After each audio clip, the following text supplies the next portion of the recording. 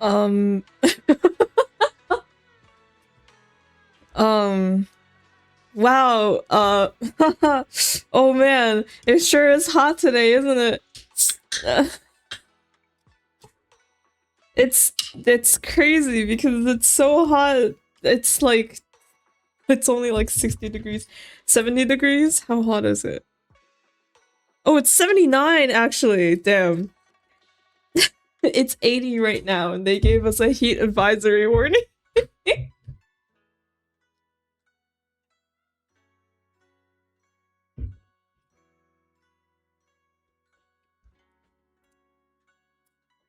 Yup. Okay. So like, here's the thing. Here's why I don't like having actual schedules is because then there's no physical evidence. No, there is physical evidence. Yesterday I literally said on stream what time this stream was going to be and then I was late.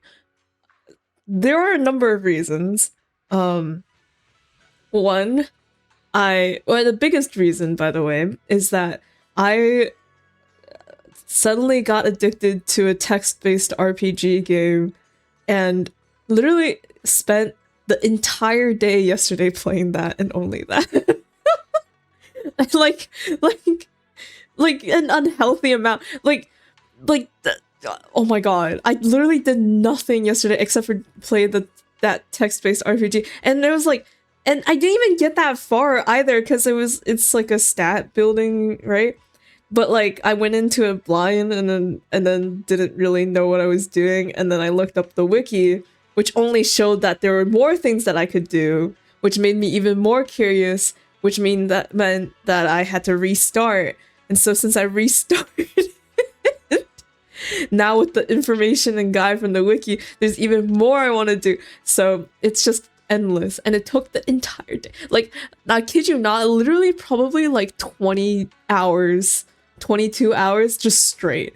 Like no eating, no breaks, just eyes on the like my head hurt. It's bad. It's bad. Like people talk about like phone addiction and stuff and they're like, yeah, that's real. Except I wouldn't call this an addiction because it's not like it's not like continuous, like it doesn't last over 2 weeks. This is like hyperfixation, I'd say, right? Like damn. So yeah, I really do apologize, but I was addicted to that text-based RPG. I did literally nothing else yesterday. Woke up today, first thing I did was continue playing, but it was like 10 a.m. when I woke up. I played and then I was like, oh hey, it's almost 2 o'clock. I should like stream. And then was like, but I can do like a couple more days of this RPG, and then totally missed the time. And then by the time I sat down and was getting things ready, I was like, oh, okay, well, like, while I'm setting things up and doing dailies, I'll also eat something since I haven't eaten anything. So I inhaled food. And then while I was inhaling food, I got distracted by YouTube. Now it's like 5.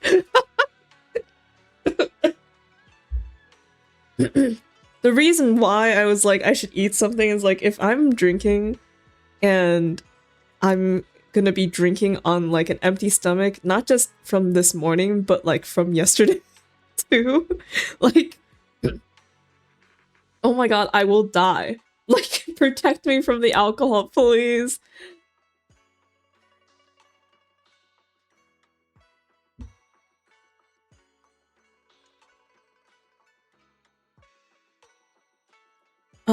Side note, like, okay, this has nothing to do with anything, but like, what is the deal with like people who like drink and then pursue like sexual romantic stuff with others? Like they get horny. Like whenever I drink, I feel like I get less horny. This is inappropriate. Is it inappropriate? I don't care. We're playing ZZZ. It doesn't even matter. I feel like there is nothing less that I want to experience when drinking alcohol than to be in an intimate situation or anything related to that. It's like it lessens so much. Like when I get drunk, the only thing on my brain is like I want to eat something or I want to go to sleep, and that's it.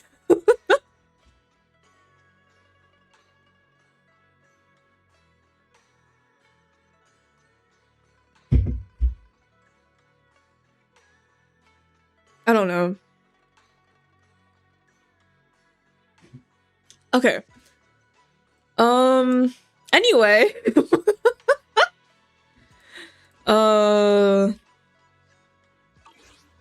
Hey! About ZZZ, Y seems to be talking with Xiaoguang. Let's hurry over and check it out. Yeah! Depends. Hello.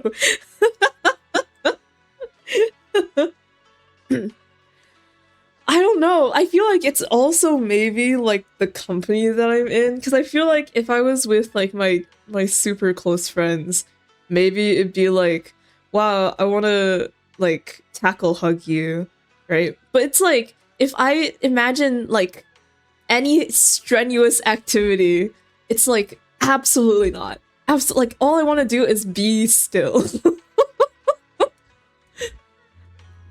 And then like especially like I don't know if like this is how it goes for other people, but whenever I get like drunk like to the point where I'm like, oh my god, I can't drink anymore, right? Or like nauseous drunk, it's like I absolutely freeze. Like I do not want to do anything. Like nobody touch me, nobody breathe in my direction.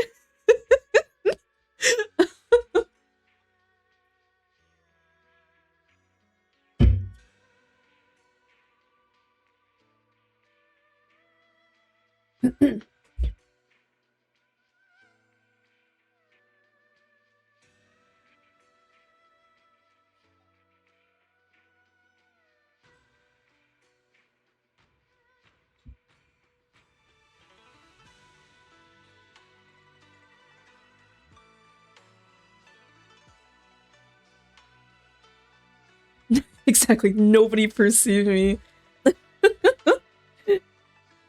Lock me in a box. Just it's like I'm going to the bathroom, do not follow. It's literally what I did for in a party once. I got like way too nauseous drinking at a party, and then I was like, I'm just gonna step outside for some air real quick. I ran outside and then puked in a bush, and then came back inside and was like, hey guys, everything's fine.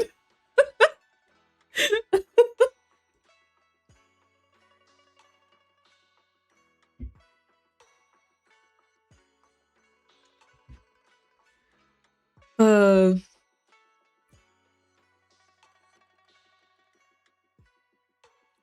Speaking of people performing selfless actions in order to make other people not worry about them, despite the fact that it is totally reasonable to lean on another person for support in those sorts of circumstances, let's go talk to Ye Shengguo.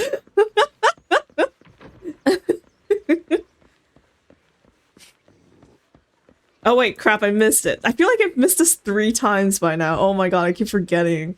Her room is right here. Hey, what's going on?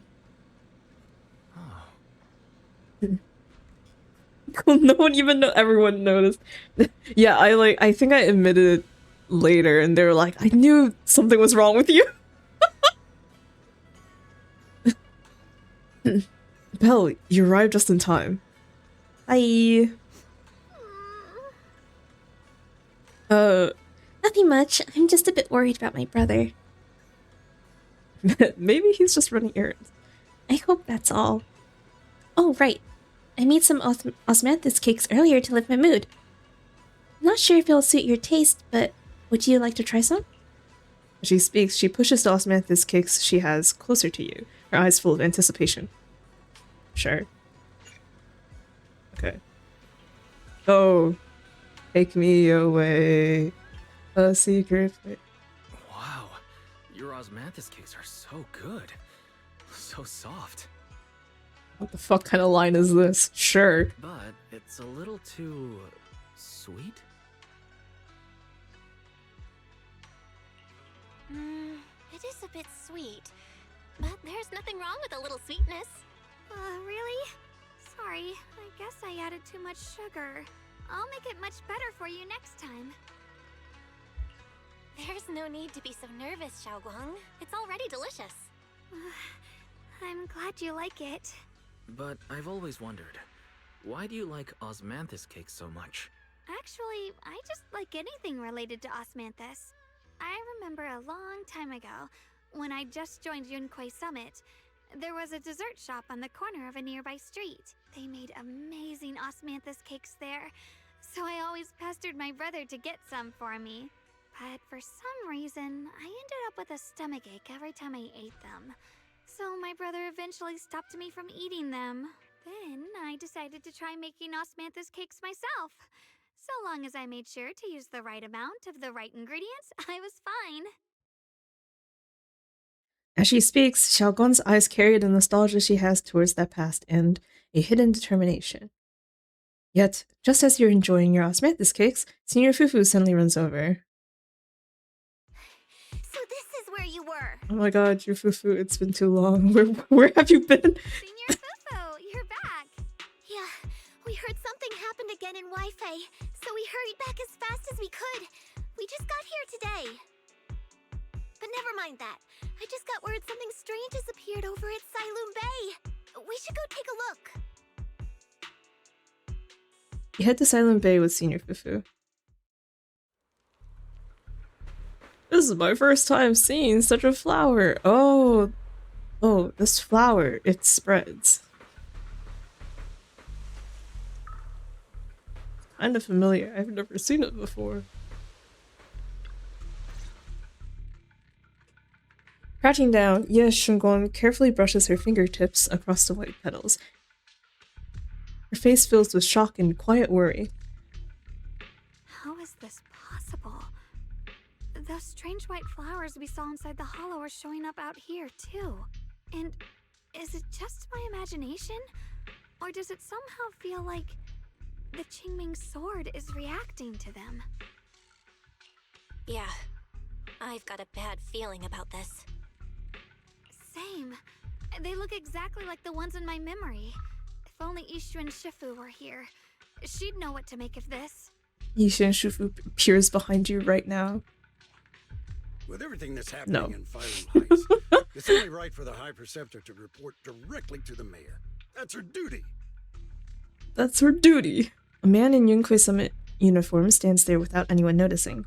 His sharp eagle-like gaze sweeps over the white flowers on the ground, and then lands on Ye Shunguang. And including, of course, the mess your brother caused. Ye Yun. He's brought shame upon Yunquay Summit. Oh boy. Mr. Liu! My brother, he's just... Ye Shunguang, facts are facts. There is no arguing them. But remember this. The two of you walk different paths. You have your own burden to bear. Since you've inherited the Qingming sword, you must carry everything it represents. That is your destiny. Excuse me, but who might you be? Sorry, I forgot to introduce him. He's Yunquay Summit's current... I am Lu Hengzhou. I know who you are. Yixuan's new disciple. As for these flowers, they've already been reported. So far, they seem harmless, exhibiting no signs of aggression. They're structurally fragile and ordinary in every way. No, they're not.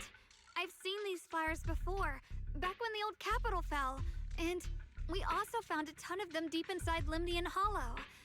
The weird thing is, whenever we approached them, it seemed to weaken the effects of the corruption. Is that so?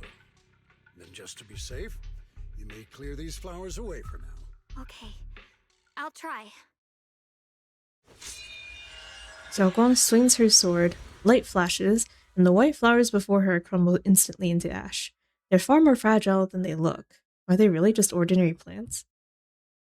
Mr. Liu, please believe me. These flowers aren't as simple as they look. There's something deeper going on. We can't just let them spread like this. You're not usually this persistent. Is it because of what you've been through lately? Or have you met someone special who's made you start questioning things? Don't do this. Lu Hanzhou seems to glance in your direction, or is that just your imagination? No, that's not it. I just feel like this is too important to ignore. All right. Tomorrow evening, I shall gather all the relevant people. We'll meet at the temple. Thank you. Of course, this isn't only about the flowers. It's also time to come to a final verdict on your brother's actions. I'll need to review everything and make a statement that does right by the disciples of Yunquei Summit. I understand. Good. That's all I needed to hear. Ye Shunguang, never ever forget who you are, or the duty that comes with your gift and your sword. Lu Hanzhou turns to leave.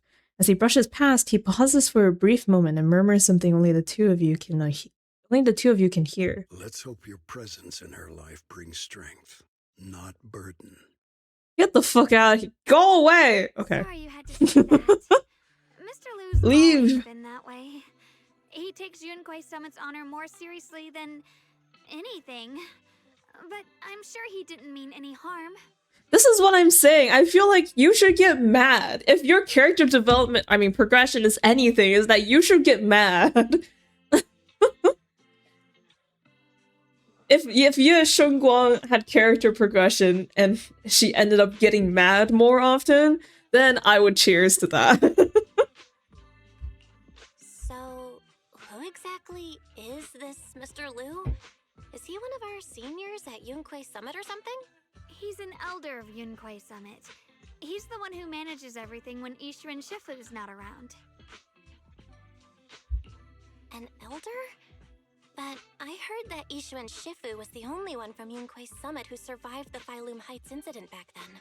Well, he's more of a guardian than a fighter. Back when everyone left the mountain, he was tasked with making sure the disciples' families were safe. That's how he survived the disaster. I didn't think he'd come here, too. Guess that means whatever's happening lately really is serious. Feels like he's kinda strict with you. Well, he always says that since I inherited the Qingming sword, I must live up to that title that comes with the responsibility. He's just got high expectations for me.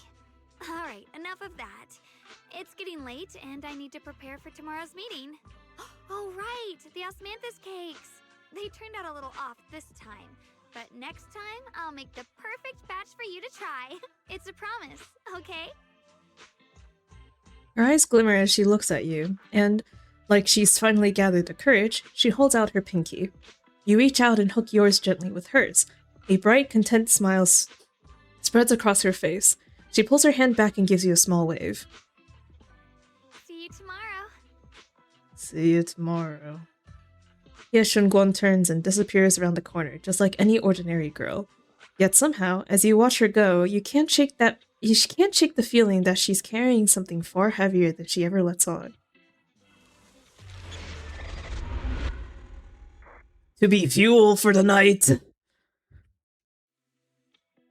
After a night's rest, it's soon time for the meeting. It's almost time for the meeting. Let's head to the Suibin Temple Hall for now, which we are in right now. Hey guys.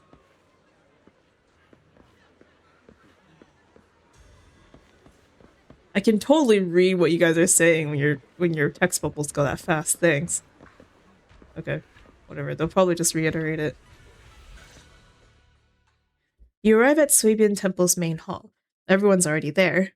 Yishin joins remotely due to other obligations. It's like that one meme where it's like, I'm blind, I'm deaf, and I'm stuck in the Arctic. Yishin's just stuck in the Arctic. She's joining via Zoom call. Yishin stands quietly to one side, nervously twisting the edge of her clothes. Since everyone's here, let's begin. The purpose of this meeting is to gather what we know, review the current situation, and discuss what to do with Ye Shuyun. My apologies, everyone.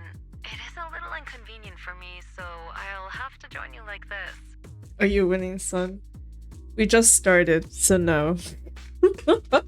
Well, I don't think we're gonna win by my standards going through this entire story. Sorry for the bleak outlook, guys. When I heard what happened with Shuyin some time ago, I had planned to return to Phylum Heights immediately, but I received an urgent mission from the mayor. There's been an abnormal disturbance inside Hollow Zero, and as manpower was insufficient, Section 6 and I were sent to deal with it. It's a complicated matter and still has yet to be resolved. I am unable to leave at this time. Hang on. I'm gonna do a quick thing that I just remembered that I wanted to do.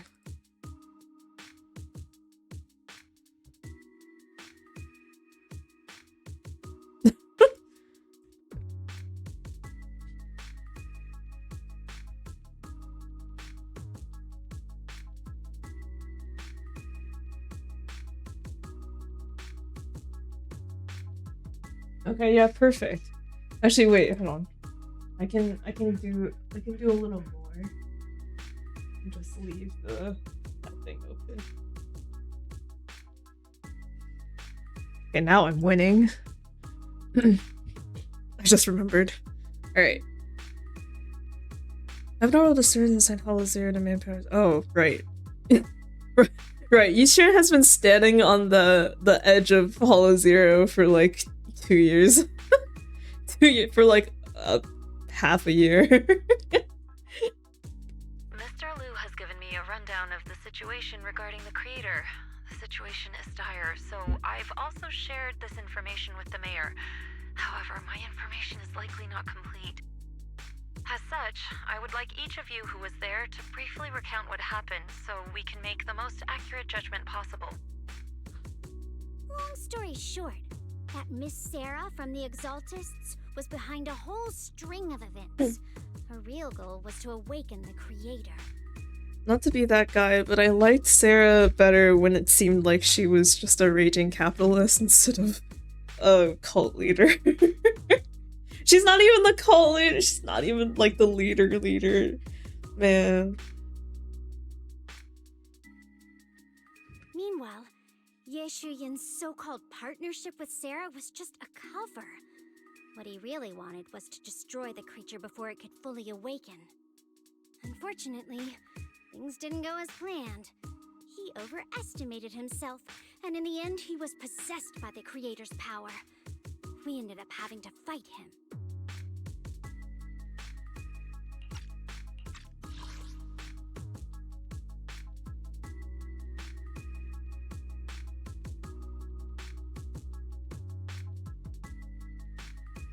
So Yushian's Yushian's partnership with Sarah was a cover. He just wanted to destroy the creature.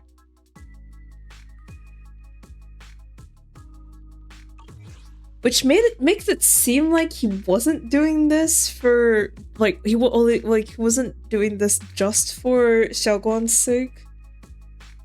Or was it like if that creature awakens, Xiaoguang will end up having to fight it and then she will die or something? Because like his like trauma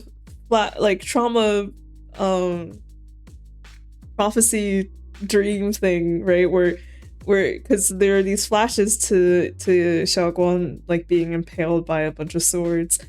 So like maybe that's the thing, like he's trying to avoid that, and by avoiding that, if you can stop the creator from awakening or whatever it was.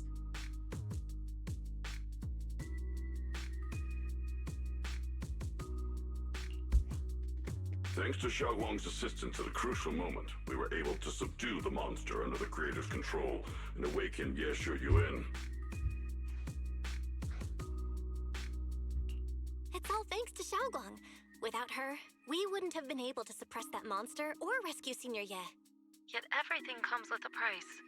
And that price... Xiaoguang, you used the power of the Qingming sword, didn't you? I'm sorry, Shifu. When you inherited the Qingming sword, I told you, unless it's a matter of life and death, you must never draw it from its case or tap into its power source. But my brother's life was hanging by a thread, and my friends were in danger. Please, Shifu, tell me, what situation could possibly be more dire than that? Xiaoguang, I'm not blaming you. It's just, more than saving others, I'd rather you learn to protect yourself. Good morning. Let's leave it here for now. Anyone else have something to add? Though we ultimately prevailed, Yeshu Yuan left on his own in the chaos. We have no information on his whereabouts. I've also been informed of that. I'll see what I can do to locate him. High Preceptor, Yeshu Yuan colluded with the Exaltists, endangered Phylum Heights, and brought shame upon Yunquay Summit. Surely this can't be brushed aside with just a vague locate him, can it? You probably don't know this, but before I left, I sent the Qingming bird to Lemnian Hollow to search for him. But the poor thing got trapped there by the Exaltists and only just made it back. When I examined the bird, I realized Shuyan had been trying to send me messages about the Creator, but they never got through. So no, Shuyan never really sided with the Exaltists or betrayed Yunquay Summit, and that's exactly why we need to find him. Hear what he has to say, face to face. My brother must have had his own reasons for everything he did. I know he'd never betray us. Whatever the case, Yeshu Yuan has done real damage to Yunquay Summit's reputation. Still, the details can wait until he returns. We'll deal with it properly then. I take it you two are finished now? Then let me add something. When Sarah tried to summon the Creator, we saw this really weird black mist appear. And the strange thing is, we couldn't even hit it. Our attacks went right through. Couldn't hit it. That black mist is a formless entity. To harm it, you must condense it into a tangible state, just like the creature the Creator commanded. I see it now. That black mist must be the true form of the Creator's power. I've already discussed this with the mayor. He plans to conduct a discreet investigation through his own channels. For now, we are to stay put. Especially you, Xiaoguang. You need to stay in the temple and focus on recovering. Don't take any more risks. But Shifu's right, Xiaoguang. You fainted before, remember? You really can't keep pushing yourself like this anymore. Yeah, Xiaoguang. Since both Shifu and the mayor are stepping in, we can finally take a little break. The power of the Qingming sword is both the pride of Yunquay Summit and the burden of its wielder. Right now is not the time for it to be drawn. You must cherish this power, and use it for the sake of many, not to serve your own feelings.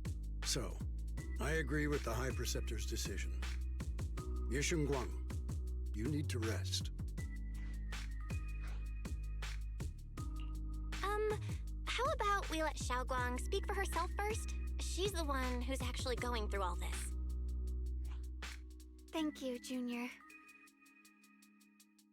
Yes, Shunguan looks your way, gratitude flickering in her eyes. Then she takes a deep breath, like she's gathering every ounce of courage, and meets everyone's gaze head-on. I want to help with the investigation too. Even without drawing the sword, there must be something I can still do. Please, let me. No. I've already said this before. If you want to avoid the sword's negative effects, you must stay away from anything related to it. This isn't up for debate.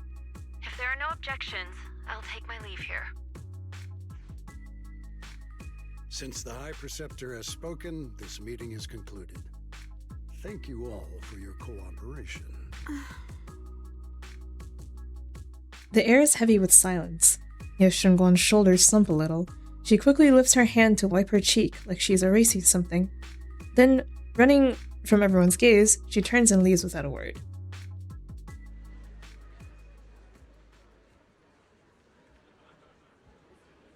Oh boy.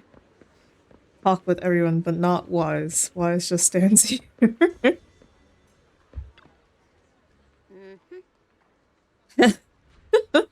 Looks like there's drama going down at Yunquay Summit. Yunquay Summit and Krampus definitely have very different styles. How's Banya Shifu finding Krampus? Getting used to it. Thank you for asking.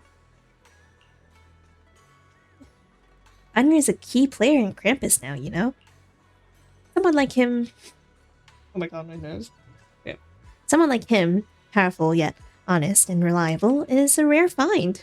Of course, we had to snatch him right away. I can't read. Snatch him up right away. Oh, right. Senior Zhao seems to have taken on a big mission lately. We might need to help out, so let's be ready. Miss Zhao. That's right. Senior Zhao is a super busy Senior Zhao is a super busy person, and the boss really trusts her. Let me tell you a secret. She even has this wild title, Krampus's Unbeaten Legend. Word is, since joining Krampus on the boss recommendation, she's never failed a single mission she's taken on. I see. Senior Zhao is certainly impressive. Well, it feels kind of weird hearing you call her senior. Oh my, it's getting late. Vanya and I should head back to Krampus. See you later then, Proxy. We shall be taking our leave. Bye, guys.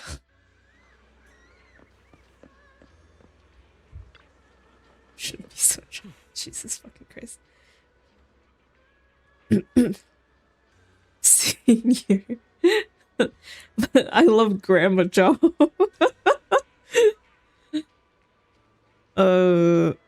What even was this thing? Whatever. As the keeper of the Qiming sword, Shun Guang should shoulder more responsibility. The way she's acting now is a total disgrace to Yunquay Summit. But Xiao Guang didn't want to become the sword keeper either. She's still so young. Ridiculous! Becoming the keeper of the Qiming sword is a tremendous honor. It should be the goal of every Yunquay Summit disciple. Oh yeah, the goal to be cursed with the powerful sword that will destroy your memories and your life. Oh yeah, that's great. If only I or Yixuan had become the sword keeper instead. What a shame. Brother. Alas, that's enough chit-chat. We have much to do. Next, you should take some disciples to deal with those strange white flowers in Phylum Heights. She was particularly wary of those flowers earlier. There must be some reason for that. Regardless of my concerns, I trust the Qiming Swordkeeper's judgment when it comes to danger. As for the investigation into the Creator's power, I shall handle that personally. Understood, Mr. Lu. I'll arrange for it right away. I don't know why I talked like a nerd. Okay. Lu Henzhou and Pan Yinghu leave together. Hi, Wise. Belle, I'm still not entirely at ease. Even if Xiao Guang seems fine now, we can't rule out that the Qiming Sword's effects could worsen. It won't be good if she really does lose all of her memory. Maybe we should reach out to Yixuan Shifu again. Right. But reaching out to Shifu directly might be disruptive. She's had her hands full lately.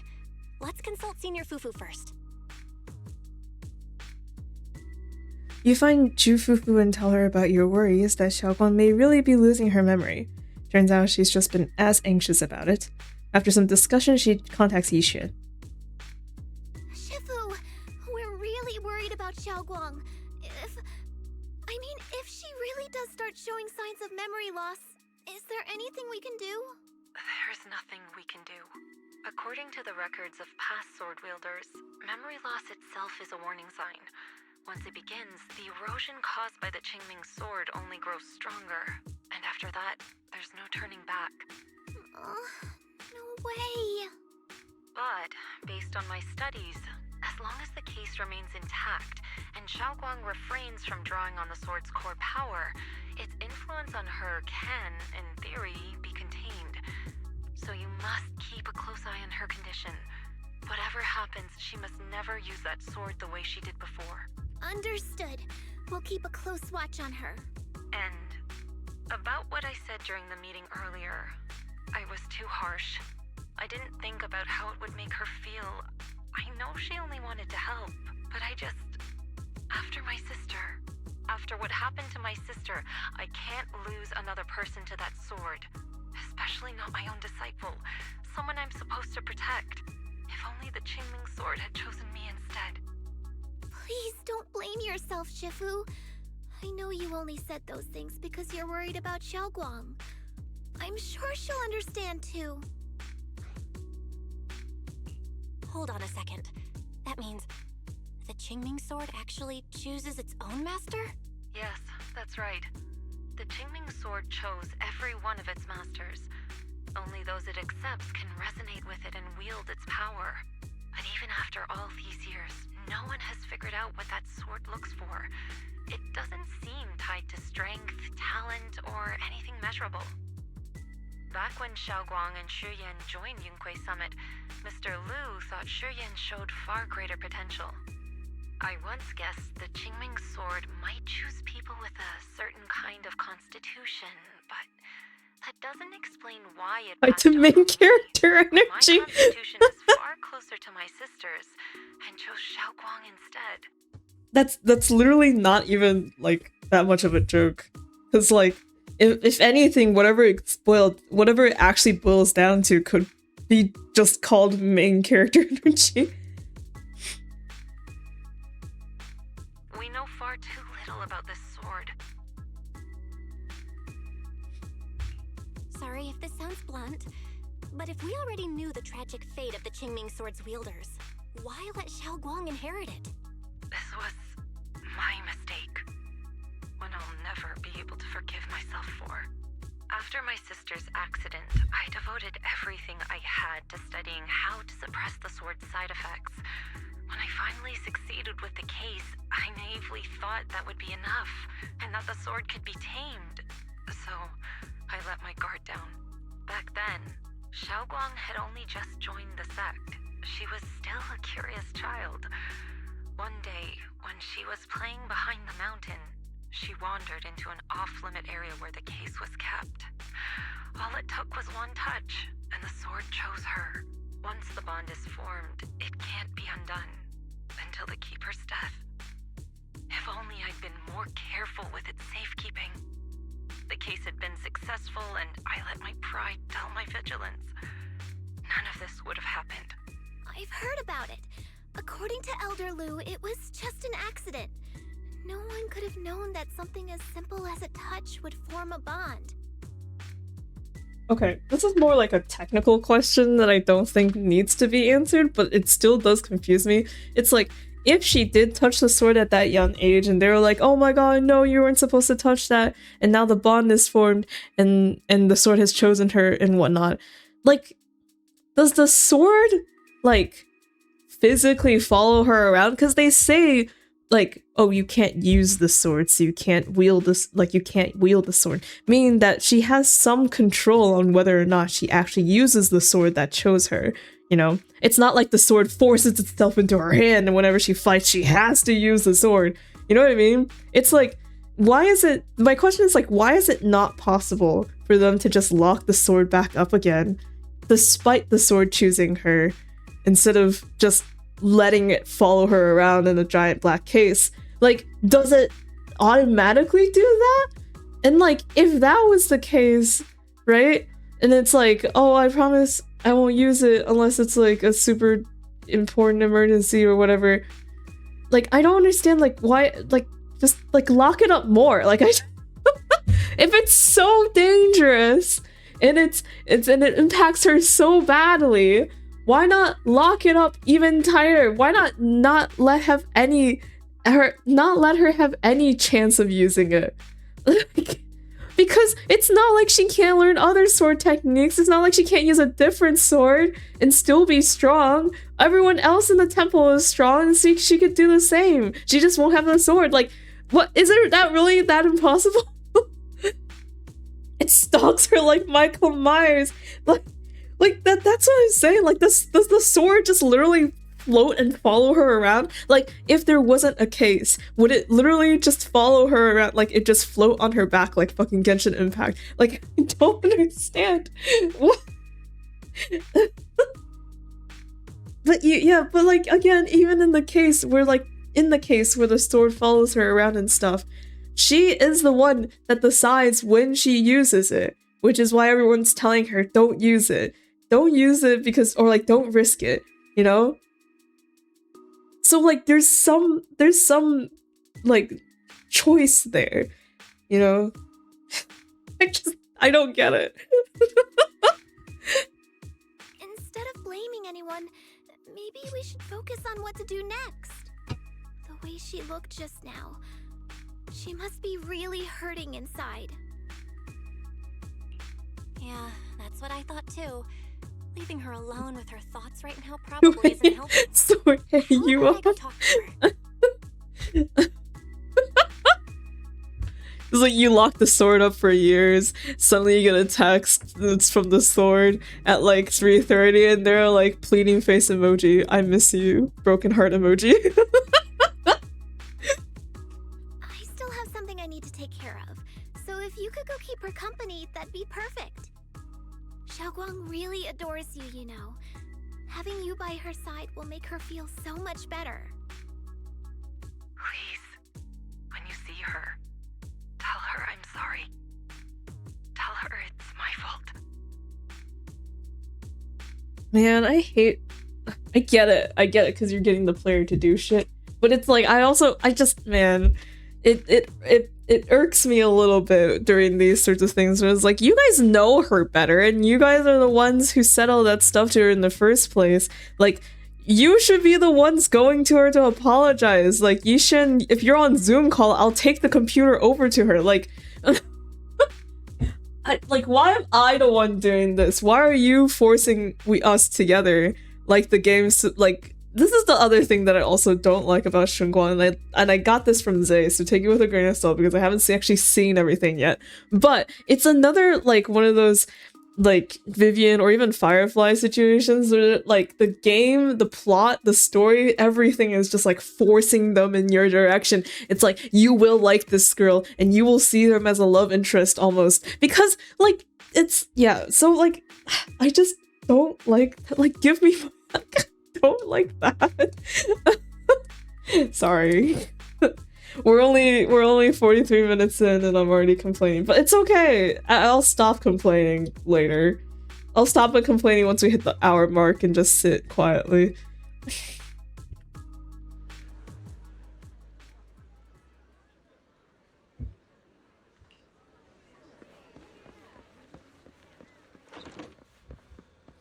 Never stop, bro. Xiaoguang doesn't seem to be in her room. Wonder where she went. There's a notebook on the desk. Looks like it's Xiaoguang's diary. Should I take a look? Well, I already know what's in it, so... Take a look. You open the notebook and take a quick glance. It's filled with densely packed text, seemingly documenting something in great detail.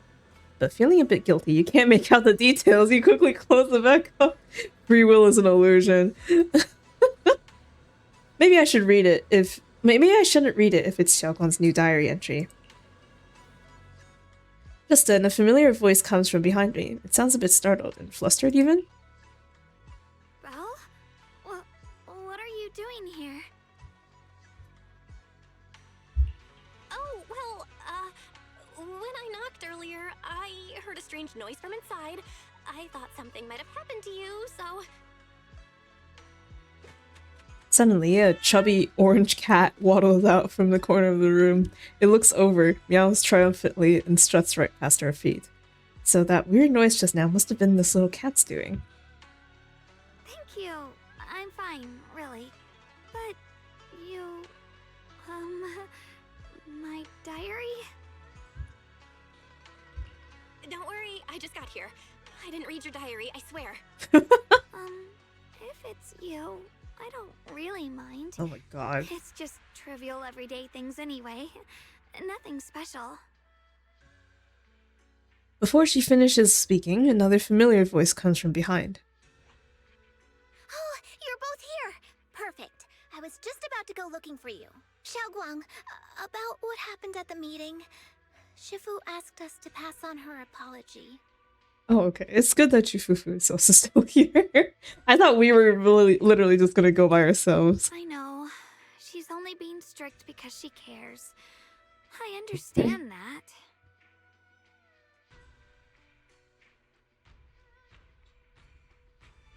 A hint of sadness flickers across Ye Shunguan's face, but she quickly pushes it down, replacing it with that polite, well-behaved smile of hers, just like nothing ever happened. Anyway, thank you, both of you, for worrying about me. You know, Xiaoguang, you don't have to be so considerate all the time. It's okay to feel bothered, to get upset. If I were in your shoes, I'd be hurt too. Yeah, I want you to get fucking angry, Xiaoguang. What's that one meme where it's like, aren't you tired of being nice all the time? Don't you want to just go apeshit? It's totally normal, really. Everyone feels that way sometimes. So, don't keep blaming yourself, okay? Thank you, really. I get it. Don't worry, I'm okay. Alright. Shifu also asks us to do something else. A little test for you, actually. She just wants to make sure your memory's still doing fine. Just answer whatever feels right, okay? Xiaoguang, time for pop quiz! Huh? A test? Alright then. Alright, let's see. On the 23rd of November, we went out to get ice cream. I got cookies and cream, but you got a different flavor from me. Do you remember what flavor you got and how many scoops? And if you got cone or cup? I don't know everything you two have been through, so I'll let you do the asking. Just 3 questions will be enough.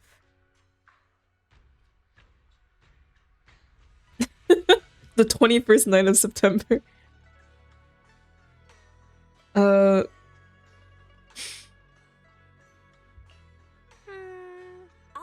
first question.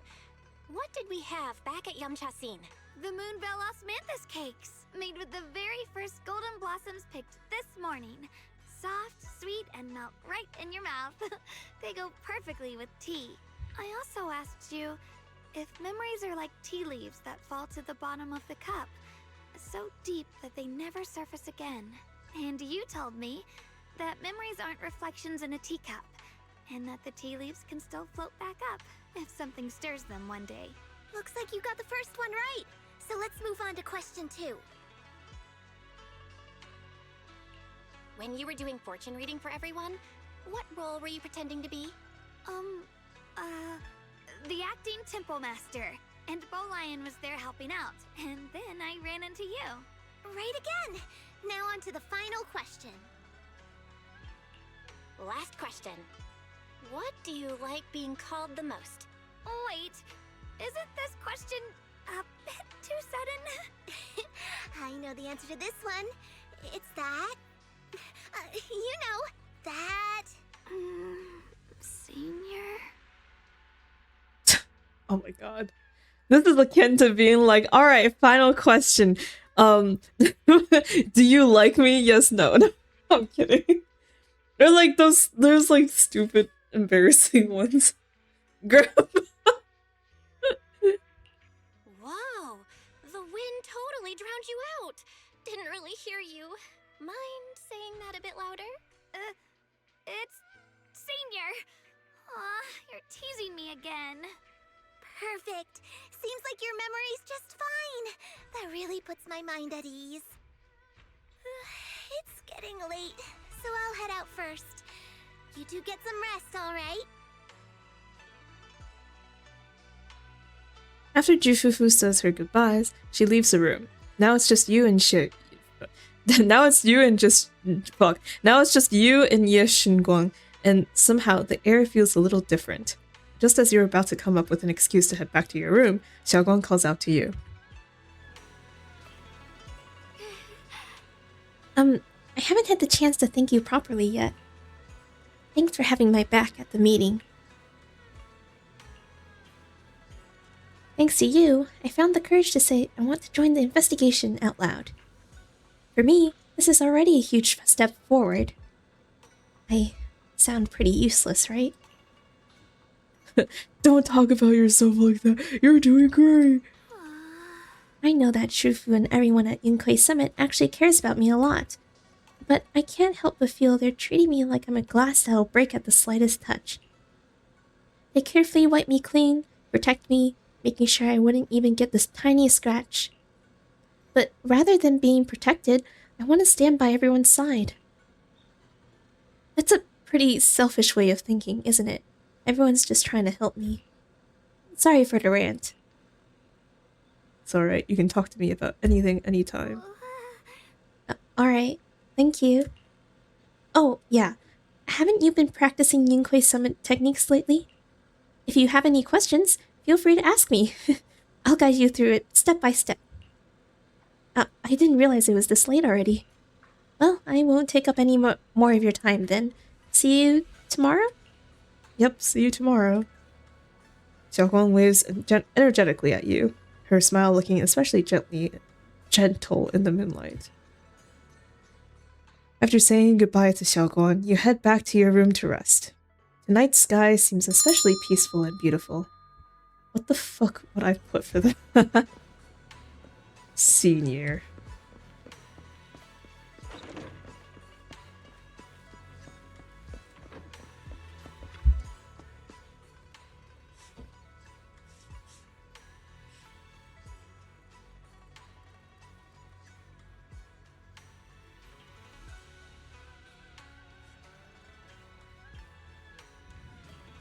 Hang on.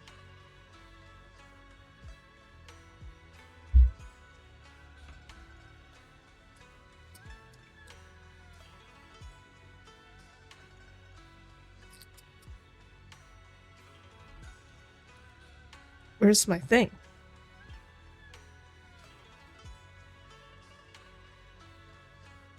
Oh, here.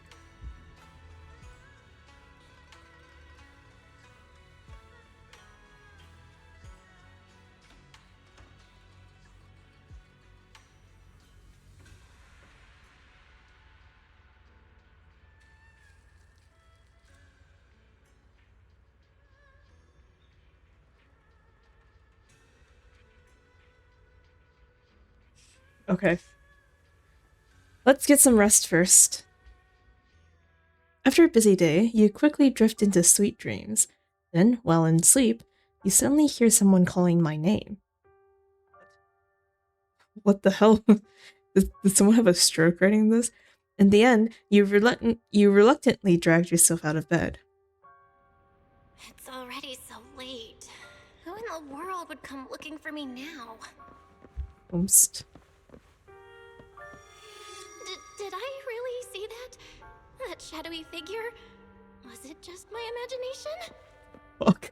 What the fuck, Xiaoguang? Whatever. I'll just follow it and see what's going on.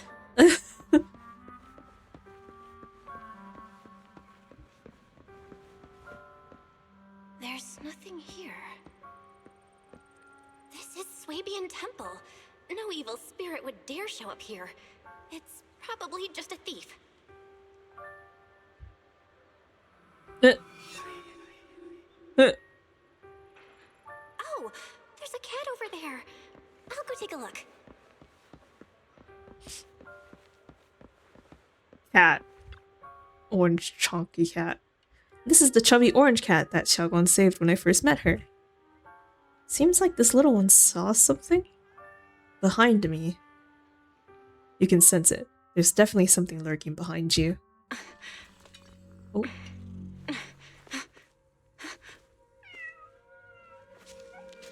Huh? Is someone there? Oh, it's just a mouse! Junior. Finally, we meet again. Wait, I know you. Surprised? Thought I was your sweet, well-behaved senior? Too bad. The one standing here now is a beast who just wants to survive. What the fuck? I've been waiting for you for such a long time. my dear Junior.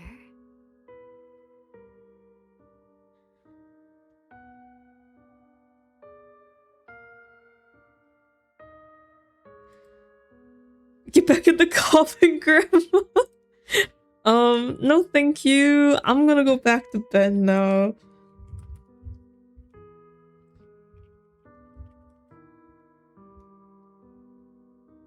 Hold on. Let me just double check. What siren again?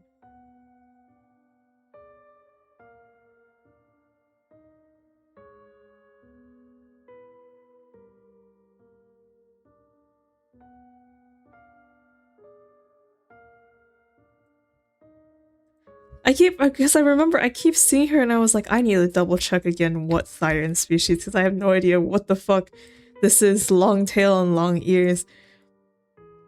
It's a horse?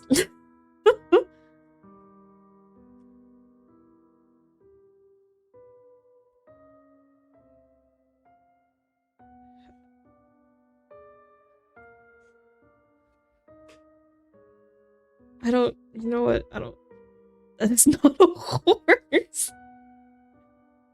Yeah, like, why are the ears down? They said like it was a specific kind of horse.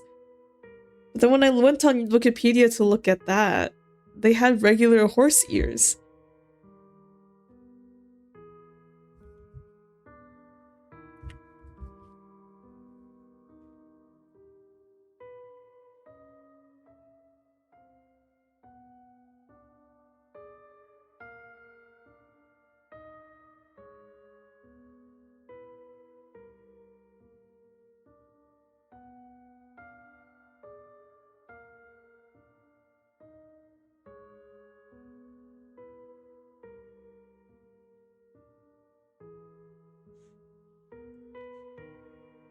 Yeah, I don't know. I don't know. Also, I don't like this. Wait, Xiaoguang, is that you? You're the one that... Wait, is it really you? Xiaoguang? Oh, you mean that naive, sweet girl who's always ready to sacrifice herself for others? The one who never says no, no matter what? Tell me, do you want me to be her? Well, it doesn't matter what you think. I am part of her. Always have been. We were never apart.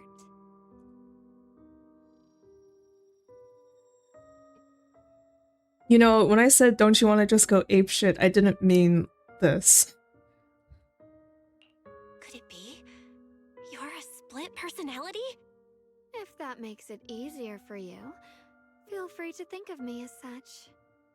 I'm the one she hides under that perfect obedient mask.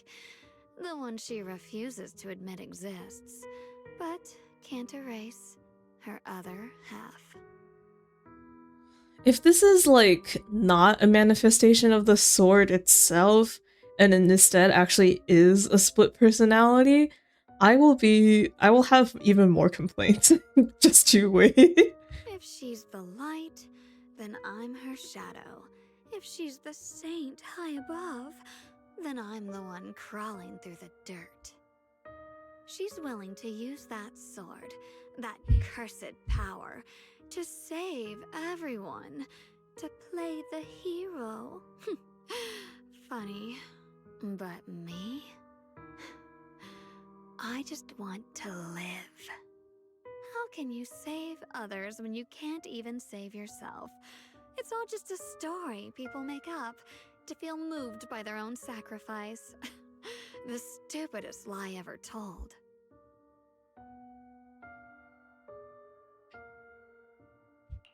I can't agree with that. Xiaoguang's wish to help others isn't some kind of fake sentiment. It's genuine. You're really protective of her, aren't you?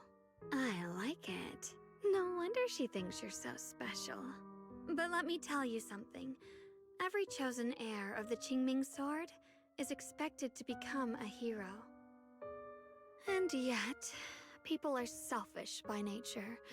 Behind every noble reason hides an ugly truth. People want heroes. They raise their banners high, but all they really want is someone else to take the fall. A shield to stand in front of them. Someone to die in their place. But when that hero burns out, when she's spent everything she has, what then? Oh, they'll build a monument, offer flowers, shed a few pretty tears, write poems about her glory, and then they'll wait for the next fool to pick up the sword, to become the new hero. No one ever cares about the person beneath that title, the one who bleeds, who trembles, who cries. So tell me, if one day that hero stood before everyone and said, "It hurts, I can't do this anymore, I just want to live," what do you think would happen? I can't follow your logic because the reason why she's upset isn't, well, at least from what we've seen, it doesn't seem like it's because she can't, like, what do you call it? She can't actually protect anyone. Well, no, the reason she's upset is because she can't sacrifice herself right now. She wants to be able to help, she wants to wield the sword, or really, like, fight alongside everyone and be in situations where she does have a chance of actually using the sword. Right? And everyone is saying, no, stay back, don't use the sword, stay in the temple, stay away from anything related to the sword. They are literally protecting her right now. They are giving her an ordinary life right now. Or as ordinary as it can be. I don't know what kind of ordinary life she is thinking of where she goes on the battlefield with everyone else in the situation where that it could be a protect. Because like I don't like what if you want to be an NPC, it's like totally doable. Like I don't understand. Okay, no, I just don't understand the sentiment where they're sheltering her from everything. But this other her is saying, what if she says one day, I don't want to be a hero, I just want to live. That's what they're doing right now for her. They're sheltering her because they want her to live. I don't understand. They're sheltering her right now because because they don't want her to be a hero.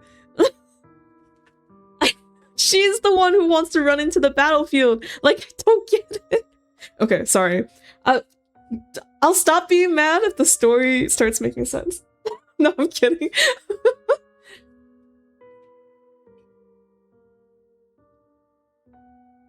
I need a hero. Psh, I need a hero. By the end of the night. And she's gotta be not Ye Shunguang. People would understand, right? Everyone has the right to choose for themselves. You really are just as naive as she is. The Ye Shunguang before you suddenly leans in, her breath warm against your ear. The truth is, from the moment that sword chose me, I knew exactly what I wanted. To be anything but a hero. I refuse to die before the world does. Ye Shunguang, in quotes. Fingertips brush lightly against your cheek, bringing a slight chill. With a half smile, she gives you a teasing look, her lips curving in that sly, knowing way. Oh, did I scare you? Don't worry. I just needed some air. She'll be back very soon. How about I let you in on a little secret? This outfit? I picked it out for her. Pretty, isn't it? Ah, looks like it's about time. She's waking up. Guess we'll talk again soon. What? Why'd you say that? Why'd you tell us that? Why do we need to know that? Okay. Wait, I still have tons of questions to ask you. Before you can finish your sentence, it is as if the white-haired Xiaoguan suddenly shuts down, her eyes fluttering shut. A moment later, the familiar Xiaoguan finally returns. And her hair turns back brown for some reason. What happened to me? Wait, I could have sworn I just fell asleep? Am I dreaming? Junior, you're here too. Xiaoguang, do you sleepwalk? Sleepwalk? I don't think so. So sleepy. I should head back and get some rest. Otherwise, I'll have some major dark circles under my eyes tomorrow morning. Night-night, little junior.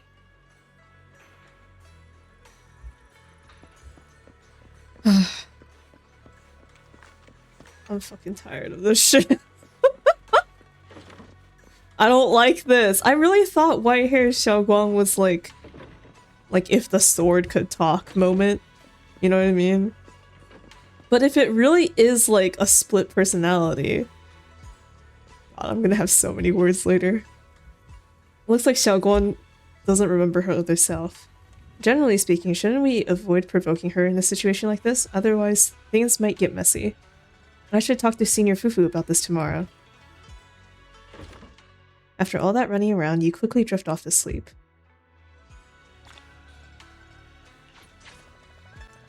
Oh my god, okay. What does Fufu sound like again? What's going on? You look like you've got something on your mind. There was a white-haired Xiaoguang. Oh, it's about Xiaoguang. Go ahead and ask. I'll answer to the best of my ability. How's Xiaoguang's mental health? We know the answer to that question, Chief. Does Xiaoguang sleepwalk? Huh? Sleepwalk? No way!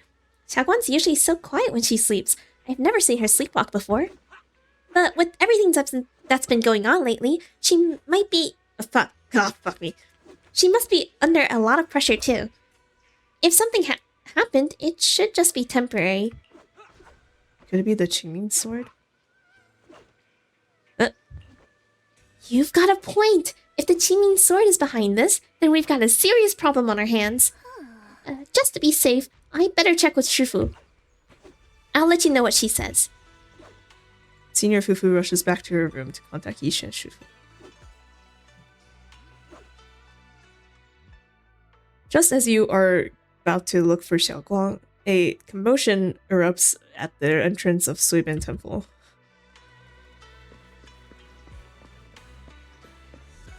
Oh. Hi, Zhao.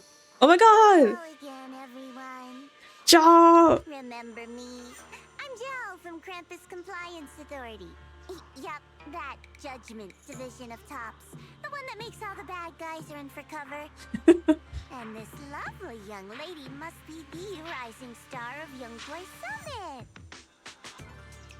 The current keeper of the Qingming sword herself.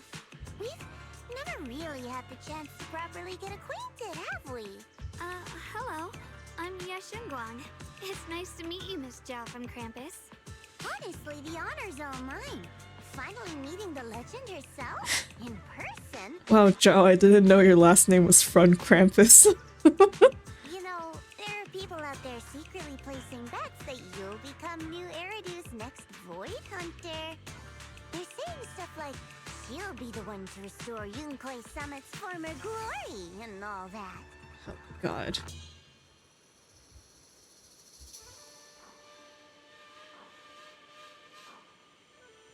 Let me double check this again. Void Hunter is a prestigious title that has been awarded to the mayor of the city by the mayor of the city since the founding of the original Eridu.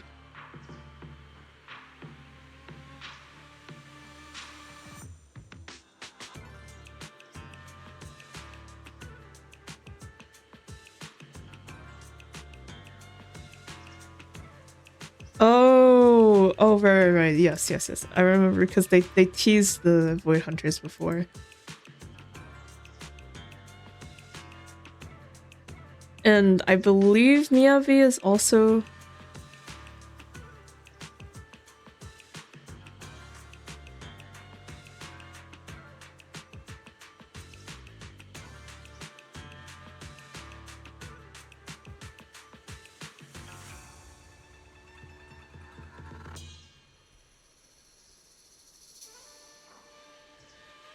Okay, alright.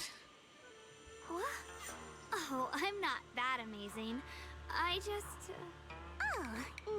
be modest. For someone as gifted and talented as you, someone who turns heads just by walking in the crowd, being too modest could be considered arrogance. Please don't say things like that. I'm kidding. Don't take it too seriously. I just realized now, how the hell does Zhao's hair work? How did she get those two balls there, but also at the same time have two braided pigtails? Like, what is it like 4 buns? It doesn't. Still, you're the chosen one, aren't you? And we also have Miss Belle here. Lovely to see you again, too. Is it just me? Or does Miss Zhao seem kinda different today? Oh, looks like you're still getting to know me. My attitude always depends Just on the slot in. relationship, you know. Yeah, that's how you would do it if it was cosplay. If it was cosplay, it'd be like magnet. Like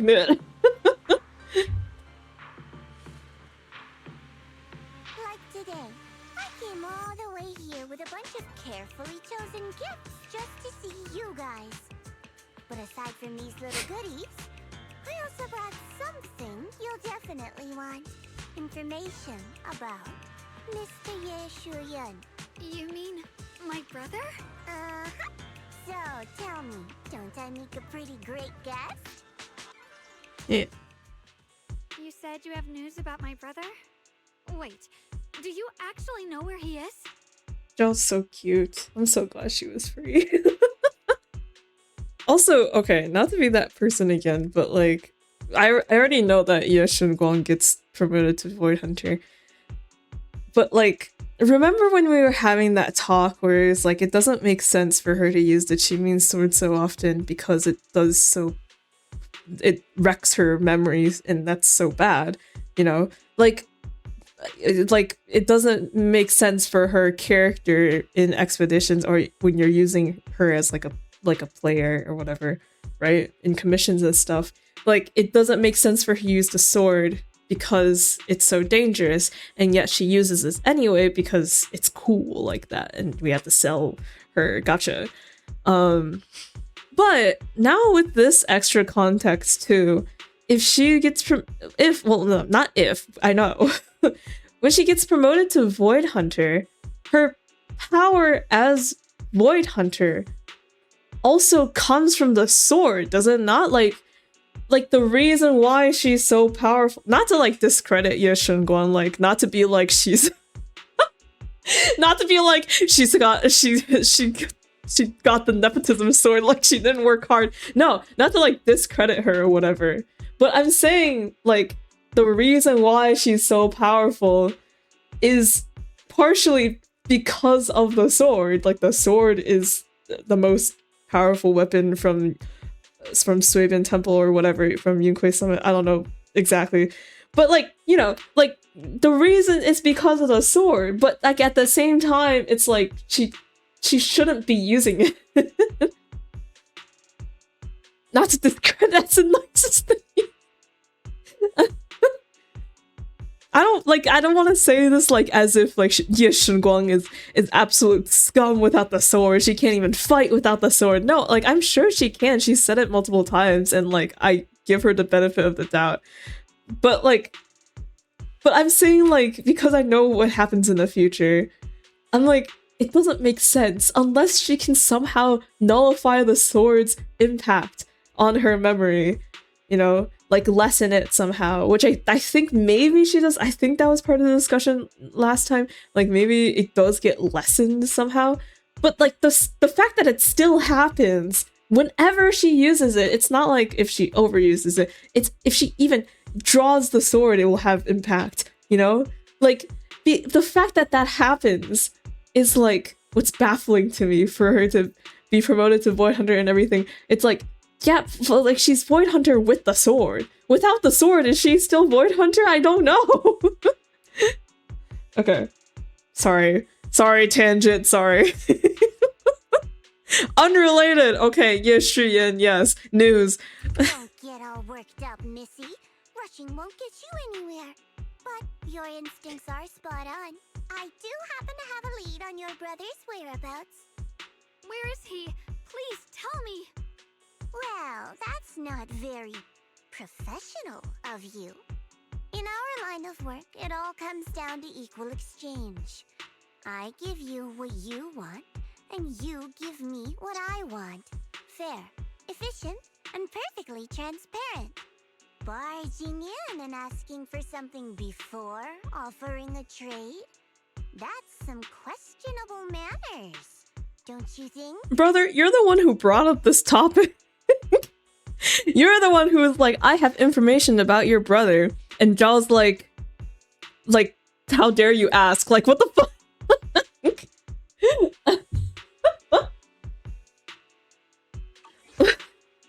Literally, what? I'm sorry. She's just really worried. It's her brother we're talking about.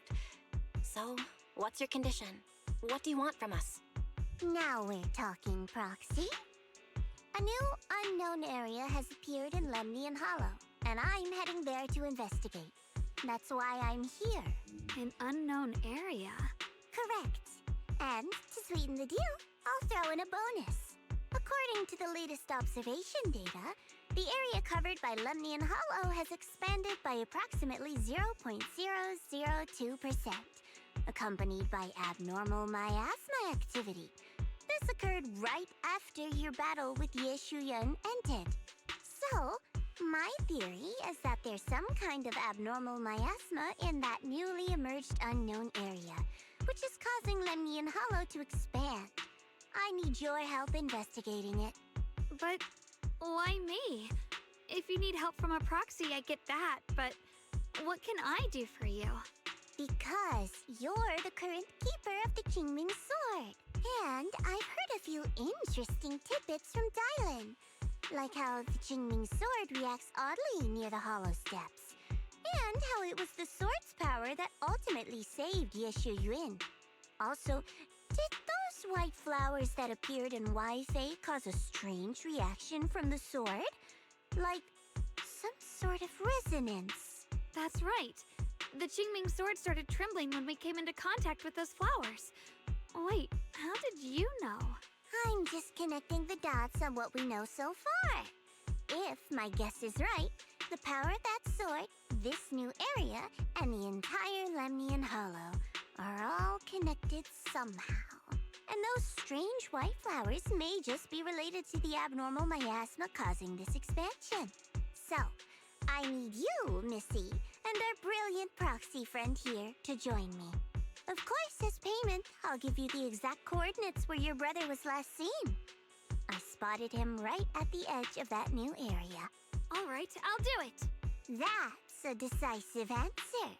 What about you, Proxy? I want to say yes, but Xiaoguang's health. Yishuan Shifu warned us more than once not to let her get near anything that could trigger the Qingming sword again. I'm fine, Junior. You tested me before, remember? My memory's perfectly normal. Brother. I've already asked Senior Fufu and the others. None of them have found any trace of my brother. This might just be my best shot.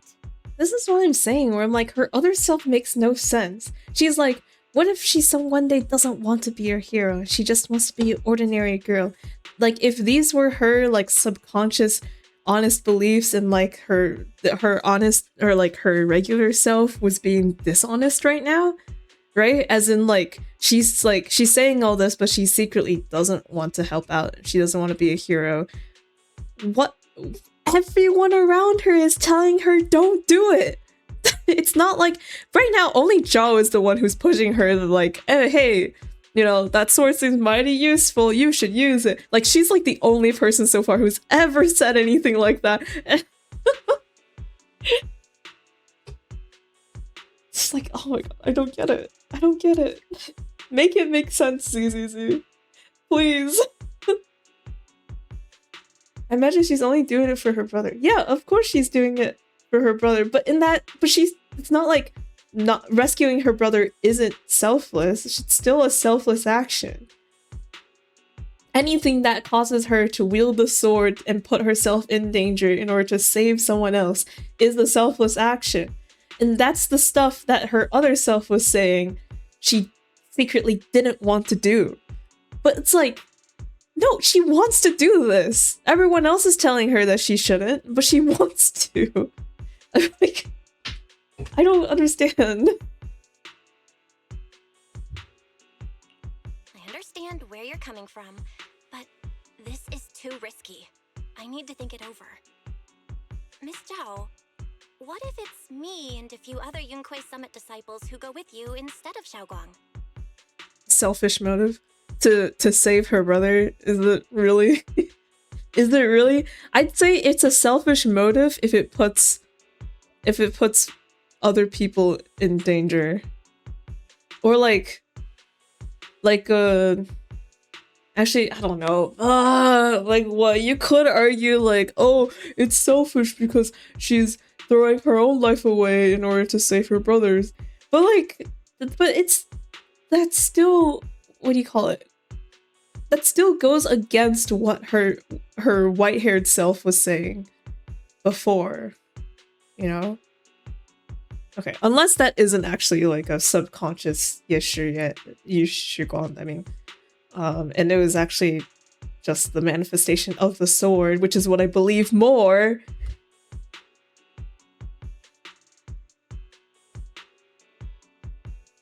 Which is weird too, because it feels like what this is building up, or like what the sword's lore is building up to, right? Is that like, because they were saying the sword chooses its owner, but we don't really know the criteria it chooses people on. It's like, it feels like it's pointing towards like, oh, the sword chooses people that are selfless, that are like self-sacrificial. Because of the sword's nature, they have to be, in order for the sword to even be used. If the sword was chosen by like a selfish asshole, you know, I don't think they would risk their own memory and well-being in order to use the sword and get that power, right? And so, like, why is a talking sword more believable than a second personality? Because this is DCC! Because this is a retro sci-fi fantasy world!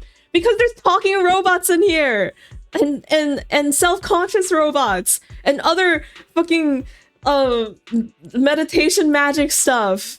I believe a talking sword more than the second personality. Also, her hair turned white! If it was really just a mental disorder, her hair, she just shouldn't have any physical change. If anything, the physical change should only be visible in our player's eyes, just to make just to make it more distinct to us. But in their reality, it should look exactly the same. Okay.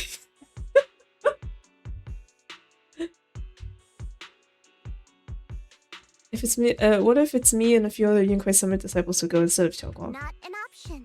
Observing the connection between that hollow area and the Qingming sword is part of my research. My terms are non-negotiable. Looks like you two aren't exactly on the same page yet. That's alright. I'm patient. I can wait. And don't worry, I never force a deal. So, if you decide you do want to work with me, come and find me at the cable car station. I'll be waiting there for your good news. Proxy, you're smart, I can tell. I'm sure you'll make the most reasonable choice.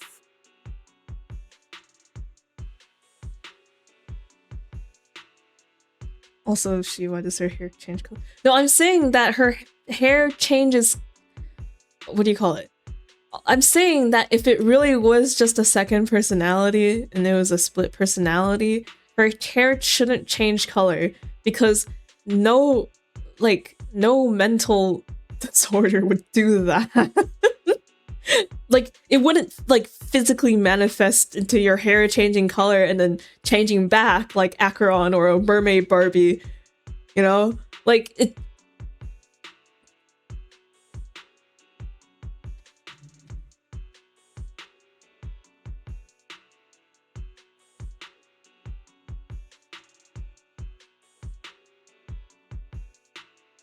Zhao turns to leave, but before walking out, she shoots you a knowing look.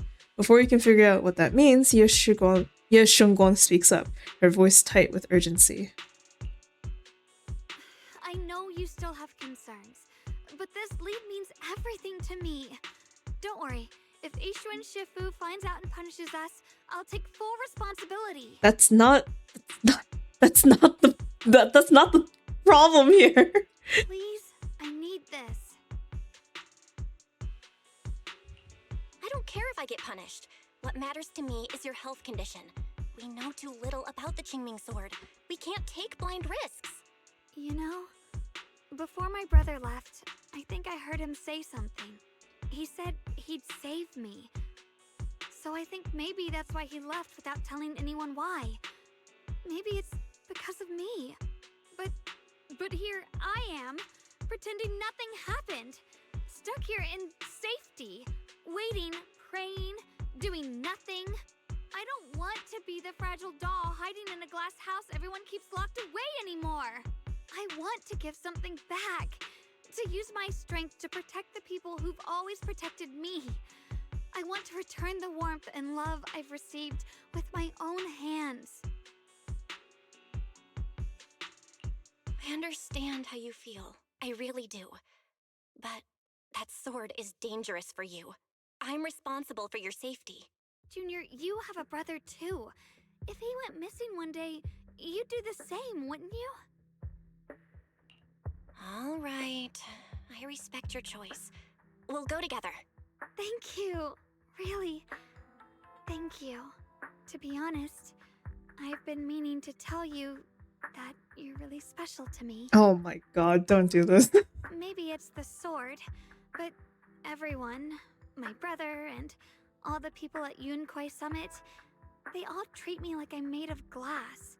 I know they mean well, but it makes me feel guilty and trapped. But you listen to me. You stand up for me. You make me feel respected, even when everyone else thinks I'm being reckless. That means more to me than I can ever say. No, I still think you're being reckless, but it's like an understandable recklessness. No need to thank me, but promise me one thing. Whatever happens in the Hollow, promise me you'll put your own safety first. I promise. And about what you said, that you don't want to be the one who always needs protecting. Honestly, I've never thought of myself as your protector. You're way too strong for that, Senior. I'm just accompanying you, that's all. No matter what you decide to do, just know that I'll be by your side. That's a promise. Will you promise me that too? So whenever I look over, I know you'll be there? Yes, I promise. Whenever we turn around, whenever we look over our shoulders, we'll always see each other there. Pinky promise. What about people who get amnesia or something, or somehow speak a completely different language? That is still a totally... That's not like a physical change. Like, it's not like their eyes change color or their hair change color, you know? They still look the same on the outside. The inside changes. That's what I'm saying. Doesn't make sense.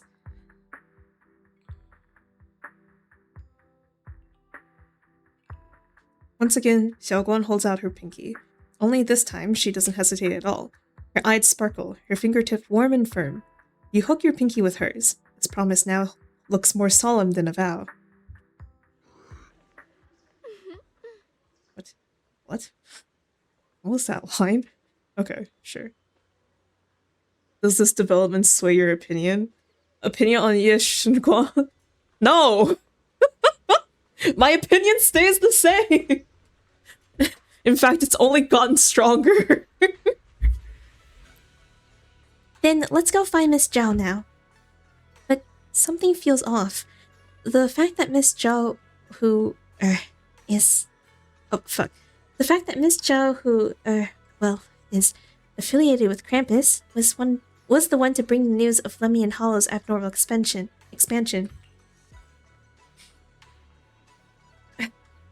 Would Krampus, or rather, would Tops, really care that much about Phylum Heights? Is that so? Come to think of it, I heard from Dylan and Banya Shufu earlier that Miss Zhao seemed to be on some important mission. Could that mission be related to the expansion to Lemnian Hollow? But that's just my guess.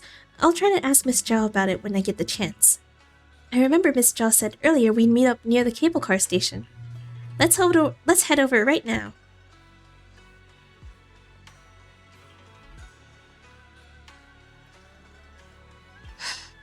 Okay.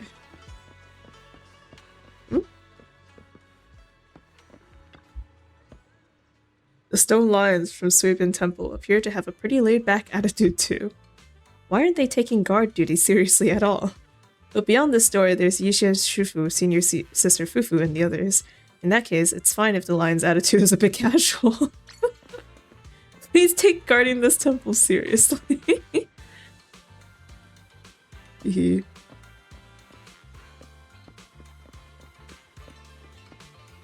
This guy has a turtle.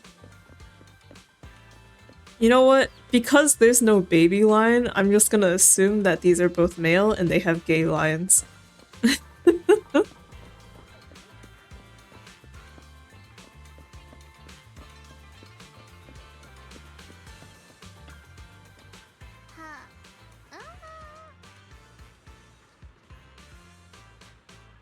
Happy Pride! Happy Pride! Okay. Though it's not visible yet, something is definitely changing. No, I should not give Jill that.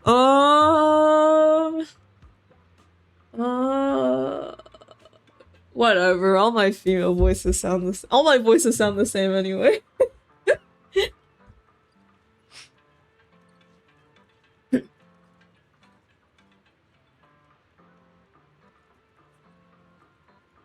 That's not visible yet. Something is definitely changing inside Lemnian Hollow. You mean the hollow getting bigger? Yeah. Our eyes might lie to us, but data never does. I've got this feeling that something big is on the horizon. However, before that... I knew it! You came after all! Ah. I just knew you'd make the right choice. Before we go, there's one thing I want to ask you. Go on. You said you wanted to investigate because you detected signs of the hollow expanding. But you're from Tops, aren't you? I mean, would Tops really care about what happens to Phylum Heights? No matter what goes wrong here, it wouldn't really affect you, would it? Yes. It's only natural you'd think that way, Missy. The moment you learned I work for Tops, you'd start assuming that everything I do is for their benefit. And honestly, that's not entirely wrong. But like I said before, I'm with Krampus Compliance Authority. Krampus does operate under Tops, sure. But our duty is to audit, judge, and enforce the rules. Those useless clowns Tops sent to Phylum Heights before were our judgment targets. So please, don't lump me in with them. Besides, the bigger an organization gets, the messier its internal politics become. So what you're saying is... Don't forget, Krampus is the one managing Phylum Heights now. No matter what happens, I have to take responsibility for my work. Like I told you before, in this world, everything comes down to one thing. Equivalent exchange. We've taken so much from Phylum Heights. The FMA opening starts playing. Take responsibility for protecting it too.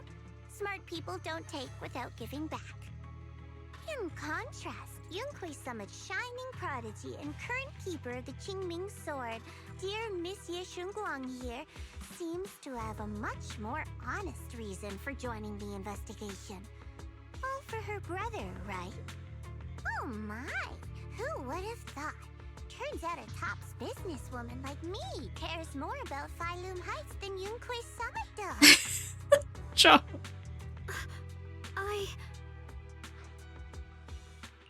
Of course we care about Phylum Heights. But at the moment, the only sign of hollow expansion comes from your readings. Besides, most hollows grow at a gradual pace. That doesn't prove anything yet. You've done your research, I see. But according to my data, Lemnian Hollow's expansion rate is way beyond normal. Still, We won't know the truth until we go in and take a look ourselves. Don't worry. Once we're inside, I'll point out to you exactly where I last saw Mr. Ye Shuyuan.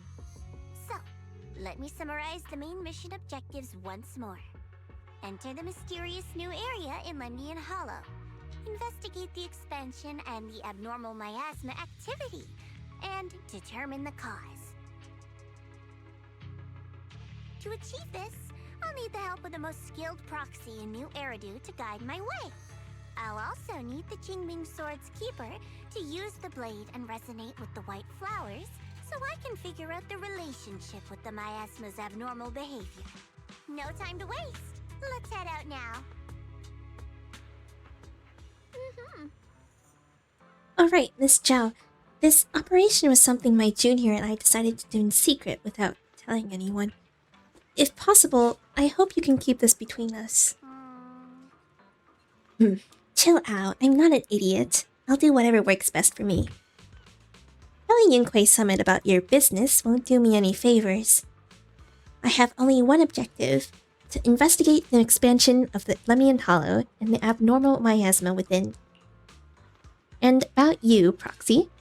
I know you can enter the Hollow through that little bamboo of yours to complete your proxy work.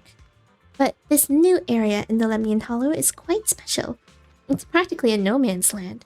If you don't personally come with us, we probably won't be able to find our way forward. Don't worry, I'll head into the Hollow. The plot has changed so that I can go into Hollows now. Also, I like how she was like, you can't use your little bamboo guy because... What was it? No, I didn't want to skip. Wait, what? How do I view... Oh, whatever. You can't use a little bamboo guy because the new area is like... What? Literally what? Like, what was it again? Like, it's unmapped, it's raw, it's like new.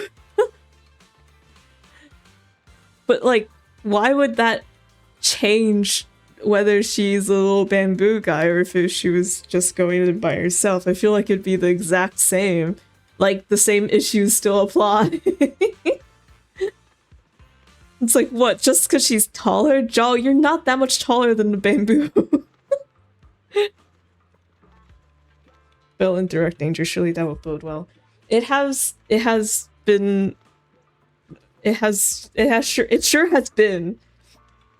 the entire season 2. It sure has been.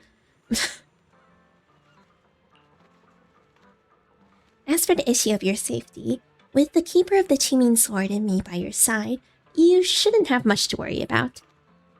If you're ready, let's head out. Same height as the bamboo from Buto. You're right. Oh my god, Joel might be the same height as a long bamboo. Oh my god. Wait, that'd be so funny. I checked around a bit. This place used to be an old porcelain mine. It's where they used to process lumite ore. If we keep going forward, we'll probably reach the main mining area.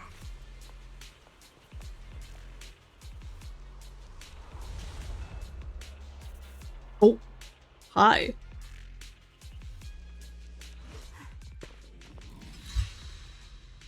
I like how Yashuyan is just standing there watching, like, I don't know.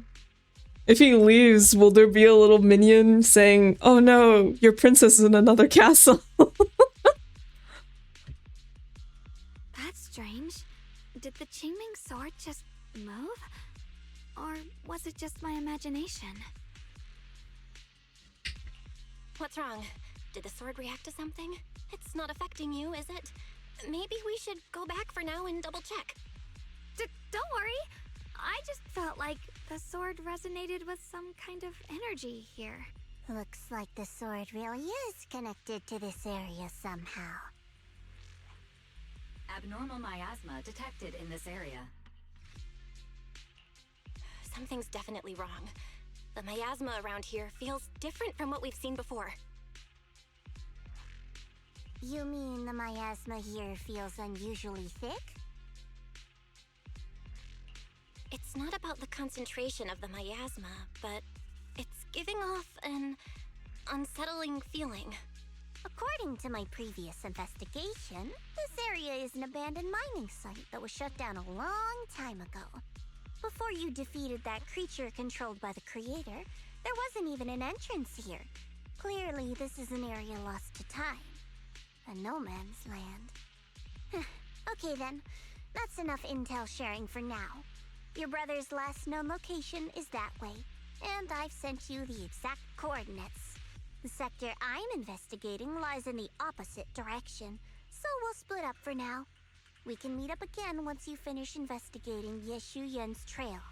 Huh? We're not going together? Based on what Junior Bell said, this place sounds dangerous. It'd be safer to stick close.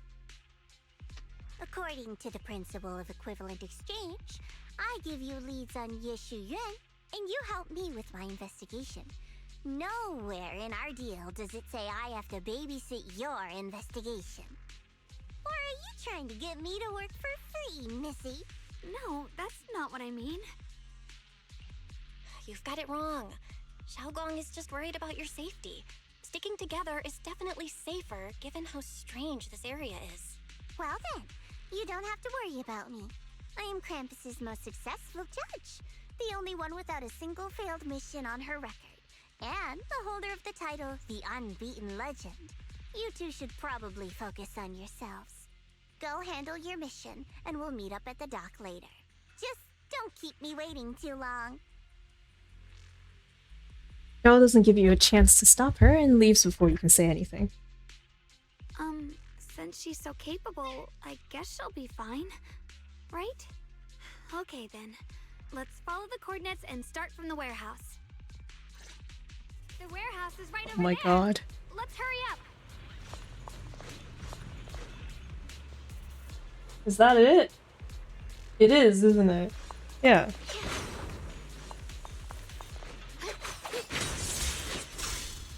Yeah.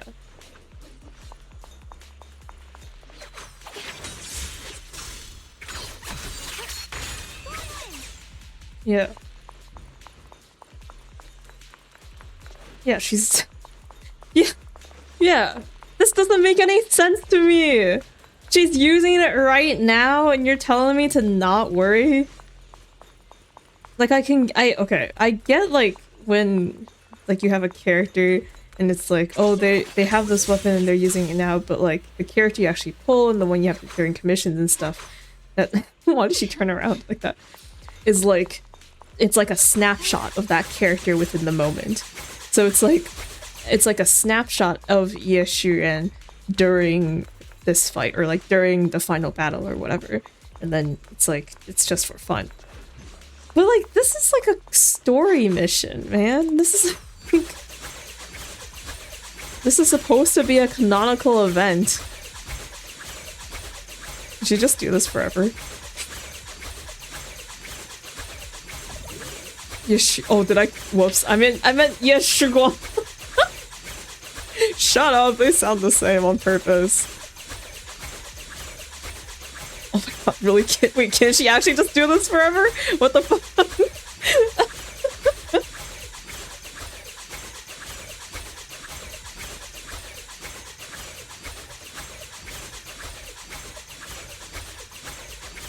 Those sword skills, the mastery, I've never seen anything like it before.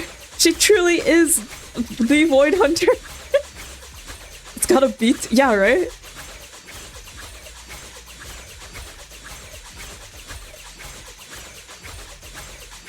Oh, yeah. Also, just to reel back from shitting on ZZZ's story the entire time, but like, I do like the details that they have in this game. There's always that one short about like staircases and like how the ZZZ characters are very good at climbing staircases. And then also here you see I'm just randomly slashing stuff, but you can see that there's damage on the tires of the truck next to us. Even though they literally don't have to do that. Like, that's such an extra detail.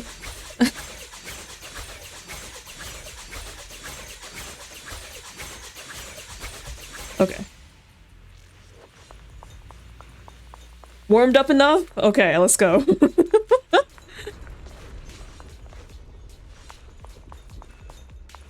Oh, okay.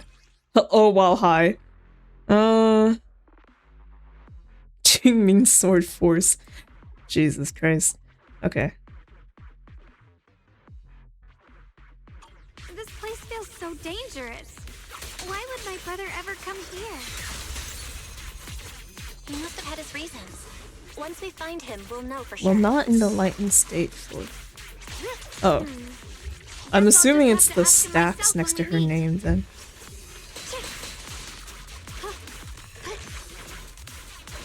Let's head out. This way.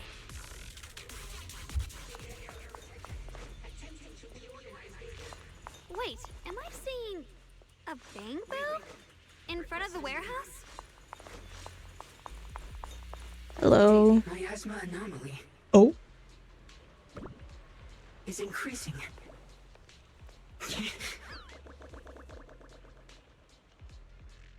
Someone else able to go into bamboos? Take over bamboos? Did it just mention the abnormal miasma? Just like Miss Oh, fuck me. I'm so bad at this. Don't worry, I'll make this quick. Ah, fuck me. I messed up.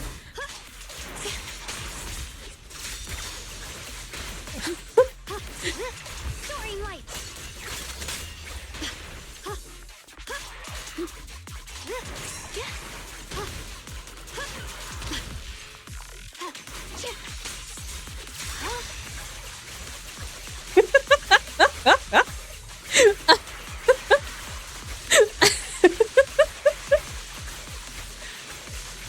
I love combat. Ow.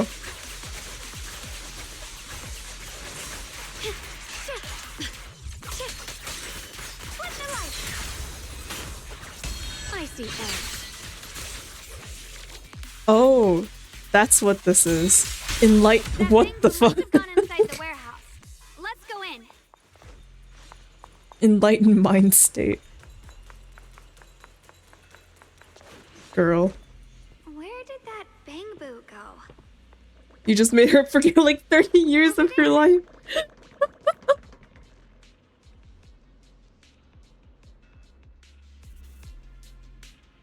I need to find a way to deal with this obstacle. Wait, I sent some traces of miasma on this thing.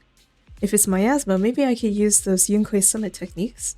I've practiced this for so long, now I finally have a chance to use them. If I tweak those techniques a bit...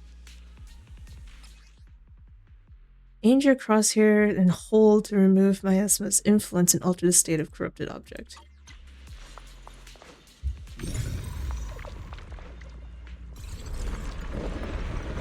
Wow, you just picked up a new perception technique on your own? That's amazing! I knew you were gifted. Give it time and you'll be one of the best and brightest of Yunquei Summit. Error. Data error detected. Attempting to reorganize data. Alert.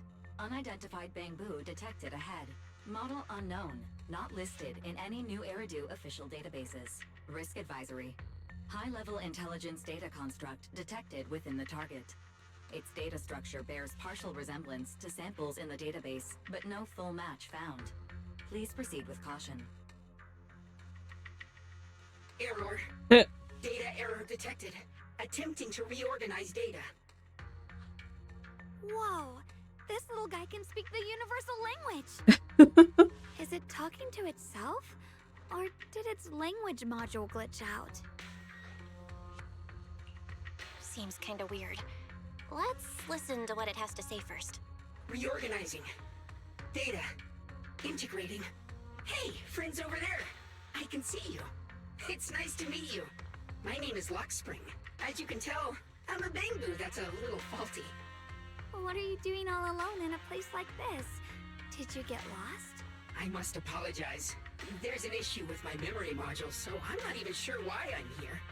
When I first became aware, I was already stuck here. I've been wandering around ever since, but haven't found a way out. I even got caught underground for a while. Luckily, I remember the important things. What I am and why I was created.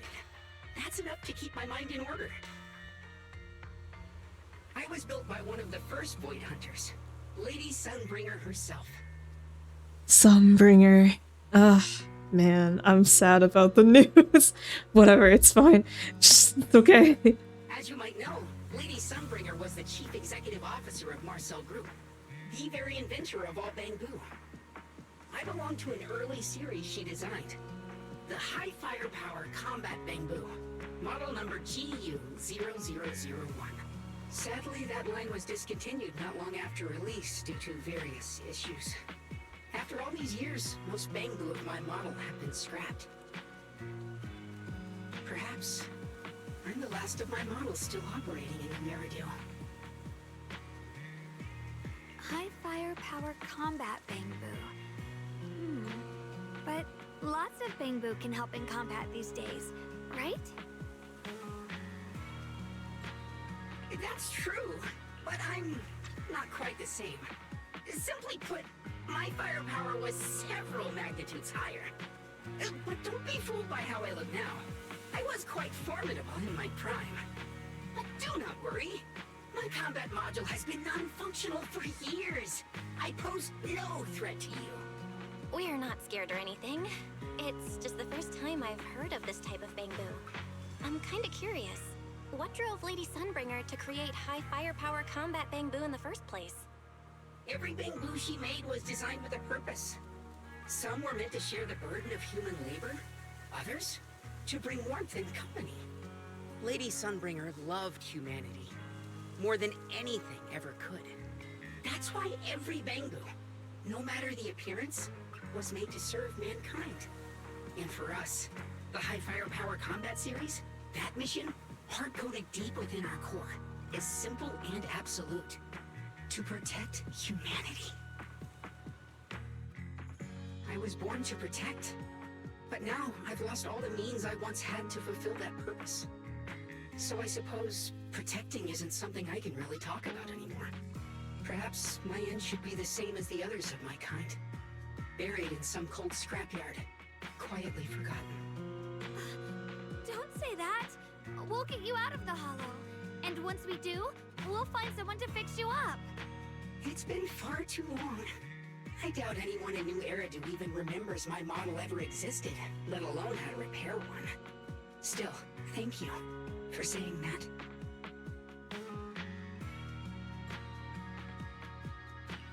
Your model sounds pretty powerful. Why would anyone stop making them? Perhaps because we were too pricey to maintain. Our failure rate was also much higher than other Bangbu. I'm proof of both. My memory, combat, and even speech modules have all suffered varying degrees of damage. Technically, I should have been scrapped long ago. Yet, somehow, I'm still self-aware. But I've got nowhere else to go. So I just wander through these ruins, day after day. It's okay. You can come with us. We'll take you out of here. Oh, right. I haven't even introduced myself. My name is Yeshengguang, but you can call me Xiaoguang. This is my junior, Belle. We're disciples from Yunquay Summit. We came here looking for my brother and to investigate the anomalies in this area. Right. You mentioned abnormal miasma just now? What did you mean by that? As a combat Bangbu, I'm quite sensitive to changes in my surroundings. Recently, I've noticed that there have been abnormal changes in the surrounding miasma. It seems to cling to a strange type of white flower, even causing it to mutate. Unfortunately, I was attacked by ethereals before I could observe what the flower's mutation looked like. White flowers and abnormal miasma. Miss Zhao mentioned the same things before. Do you know where we can find these white flowers? There are plenty of those white flowers nearby. If it's convenient for you, we can head over to that watchtower. It should be the highest point around, and will give us a clear view of the surrounding area. That's a great idea. Junior, let's head there. Isn't that where Yushuan is too?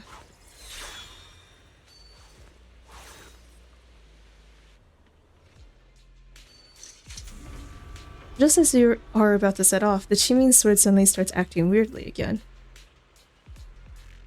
I can feel it. The power of the Chimin sword seems to be drawn to those specks of light.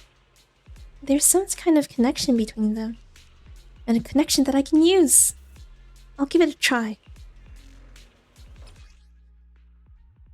When the flying sword marker appears on screen, plus blank to have Yeshiguan fly to target location. This ability becomes unavailable once combat begins.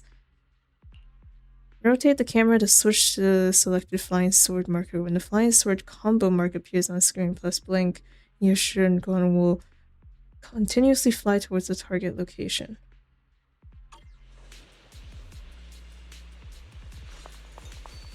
Oh, okay, so I see now. So this is coaching.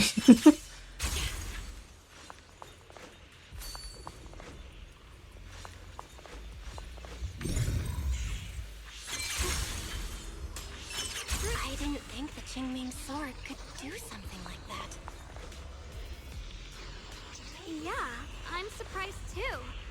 Maybe it has something to do with the anomalies here? Maybe... Oops.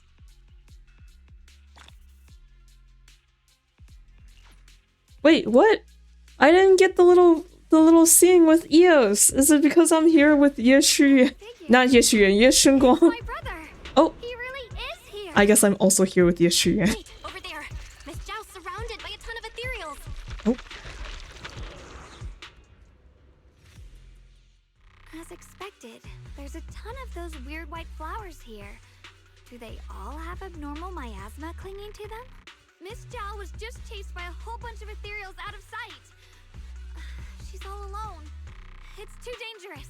But if we go now, what about my brother? You decide. Whatever you choose, I've got your back. Thank you. I've decided. I want to help Miss Zhao first. As for my brother, at least now we know he's okay. And besides, you're here with me, right? Together, we'll figure it out. For now, we just can't ignore a friend in danger. I knew you'd say that. Let's move. Miss Zhao's surrounded, so we'd better help her eliminate some ethereals. Okay. Don't worry. You made the right call. Hello? What? Why does it show up when I turn away?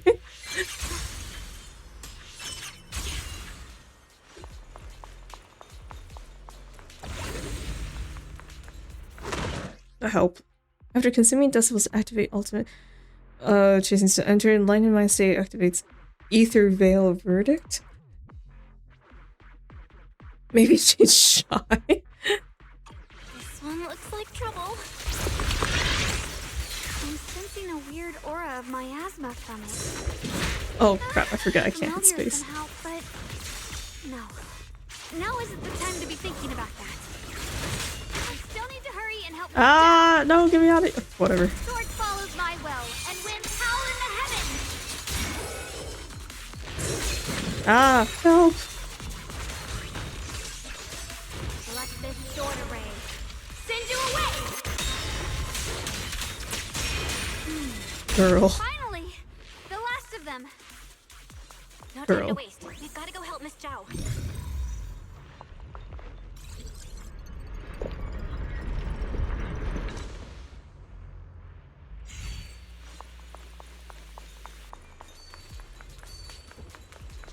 Oh, I guess I could have flying sword my— Ooh, you know what? Fuck it. Wait. Got a trace. Hooray. That's why that's there.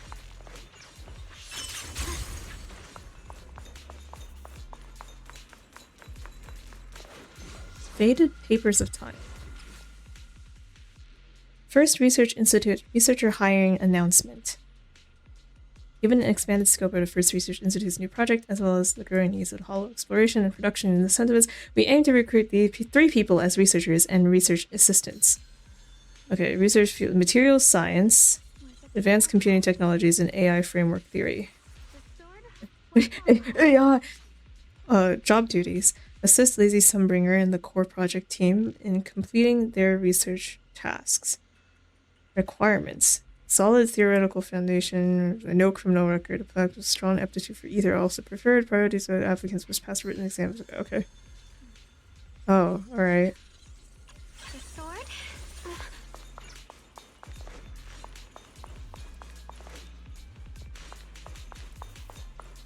Another one of those obstacles.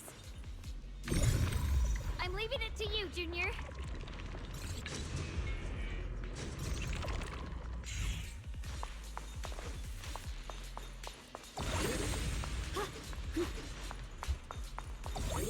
Perfect!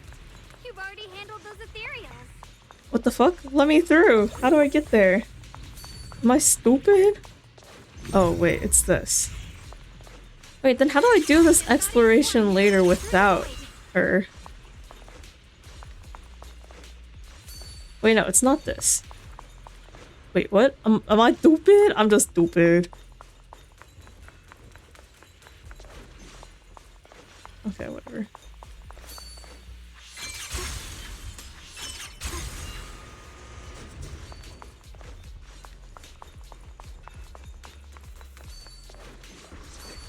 Go back. Just go back. Why am I even trying? Joe. Miss Zhao, are you alright? Are you hurt? Wait, don't tell me you came here because you were worried about me. We saw you surrounded by a ton of ethereals from the watchtower. We got so worried we ran straight here. Yeah, we caught sight of her brother earlier, but Xiaoguang gave up chasing him to come help you instead.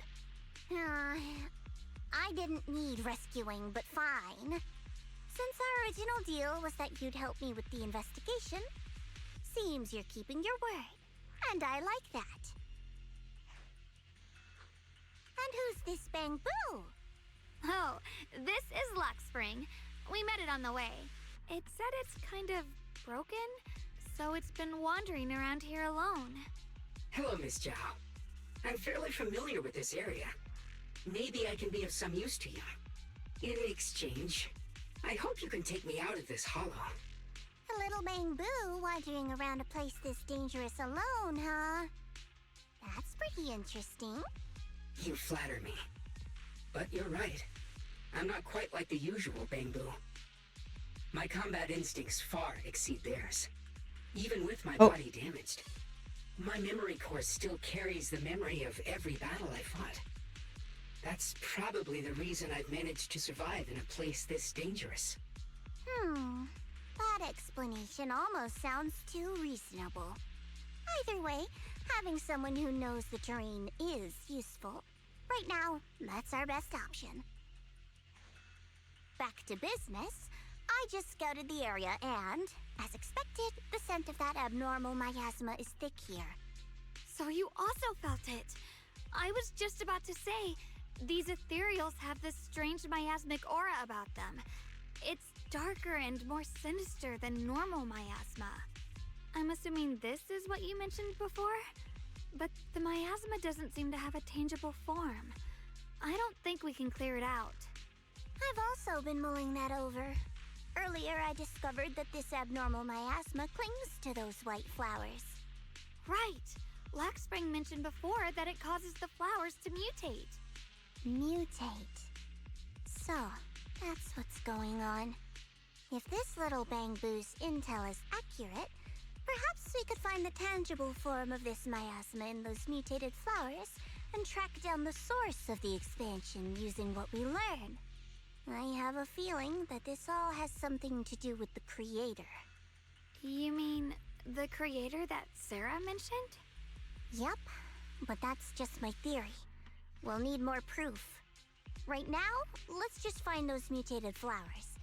Even without this whole mutation thing, these flowers are pretty odd by themselves.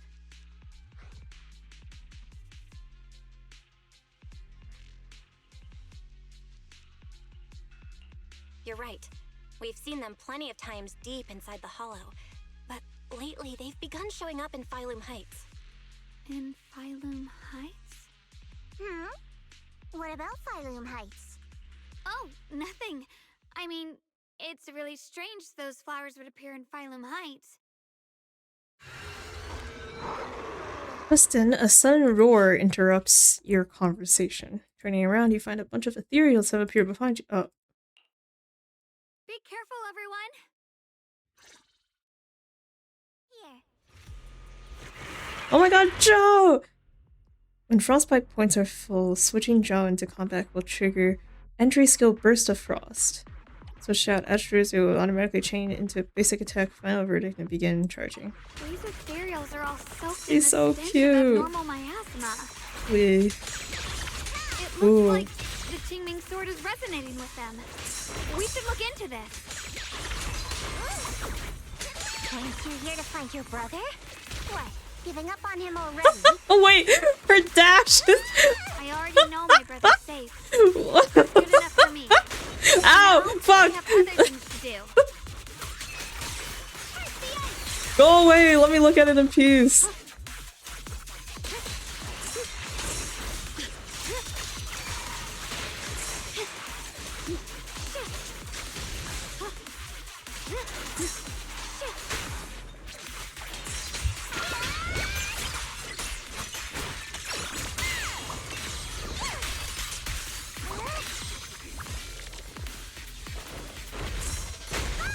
Damn it! I'll be fine.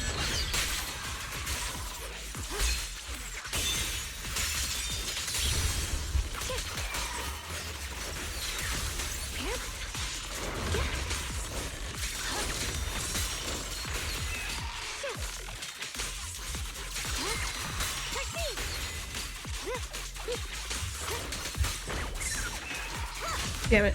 Oh. It's fine. Let's head to where the ethereals are coming from. I can feel it. The Qingming sword is guiding me. So you're not just some dainty little princess. You're much more capable than I thought. Thank you.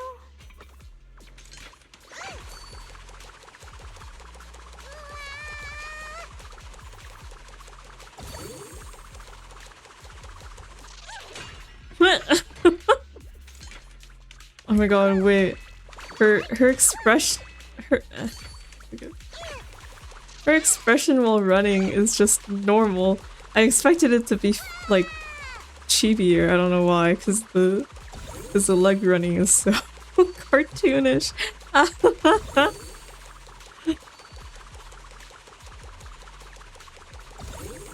my god, what? Wait, she's Sonic!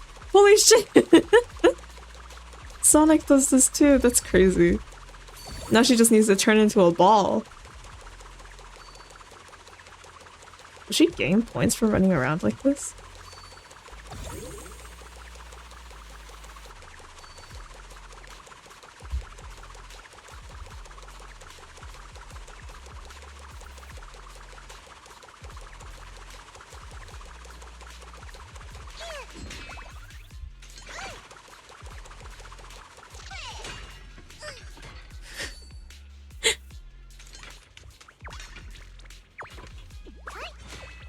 Why does the E disappear?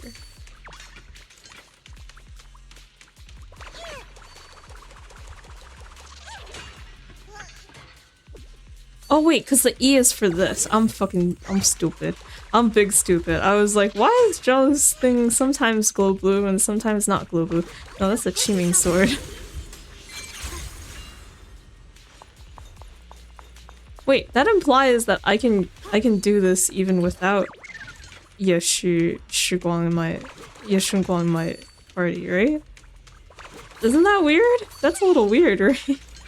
Whatever. Everything's a little weird. Oh, I want to run around as Joe. Whee! Scattered supplies.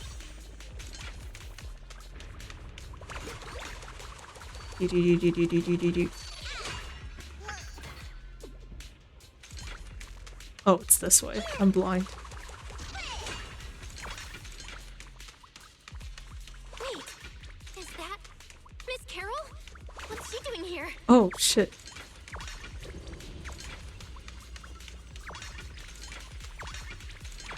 What? Carol Arna with the NPC with the actual model? What the heck? What? Why is she here? Honestly, wait, what? Honestly, why is she here? Like, out of all the situations to appear. I see. You want to make them descend. I'll do it. As long as they succeed, I'll join you in that audience before then. Now is the most opportune moment. Wouldn't you agree? Even if it means staining my hands with blood, I have to. That was an illusion formed by miasma? Was that someone you knew? Yes, that was my teacher, Miss Carroll. But why would her illusion appear here? There are quite a few similar phantoms around here. I've seen several myself. From what I've observed, they're remnants of the people who were once here. Their shapes and voices have been preserved by the miasma in some peculiar way, which allows us to see what's left of them even now.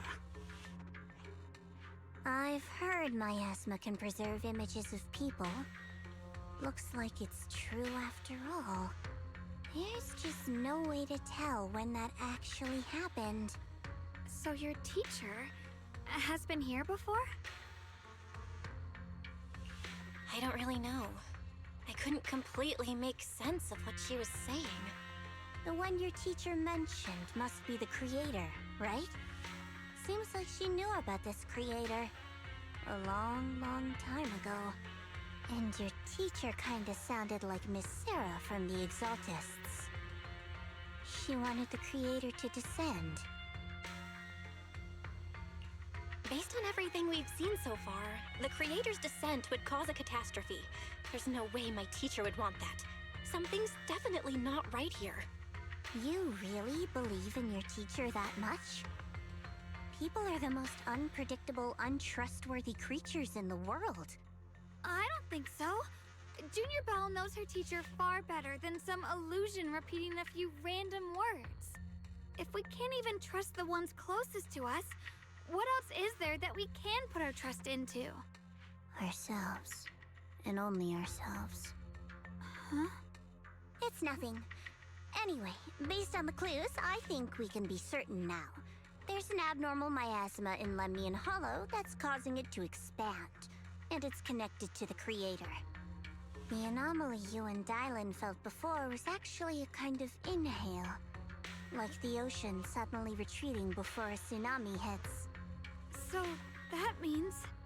It means a terrifying tsunami is coming. Quite possibly the awakening of the creator. Sorry, I actually meant to ask earlier. This creator you've been talking about, what is it? The creator is the being worshipped by the Exaltists. They treat it like a god, believing it can give them power and create a whole new world. From what we've gathered, this creator is very likely tied to all the abnormal miasma around us. I see. So you're talking about the same creator I know of. I've also heard stories about the Exaltists. Sadly, I've lost my combat capabilities now. I apologize that I can't be of much help. You've already been a huge help, though. You're really familiar with the area, you managed to guide us here, and you showed us the tower. Sorry to interrupt this touching moment, but to prevent the worst from happening, we'd better hurry and find those mutated flowers. Right. The Qingming Sword's resonance is growing stronger alongside the presence of abnormal miasma. What we're looking for probably isn't too far ahead.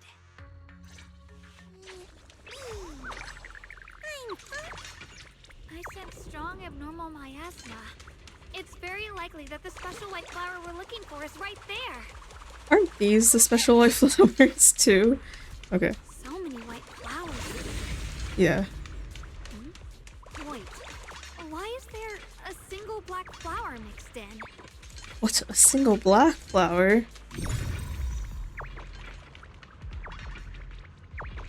Where the fuck? Am I stupid? I'm stupid.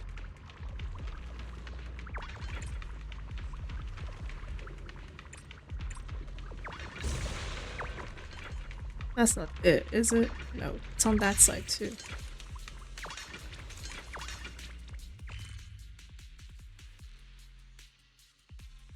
Ugh. Okay, fine.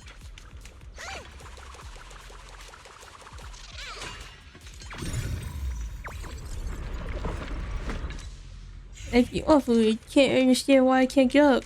Well, this sounds like a you problem. Anyway. Oh, ow. I shouldn't have done that. Stupid.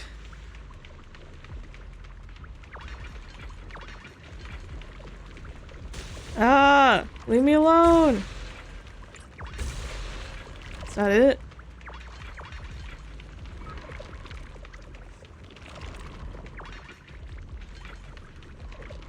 Nope. What? Stares longingly. What the fuck? Oh, oh, oh, wait. No, no, no! There. Ugh. Okay. How do I open this?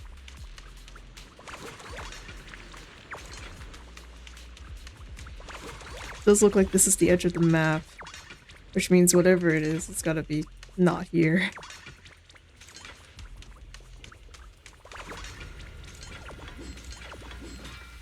Can you pick this up, please? Okay.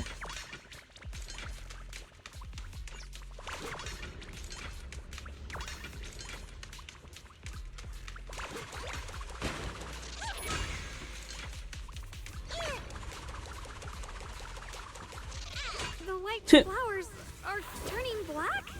Watch out!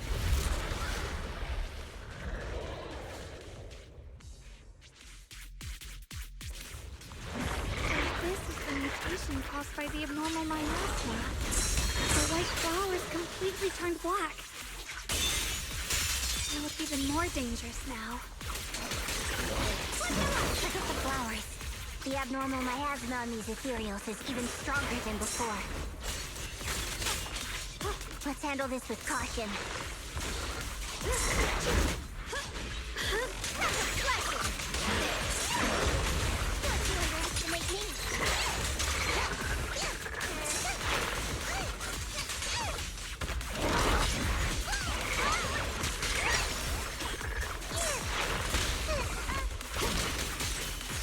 It's getting stronger!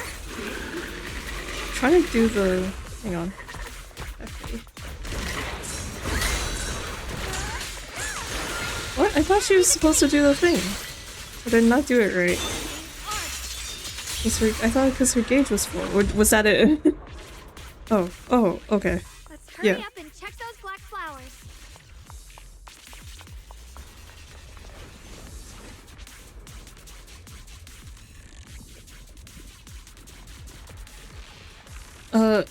These black flowers are constantly emitting abnormal miasma.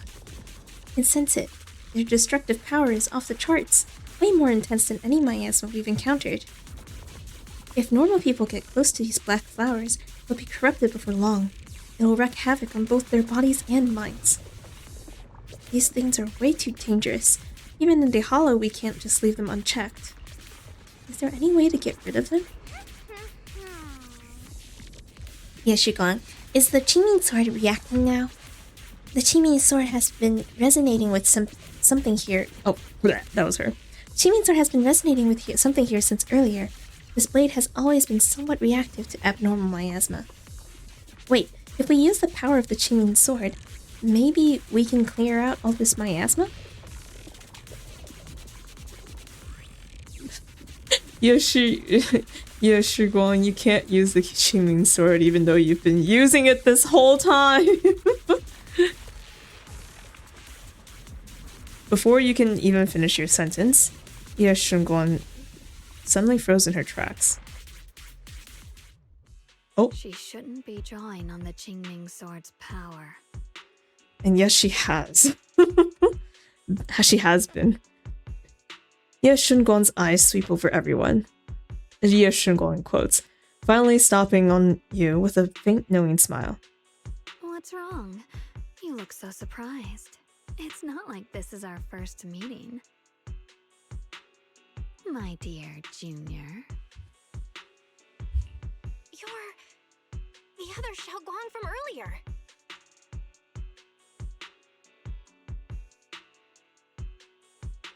Good. I knew you wouldn't forget me. Ye Shunguang, in quotes, leans in closer, her cool fingertips brushing gently against your cheek, so close you can almost feel her breath. I need to find a chance to give you a proper reward. Please don't. Can you stop? Just leave. Then, all of a sudden, Ye Shunguang freezes, like someone hit pause on her. No. I said no, and I meant it. If you touch that sword again, we'll both... Fine. You win. But we won't do it again. Wait, are you talking to Xiaoguang? You could say that. Sometimes I can feel her. Her will is so strong. It's honestly hard to know how to deal with her. But I do what I can to make sure we survive. Ye Shunguang silently raises the sword. Blood as the bond. Soul as the vow. Be gone!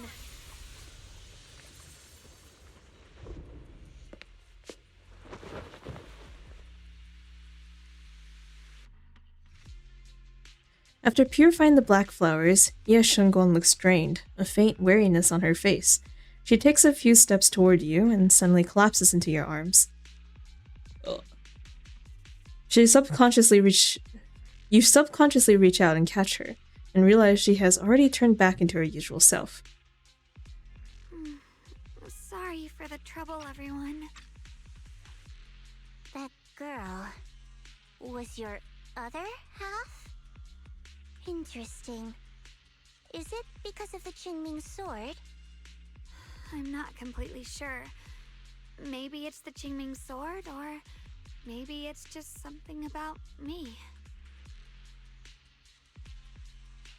What? You knew she existed? But you... Sorry. I did know about her, yes. Sometimes I can even sense what she's doing. But that night, she just appeared out of nowhere and acted so strange towards you. Why didn't you say anything I didn't know then? how to explain, so I just pretended I didn't know anything. What the fuck? I'm really, really sorry. Instantly, I forgive you. It's alright. What worries me more is the Qingming sword. She just used its power. How are you feeling? Actually, it was my idea too. I thought no matter what, those things had to be purified. She thought it'd be safer if she were the one to do it instead of me. And it's true. She did use the sword's power, but I didn't feel anything at all. Even so, that's way too dangerous. Don't do this again. You promised me, Xiaoguang. No matter what happens, your safety comes first. I know. It's just... Sorry to interrupt, but I feel like I should remind you. Seems like we're being watched. Yeah, I felt it too. They're over there. Oh. Brother?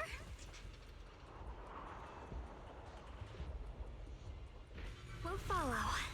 I think I see something over there. Did Senior Ye leave it?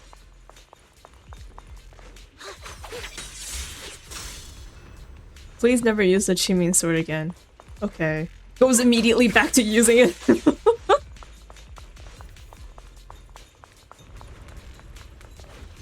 Oh, yeah, it's a letter. Inside is a letter from Senior Ye to Xiaoguang and I. Dear Xiaoguang and Junior Bell. Should I try to read this as him? Even if his voice is literally just my voice, but like... When you read this letter, please don't try to look for me anymore. I know you came here for my sake, but I'm sorry. I can't face you yet. Especially you, Xiaoguang. Because some darkness, once it clings to you, can never be washed away. I don't want you to feel forced to confront a cruel truth before you're ready. But no matter what, you have to understand this. The Qingming sword was never a symbol of glory. It was always a shackle meant to consume you. And you, Belle, my junior. I know you're someone I can trust. That's why I'm leaving my sister in your care. I'm asking you to protect her, to protect the only family I have left. And as for me, I'm going after the only hope that can sever these shackles. Until I find that miracle, please forgive me for not being able to see you. Ye Shuyuan.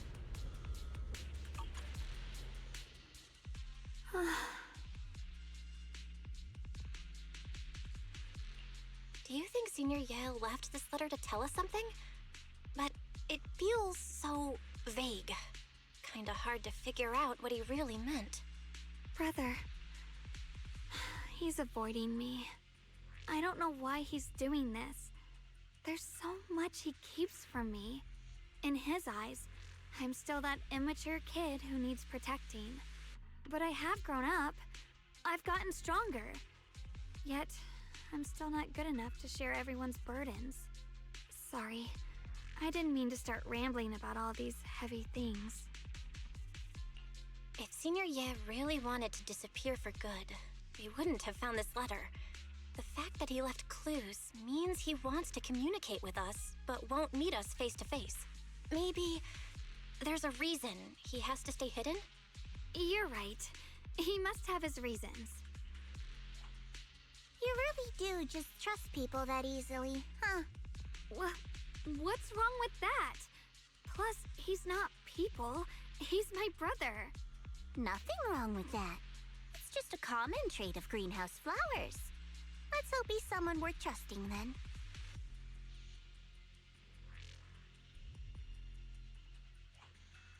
Reboot. Oh, whoops.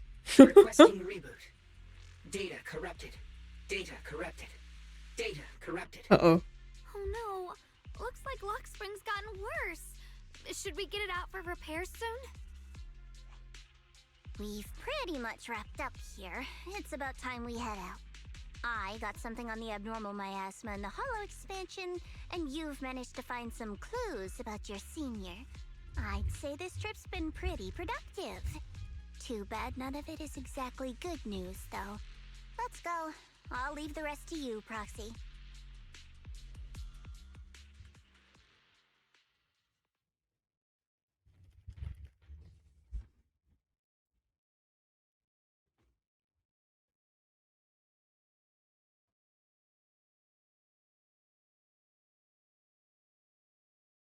Hello. You make it back to Phylum Heights without a hitch. As expected of a pro, you're way more efficient than I thought, Proxy. Alright, let's go over what we know so far. Lemnian Hollow is indeed expanding at an unusual rate. Just like I guessed before, it's because of the abnormal miasma inside. Though it has no tangible form, it clings to those white flowers, mutating them and turning them into black I've been flowers. wanting to avoid this comparison. I was like, wow, they're doing another sibling thing. But like, no, it's not. Sunday and Robin are so much better than these two. Okay.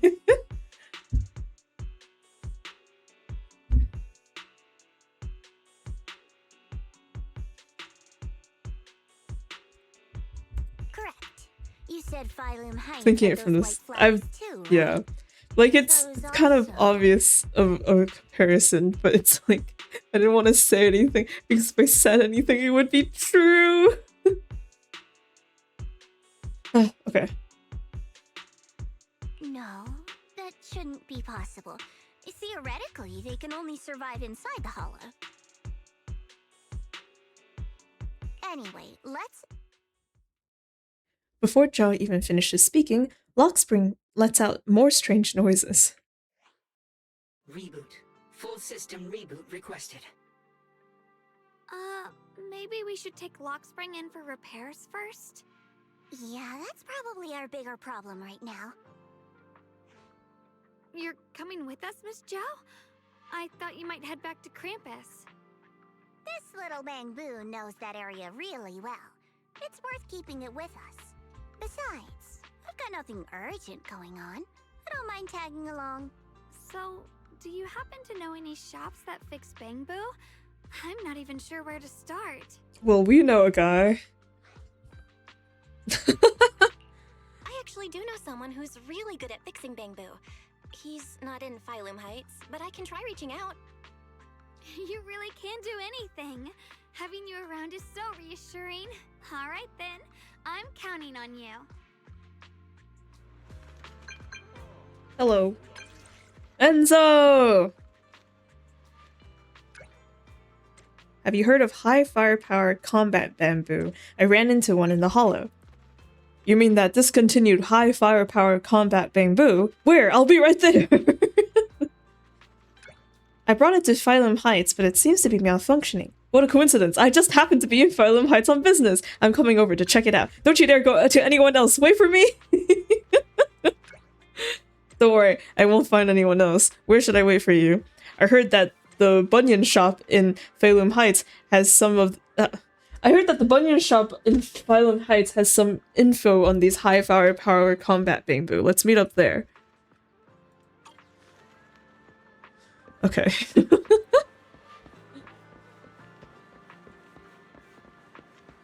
Oh my god, will we finally get to talk to the orange cat NPC? I've been waiting to talk to the orange cat NPC this entire time. Hey there. Welcome to Bunyan. We pride ourselves on honest business here. All our items for sale are rare and precious finds. Feel free to browse around. About high firepower combat bamboo. High firepower combat bamboo. That's a real antique name. I might ask why you want to know about this kind of... Oh, fuck. Might I ask why you want to know about this kind of bamboo? Well, actually... No, Lockspring. So this black bamboo is the legendary high firepower combat bamboo. Not quite what I expected. As you all probably know, this kind of bamboo has long been- I just realized he's on the ground! He's just laying on the floor! As you all probably know, this kind of bamboo has long been out of production, and information about it can only be found in the original draft of the Bamboo Maintenance Manual, which was allegedly compiled by Lady Sunbringer herself. Fortunately, we do have that original manuscript in our collection.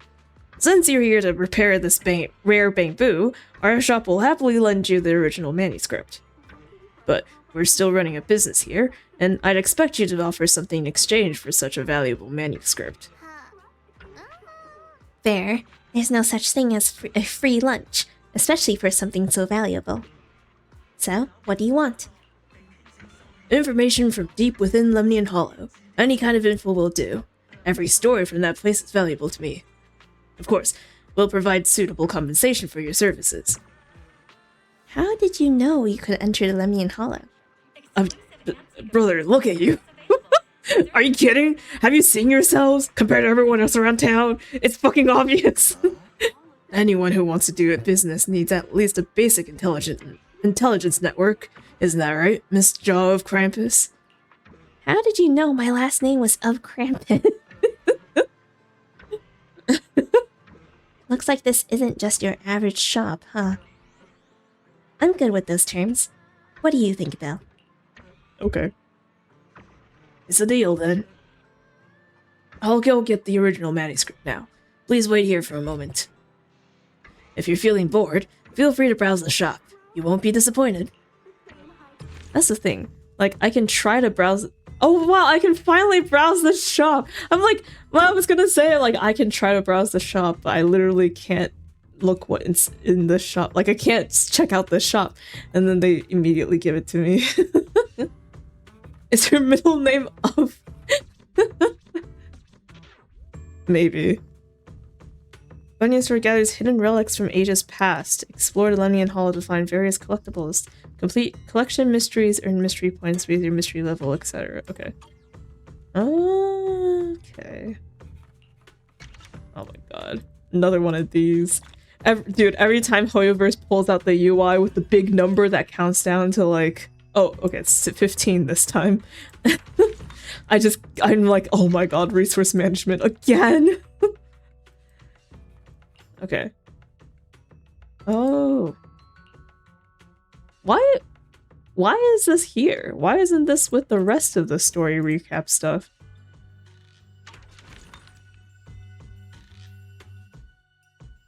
Okay. With the polychromes! Yes, the polychromes. This is 2 up to 13. 12.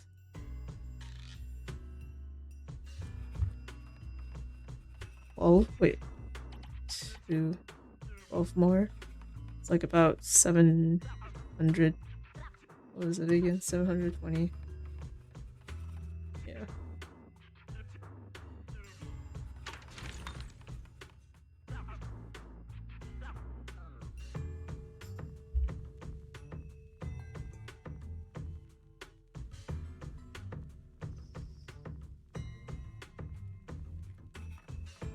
$660? Did I do it wrong? Just... I'm not gonna... Whatever. Shut up. I never said anything. In a flash, Enzo comes zooming over like a turbo engine. High firepower combat bamboo. So, it's this little guy. His name is Lockspring. It's an adorable little bamboo. Lockspring, huh? Looks like you're in a pretty bad shape. Don't worry, I'll fix you up. We got the bamboo maintenance manual too. As expected from you. How reliable. I've brought all the tools with me. With this original manuscript, I can start fixing this rare bamboo right away. Huh? You're gonna fix it right here? Don't worry, I've already talked it over with the store owner. If you've got stuff to do, don't let me keep you. I'm about to get started. I'll let you know as soon as I start fixing it. Okay. See ya, Enzo.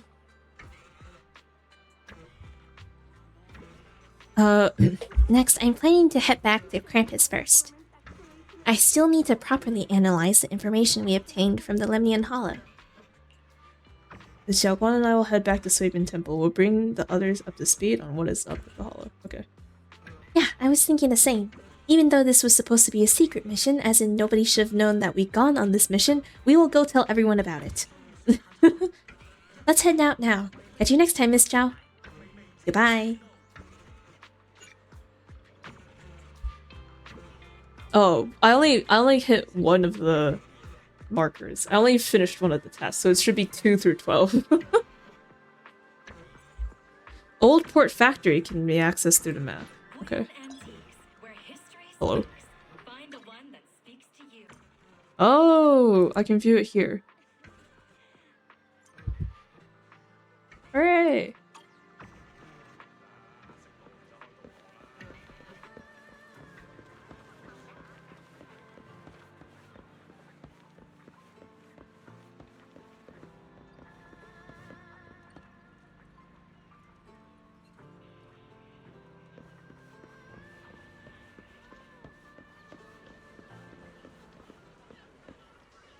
I can't talk with Shufu at all. Did something happen? It's Yishun we're talking about. She should be fine. Oh, she'll be fine. So what you're saying is, no one can reach the High Preceptor at all? I'm afraid so. I've tried a few times, but nothing got through to her. I was hoping to report the latest updates. I tried calling her a few times earlier, too. Yishun Shifu just won't pick up.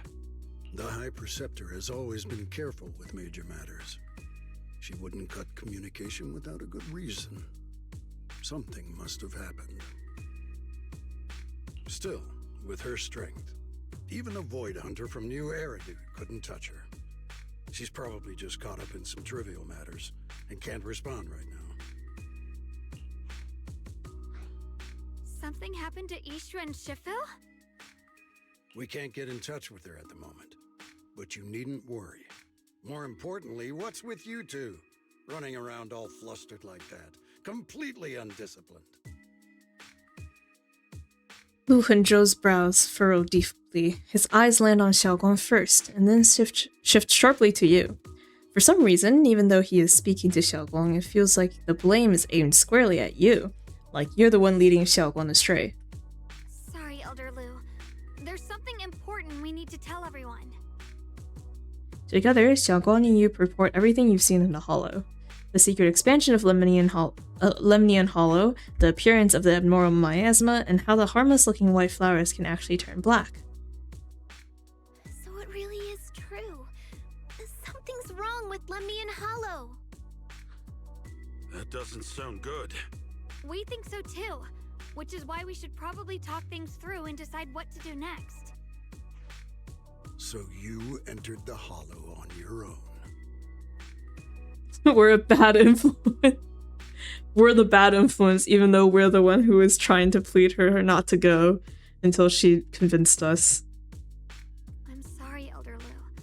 I finally found a clue to my brother's whereabouts. I had to see it for myself. Lu Henzhou does not seem to be listening to Xiaoguang at all. His gaze is fixed right on you. Oh my god. This is some Asian fucking parenting if I've ever seen it. Your friends are the bad influences. Get the hell out of my house. I told you before, I hoped your presence would be a good thing for her, not this. Not encouraging her to take pointless risks. It's not her fault. This was my idea. If you're going to blame someone, blame me. I was being reckless. Ye Shengguang, you're the last person who gets to act on impulse. You must remember that. The Qingming Sword's wielder is Yunhui Summit's most vital and irreplaceable asset. Nothing can be allowed to happen to you. If your actions bring shame to Yunhui Summit, can you take responsibility for that? Bringing shame to Yunhui Summit not to protect her. I'm sorry. Brother. It's like the moment they introduced a new NPC at Yunhui Summit, I was like, oh, this is gonna be the asshole, isn't he? Damn it. Yeah, we shouldn't have gone into the Hollow without permission. That was on us. But I don't agree with what you just said. What's that supposed to mean? What I'm saying is, you don't really care what she thinks, do you? You just want the Qingming Sword's wielder to do as they're told and stay under your thumb. And Senior Xiaoguang isn't some asset. She's a real person, with her own feelings, her own will. If Yunhui Summit's so-called honor can only stand on her suffering, maybe we're the ones who need to take a hard look at ourselves. You! The air seems to freeze for a moment. Ye Shengguang just stares at you, completely thrown off by what you said. Zhu Fufu and Pan Yinghu look nervous, like they want to smooth things over but don't know how to start. And right then, your phone rings, cutting through the tension. I apologize if it's bad timing, everyone. Oh, okay. Could you imagine if it was like Nicole or something? It's like, hey, Proxy, actually, I have a new business proposition for you. Is now a good time? Oh, man. Okay, fine. Of course it's the mayor. I've been made aware of what's been happening with Lemnian Hollow, and thanks to Bell for the intel, of course. I've also gathered some leads through various channels. For now, I'd like you all to remain calm and refrain from taking any rash actions. I've already sent a team of professionals to investigate. We should have concrete data soon. Now, any other questions? Mr. Mayor, is Yixuan Shifu with you? We haven't been able to reach her lately, and we're starting to get a little worried. Yishin? She reported some info about Phylum Heights earlier, then said she had other matters to attend to and left. I was friends with the mayor. Do you? I see. Maybe Shifu ran into something on her way. In that case, we won't keep you any longer, Mr. Mayor. After the mayor says goodbye, the call ends. That's enough for today. Since the mayor's made his call, we'll hold our position and wait. I shall continue my attempts to contact the High Preceptor. It is past time she returned to keep certain unruly disciples in line.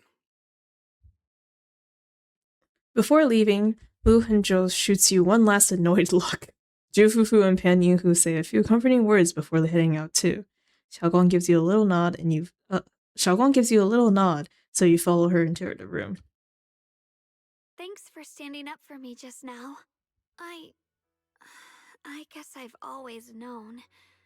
Elder Lu and probably a lot of people at Yunquay Summit, what they really care about is the title of the Qingming Sword's wielder. To them, it doesn't matter who actually holds the sword.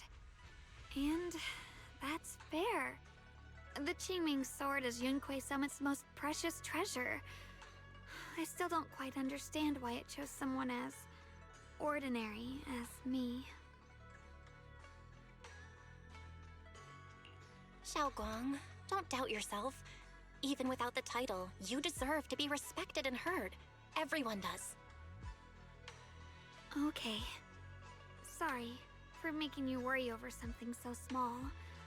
Right now, what really matters is Limnian Hollow.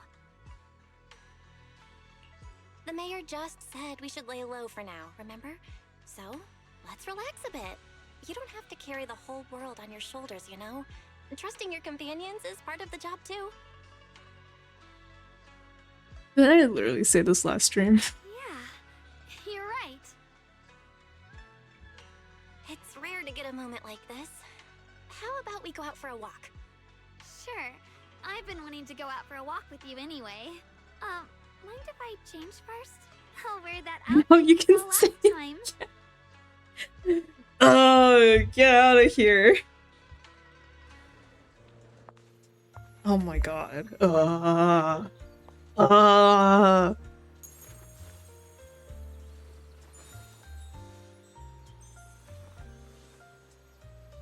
I'm gonna shoot your brains. You said I looked nice in this outfit last time, so...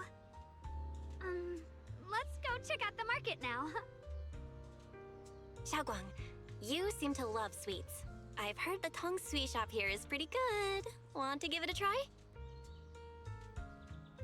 That sounds nice. I hope they have some osmanthus flavored desserts. I really love those.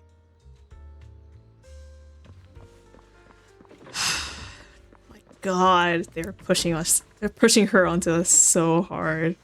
I hate it here. It was kind of okay. Like, I kind of got this feeling too with Vivian season 1. Remember Vivian with the umbrella? So like, but the thing with Vivian, it was not this bad. Like, I kind of got that feeling with Vivian too.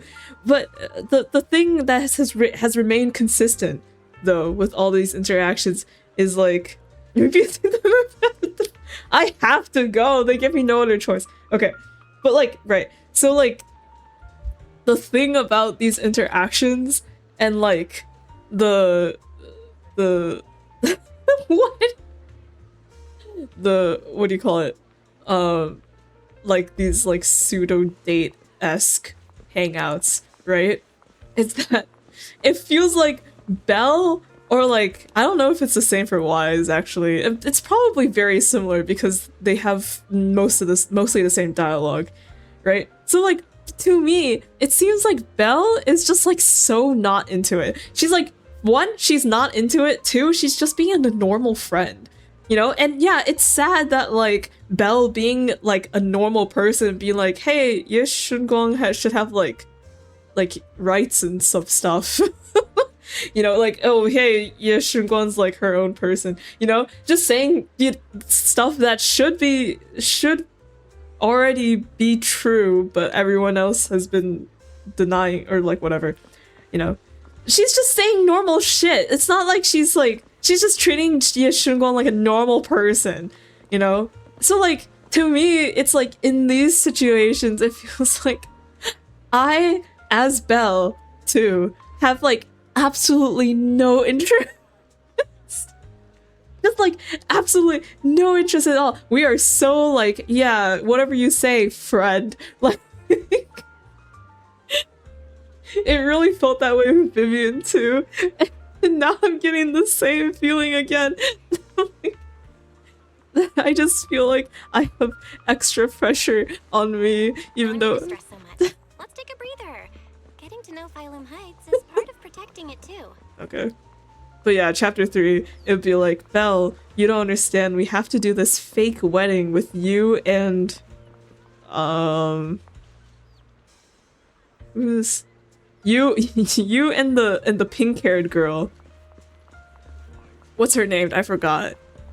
But like, it's like we have to fake date to try and get into an exclusive party for couples only in order to gather intel. You don't understand, we have no choice. Yes, Shingon, does this dress look good on me? No. Thumbs up. Yes, Shingon, OMG, she loves me.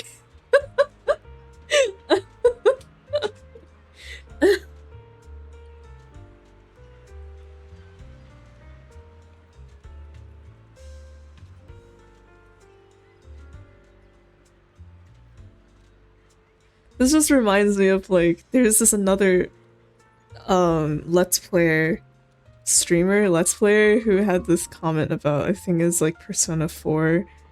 Because Persona 4's Yu Narukami, so the main character is also very stoic for the most part.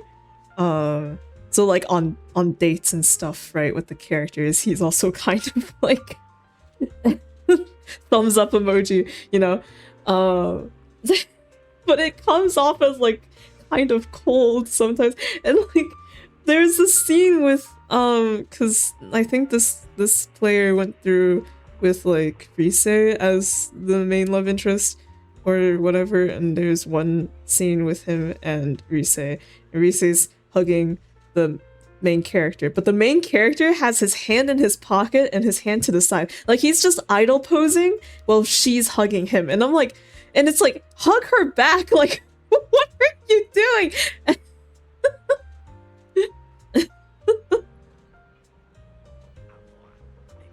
Absolutely crazy, but that's how I feel right now. It's like, it feels like Ye Shungon will give us a hug and we'll just stand there like A-posing. Okay. That's why I cannot approve. Yeah, standing man emoji.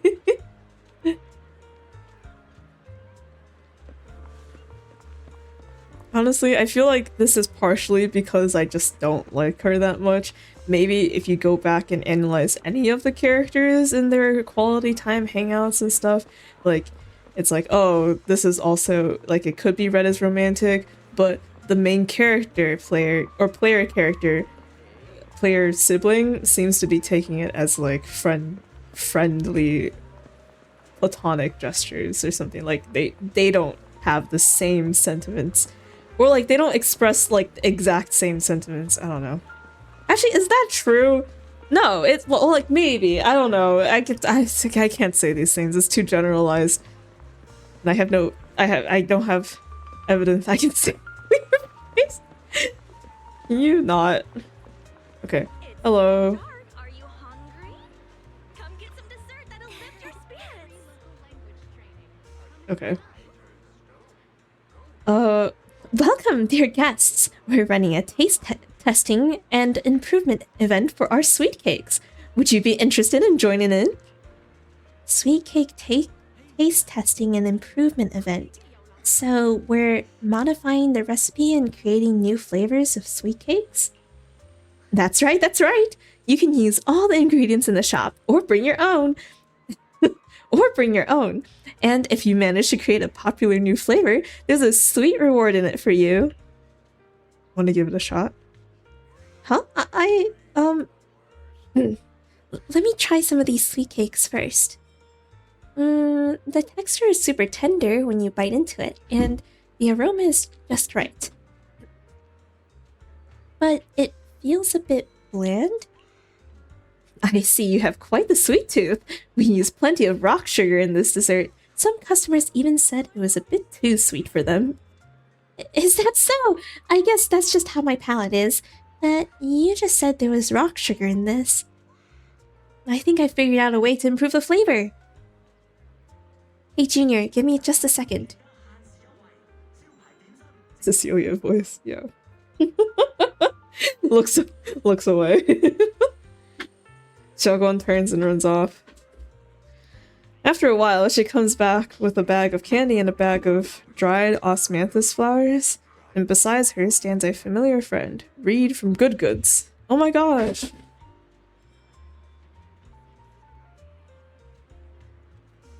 I got some osmanthus. Sorry, Jet is in a box right now and it's making a lot of noise. Okay. What if she just ditched you? And then I never saw Ye Shogun again. I got some osmanthus candy and dried osmanthus flowers from Miss Reed. With these ingredients, I should be able to make osmanthus cake. Good Goods is selling osmanthus candy now? We used to sell these a while back, but they're long gone from the shelves now. Still, I love these candies so much that I keep some just for myself. Since Miss Ye Shunguang needed some, I gave her a portion, along with some dried osmanthus flowers from home. Thought they might come in handy for you all. I heard there's an event with a taste testing an event with taste testing sweet cakes here. I'd love to try an osmanthus candy flavor. I was just about to give that a shot. Well then, I look forward to it. Speaking of which, I heard people have seen some new white flowers in Phylum Heights lately. They look pretty nice. I wonder if we can turn them into candies or snacks. That would be funny. You mean those strange white flowers? They might be dangerous. It's better to stay away from them. It's better to stay away from them? Is that so? Got it. Thanks for the heads up. Holy shit, Jet. Thanks for the heads up. After telling Reed of the dangers of the white flowers, Xiaoguang finally starts skillfully making the osmanthus cake. Somewhat clumsily, you follow her, helping pass tools and measure flour. Soon enough, the first batch of osmanthus cakes is ready. The sweet fragrance of osmanthus fills the entire sweet shop. Eleanor tries them first. Wow, dear customer, the osmanthus cake you made is totally going to be a hit.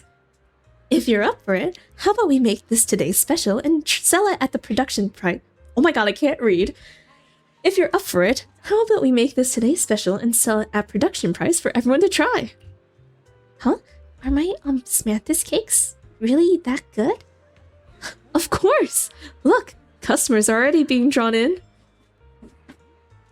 Yo, Eleanor! What delicious goodies are you cooking up in here today? I'm practically drooling here! Osmanthus cakes made by this customer. Come on, everyone, try some! Oh, this osmanthus cake is really something else! The aroma is divine! His praise is like a pebble thrown into a lake, causing ripples that draw in more curious customers. Those super fragrant pastries. We want some too. One serving each, please. This osmanthus cake. It reminds me of the flavors I loved in my youth. You're really something, young lady. Osmanthus wine tastes the same as I remember, but where are those who share them? Ah, lemon, the scent of my youth, like the scent of fresh lemons. Wait, fuck, the scent of my youth, that's not right. The days of my youth. More and more people are drawn in by the sweet aroma, forming a long queue at the Tong Sui stall. Xiaoguang is a bit flustered, but her face glows with a rare delight. So this is what it feels like. The things I create bring joy to others, and seeing them so happy makes me happy too. I truly love these minute and ordinary moments of happiness. I hope this happiness never ends. Soon, all of Xiaoguang's osmanthus cakes are sold out. Eleanor can't stop grinning, insisting on giving all of today's earnings to Xiaoguang, but Xiaoguang declines with a smile. Thank you so much. Not only did you make such popular pastries, but you also shared the recipe with me. Your hands have like some magical power to create joy. I should be the ones thanking you. Thanks for giving me this opportunity. So, people really do like the pastries I make. Of course, they're delicious. Have some more confidence in yourself. Thank you. Well, we should get going. See you next time. Xiaoguang and Eleanor wave goodbye. You check the time. Suddenly something comes to mind. Xiaoguang, follow me. We're just in time. Let me take you somewhere. What the fuck? Huh? Alright. This direction. Where are you taking me? It's a nice place. You'll see soon enough. We're gonna take you up there and push you off a cliff. I'm kidding. Nice spot, right? I stumbled upon it by accident. It's the best place in all of Phylum Heights to watch the sunset. Girl. Wow. It's so beautiful. It feels like a living painting. Just looking at it makes me happy. Come to think of it, I've never really taken a good look at Phylum Heights before. I didn't realize it was this breathtaking. It'd be such a shame if this were to disappear. Actually, I have something I want to share with you as well, Junior. Oh my god. Oh my god. It's the osmanthus cake we made together. I saved a little just for you. Welcome back, Firefly CG. Yeah, after...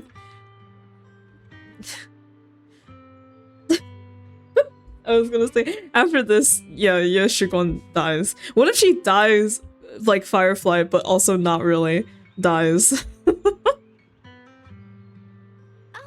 there's still some osmanthus cake left? I thought it was all sold out. Yeah, this was from the first test batch, so I kept it. I wanted to share it with you. Actually, I've been wanting to try it ever since I caught that sweet osmanthus scent earlier. Don't mind if I do. What do you think? How does it taste? It's even better than before. No wonder business was booming. You're really good at making desserts, Xiaoguang. If I had to say, it's still a little too sweet, but that's no big deal. I think it's delicious. Like, I get this is a game made in China, but what is it with Chinese people? Just like constantly like, it's just a little bit too sweet. Like they'll eat tofu and be like, it's like a little bit too sweet.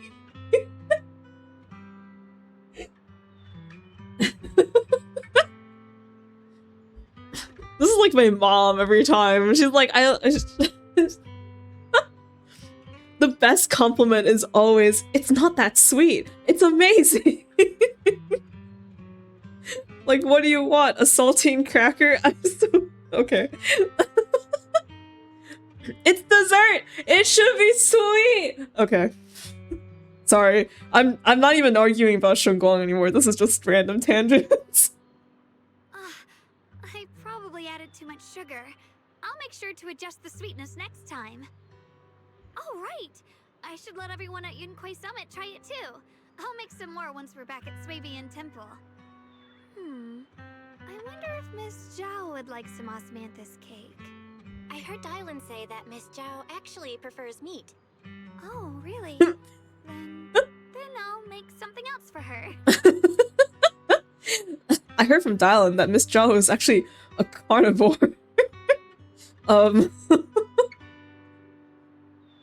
That's crazy. Wow, Xiaoguang. It feels like you really know how to make everything. You're amazing. It's how I kept myself occupied when I had nothing to do back on the mountain. What the fuck is this? I'd love for you to try my cooking too. Girl, we're eating it right now. We ate it yesterday. And tastes first. You happily enjoy your osmanthus cakes with Xiaoguang. Or maybe, was that a memory thing? Wait, maybe they're actually playing 5D chess. Technically baking, not cooking. No, but she did cook for us, you know, was it last night or last night? I forgot the days. But like when we had that group dinner, CG. You happily enjoy your osmanthus cakes with Xiaoguang. She eats slowly and occasionally gets some golden osmanthus syrup on her lips, like a cute, happy little chipmunk. Get the fuck out of here. You watch the sunset beneath the horizon, smiling and chatting as the night envelops the world like a warm blanket. It's getting late. Time to head back. Come to think of it, Xiaoguang's osmanthus cakes have always been on the sweeter side. Maybe she just really loves sweets.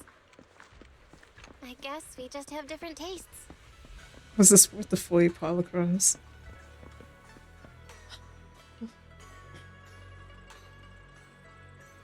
No, but it is worth having the overall context later on so that I can rip into it more.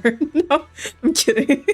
Actually, am I? No, it's worth having the context as it just in general because I do want to catch up to ZZZ.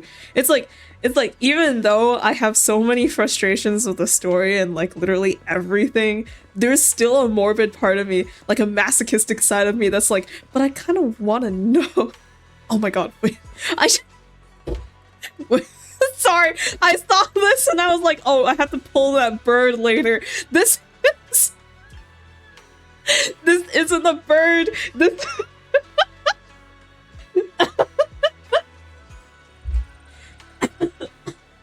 Please tell me I'm not the only person who made this mistake. I thought this was the origami bird. Is it brain rot if I haven't even gone searching for them?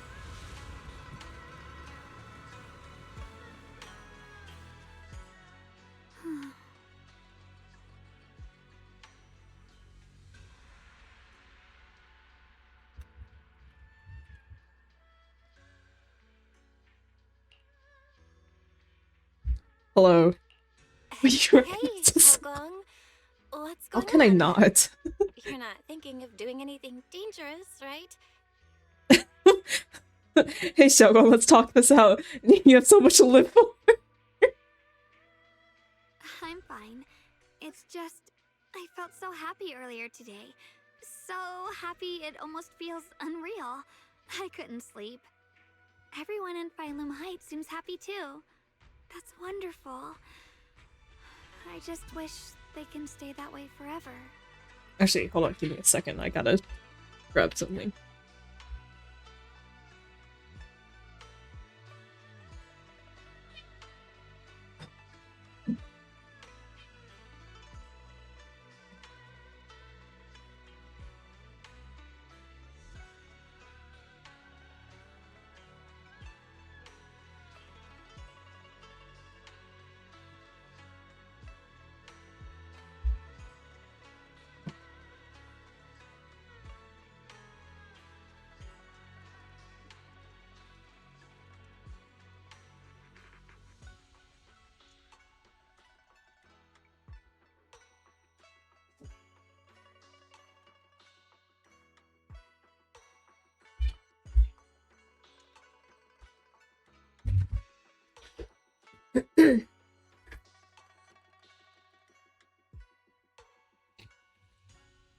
Stay hydrated.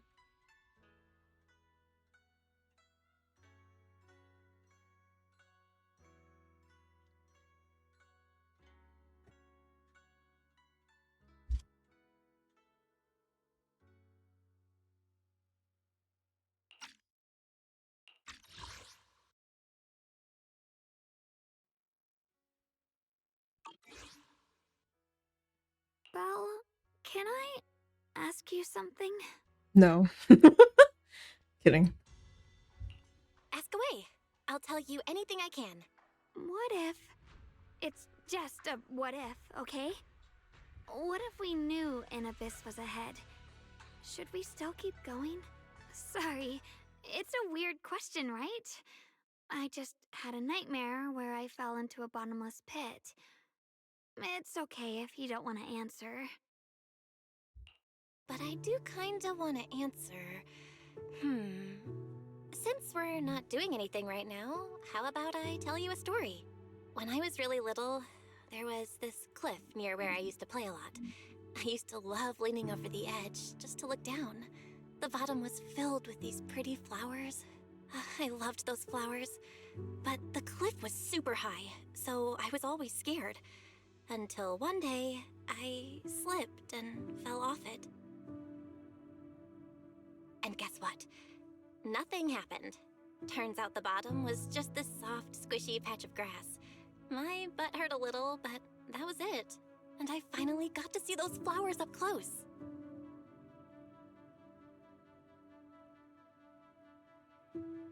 I remembered that for years, thinking I'd just gotten lucky.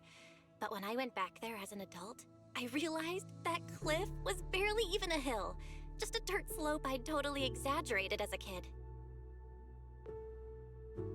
Sometimes, what we think is a bottomless abyss, in hindsight, might not turn out to be bottomless at all. You'll never know unless you take that first step forward.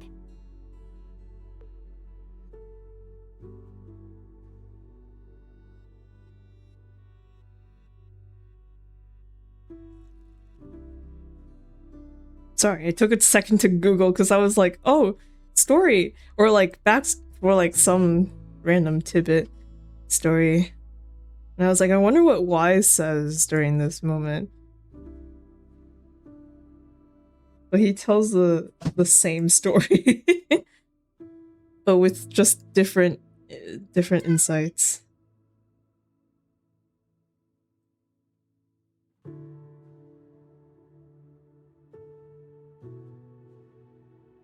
Actually, not even different insights. It's literally the exact same, just different wording.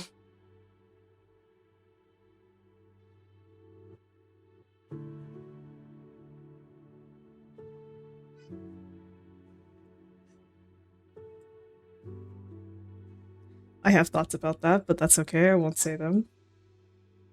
So, if you ever feel unsure, just keep moving forward. Things could turn out to be different than you expected. You never know. I get it now.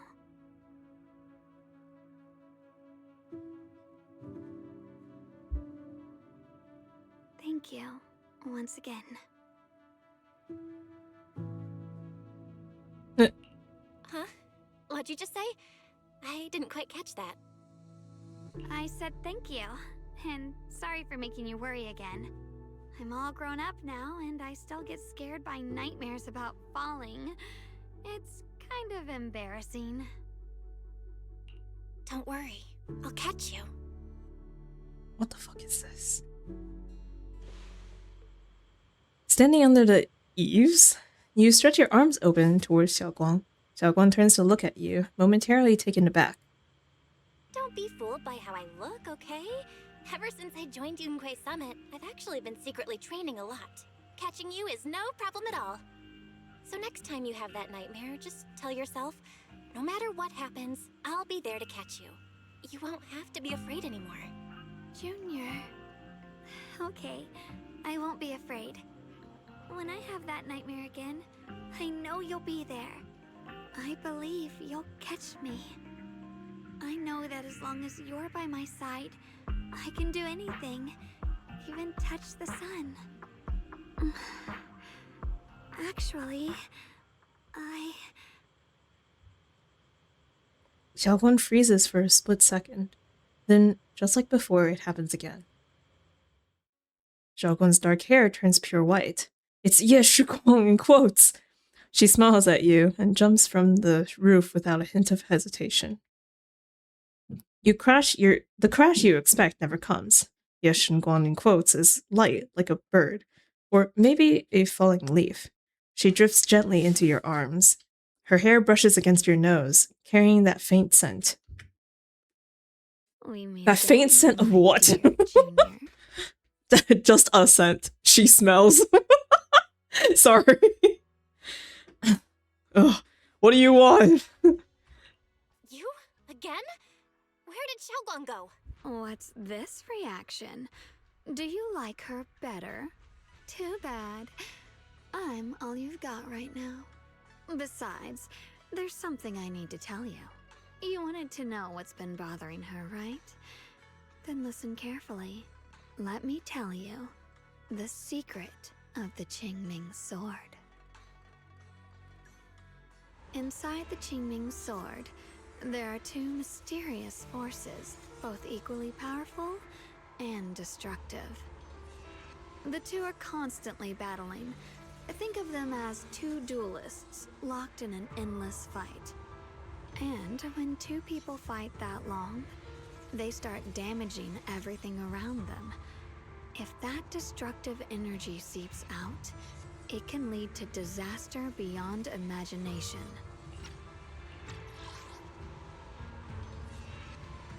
Dude, inside the Chiming Sword, there are 2 wolves.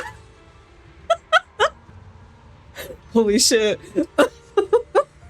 Damn, they should have made Ye Shunguang and Ye Xuyan wolf sirens. That would have been really funny.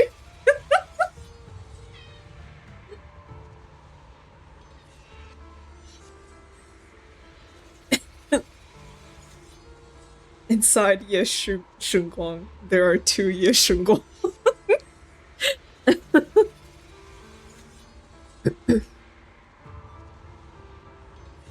A cannon instead of horse.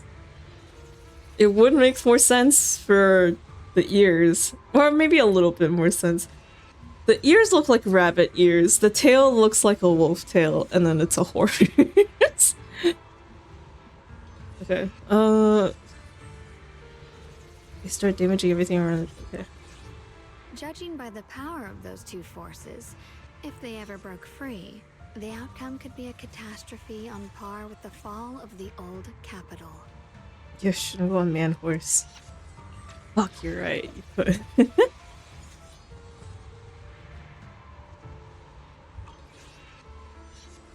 So, what do we usually do in this situation?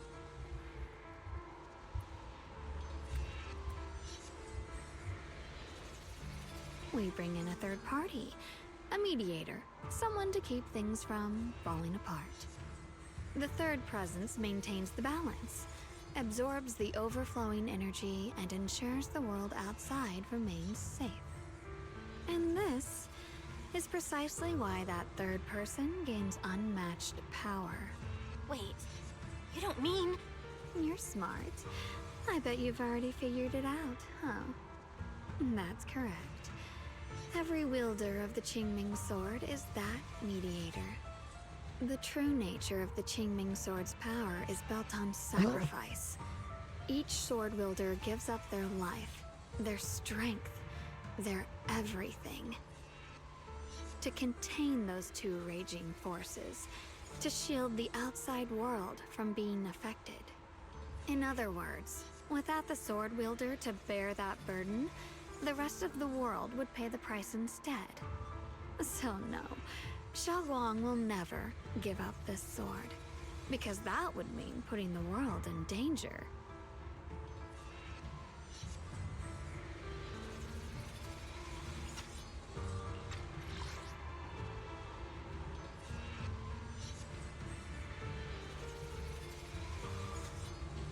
What would cause it to break free? I can't... Does using the sword prevent it from breaking free? If anything, I feel like it'd be the opposite. Oh wait, whoops, I didn't mean to press that again. If anything, I feel like it'd be the opposite. The more you use the sword, the more chance it has of breaking free. And then, like, if you don't use the sword, nothing would happen. But this makes it sound like if you don't use the sword, then the spirits will gradually break free. So that's why they need a wielder who will use the sword, I guess. But they never explained that technicality.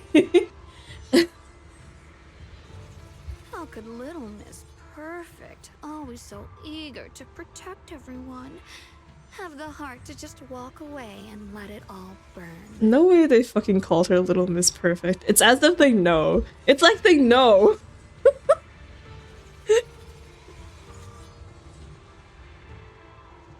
Ugh.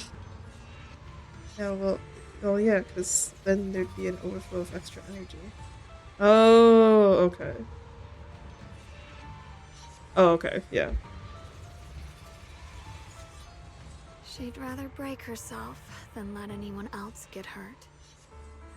I had no idea. Because it's a secret. Not even Yixuan knows. All they ever do is repeat the same empty words. Find the next wielder for the sword. Uphold the honor of Yunquei Summit. That's why I told you before. The more noble the excuse, the uglier the truth behind it. It's not the kind of truth you can share with everyone, right? The so-called hero from the very beginning is really just a sacrifice. But why are you telling me this? Because I want you to save me. I'm asking for your help. Your precious Senior Xiaoguang will want to save everyone. She'll keep using the Qingming sword, even if it means she needs to sacrifice herself. But I want to live. I don't care about other people's lives, just as they've never cared about mine. The only way to save us is to stop her from using the Qingming sword's power. Of course, if you could convince her to give up the sword, that'd solve everything once and for all. This isn't just a sword trying to trick us into breaking free. Because they're trying to make us think that this is Ye Shunguang. And like, if it really is still just another part of Ye Shunguang, they can't, like, there's no way that she'd do anything evil because the game hates making evil characters. So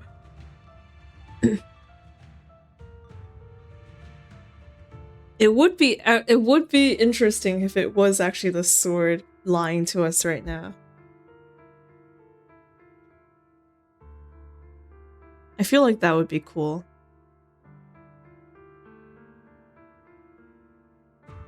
Ye Shunguang leans even closer, her soft and cool fingertip lifting your chin. She whispers, her breath brushing against your ear. Soft, warm, and almost teasing. For a moment, her voice alone makes it hard not to nod and agree with everything she says. You'll help me, won't you? If not for me, then for your sweet Senior Xiaoguang. Shut the fuck up. Shut up. I'm so fucking... Ugh. Of course I want to help you both, but I can't just give you my word right now. This isn't something you promise lightly. At the very least, I need to talk to her first. Did I ever tell you? I like how adorable you look when you're serious. Which is precisely the problem.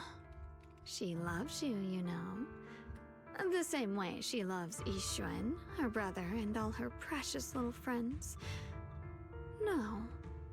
Maybe even more than that. I want to... I need to... Actually, I have to go. Something cold. Actually, I just remembered I have to leave. Love will be the end of me. Oopsie. Seems like I've said too much.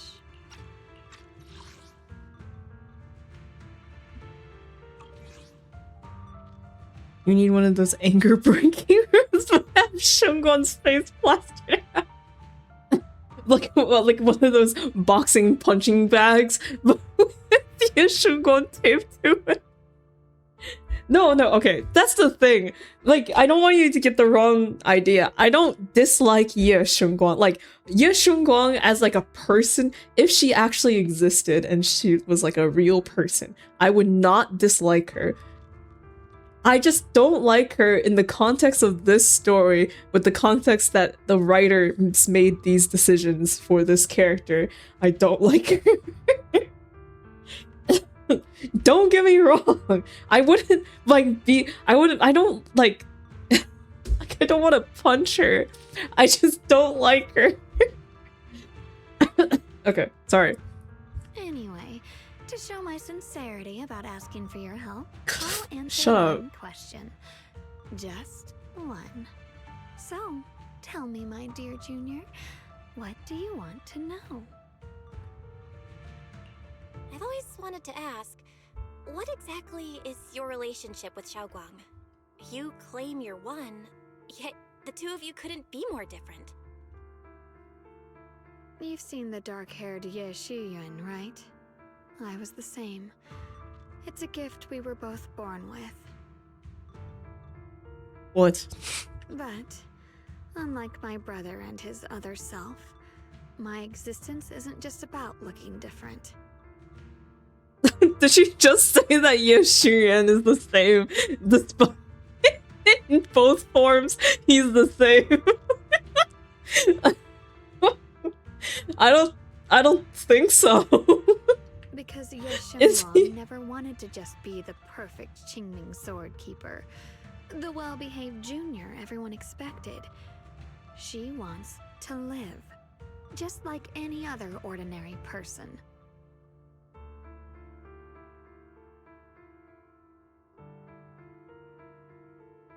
I'm that side of her, the part that's wild, human. I'm her instincts, her desires, her humanity, the side she keeps trying to suppress. Is this yin and yang? Yes. Surprised, huh? Obviously, from the outside, I look more like what you'd call a divine being. Humans are so good at turning what they don't understand into gods. Shut the fuck up. What else are we supposed to do? If bitches won't explain anything. Too bad I'm neither divine nor interested in being worshipped. If being sacrificed is my destined path and death is supposed to be the end, then I'll fight it.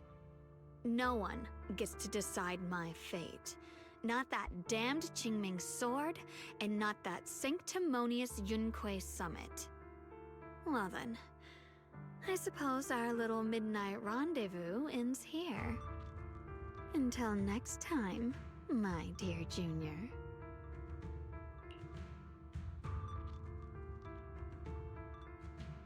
Ye Shunguang gives you a long, searching look, as if she has more to say, but no words come.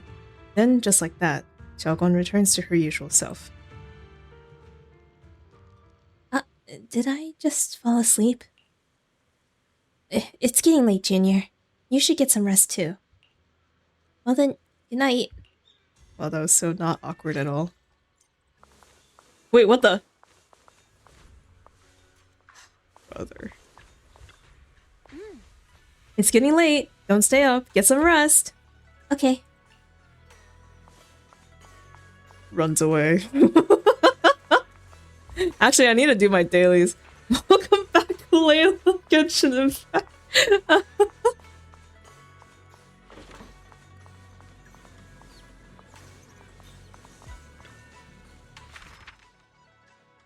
Another day without any word from brother. Where on earth did he go?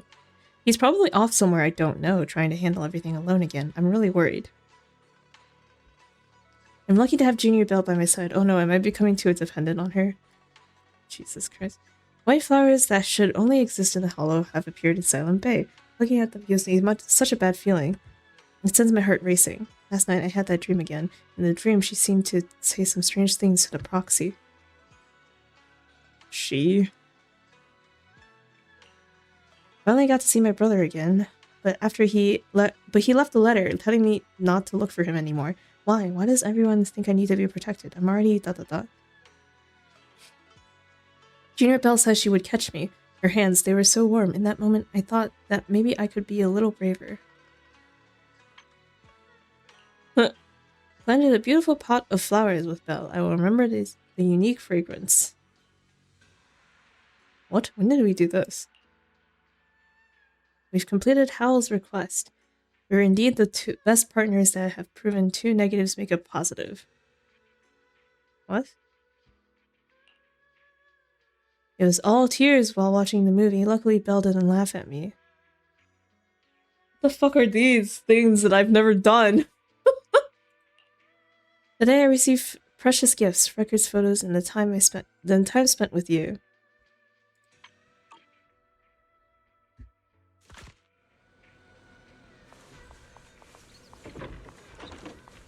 Honestly, you could turn that into horror. Like yeah, it's like a stalker kind of relationship where one person is like thinks that they're in a relationship and the other person just has no idea or thinks they're just friends, and then all of a sudden the other person comes in and reads their diary and finds out like, wait, what is this? I've never done all this before. Or like, when did she take these? When did we have these moments together?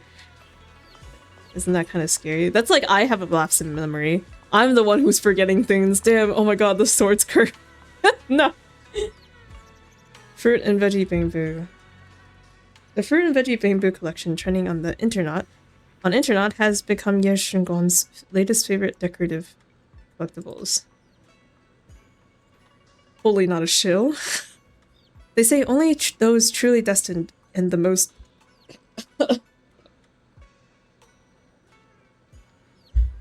They say only those truly destined and the most persistent customers can accurately draw the rarest boon apple. And judging by the number of fruit and veggie bamboo in the room, yeah, Shunguan definitely falls into these two categories. There's not an apple here. What are y'all talking about? Chonky Tabby. The orange tabby rests in its bed, surveying its domain with an air of authority. Though, of course, from a human perspective, this is still Ye Shunguan's room. Her hair is in the way. Taking care of a self-sufficient cat is a breeze. Even if you forget to feed it for 3 days, it'll find its own way to survive.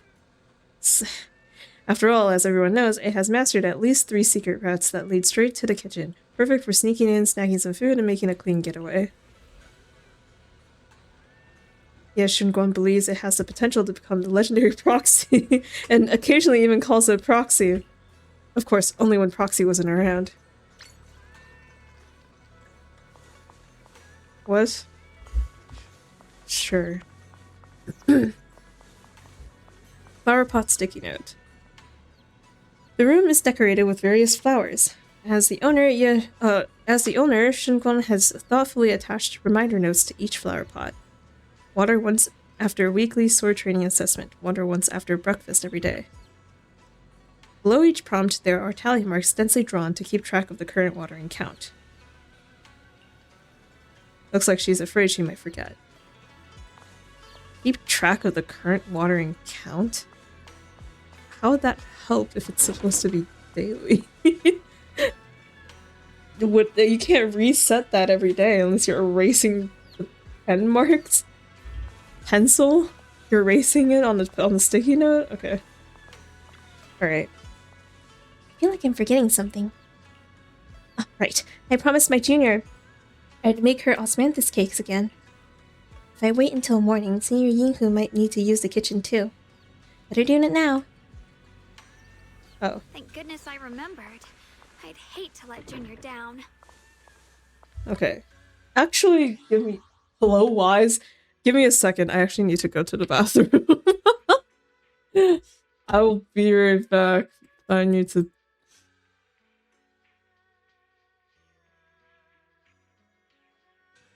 What if she forgets if she watered them that day?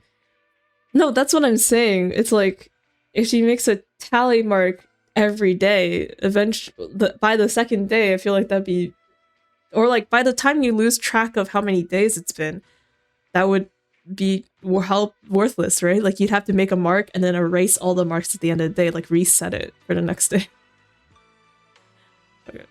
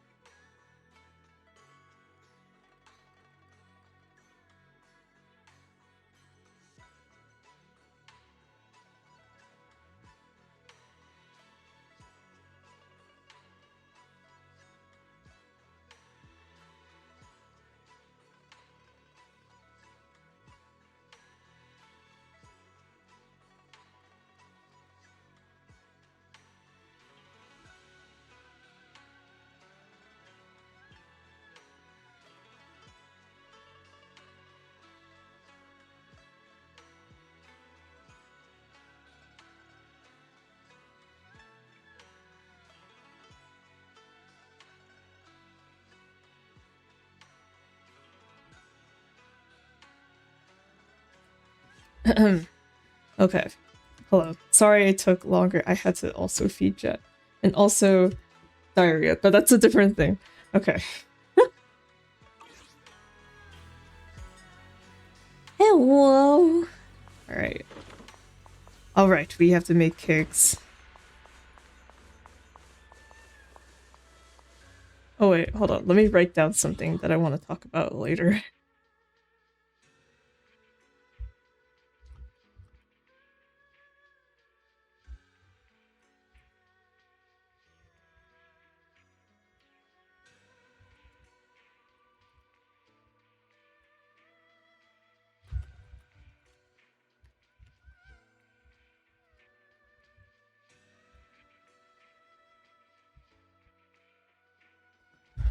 Okay. Oh.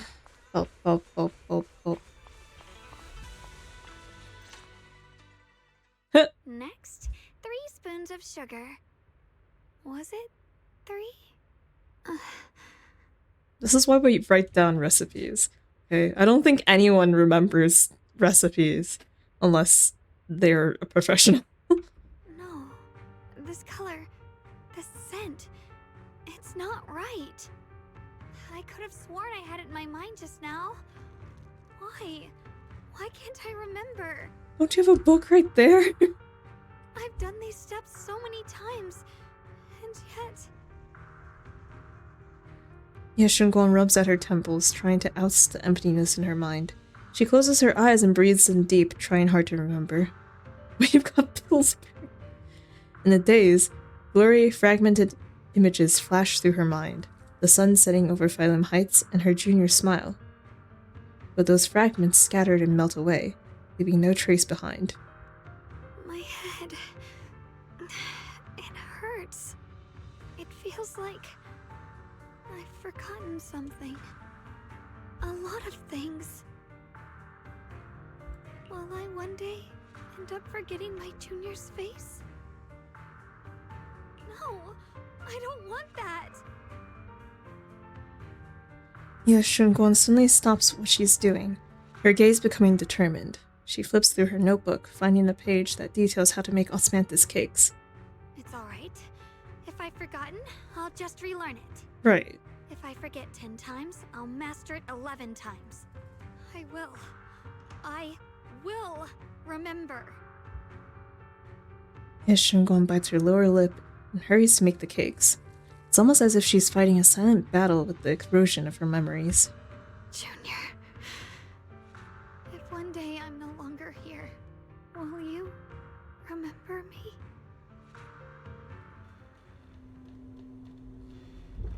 me? Why are we on the couch? What happened to our bed? Oh, what? Babe, what? What? Wait, okay, suddenly playing through this chapter just got a million times better. Okay, hold on. Roll back. I want to make a comment. I feel like... So, okay.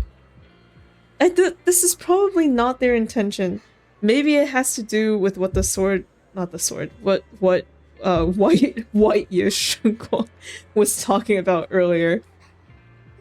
And what you mentioned too, was like, oh, maybe if you don't use the sword, the power, like, accumulates and it breaks or destroys the world or something. So it's like, it has to choose a wielder, and the wielder has to use the sword in order to, like, mediate that or something, right? Like, maybe that's the case. But they haven't explicitly said that. At least, like, you have to use the sword, right? Like, they've never said that. They've never said that you have to use the sword. They've always just been saying... Yeshunguan, you shouldn't use the sword. You need to protect yourself, so you can't use the sword. Don't draw the sword. Right? It's dangerous. That's what they've been saying, and that's what they've been repeating. But at the same time, by doing this, right? Because she's had to use the sword in like certain scenarios, like recently, and like in all of these chapters, right? Like at least once or whatever. Because she has used the sword and because she has been experiencing memory problems after everyone's told her just don't use the sword, it makes it seem like it makes it seem like Ye Shunguang is to blame. Like, it's her fault that she's losing memories because she's been using the sword, even though everyone's been telling her not to do it. And now she's suffering the actions of her consequences. But like, you know, even though it seems like this is the case, I don't feel like they're trying to make that case, because the story is making it feel like, oh, you should take pity on her. Look at how much she's struggling. She's stuck in this situation, this nightmare situation where she's the wielder of this sword. She has all this responsibility, and she's cursed with its side effects of losing memory. Like you should take pity on her, you know? But at the same time, the narrative is also saying, it's also like sort of implying that it's like her fault for like losing her memories, for using the sword, because everyone's telling her not to do it. I'm like, look, this isn't even just about like her being the Mary Sue anymore. It's like, I'm just like genuinely, I just feel conflicted. I'm just confused. What are you trying to say? I don't know.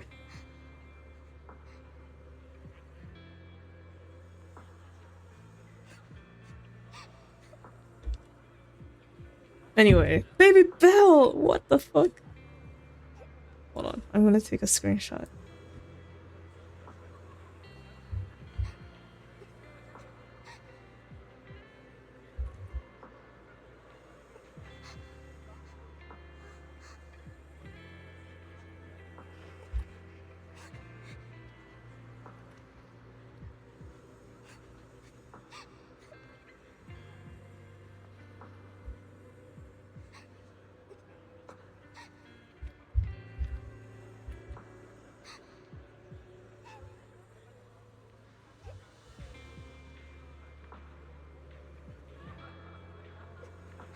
Other Shingon said that they don't know the truth, didn't she? I want to see Baby Wise written. Yeah, right? Where is the scene with Wise? Is there... They only post like CGs and stuff on the wiki.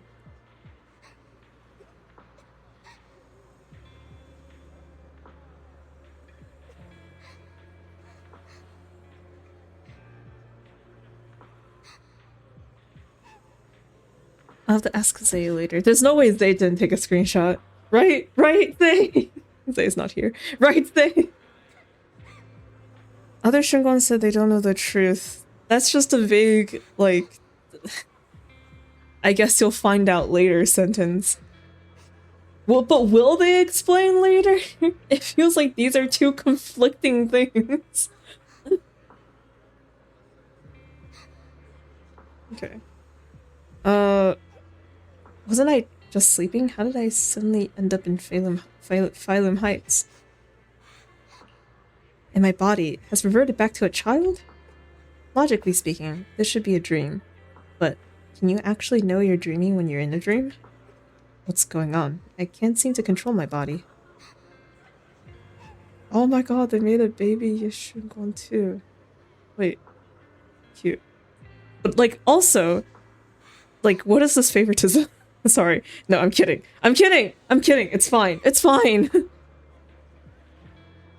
Wait, I think I hear a kid crying over there. Is that Senior Xiaoguan from when she was little?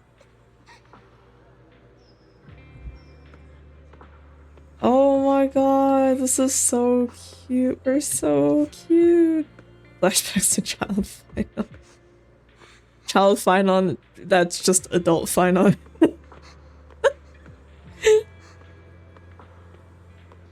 That's what I'm saying. What is the favoritism? Hey, what's wrong? Why are you crying here all alone?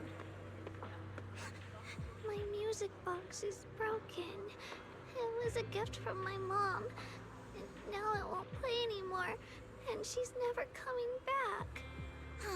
Don't be sad. Let me take a look at the music box. I am pretty good at fixing things.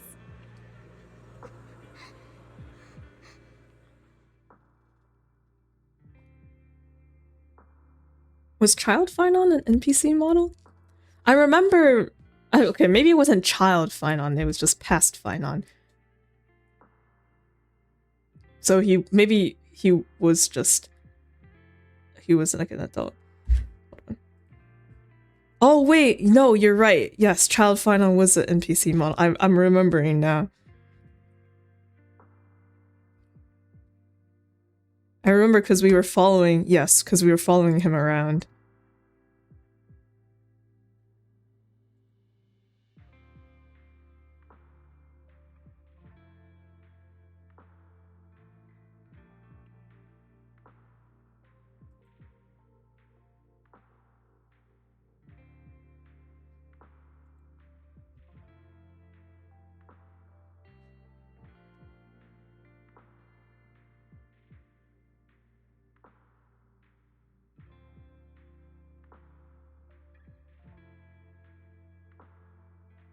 Yeah. What is this favoritism? Okay, I'm kidding. It's a different game, I can't compare. Okay. After a while of tinkering, you manage to fix Xiaoguang's music box. The music box starts playing its melody again. Thank you. What's wrong? You still don't look happy. If something's bothering you, you can tell me. If you knew the road ahead led straight into an abyss, would it still be worth moving forward? Oh, that's a tough question. Give me a second to think.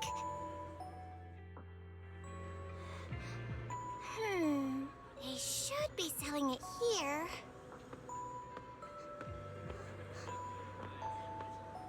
Hello, Reed.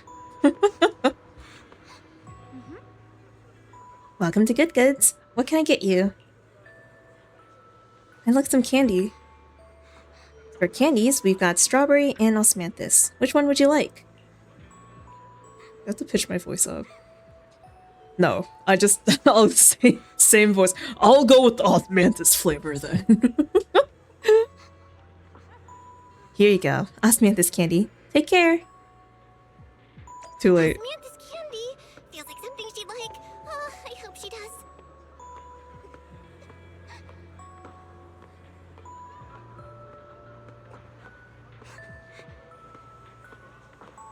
This is for me? Thank you. It smells so sweet and tastes delicious. About what you asked earlier, I don't really have an answer either, but I'd like to tell you a story. I fell from a really high place a long time ago. I leaned over to admire some pretty flowers below, and accidentally slipped. What happened after that? Other than a sore butt, nothing at all. It turned out the ground below was just a patch of grass. Something I only realized after falling. Sometimes, if you don't take a step forward, you'll never know what might happen. But if you give up, it's all over. So maybe the abyss I imagine isn't really that scary after all? Thank you. I think I understand a little better now. Xiaoguang finally cracks a smile. Alright, it's getting late. I better go. Huh? You're leaving already? I was hoping we could chat a bit more.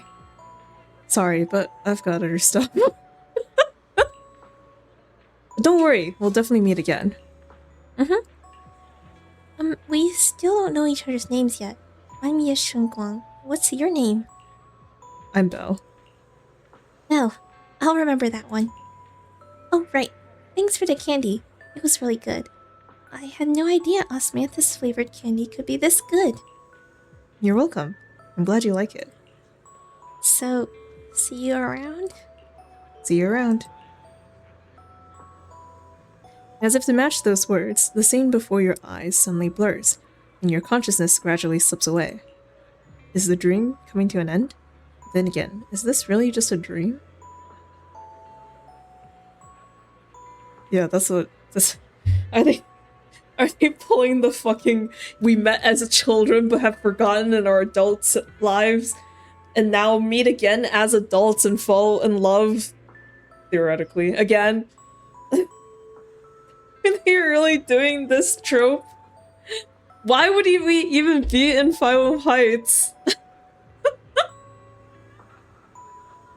Like, I thought we were closer to the capital, or like where the school was, right? I actually don't know. Really pulling out the stuff. That's what I'm saying. You see it too, right? I'm not fucking crazy, right? Like, the favoritism is insane. Oh my god. Dude, there's no fucking way. Oh my god.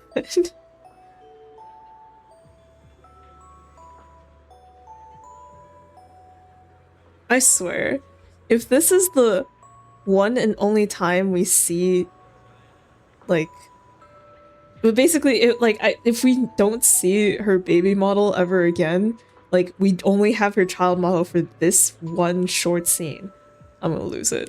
I'm gonna lose it. Because, like, at least with, like, small Lucia, like, she was around for quite a bit of the story, and it's like, oh, okay, you know, like the effort put into making a custom model for her was worth it. But, like,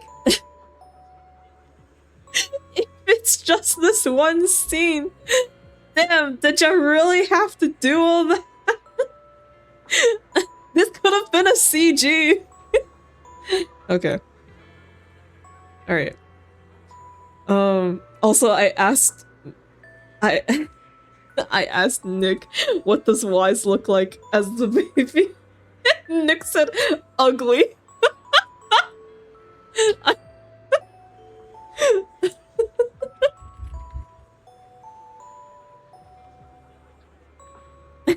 Saving Yeshungon with the power of love would throw you over the edge. At this point, in order for me to, like, overall, after the story ends, have, like, a positive impression of Yeshungon and, like her character, in order for that to happen, she needs to either die or give up the sword somehow. And I don't think that's gonna happen. I don't think any of those things are gonna happen, so it's looking pretty bad.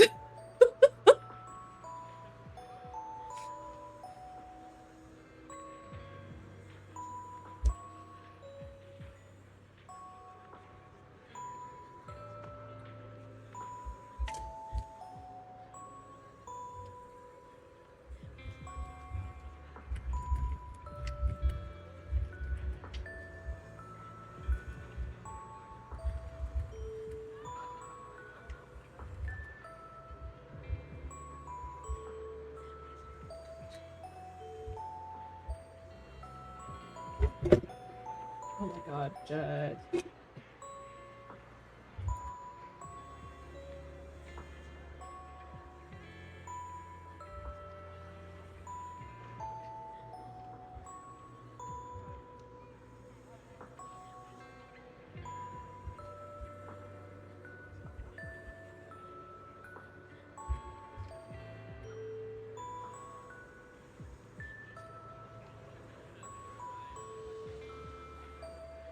I have so many thoughts that I will say. I'm writing them down now, like it's getting serious. Okay. And those osmanthus candies I just bought at Good Goods, feels like they're hinting at something. That dream just now, wasn't it a bit too real? Could it be that I had this dream because I made osmanthus cakes with Xiaoguan and bought osmanthus candies at Good Goods earlier in the day? The wait longer is crazy. But how does Xiaoguan know that Good Goods sold on osmanthus candy? Girl, she lives here! I'm surprised if she didn't know.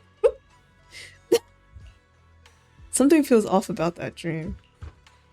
Oh my god. Just then, a somewhat hesitant knock comes from outside the door.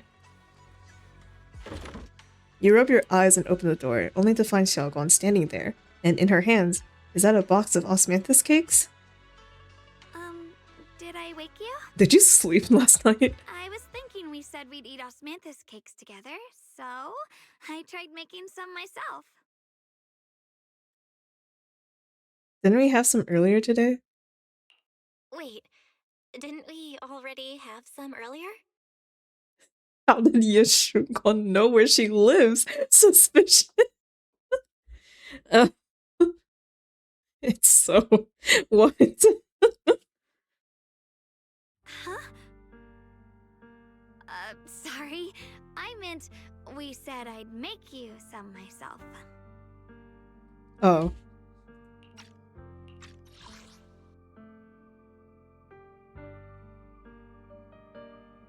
Yeah. How did this tick Belle off into her losing her memory? Like, I don't, like, oh my god. Oh, this of all things? Okay. Hold on. Xiaoguang, be honest with me. Did you forget what we did today? Don't tell me you're starting to lose your memory. No, but that's what they said. I feel like this phrasing shouldn't tick you off. I was thinking we said we'd eat osmanthus cakes together, so I tried making some myself.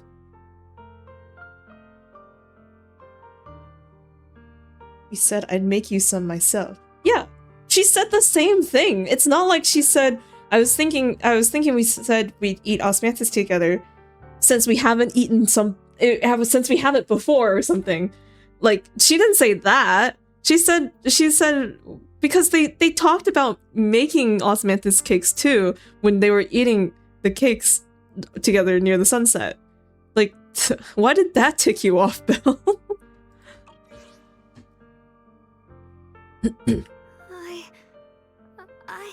I would not have caught that. I would have just been like, yeah, you know, that was fast. You made them already? Stop hiding this from me. You promised me you'd always put your own safety first, no matter what. Whatever. Everyone was supposed to find out at some point, so sure. Sorry. Translation issue? Maybe. Pretty big translation issue. You're right. I've been forgetting some things. When did it start? Was it after the last time you used the Qingming sword? It started 3 years ago. No. It didn't start recently. It's been a long time. Long before we met in Phylum Heights. Yashugon's diary. Within its pages lie the most genuine joys and sorrows, written in the dead of night when no one was there to see, by a girl who always wore a smile. Jesus Christ. Ever since it started, I've been writing a diary every day and memorizing the previous day's entries, so people would think everything's alright with me. 'Cause I know there's no way to stop it. Even if I told you all, it'd only make everyone worry. That's why my brother did what he did. He was just worried about me. I don't want anyone else to worry because of me. I'm sorry for hiding it from you for so long. But please don't worry. I will keep our promise, I swear. So, could you please keep this between us for now? When the time's right, I'll tell Ishu and Shifu, and everyone else too. I just need a little more time. This is too dangerous. And I promised Ishu and Shifu I'd monitor your condition. Clearly your cries for attention are the signs of a memory-sapping sort. Have you forgotten? Dude, every time I forget something now, I'm just gonna be like, oh, must be the Qingming sword.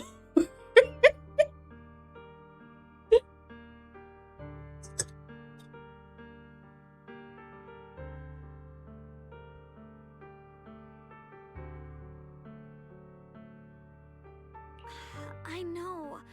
I'll talk to Shifu, I promise. Just not now. We still can't reach her. She might have run into some trouble. Everyone's already so worried, and with the hollow expanding on top of that... When Shifu gets to Phylum Heights, I'll tell her in person, okay? Just please don't tell anyone until then.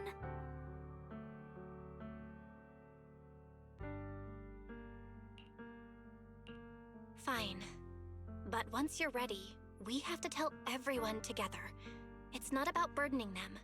It's about finding any chance to help you get better, okay? Okay. Thank you.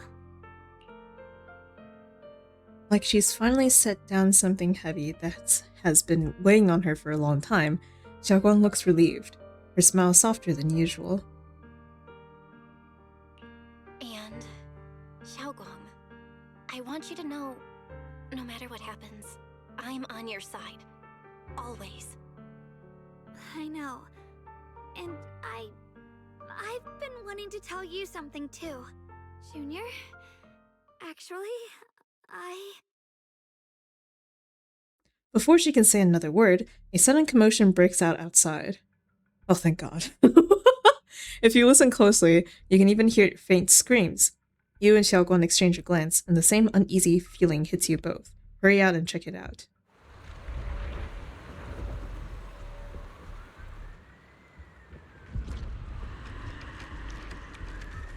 Oh. What's going on? That's not good. Better go outside and see. Festering inside. It's been festering this whole time. Like that as a concept, the idea of a brilliant detective who doesn't notice obvious clues but picks up on tiny details and still deduces the right answer. Probably lends itself towards economy. Isn't that Herlock Sholmes?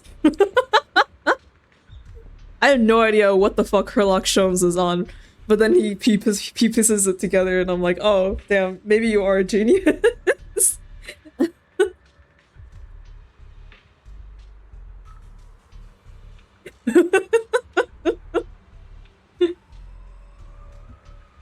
Yeah. Man, oh god, I have... Alright. It's fine, it's fine, it's fine.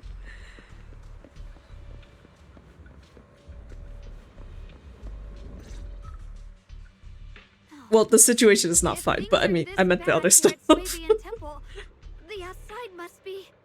We need to hurry and regroup with the others. We must not let these things hurt anyone in Phylum Heights. Ye Guang, the time has come. Elder Liu? I told you before, the Qingming sword is one of Yunque Summit's most valuable assets. It must never be wasted on trivial things. It can only be drawn when it truly matters. Which is right now. Sacrifice your life. And then white Yeshiguan's like, see? That's what I've been saying. And it's like, fuck you. They've only said that right now. And now is that moment. An ancient prophecy once said, when darkness devours the land, when all life withers and even sorrow falls silent, only the blade of Baize can pierce the night and awaken the dawn.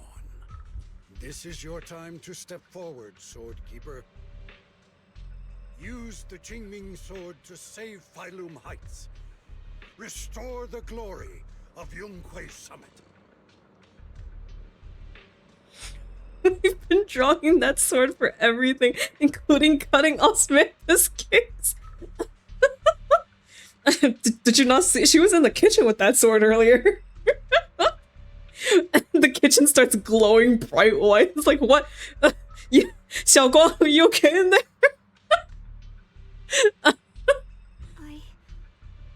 I know. Don't listen to him, Xiaoguang. We gotta meet up with everyone and talk about it first. The path of Baize is never walked alone. When fate shifts, shadow follows light. Blessing and curse, joy and grief. One thought leads to heaven, the next to the abyss. You shouldn't stand in her way.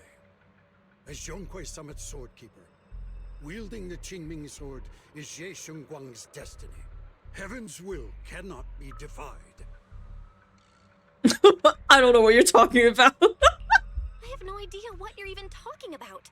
All I know is Xiaoguang's fate should be hers to decide. Bella's like, I don't know about your temple bullshit. Sorry. Xiaoguang, we've got to check what's happening outside. We should be able to get out through the back door. Follow me.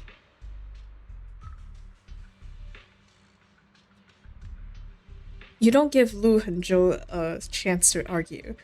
In a rush, you grab Xiaoguang's hand and pull her toward the back door of Suibian Temple. She freezes for a second, looking surprised, but then her fingers tighten around yours, warm and steady. Yeah, let's go.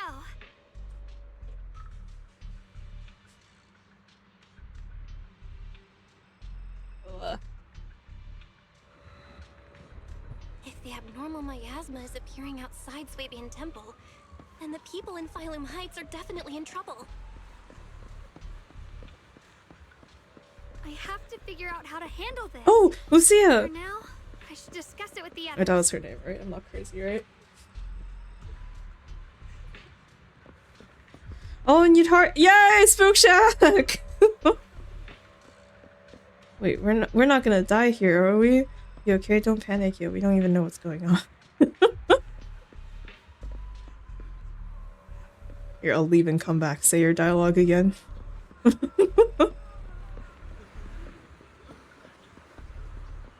And Monato! Okay, hold up. If something's really going down, does that mean I can... What does that say? I can skip work today? Oh my god, Spoosh! Oh my god! Wait, I've missed you guys so much! Oh my god. I don't... Wait, shit, what did she say? Say it again. I wanna see. Just in case it's different. Fuck! Fuck you. I wanna tell your child, take a look over there and see what's going on.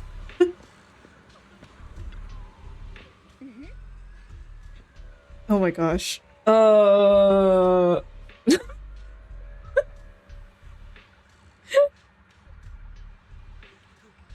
Spook Shack really is the meme of awesome lesbian couple, evil intimidating horse. Okay.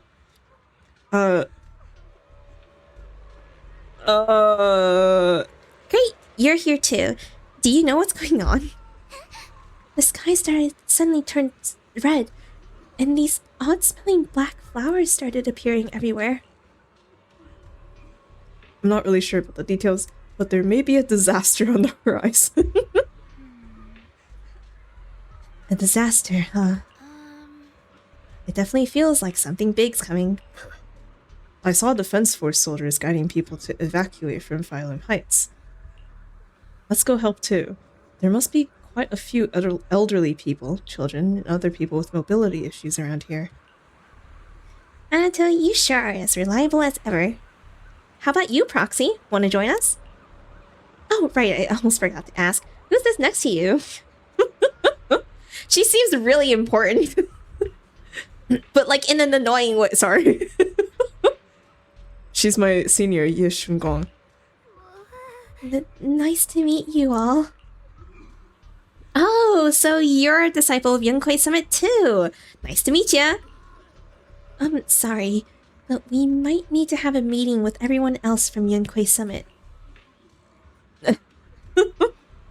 Just like Senior Xiaoguang said, we probably won't be able to join you guys. I see. Then you guys be careful out there. Everyone, let's go with what Manato said earlier and help evacuate everyone from Phylum Heights safely.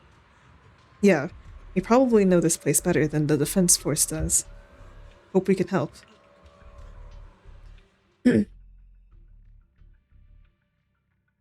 After everyone in Spook Shack has a quick discussion, everyone rushes off to help more citizens.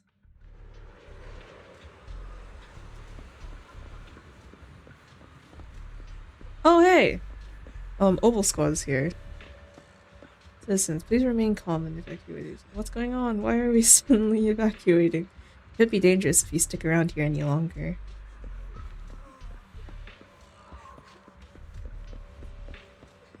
Please say it again. Which way is evacuation? Is this weird? Can I make it out of here? This way. Please try to stay calm if you can. Panic will only cloud your vision. That's right. Let's take it one at a time. So long as everyone follows orders, we can all get. Okay. Wait. Magus is the tail, right? What does Magus sound like again? Oh my god. They didn't call their voice actors back here for this. I don't remember. What does Magus sound like again? A smoke. Long time no see. You look energetic. Good. Almost gone. As you can see, Wi-Fi's found its way into trouble again. Of course, we had to come. When you say trouble, do you mean those black flowers? Is this supposed to be Yeshunguan's line? Shouldn't she know this already? You are? Hello everyone. I'm Yeshunguan. Bell Senior. So you're also a disciple of Yunkwei Summit. No wonder you feel so unique. Jesus Christ. As for the crisis Wi-Fi's facing... I'm afraid it's just not about those black flowers. Or it's not just about those black flowers. Look over that ways. It's definitely something crazy. Oh no, that's C, sorry. Look over that a ways, yes, of course. The abnormal miasma has taken over all of Phylum Heights. I never thought something like this would happen. Hey, Junior, are you okay? You're looking pretty pale. Are you feeling unwell? Girl, you're the one with the pose. I just got a Yunkwei Summit group announcement telling us to gather near the cable car station. If we put our heads together, we might come up with something. Let's hurry over there too.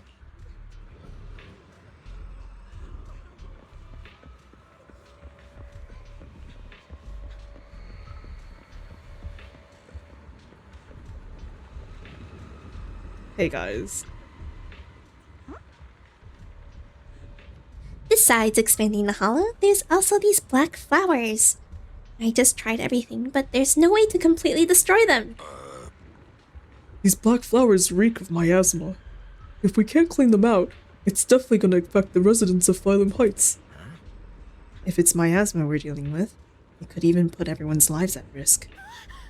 Everyone, this is the black flower I was telling you about. The one I found in the Lemnian Hollow. This thing's covered in abnormal miasmic energy. Whatever you do, don't touch it directly. Xiaoguan, you're finally here! How do we deal with this thing? Didn't Xiaoguan purify it earlier with the power of the Qiming sword? Yeah, that's right. But I still remember how it felt back then. Maybe there's another method. Senior Fufu, try not to destroy it. Instead, use our energy to perceive the essence of these flowers. Their most chaotic, most corrupted core. Then try to focus your energy like a needle, piercing into that core, and purify it from within. Think of it like a drop of ink in clear water. What we need to do isn't to scatter the ink, but to turn it back into clear water. That's such a complicated description, and also almost impossible. Oh, sorry, I don't know if what I'm saying really makes sense. No worries, I think I get it now. Let me give it a shot.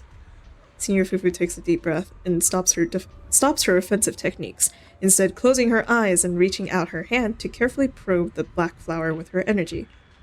Time ticks by, second by second. Beads of sweat form on her forehead, her fingers trembling slightly. The black flower seems to sense danger too, beginning to sway ever so slightly. After what feels like forever, just as when everyone is starting to worry, Senior Fufu suddenly opens her eyes. I found it, right here. As soon as she finishes speaking, a stream of pure energy shoots from her fingertips, striking the black flower dead center. The black flower lets out a silent shriek, its entire form violently twisting. The black petals, like ice and snow under sunlight, began melting away from the edges until finally dissolving into a wisp of smoke that dissipated into the air. You did it! Senior Fufu, you did it! So that's how it's done. Ugh, this is way more mentally draining than I imagined. How long did that take me? After hearing the number reported by Senior Yinghu, everyone falls silent once again. If even Senior Fufu needs this much time to purify a single black flower, clearing out all the black flowers that appeared in Phylum Heights would surely require an enormous amount of manpower. It would be much faster just to use a Chimin sword. Xiaoguan, don't be silly. There are too many black flowers here. But don't worry, Xiaoguan. With so many of us here at Yunquai Summit, we can't let our junior sister shoulder all of this alone. At least we've proven that these black flowers aren't some unbeatable foe. Together, we can always find a way. Right. Yinghu, let me teach you. After spending quite some time, Senior Fufu and Xiaoguan finally managed to teach Senior Yinghu how to purify the black flowers. Alright, we'll take the Yunquai disciples and clear out all the black flowers in Phylum Heights first. But just doing that probably won't stop the hollow from expanding. From what we can tell, the real source is inside Lemnian Hollow. The flowers react to the Qingming Sword's power, so I'll head into Lemnian Hollow and clear out the flowers. But your body... Really, it's fine. I've tried it before. As long as I use it that way, it won't hurt me at all. Junior went in with me last time. She knows. Right, Junior?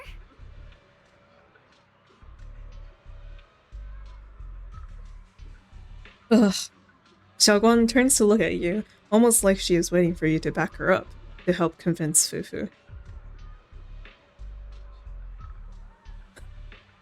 Yeah. No. It was fine last time, but Senior Xiaoguang, you're not in any shape to enter the hollow again. Also, can you really say it's fine? Right after that happened, you noticed her memory loss. Even if it started before that hollow mission, like, if anything, it's like, it should just make you even more wary of sending her back, right? How could you? What the? Shut the fuck up.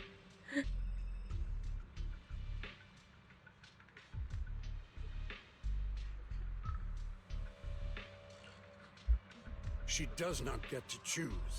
It's her duty as the Sword Keeper. Elder Lu, you were against letting Xiaoguang enter the hollow on her own before, weren't you? The situation has changed. I opposed before because she wasn't absolutely needed.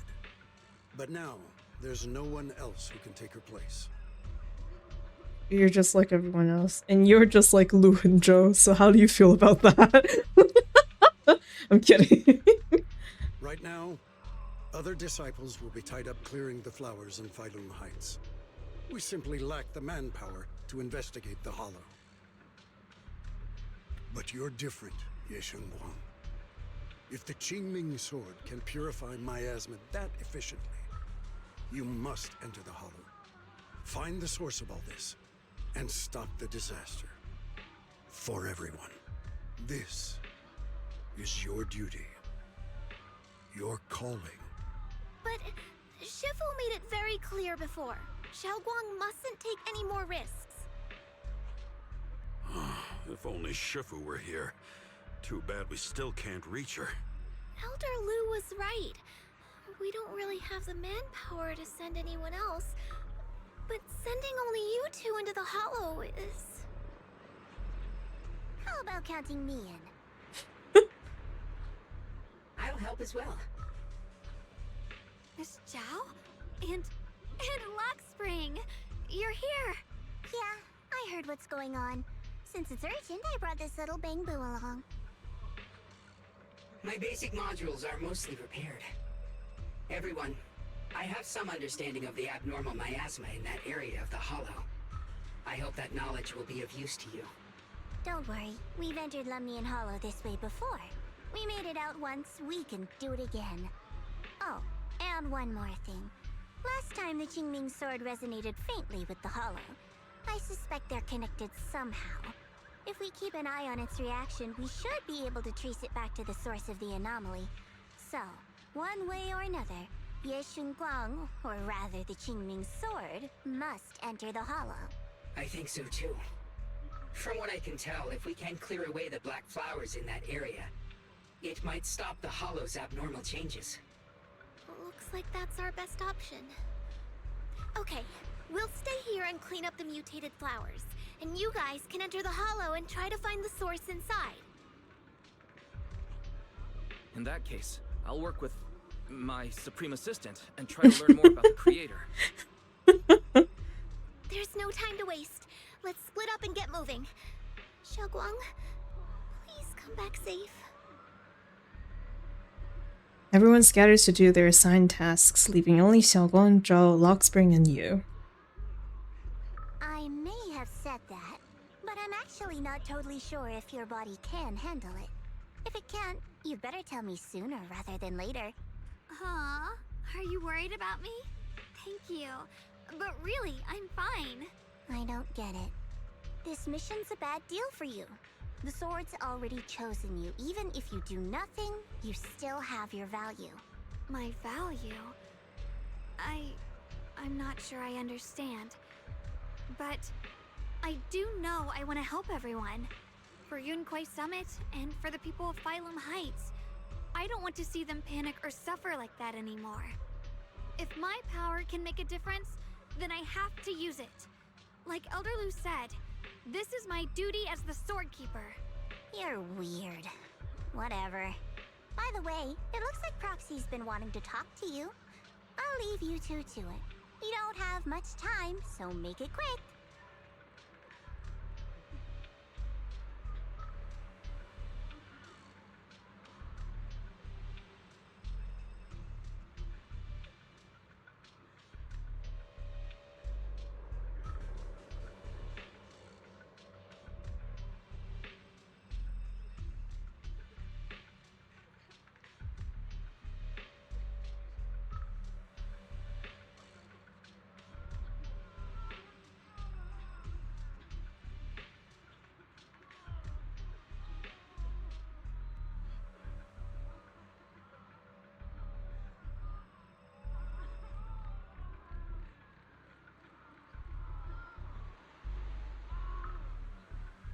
Sorry, I'm just writing stuff down.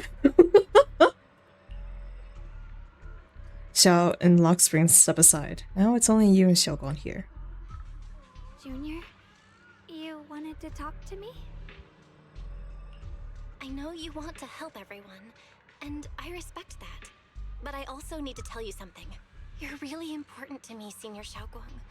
If helping others makes you smile, I'll truly be happy for you. But if you get hurt because of it, I'll also feel that pain right along with you. So, just like you promised me before, don't push yourself too hard. Nothing's worth more than your safety. As your friend, as your companion, as your proxy. I just hope you can value yourself a little more. I will. Thank you. I definitely will. This is kind of embarrassing, but you're really, really important to me, too. So, if we work together, we're totally gonna nail this mission, right?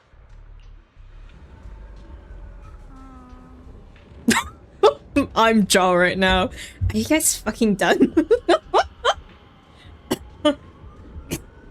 Can we hurry up? Yeah, time waits for no one. Let's move as soon as we can. For this mission, our target is to enter the Lemnian Hollow and purify the black flowers, just like before. At the same time, we gotta keep a close eye on the Qingming Sword's condition and try to track down the source of all this abnormal miasma.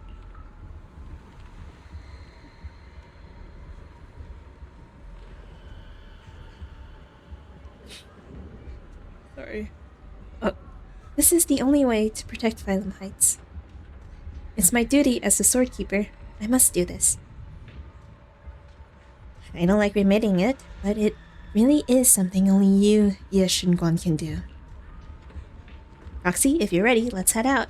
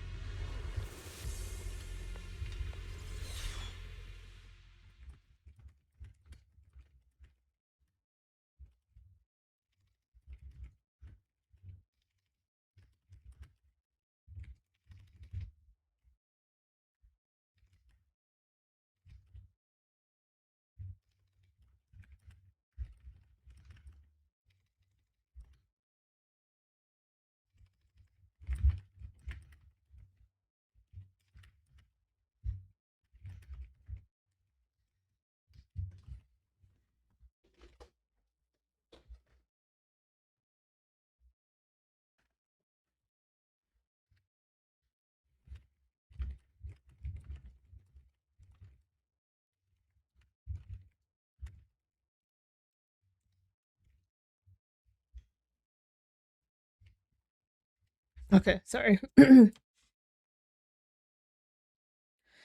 abnormal miasma here is so thick, it's almost impossible to breathe. After pushing forward for a while, you find yourselves staring at something that feels more like a hallucination than reality. What is this? What is this? No, yeah, really, what is this? What? Is this the bottom of an 8-ball? You're seeing it too? I thought I was hallucinating. That sphere-looking thing. It looks kind of familiar somehow. I feel like I've seen it before. If I'm guessing right, that was probably a shared hallucination caused by the high concentration of miasma in the area. Unfortunately, as a Bangbu, I don't see any of it. So it is an illusion. It just looks so strange. I can't shake this feeling. Like there's something dangerous festering inside that sphere. Funny, I was thinking the same thing. The air this thing gives off is so ominous. Unsettling. Just disgusting. How much longer can you keep this up, my dear child? Why do you keep struggling through this hopeless swamp? Give up now.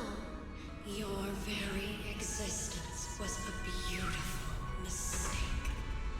And everything you've done to correct that mistake has only made it worse. Did you guys hear anything weird? I'm hearing it too. That voice. It sounds familiar. I heard it too.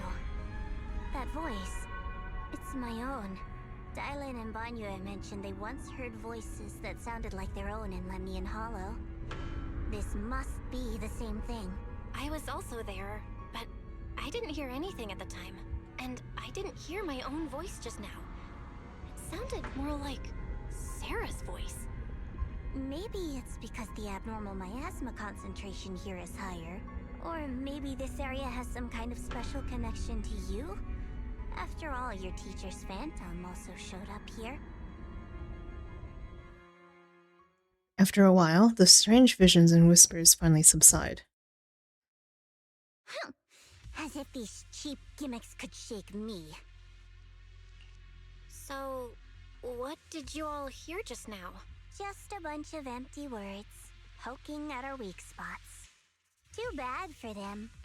Anyone who's really faced despair doesn't crumble that easily. Xiaoguang, you okay? Are you feeling sick? No, I'm fine. Just got a little dizzy all of a sudden. Probably because of that weird illusion earlier. It's normal for a human body to feel a little disoriented right after experiencing hallucinations.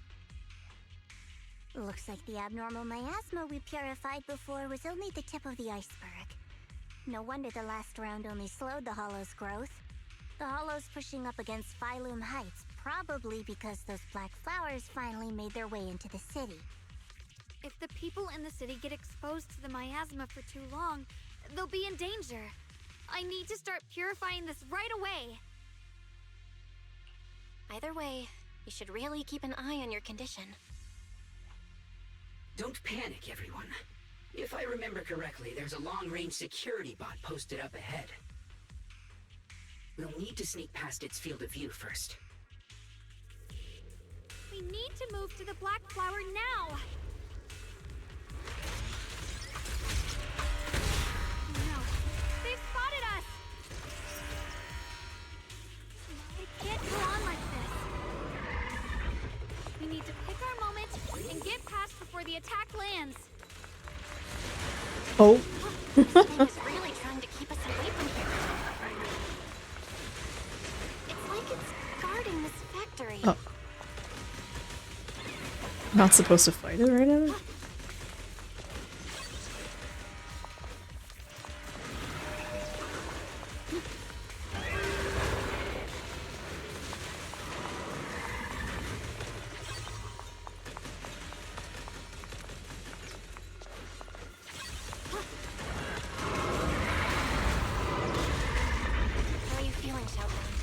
If you're not well, you need to tell me.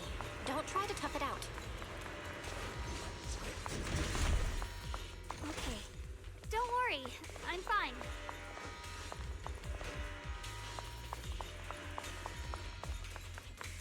Wait, wrong way.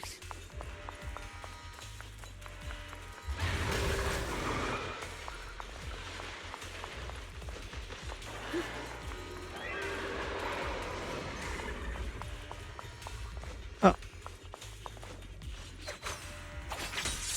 Wrong way? Retrace to... Oh. Oh. Wait, fuck.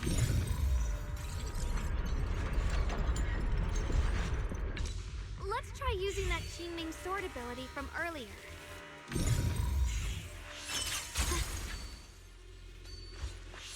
Find everyone. We need to move fast and shut down that security bot.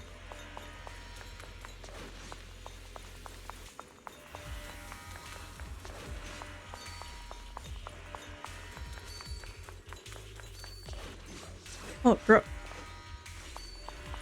Oh. Why is there a security robot in a place like this? Probably the same as me. Abandoned for various reasons. Left behind to wander this secluded place. After being tainted by the miasma, it seems to have mistaken this factory for something it must protect. How absurd.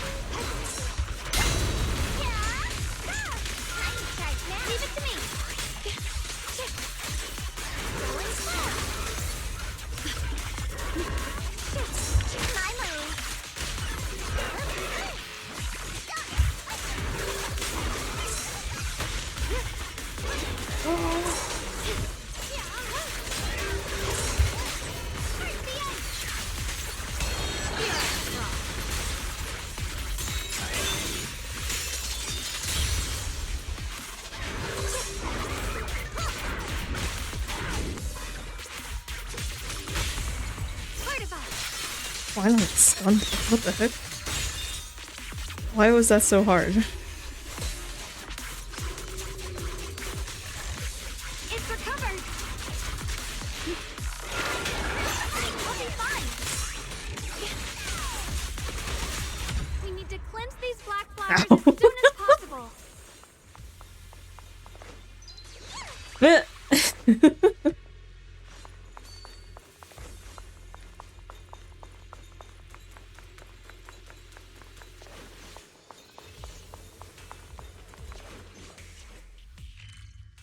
I'm so sad there's no little cutscene for the observation thing.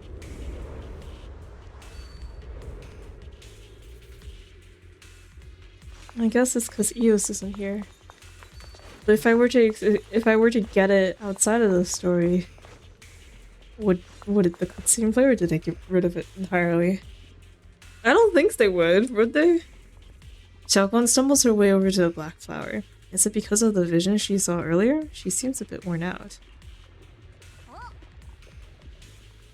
Yes, Xiaoguan, you're looking pretty rough. Are you sure you're okay? I'm fine. I can feel it. The Qingming sword's resonance, it's trying to tell me something. This black flower in front of us is different from the others. It's like the heart of all the abnormal miasma in this area. Once we purify it, all the black flowers around will wither and disappear. But you look tired. No, I'm good. I can do this. I'm the keeper of the Qingming sword. I must succeed. Xiaoguan slowly raises her sword. But right at that moment, her body suddenly freezes, as if someone had hit the pause button. Then a voice foreign yet familiar suddenly rings out. You're trying to die? Not on my watch. Blood as the bond, soul as the vow. Be gone! What? So, once the core black flower is taken out, the rest of the abnormal miasma dissipates along with it. There. That should do it. Yes, Shunguan, in quotes, walks up to you and, almost without thinking, leans against your shoulder. Get off me. You instinctively wrap an arm around her. Oh, because she's tired. Okay, that's okay. But it's Yes Shunguan in quotes! Okay. Her warm breath brushes against your ear, soft and ticklish. Just as you try to pull away... Don't move. Let me lean on you just for a second. Just 1 second, okay? Every time I have to come out and take care of things, it's exhausting, you know? I think I've earned a reward or two. Don't you? I honestly thought you wouldn't want to help anymore. It's true. I didn't want to do this, but she's unyielding. Unfortunately, I can only exist with her alive, so I can't just let her be. If something happened to her, then I'd never get to see my adorable little junior again, would I? Still, my power has its limits. Don't forget what I told you before. Yes Shunguan, in quotes, gives you one last long look, then Xiaoguan returns to her usual self. Are you sure you're okay? Purifying the miasma is draining you, right? Maybe we should figure out another way. No, really. It's fine. I'm just a little tired. I know my own body. Besides, I can feel it. The Qingming sword's resonating with something in this area. Like Zhao said earlier, the sword must be tied to whatever's going on with Limnian Hollow. If that's true, then... this is something only the sword wielder, me, can handle. It's my duty. I can't run from it. I don't want to anymore. But I really don't want all this to come at the cost of your health. That price is too heavy, too cruel. Junior, do you remember when we wandered through Phylum Heights? The smell of coffee at the street corner, the sound of children laughing, residents there playing mahjong, the tong sui shops, all those soft and sweet treats, all that simple, ordinary happiness. It was real, if I can. I want to protect all that. At least, I want to try. For the first time in what feels like forever, I can finally feel what it is I truly want. There's still a trace of exhaustion on Xiaoguan's face, but her eyes are shining, so clear and so bright that for a moment they remind you of what Ye Shunguan just said. Ye Shunguan, in quotes, just said. There's no mistaking it. She is being serious. Maybe more serious than she's ever been before. In front of a heart that pure and sincere, words feel clumsy, useless, almost an interruption. offense, but the people you're trying so hard to protect, they probably don't even know you exist. They'll never know what you've given up for them. And even so, you're still okay with that. Yes, I'm not doing this for anything in return. I just want to make that decision for myself. You're really... Never mind. If you're willing to help, that's good news for everyone. Let's stay focused. We still need to investigate what's going on with the miasma here. Lockspring, got any new leads?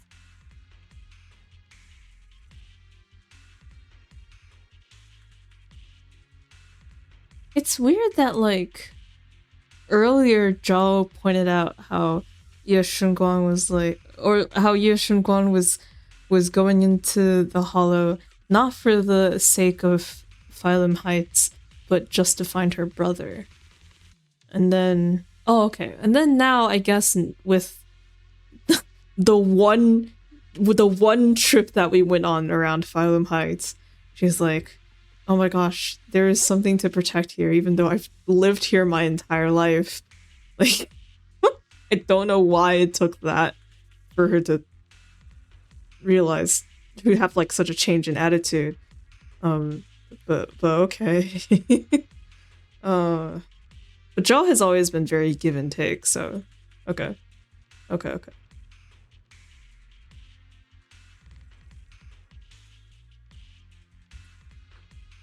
If I'm remembering correctly, there should be even more abnormal miasma deeper inside the factory. There might even be another core black flower, like the one we saw earlier. In that case, let's keep moving ahead. Xiaoguang, please take good care of yourself. You remember the promise we made, right? I do. Don't worry, I remember. No matter what, I'll be right there by your side. I'll keep doing my best.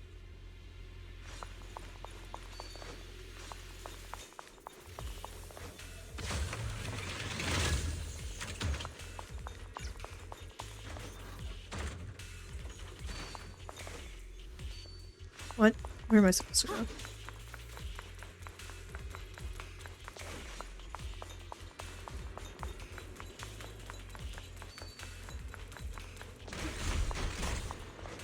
Oh wait, hold on. No, I don't think I was supposed to go down. Fuck. Take me back up. I messed up. I think I was supposed to hit that sword up there.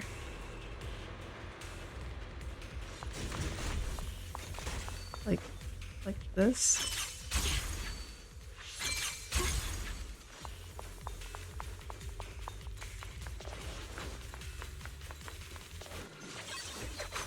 I can't break these. Damn. The Qiming sword is useless.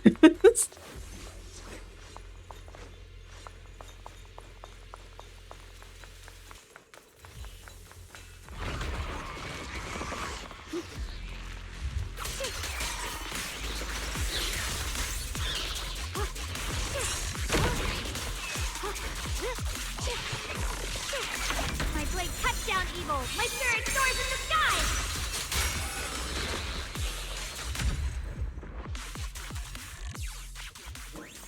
How long does she stay like this? This is some kind of strange statue. Why would something like this be here? Gimme. Strange statue. Faded The present. following fugitives have been identified as wanted targets. Former captain of the Second Guard, Leonid Anton. One, Yulia Goryachev. The following fugitives have been Is identified this as wanted targets. technical Sunbringer? Is this like the oh shit, what's the name? Void, was it Void Rangers? Is that what it is? Follow. Contact the Lord's command or any member of the local First Guard. Command shall reward those who provide valuable intel. Void Hunters, that's what it Rangers. Go Power Ranger. Contact or assist wanted individuals will be regarded as traitors. No. The following fugitives have been Why can't it just show without playing? Fugitives have been identified as wanted targets. Captain of the Second Guard, Leonid Antonov. Yulia Yulia. former technical director. Sunday. Strange statue. You walk up to a strange statue. This statue looks like it's commemorating someone. There's also a wing-shaped pattern painting on the wall behind. The story that unfolded in this area must have been quite interesting, considering the marks it left behind. Story? Miss Zhao, what kind of story are you seeing here? The statue's head is missing, and its body is badly damaged. This doesn't look like natural wear and tear from time. The patterns on the wall behind have been graffitied, and it wasn't exactly in a friendly way. And over there, those abandoned posters were torn up by someone with clear hatred. Following this line of thought, there can only be two possibilities. First possibility, two opposing forces once existed here. Some people believed in what the statue represented, while others rejected it. As for the second case, the people who built the statue and those who destroyed it were actually the same group. And after an unknown event, the people who once worshipped the statue changed and began to attack everything it represented. What the fuck does locksmith smell? Sound like? If I'm not mistaken. This statue commemorates Lady Sunbringer. The first generation Void Hunter Sunbringer. That's right. How do you know about this? Sorry, I didn't have the chance to tell you all before. Although my memory module is damaged, I still remember. I come from a very special place. A utopian island floating above New Eridu. Roskalifer.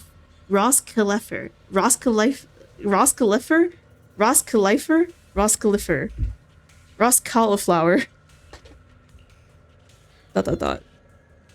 I've never heard that name before. What kind of place is it? Is it very different from Wi-Fi Peninsula? If I had to put it into words, it might not be as lively as Wi-Fi Peninsula, but it's definitely more peaceful and serene. In Roskalifer, there live people and Bangbu like me who have received Lady Sunbringer's kindness. I heard some rumors over there. If you're all up for it, I can tell you a story. A story about salvation and betrayal. I mentioned before, Lady Sunbringer loved humanity more deeply than anyone else ever could. But that love didn't bring her the love and respect she deserved in return. Limnian Hollow is rich in porcelain, which comes from Lumite ore. Long ago, long before people realized the true value hidden in Lumite ore, Lady Sunbringer was already studying it. She discovered that a substance extracted from the ore could effectively resist either corruption. So she led the people of her time to mine it together. But humans always find reasons to fight. Maybe she stood out too much. Maybe jealousy took root. Or maybe someone simply didn't like her for no particular reason. Anyway, one day, she discovered a huge underground pit beneath this very mountain. Something secret seemed buried down there. But just as she was about to enter that pit herself to continue her research, those who envied her finally made their move. They had long been plotting to make her disappear. The story ends abruptly here. The last record simply reads, "The erupting miasma swallowed everything." The once stable miasma suddenly erupted. What? Wait, what happened to Lady Sunbringer in the end? As far as I know, she went missing. But I've also heard of a different version of the story. As Lady Sunbringer was preparing to lead people into the pit to mine more Lumite ore, Limnian Hollow suddenly started to expand violently. During the disaster, Lady Sunbringer did everything she could to save everyone. But later, The survivors turned on her, claiming she was the one who caused it all. They said her mining had angered the Hollow, and demanded that she disappear. Of course, these are all just old rumors. The truth's long been lost to time, and probably holds very little value for us now. If the story is true, then that mine in front of us might really be the same one with the deep pit she found. And if this area is tied to her, maybe this abnormal miasma is too. Actually, that's my theory too. Perhaps that's why I've lingered here. I can still sense traces of my creator's presence all around this place. After being treated like that by those she loves, it's only natural for Lady Sunbringer to resent them and turn to the other side of humanity. Betrayed by the ones she loved, then turns into the big villain. Stories like that are pretty common. But Lady Sunbringer was one of the first Void Hunters. Would someone like her really do something like that? The Void Hunter is just a title. People are fickle by nature. Miss Zhao, how should I put this? You sound kind of pessimistic about people. The strongest bond between people is always value, isn't it? Those people wanted Sunbringer gone because her value changed from positive to negative. Naturally, Sunbringer saw their true colors and acted accordingly in her own best interest. When those people no longer held any value to her, why should she keep protecting them, leading them? Mercy and compassion. My God. Those aren't human traits. They belong to gods. And as amazing as the Void Hunter was, she was never a god, was she? But if that's true, doesn't that mean there's never been any real love between people at all? If everything's just an exchange of value, then of course people will always turn their backs on each other, for all sorts of reasons. And the world will always be full of conflict and ugliness. But then, if that's the case, what kind of hellish world are we even living in? This world is hell. If you can't see it that way, maybe it's because someone built a lovely, comfy glass dome for you to live under. The air between Zhao and Xiaoguan suddenly turns tense. What to do? Oh my God.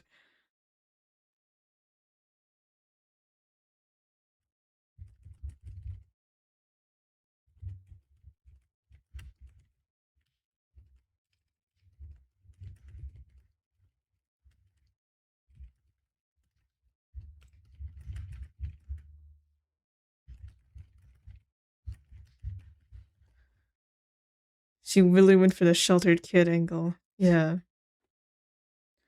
She is kind of right though. Like her comment before this hollow mission too. So in the previous one was like she had a comment about Ye Shengguang where she was like, as long as you're the sword's wielder, you already have so much value, and it's the same context as this. It's like just by being the sword's wielder, you have value. Value to the temple and like I guess Fire Heights.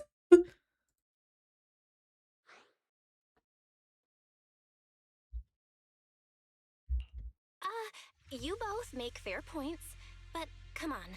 Sunbringer's story might not even be real. Let's not fight over it. No, let's talk it out. What are we talking about? Fight, fight, fight.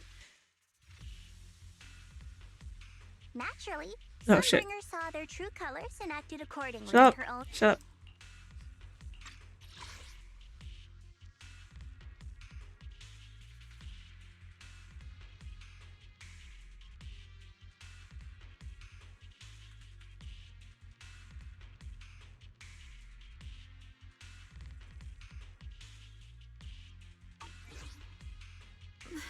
Sorry. Why are you apologizing? I'm the one who's been less than nice. Oh, is that so? Brother. I didn't expect my story to stir up such a debate. My apologies. It really is just an old tale of uncertain origin. Please, don't take it too seriously. What I am certain of is that there's still a lot of abnormal miasma inside the factory. The source we're looking for is very likely to be there. Val, I have a quick update. Thanks to everyone's efforts, the Black Flowers in Phylum Heights are now under control.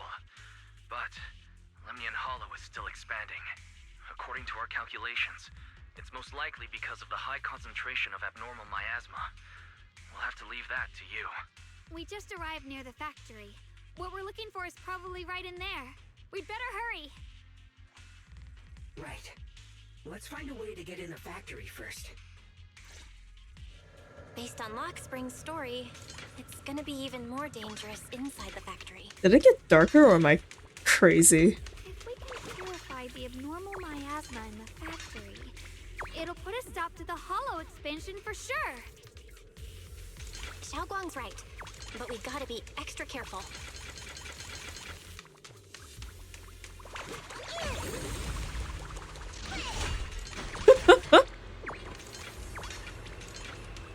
Yes, okay. Everyone, please be careful. There are more security bots here.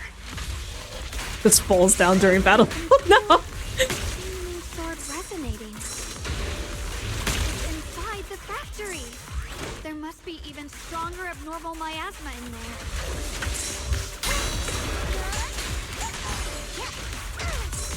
Cover rocket! Can't catch a bunny that easy. Throwing fudge!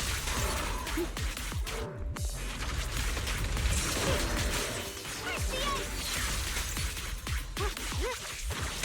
The line is drawn.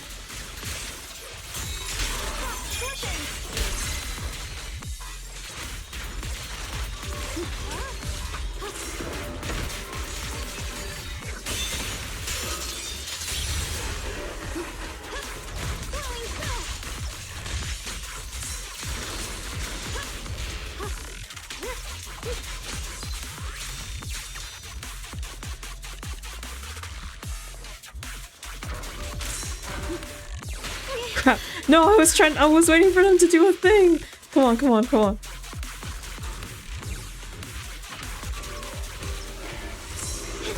Oh, that's not it.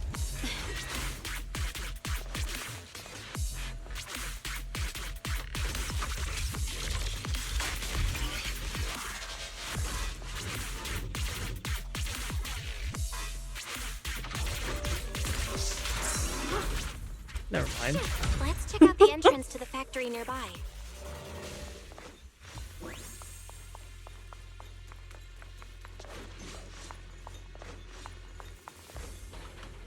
You tried pushing open the factory door. It's locked. Looking closely, the door seems to be connected to 3 different consoles. If I can find and hack the 3 consoles, that should open it up. He wasn't having it. He's like, just kill me. Please. Xiaoguang, hey, are you okay? You don't look so good again. I think I'm seeing something strange. Is it because of the miasma? What are you seeing? I'm seeing a lady. She looks like a researcher. Slim, glasses, hair tied back, and horns. She's probably a Thyran. She seems kind, like she's researching something here. Wait, I think she just mentioned the Qingming sword and Junior's name? Carol. That sounds just like my teacher, Carol.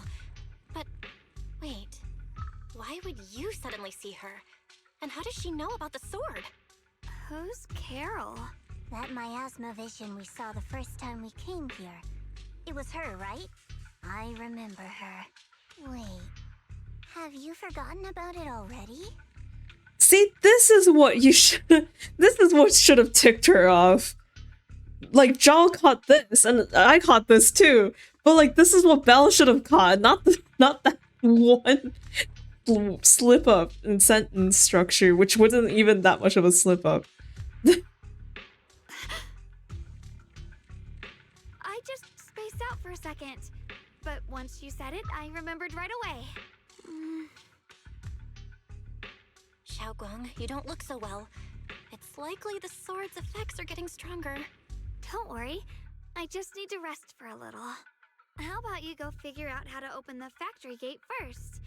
Really, I'll be fine after a short break. This place should be safe enough. So, Proxy, what do you say? Since Miss Xiaoguang could see her teacher's phantom, there could be clues about her in there. And about the abnormal miasma. Either way, the factory is worth checking out. All right, there's no other option. Xiaoguang, stay put. Miss Zhao, please keep an eye on her. I'll find a way into the factory. I'll be right back. Sounds good. Don't worry, I'll be right here waiting for you. The push-pull defense door and grid shutter door are electrically powered, and opening different doors requires connecting different numbers of control terminals or generators. I like how Billy is the tutorial guy. This is cute. Let's move fast and search for the 3 consoles. Billy, ooh, where are you? I'll miss you. Damn, this machine doesn't look like it'll be easy to hack. Wait, this feeling, is there ether energy in here? Good thing I've been putting those hours into training my perception technique. I should be able to manipulate the ether energy within the machinery. I can work with this. Oh, this. I'm gonna flip it forwards.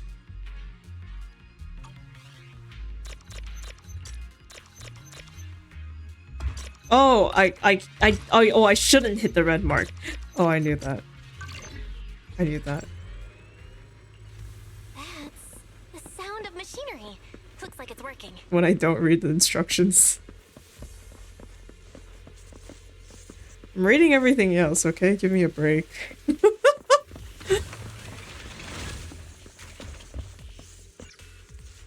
I had to. Oh. This is the last spot. Let's keep going. Oh, I just needed to do that? Wild. Bro.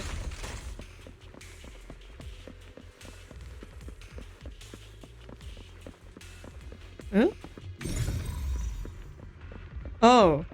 Oh, the box is there. I could move. Hold on. What is the thing walking around? I can't really see. When... Okay, it's like purplish. I see. Brain has rotted. Brain... I came in here with my brain rotted. It was never unrotted. This power feels oddly familiar. Like that cursed blade, tailless. You mean the Qingming sword from Yunquei Summit? Yes. I know the side effects. I see. Then maybe it could actually fix what's wrong with that sword. The cost of that weapon, it isn't...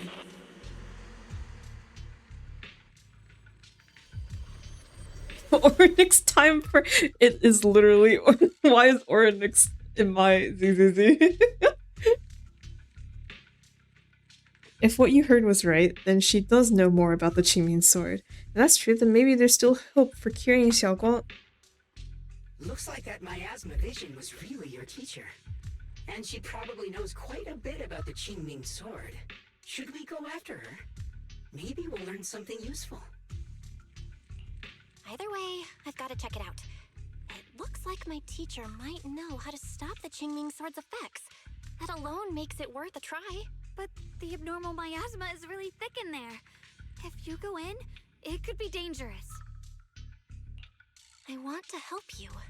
Just like you're trying to help everyone else. Miss Zhao, I'm counting on you to take care of Xiaoguang for a bit. I can do that. No problem. But...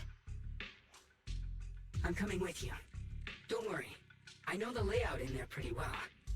As long as we avoid the miasma, we should be fine. All right. But you have to be careful. Do you want to know the truth about the Qingming sword? Do you want to save her? I can help you. Why does our teacher sound like that? I did not have this impression when I saw her in previous flashbacks. The cost of that weapon will always be Oh wait, or was that Sarah? it's for the greater good. For the last spark of humanity. Someone has to make that choice. I know.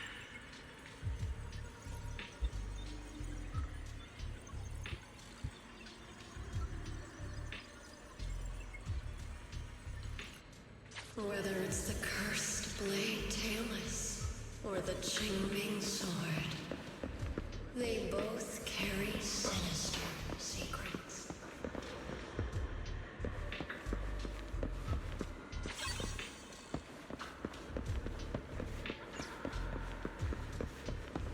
Do you have anything to say? Okay. Alright. Let me climb up the totally safe looking warehouse.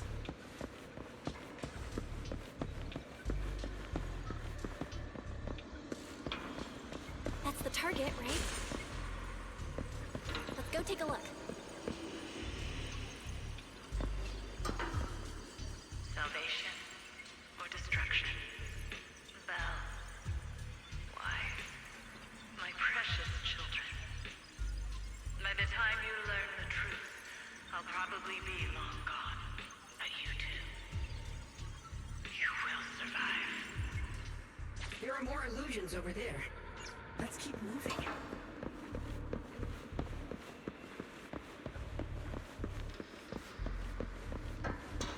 Found it. The target is right there.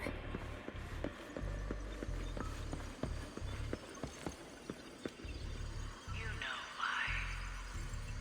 For those two kids, I have to do it.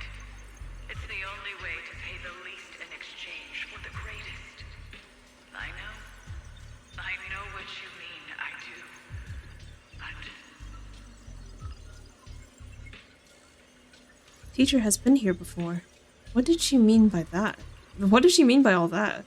Weapons, the Qingming sword. Is she referring to the weapons used by the Void Hunters? But maybe being a Void Hunter is just an honorary title from the mayor. No, this isn't the time to think about that right now. Since teacher knows about the Qingming sword, could she know how to prevent its side effects? If so, that would be good for Xiaoguang. Teacher also mentioned Wise and me by name. She even knew she might be in danger? What exactly happened back then? What did she mean by pay the least? And what was it that teacher wanted in exchange? Oh no, my head's a mess. Are you okay? Need to take a break? I'm fine. Looks like your teacher's keeping something from you. Everyone has secrets. It's only natural. If teacher knows about the Qingming sword, her knowledge might help Xiaoguang. Based on what I know about these miasma illusions, we might find more info on your teacher if we keep moving forward. If you wish to know, we can check what's behind that door.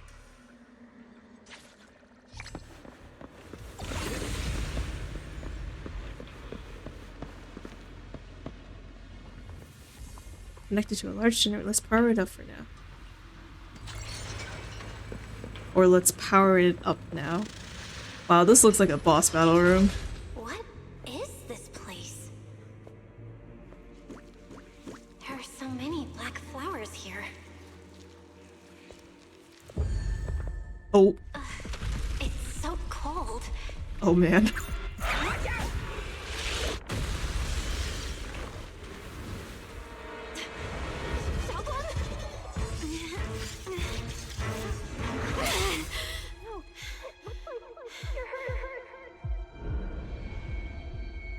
I'm okay. Let's finish this quickly.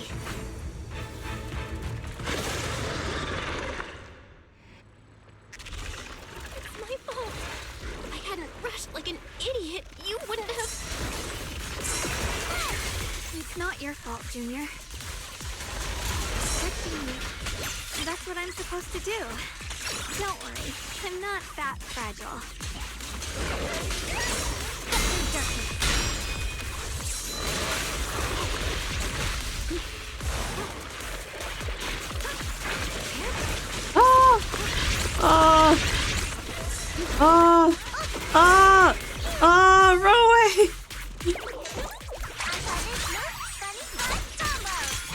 Why have I not seen Jocelyn yet? That's so cute.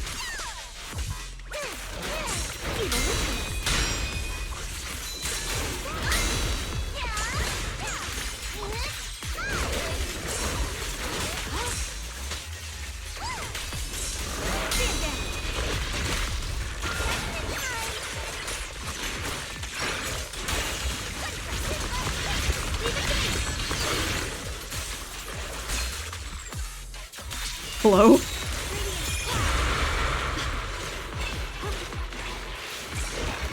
Oh, oh, stupid, stupid, stupid, stupid, stupid, stupid moves.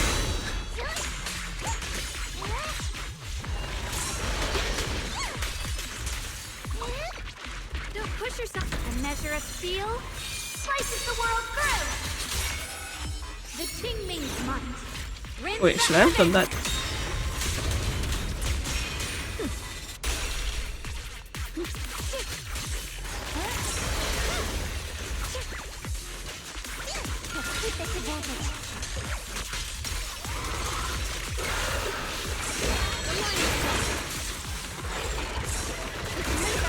Wait, shit.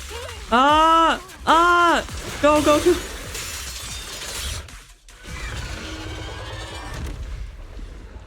We did it! I have to purify all of them. Oh, not in your condition. If I don't do this, everyone will be in danger.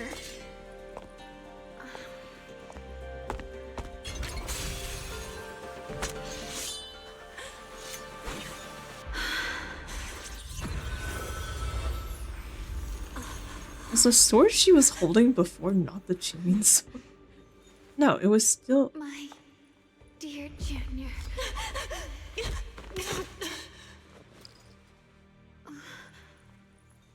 This is the last time.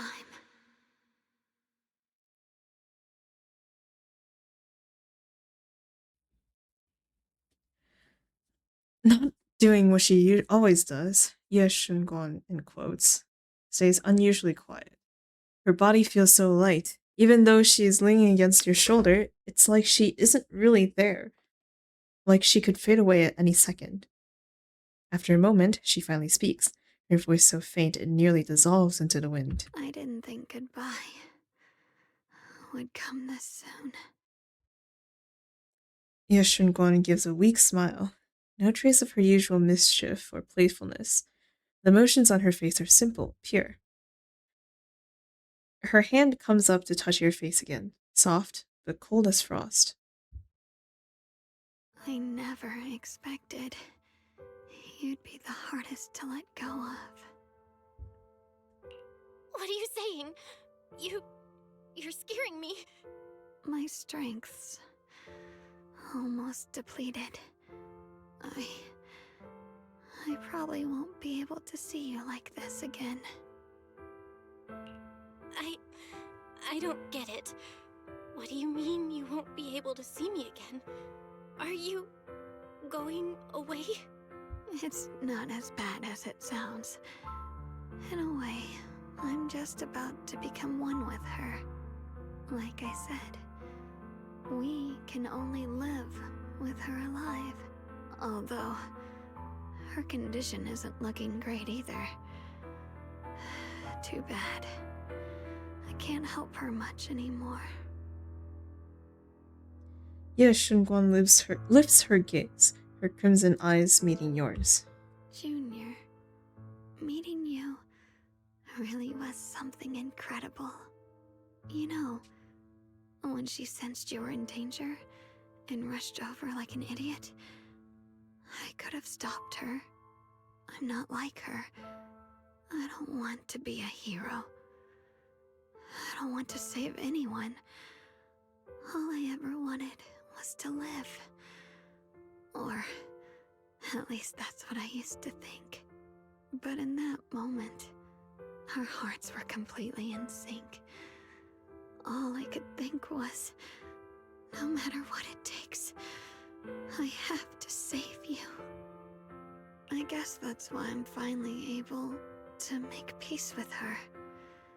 After all, we're always one and the same. It's just like water returning to its source. When I stepped in front of you, I finally understood something. Maybe love isn't a curse after all. It's a kind of strength.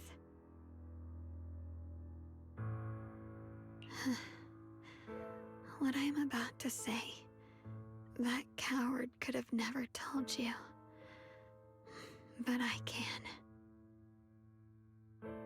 Yish and Gon speak softly, in a voice only the two of you can hear. Don't you dare forget me, Junior. Even if you meet better people, see brighter worlds, you must remember me. Always. Yish and Gon gives you one last look. In the next moment, Xiaoguan returns to normal, but she just stands there, silent, like a delicate doll that has lost its soul. A chill unlike anything you've ever felt grips your heart in an instant. Xiaoguang? Hey, are you feeling okay? No matter how many times you call her name, Xiaoguan doesn't respond at all. I think she's been hiding how bad things are. She's already reached the final stage of the Jingming Sword's corruption. She probably can't even hear us anymore. What do you mean, I hope you're happy now? I didn't wish for this.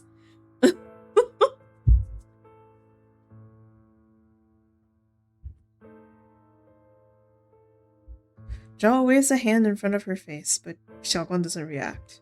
Her vision's almost gone too. Xiaoguang, can you hear me? You remember what we promised? You said, no matter what happens, every time I turn around, you'll be right there beside me. You pinky swore, remember? You can't go back on that. You can't just leave me like this. Xiaoguan's eyelashes tremble faintly, like she is fighting hard and desperately against some endless darkness. But that tiny spark of movement soon fades, leaving behind only stillness. In her current state, no matter what we do, it won't change anything. I know it hurts, but now you have to stay calm. I know what you're trying to say, but Xiaoguang ended up like this because of me. It's all my fault. If I'd just paid more attention, it's all because of me. You know that's not true. Even if this hadn't happened to you, she still would have pushed herself to the limit with that sword just to protect everyone. That's just who she is. And you know that better than anyone. There's no time for blaming yourself. What matters now is what we do next. Don't forget, you're our proxy here. Whatever happens next, we still need you to guide us. And take her home. Take her home. Yes. Right. I gotta take her home. Once we get back, we'll figure something out. There has to be another way. There always is. Found it. The nearest fissure is on the other side of the factory. We can get there using the elevator. It's that way. Let's hurry. Excellent. That's the Phaethon I know. The fissure is right there. Let's go.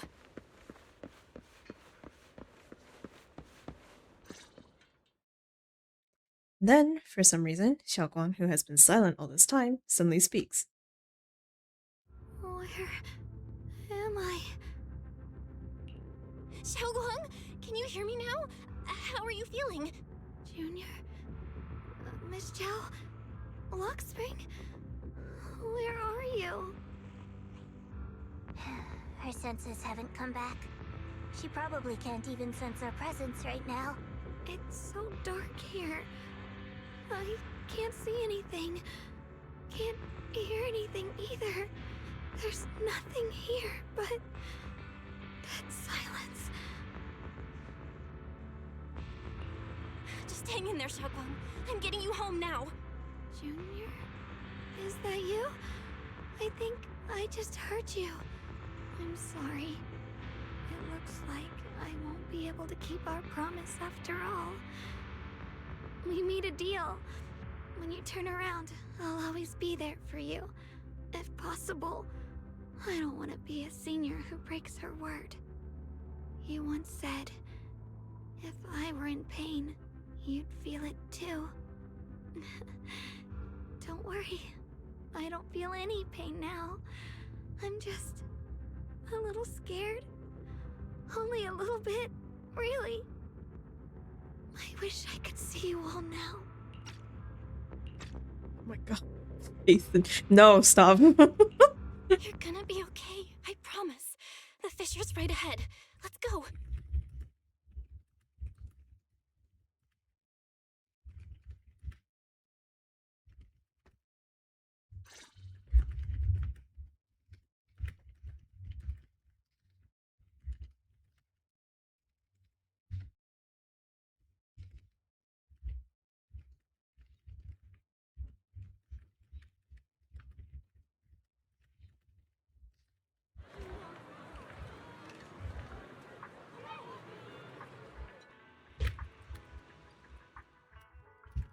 Data says Lemnian Hollow finally stopped expanding.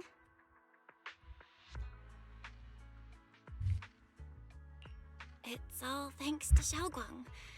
She's the one who cleared out the abnormal miasma. But she paid a really heavy price for it. How's she doing now? She's still the same as before. Quiet, unable to sense what's happening around her. Actually,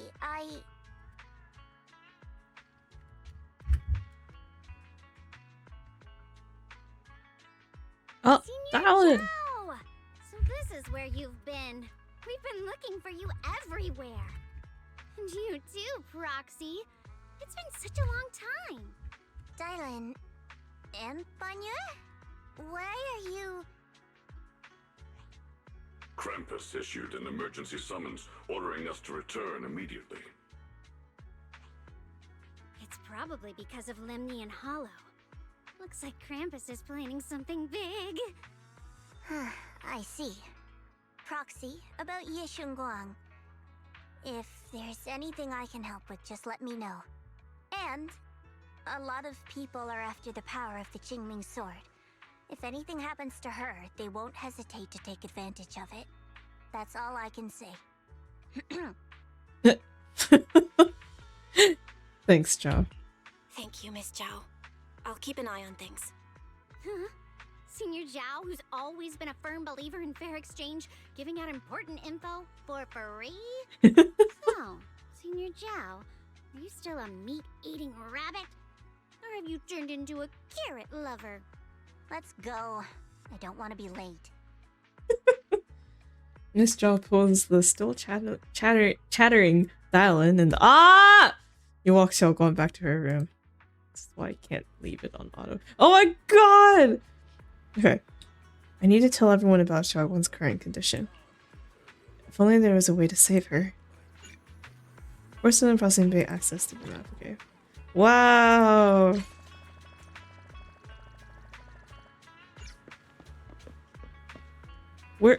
Where... Okay, not to be that guy, but where is... No! It's fine. It's fine. I support lesbians too. Okay. Oh. He's not here! How much do I have left? 1, 2... Okay. Goddamn.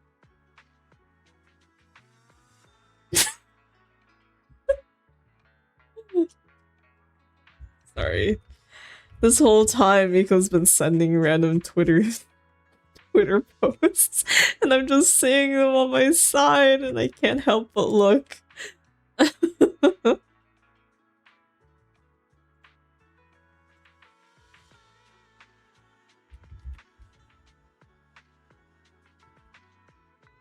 a.m. stream. Well, this was the prediction. That's why we started early. Okay.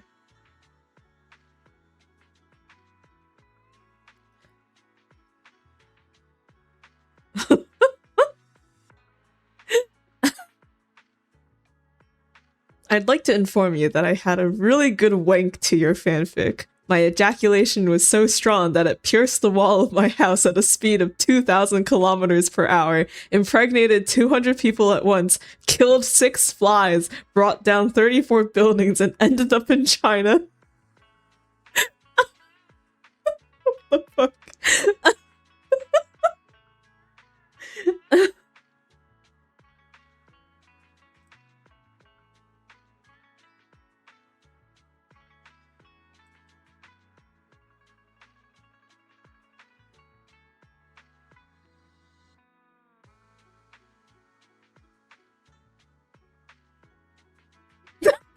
No, don't. It's someone's comment on a fanfic, obviously.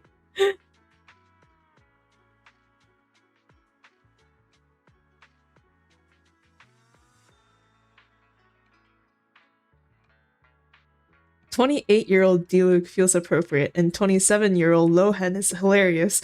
But you know what's really fucked up? The idea of child turning 25 this summer." What if his birthday letter is like, "Hey comrade, I'm happy to report that my frontal lobe has fully developed and I've been making responsible choices lately." Like, who is that?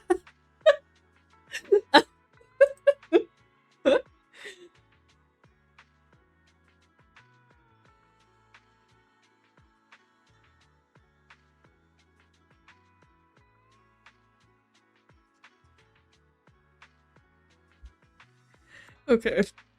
That's it.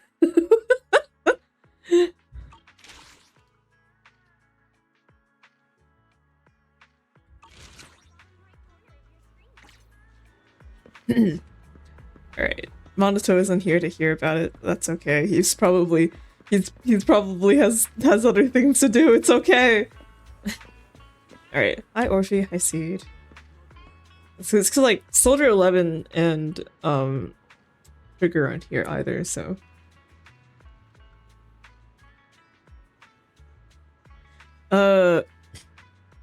It's you. You okay? Not hurt, are you? I'm good. It's cooking dinner right now. Yes, exactly. That's what. Anytime he's not on screen, that's what he's doing. It's the result of everyone's combined efforts. Yep, we managed to resolve this disaster without any hiccups. Things got a bit messy along the way, but at least it turned out well. No one got hurt. But the higher-ups say HSO will be sending someone to take over. They're more experienced in handling the aftermath of such situations. We, Obel Squad, will stick around to help. That's right. Even without missions from above, we've got our own things to take care of. And besides, I've got a bad feeling about this. The Lemnian Hollow issue still hasn't been completely resolved. What'll happen next is anyone's guess.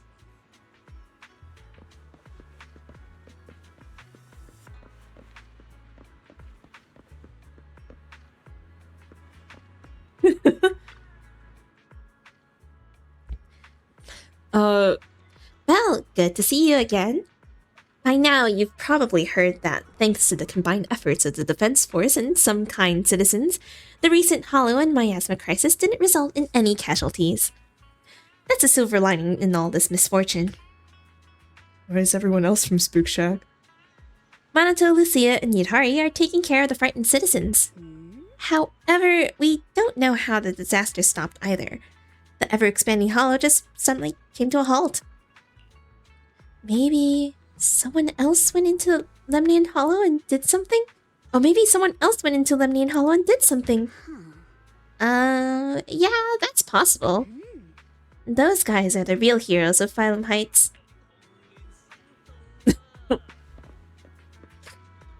Belle, did you say signed an NDA? Why didn't you say anything? Okay. Training is insufficient. Chief Miyabi, I don't think this has much to do with training. I don't remember. You're here too, Proxy. So HSOS. So Hassas H came. So Hassas 6 came to. Okay. We received news and came to provide support. But for some reason, only the masters from Yunquei Summit seem capable of dealing with the abnormal miasma here. Therefore, our main duty is to protect the citizens of Phylum Heights while gathering the latest intel on Lemnian Hollow. Hot sauce 6. My Talus has some effect against abnormal miasma, but not much.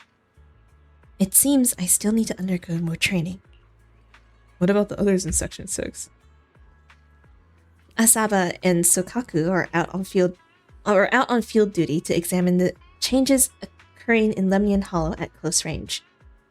The crisis came out of nowhere, and it's quite a difficult situation for HSO. I hope things will get better. Man. Okay. Great, the quest is finally over. I'll look for something tasty for everyone. I wonder how Xiaoguan and others are doing. It's been so long, why haven't they come back? You finally reunite with the rest of Yunquei Summit. Everyone seems happy and relieved that the Hollow crisis has been resolved. Junior, you're here! Oh wait. We've cleared out all the black flowers in the city, and the Actually, size of wait Lemnian until this is Hollow over. has returned to normal. It must be thanks to something you guys did. Oh, right. What about Xiaoguang? How's she doing? She's not doing good. I'm sorry. It's all my fault. Xiaoguang's not doing so good. What? Why are you surprised? Sorry. You explained to everyone from Yunquei Summit what happened earlier inside the Hollow. Who's gonna be a traitor, isn't he? Well, I mean... I didn't realize the price for stopping the Hollow from expanding would be this high. You really are a burden to Ye Shengwang. If it weren't for you... Brother, what? We were the one who were saying she shouldn't go into the Hollow. You're the one well, you didn't make any of her decisions, but you were the one who were saying that she should go and purify everything, and then she did, and now you're like, oh my god, who even would suggest such a thing? What the fuck is this guy's problem? Elder Lu, at this point, there's no use pointing fingers anymore. Oh my god. He's not wrong. If it weren't for me, Xiaoguang might have... It's all my fault. Don't blame yourself, Junior. We all know how much Xiaoguang wanted to help everyone. Sacrificing oneself to save others is the true fate of the Qingming Sword's Keeper. But if it weren't for this one, Ye Shengwang wouldn't have been drained so quickly. How about we wait for Yishuan Shifu? Maybe she'll know what to do. It's like, how about... Yeah. Shifu, I still can't reach her. I don't know what could have happened. Forget it. Right now, Xiaoguang's condition is what matters most. I'll have some disciples search the text again for a way to help her. I'll go with you, Elder Lu. As for everyone else, you've all been working non-stop after all that chaos with the Hollow expanding. Take a few days to get some rest. Especially you, Junior. You've been through a lot lately. Alright, that's all for today. Elder Lu and I will let everyone know if there's any progress. Jufufu and Mr. Liu go to talk over Xiaoguan's situation, while the other disciples return to their rooms. Come to think of it, on our way from the hollow just now, Xiaoguang suddenly recovered for a moment. Is it just a coincidence? Or maybe... Or maybe what? She just naturally gets better over time, guys. No need to worry, she just needs a recharge. That's so stupid, say it. Don't say it ain't so. Anyway, I should head back to her room and check on her condition first. Actually, I just realized we did not stop, sorry. We got to like the end of that section, which means that I can pull out my thoughts now. So actually, no, it's not gonna be that long, but like I would like to share. Okay, hang on. I'm trying to put my notepad on the screen so I can read off of reference it. Okay. Alright. So here's a thing that I realized. No, go pink.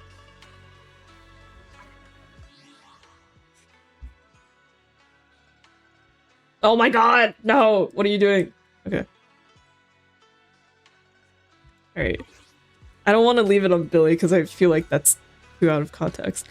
Here's the thing that I realized.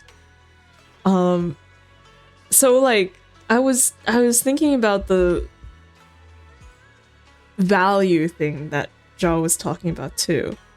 Right? So hang on.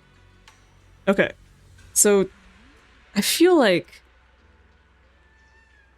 the happiest storyline would be if Ye Shunguang can somehow give up the sword and not have it anymore. Like, I feel like if I had like an ideal outcome would be for her to not have the sword, because she wants an ordinary life. But then again, it's like then it kind of rolled back, you know? It's like, oh, I just want to live as an ordinary girl, and then in the hollow she was like, I finally found my purpose, I want to protect everyone. So I was like, oh, okay, so it's changed. Like, not to be anti-feminist, but like ordinary girls aren't really the same as a hero that protects everyone.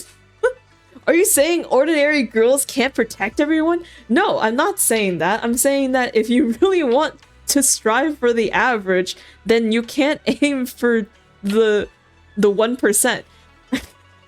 Stop. Okay, so right, but like this was before she said that, so I was like, oh, okay, like if her desire is just to live, it's just to have an ordinary life and be a normal girl, you know, I feel like the best outcome would be for her to part with the sword. And that would sort of, honestly, if that were to happen, it would kind of wrap up this story's themes pretty well. So what Zhao was saying about value, she also, and I said this, or I reiterated this already, but like she was saying how just by being the Qingming sword's wielder, Ye Shunguang has value, as in her position as the Qingming sword's wielder makes her important and makes her valued by the temple, by Phylum Heights, by the people around her, right? If she were to lose that sword and still retain her place and her friends and home and whatever in the temple, then that would ultimately prove Zhao's like pessimistic mindset wrong. It would also reinforce this, like the stronger bonds of love and whatnot, right? So like, but the thing is, she doesn't lose the sword. She's stuck with it, and it doesn't feel like they're gonna try to unstuck her with it because she needs it, I guess. Or like there isn't really, like the way it's set up feels like she's just stuck with the sword until she dies, right? So like so I guess that's not, like, we'll never know. there's so much with like how the people around her, especially that new NPC old guy Lu, right? Who literally just sees Ye Shunguang as the sword, like or like just as the sword's wielder, you know? Like, he treats Ye Shunguang as if she was a revive potion that he's been saving for the final battle. And then he's mad that we took sips from the revive potion.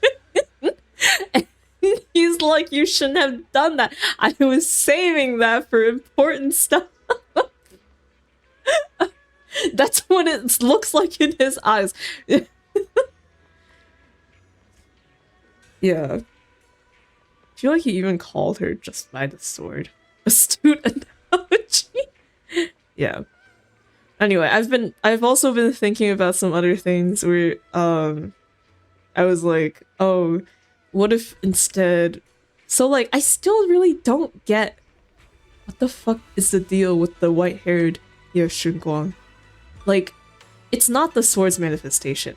By now, it seems like it really is just a split personality. And she says that she and her brother both have split personalities.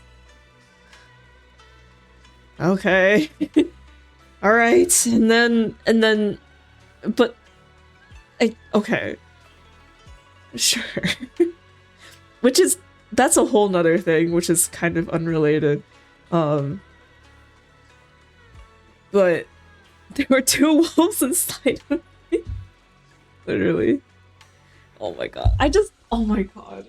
I don't even like, cause this, like, if we want to talk about like dissociative identity disorder, like, that's kind of not really how it works, right? But I'll give them the benefit of the doubt. They're not trying to do a mental health study. I'll take it. It's fine. But just know I'm not pleased. Or like, I'm just like, it's just like, it's not. It's just something else. It's just like a fictional split. It's just a fictional split personality. The mask and the true inner self. Right? But here's the thing that peeves me, aside from just the split personality stuff, is that what I wanted was, I wanted Xiaoguang to get angry. Like, I wanted her to become more assertive and like be mad because the people around her don't treat her fairly. Like, like she says, like, they treat her like glass that's gonna break. Like, they put her in a cage and they try to make sure she's safe when she wants to be free, or like when she wants to help other people and she wants to be on the field where everyone else is, right? That's what she wants, but everyone keeps locking her inside because of her connection with the sword, which is a valid reason, by the way. It's not crazy. But like but she doesn't get mad at that more so than she just gets sad. Of course she's gonna hide and repress everything. Right. Yeah. But the thing is, it's like I wanted her to like be able to do that herself instead of have a alternate personality come out and like say it for her. You know what I mean? Like, it's as if like they had to have the alternate personality come out and tell us that Ye Shunguang wasn't feeling great, as if we couldn't infer that ourselves, and like needed her to tell us all the negative opinions that she has, because I guess normal Ye Shunguang can't have negative opinions. It's like I don't know. Like, is the writing repressing her, or is it just her own like repressed thoughts? You know what I mean? Like, Is it like, oh, we have to make sure that Ye Shenguang doesn't have a negative, like a negative opinion at all. Like she can't express anything bad. So we'll have a second personality come out and say it for her. Like that's what I was thinking during the time. Like, is that seriously necessary? You can't even have someone be wrong for a little bit. You could have Dylan be wrong or Zhao be wrong, but not her. I don't get it. Like, giving her negative opinions and ruining her marketing image. Yeah. Like they called her Little Miss Perfect teasingly, but it's also so literal. Like she has to be perfect. She can't, everything she says, it has to be correct and true, and every opinion that she forms has to be good. Like, what do you call it? Like Proxy, so player character, so Belle, right, was like, yeah, Shenguang, I'll stand by your side no matter what. Like, no, like no matter what you do, I will be on your side. Which are heavy words, because like, what if she does turn, like, what if she does do something wrong? Like, what if she does like mess up, fuck up somehow, or say a negative opinion, say something bad, right? It's like I just don't like sentiments like that, because it's like if I was a good friend and you were doing something shitty, I would tell you that you were doing something shitty. I wouldn't immediately be like fall over doormat, like, oh yes, anything you say, my liege, like you are 100% correct all of the time. Like that's just stupid. Like ride or die. No matter how much you sell out. Imagine me selling out. I don't even want to imagine that. You push rage bait videos. My first rage bait video is ZZC Ye Shenguang bad? Okay. No, I'm not the only person who has this opinion. But yeah, I don't know. I just think it's so crazy how like she can't do anything bad. Like she has to be perfect. And we really set it up like that too, by saying we'll stand by her side no matter what. And it's like it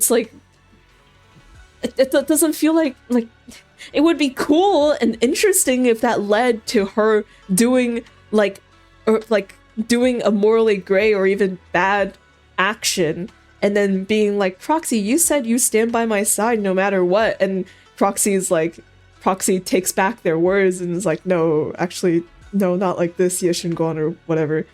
You know, like I feel like that would be interesting. But I know that's not gonna happen!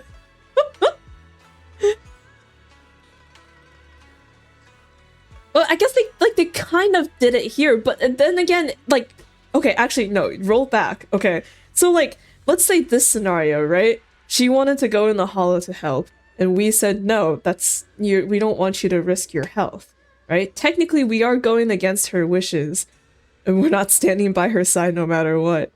But we still, in the end, allowed her to do so, and now we're feeling extra guilty about it. So, like, yeah, I guess it did play out that way. Question mark? That's a sign of the cow. You need to come. She's the worst character in ZZZ. That's right. I'm not good enough at rage baiting. I'm not used to the. Yes, red circle arrow.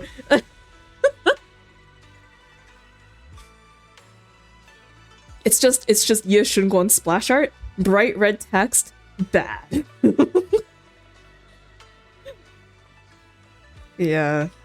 Oh god, man. Also, God, man, they were pushing her on us so hard. It's absolutely crazy the amount that she was pushed onto us. I'm actually seething. Like, I suddenly remembered too why I had the same like reaction when I was playing through Vivian's part of the main story, which I think I documented at some point. Hang on. I know I did. Let me see if I can find it.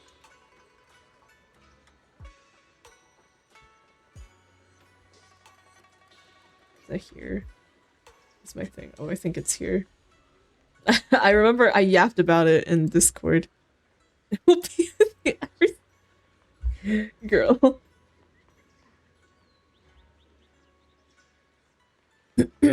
Bring our receipt. No, I just need to remember what I said.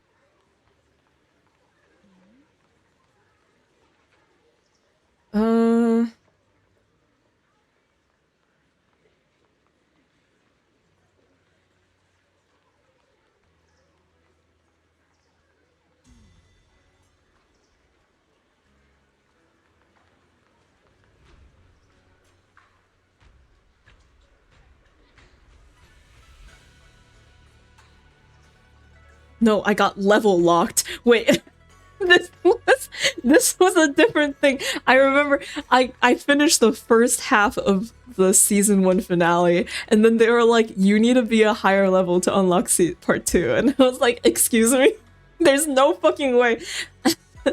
It turns out I just needed to wait for the next day or something.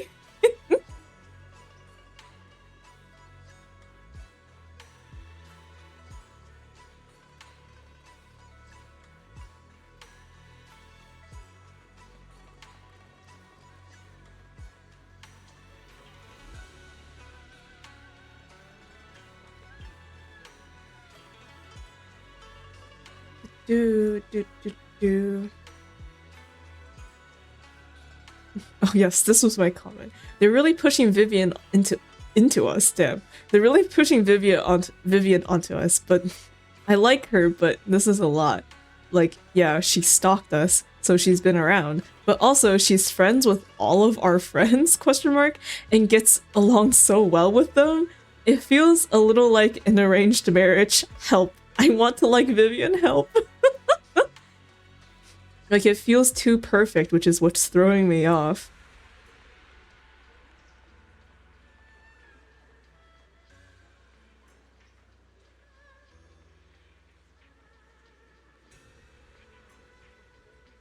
Ultimately, she has done nothing wrong and has always been morally correct. And everything is unfortunate circumstances. Like, everything that happens and everything bad that happens are just unfortunate circumstances. So it's like, I don't know, she's too perfect. Yeah. This is, like, I feel like I have the same sentiment here, too.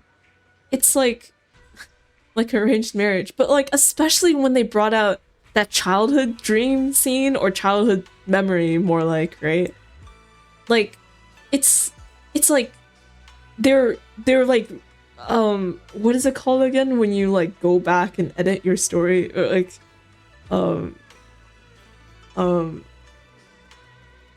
fuck, they did it in Penacony. What is it called?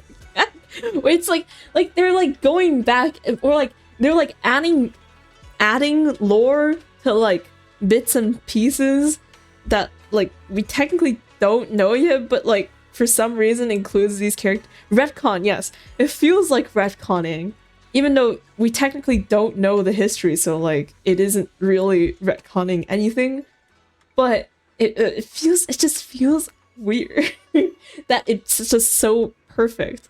You know what I mean? It's like, especially so like the childhood scene, like, which is just, it feels like such a common retcon to make with romance stories too, where it's like you start falling, like the two main leads start falling for each other, right? And then it's like secretly revealed that they knew each other from the past too, but now have forgotten in the present, but fell in love again regardless, you know? And it's supposed to be kind of this like, oh, very romantic thing where it's like, wow, even after all these years, I'll still like have romantic feelings or whatever. How convenient. Yeah, exactly. It like, man, God, I can't believe they pulled this trope with Ye Shunguang. I can't believe it. It's like, oh my God. It hurts me so bad. Oh my God. Okay. I need to calm down.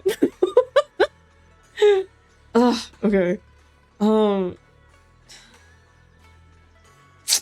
God. it's okay. So here's the thing. It's like, yeah, obviously Belle cares about her. I'm not gonna be stupid and say that she's just standing man emoji, because she's not. After all of that, I'm like, okay, yeah. But like, the thing is that they're never gonna make anything for cereal for in these gacha games where you have like a bunch of potential bachelors or whatever. So like, everything's always gonna be left up to interpretation. But like, during those scenes, it's like, it's very like the what is left up for interpretation is like very, very not there. And like, some people might cheer for this and be like, finally, canonical shipping. But like, other people, me, don't want canonical shipping. It feels like arranged marriages. I don't want that. Also, it feels weird, especially when there have been other like agents who have had like who have also been kind of pushed onto us romantically. Like Vivian is a really good example, because with Vivian it also feels like they were kind of pushing her onto us too, and like the how she was like friends with all of our friends, and like how she knew us so well, and like oh, what was it again? Like, Phaethon was one of the reasons she kept living. And there was another thing that I forgot, like something about how Phaethon formed and Vivian helped out with it. Or am I remembering wrong? I forgot. But it's like, you know, like, they're obviously very important to each other, and lore-wise they're important to each other. Like, Vivian was like a very important piece of Phaethon, you know? So like, you know, so she's also like has like a lot of, you know, importance in the sibling story, but then Ye Shunguan also has all this importance. It feels like, but like, and they're like, what is this, a reverse harem? Like, not a reverse harem, just a regular harem? Like, I don't know. My blood pressure is fine, I'm just conflicted.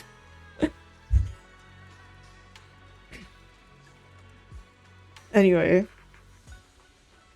Okay. Here's my other comment that I wanted to make. So I noticed something interesting that I would like to point out to the class. So to go back on sort of how Zhao called out Ye Shunguan, how being the wielder of the Qiming sword gives her value, you know. I was thinking more about that. I was like, what, a laser pointer? Okay, I will add it after the sentiment is over. I was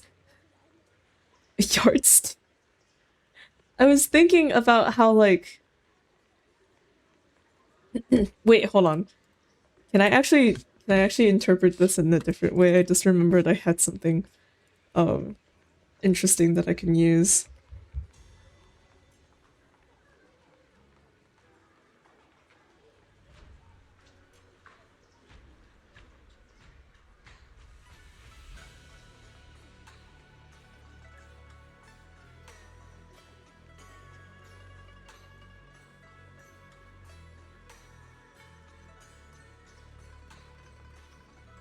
I have to reposition some stuff.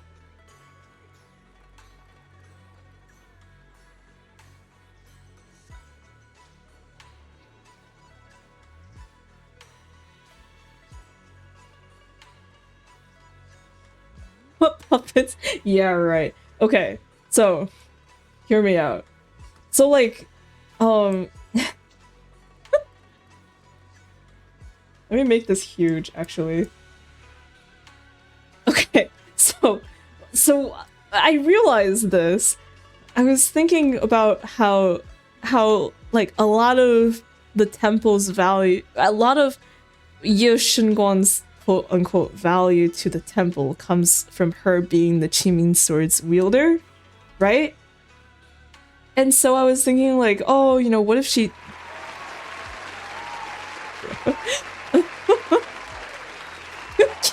Bro. I was thinking like, oh, what if she like didn't have the sword anymore, and like, so like oh, like with her value. in the temple then decline, right? And then while thinking about that, I was like, wait, well, actually, if I like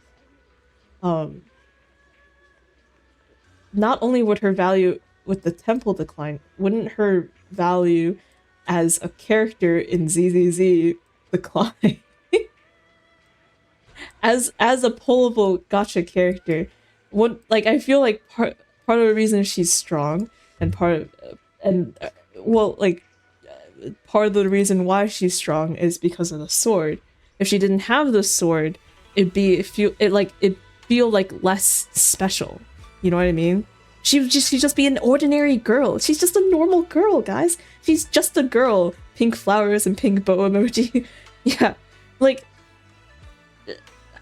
so I was like, it's like earlier when we were arguing with that old NPC Lou guy, right? Bella was saying that like the temple just sees Ye Shunguang as the Qiming Sword's chosen one or whatever, like the temple's pride. Like the temple doesn't see Ye Shunguang as like a person. You know, they see her as the sword like the sword keeper, you know, or literally as the sword itself. But because of what I said earlier, doesn't the game kind of do literally the exact same thing? So like, doesn't the game kind of treat her like that? Isn't that kind of fucked up? Like, the game wouldn't value her in the same way if she was just another temple disciple who likes to bake and cook for everyone. Then she'd just be Pan. You know what I mean? Like, if she didn't have the sword, the game wouldn't like, she wouldn't be special anymore in the eyes of the game. Like, maybe in the story, like, the characters in the story would still love her, but would the game still love her? Would the players still love her if she wasn't a wielder of the sword? It's like, that's what I was thinking about. Like, that's kind of messed up. Like,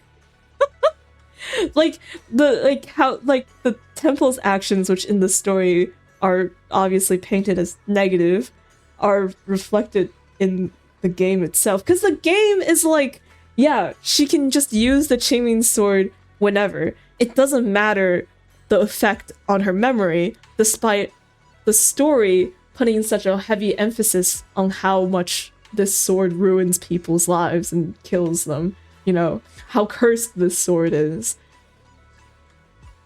But, you know, you can just use it regularly without any consequences in the game. Feels weird. And then, like, okay, and then if it really find out if he was right. And then, like, if, you know, and it isn't even like, oh, it's just her, like, snapshot, you know, like, it's just her when she was using the sword. In the story, like, after the events of the main story, she doesn't use the sword anymore. But as a playable character, she uses a sword because that's cool. It's like but like, it's treated like that's just a snapshot of like her character then, you know? But like, but it isn't like that because she becomes a void hunter with the sword.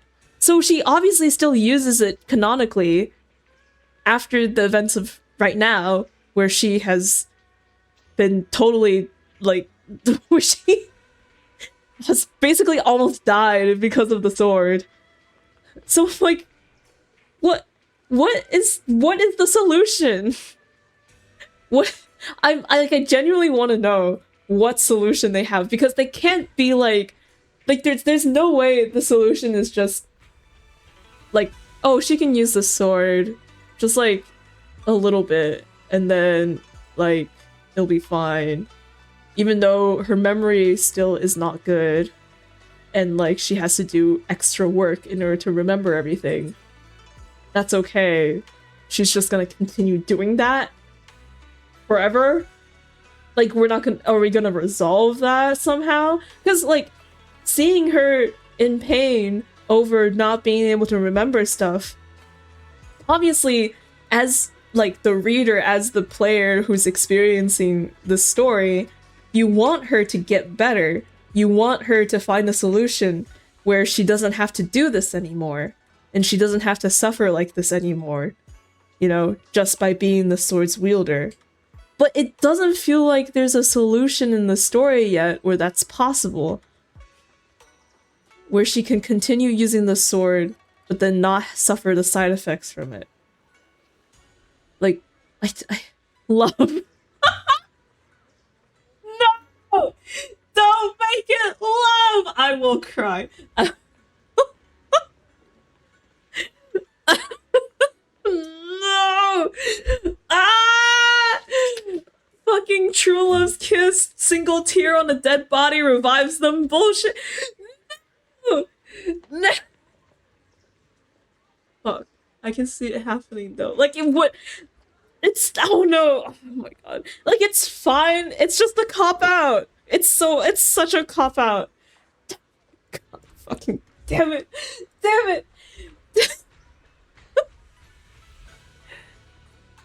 This is fine.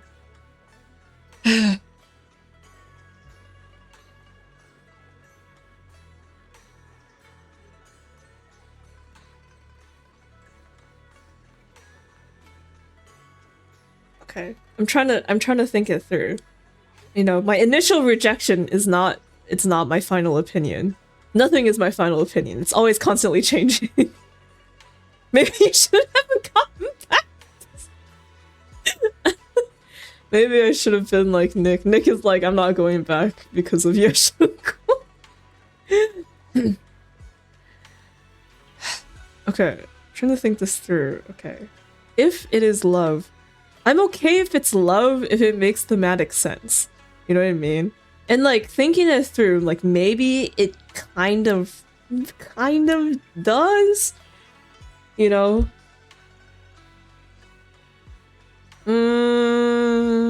Like white-haired Ye Shunguan is good morning. Is it really that late already? It's only 11! Oh my god. Ye Shunguan is like... White-haired Ye Shunguan was like, I was afraid to love and to like care for someone, right? Because she's like, I've only been ever doing things for myself and myself only. But you know, all of a sudden that changed. She wanted to save and put herself at risk in order to save Belle. And because of that change, it has sparked a change in like the Chimin sword side effects. But that doesn't make any sense. Because the wielders of the Chimin sword feel like they said like it's not confirmed yet what kind of person the sword looks for when it chooses its wielder. But it is kind of implied that it looks for like people with like a self-sacrificial nature, you know, like with like people like very selfless individuals, heroic individuals. It feels like that, right? But those kinds of people, I feel like, are the people who love the hardest, right? Like, if we put aside what white-haired Ye Shunguan says, brown-haired Ye Shunguan is, like, fully committed to that. Isn't right? Like the reason why she puts herself in danger is always to the benefit of someone else. The reason why she tries so hard, the reason why she bakes and cooks and everything, right? It's always for another person. It's always to help someone or benefit another person in some way. Like that's her whole thing. And honestly, her flaw, right? Her flaw that's also not treated like a flaw and is praised by the story. but it's like, so like that can't be it. That can't be the reason the side effects subside. because that's because she's been like that, you know? And you can't tell me that the other Qiming sword wielders were not like that. Because Yixuan's sister, I feel like, was also kind of like that, right? Like, she was also kind of like the selfless, self-sacrificial person. At least in the very brief moment before her death, it felt like that. I think. It's been a while. But yeah. Something to do with the bamboo we found? That would just make it even more complicated lore-wise. Like that would just make me feel more more retcon.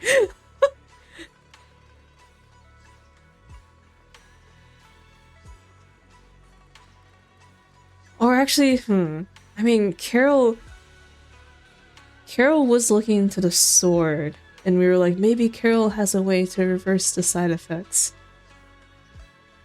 But the thing is, like, I can't imagine a solution that would make thematic sense. Like, it can't just be like, oh, well, if you take these pills every day, your memory stays. Like, you know, like, it can't just be like a drug. Like a pharmaceutical drug. And like, that just feels stupid. and like, they made the consequences of the sword so heavy, but also so clear. And like, the conditions of owning the sword so clear. It feels like if you reverse any of those, it just sounds like a cop-out. We sacrifice the bamboo. If we kill the bamboo. Oh my god. Okay, alright. Alright. Anyway, I'm doing fine and good and great. I'm having the time of my life.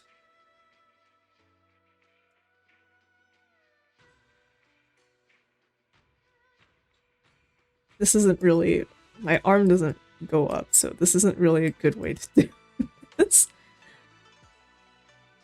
You keep giving Billy a lap dance. That's inappropriate. Get back here. Yes. How am I going to add...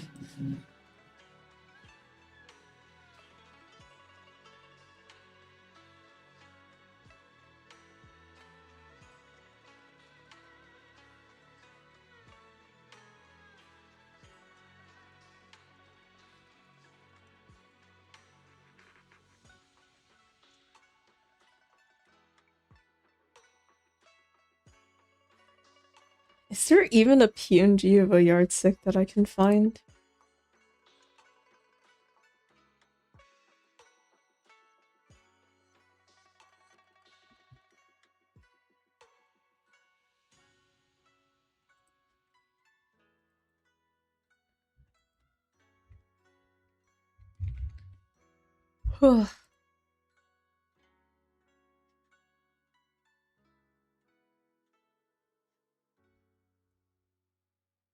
Okay, I can't find a yardstick, but I can find a regular 12-inch ruler, so...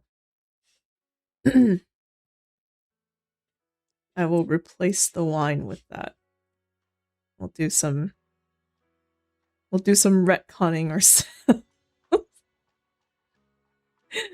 Sorry.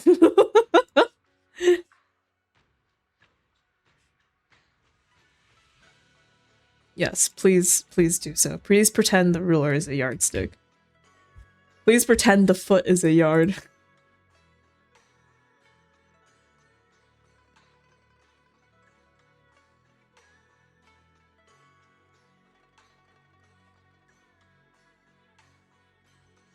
This is our finality.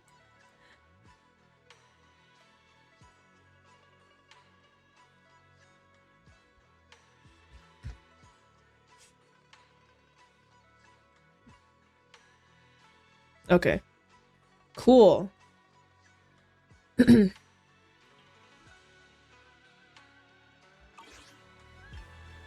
Anyway, I shouted enough. That was all my notes from everything that's happened so far. Let's continue. Oh! Talk about a jump scare. You push open the doors to Senior Xiaoguang's room, only to face an unexpected figure. Senior Ye initially stood in front of the desk, contemplating. Upon noticing your arrival, he turns to face you. Christian want to recover. I've been waiting for quite some time, Junior Bell. It's like he knows. He's like, you were dissing my sister for like 30 minutes. Are you finally done? Oh my god. It's like, girl, it's been 2 hours. Sorry, Yoshia.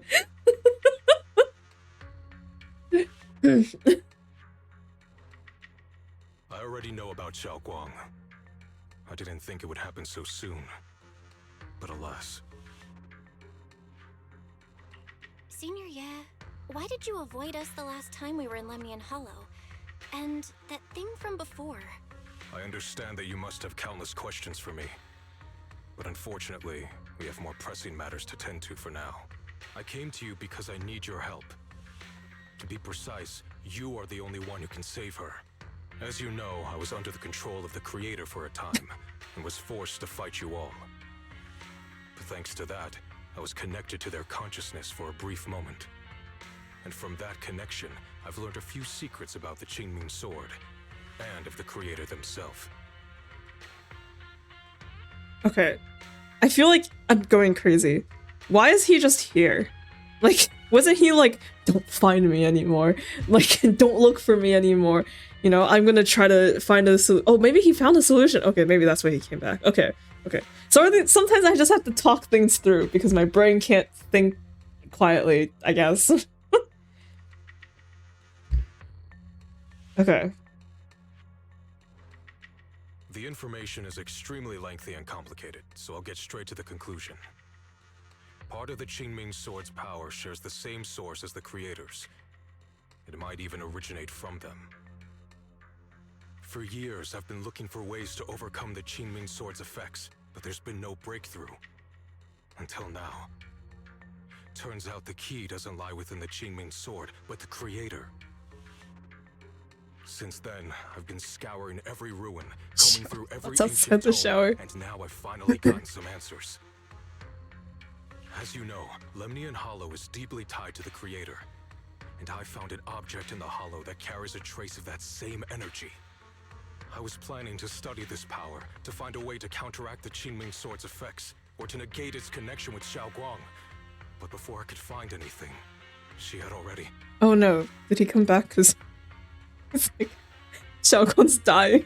If the tomes are correct, then I can use the remnants of the Creator's power in that object to help my sister re-establish a connection with the outside world. Okay. However, this power is unstable. It requires a guide with pure and sufficient resolve to act as a bridge in order to feed it into her consciousness. With one wrong move, and both minds could be torn apart by the overload. Oh, okay. You know, this is on me. I did forget about how the Creator was related to the sword, and that's why Yeshuyan went in to look for a solution. I did forget about that. That's on me. One may even call it the power of love. It boils down to the power of love, but okay, yes. Alright. That's on me. That's on me.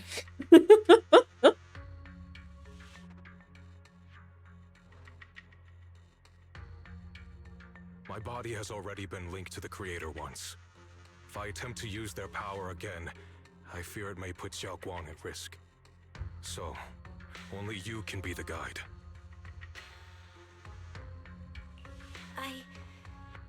I need to think on it. But why not ask someone else from Yunquei Summit? I don't think Yunquei Summit would welcome me right now. I made sure to avoid them on my way here. Yeah. Like, that's crazy, you just waltzed in. There's another story behind this. I'll tell you when we get the chance. Regardless, what I'm going to reveal to you may be rather shocking. But I promise it is the truth. Junior Bell, you're the only one I can trust right now. My sister's life is at stake here. I hope... No. I beg you to make the right choice. I'm heading into Lemnian Hollow next to test that object's power. Once you've made your decision, come find me. I'll be waiting. Senior Ye leaves. Not long after, Lockspring walks out from the shadows. Seems like it heard everything, but didn't reveal itself for some reason. Just as you're about to ask, Xiaoguang seems to notice something and starts to mumble. It's so dark here. And so cold. I can't see anything. Can't hear anything. Can't feel anything at all.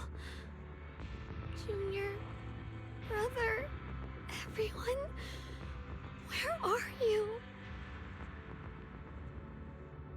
I don't want to be alone. She's been like this all the time lately, as if trapped in some sort of illusion.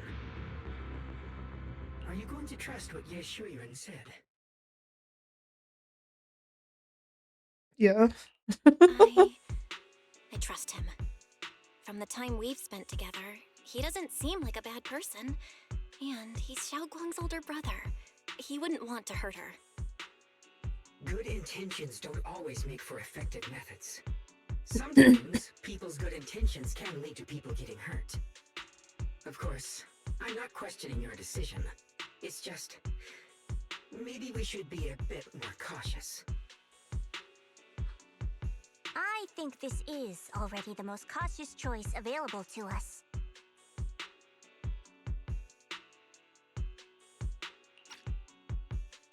Miss Chow, you're back. Yes. The situation with Krampus has been dealt with, so I rushed back to check on things. And sure enough, you were in trouble. Proxy, based on the current situation, I think Ye Shuyan can be trusted. Since he went that far for Ye Shunguang before, I'm sure there's a reason behind his plan. As for Yunkoi Summit, Yixuan is still nowhere to be found. For us, taking this gamble might be our last and best option. Yeah, I feel the same. Things are really dire right now, and there's still no word from Yixuan Shifu. But if Xiaoguang were awake right now, I'm sure she'd make the same decision.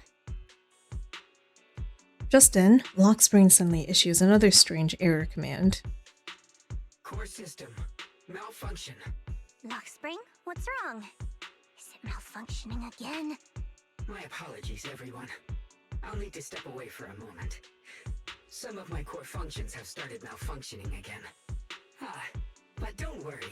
The manager of the antique shop promised that if something like this happens again, I could go straight to him for help. You've all got your own tasks to deal with, so don't worry about me. I can handle the repairs myself. All right. Then Proxy and I will take Ye Shunguang into the hollow. Lockspring leaves.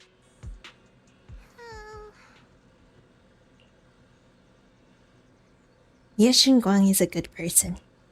This isn't the ending she deserves.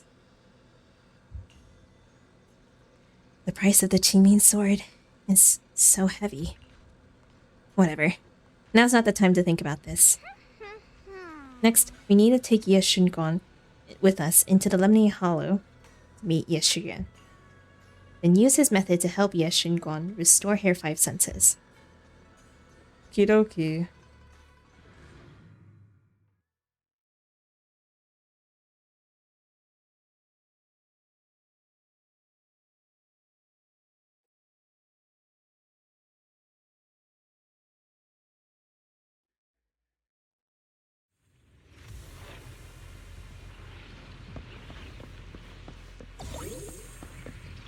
I don't know what Senior Ye has in mind, but right now, this is the only option we've got.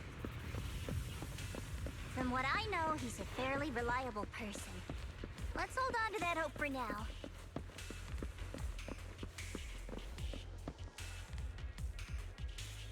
Others want to steal her powers? Well, I mean...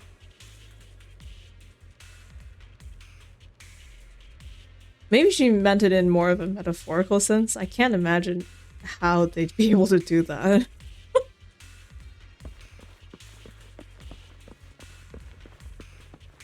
Okay.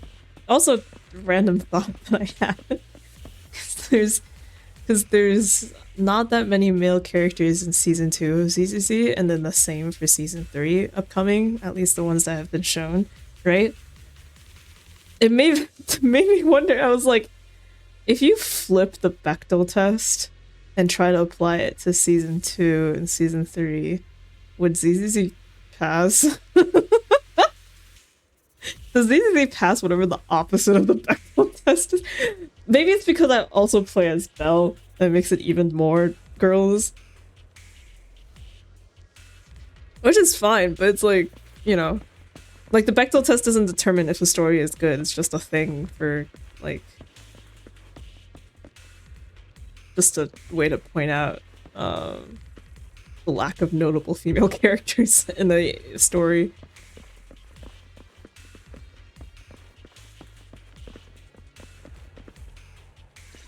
Hello. I knew you'd come, Junior Bell. And this new friend is... You're from Krampus. I know you. Surely Tops isn't so charitable as to offer their help for free. There's no need to be wary of me. I'm here this time as a friend, accompanying Proxy and the others. Since Junior Bell trusts you too, all right. Like I said before, there's only one way to save my sister. We must use the power in the Qingming sword that comes from the same source as the creator to channel their power to Xiaoguang. Aren't you worried that the creator's power could be dangerous? If you know anything about the Exaltists, you'd know they've always revered the creator as a force of salvation, not destruction. There must be a reason behind that. Just in transmission. Oh, Wise! Where are you guys? Yishuan Shifu has returned to Failum Heights. I was just thinking about this actually. Sorry, this is still related to the previous content. But it is crazy that we are getting, like, Carol Arna? Was that her name? Carol Arna lore and backstory, and also siblings backstory. But Wise isn't there. It's just us. And I'm like, so are we gonna, like, tell him or something? You know, our brother who went through the same thing as we did?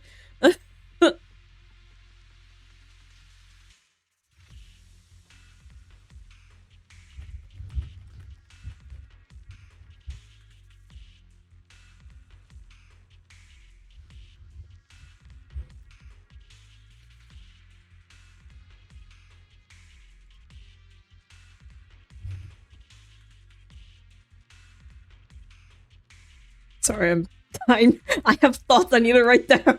Give me a second.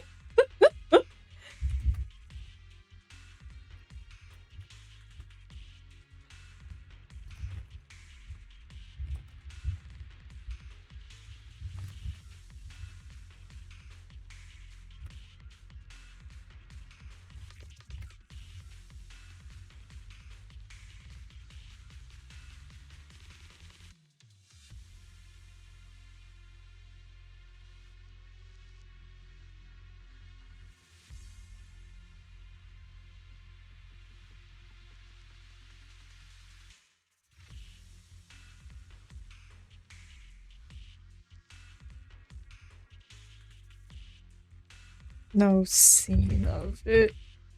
It's...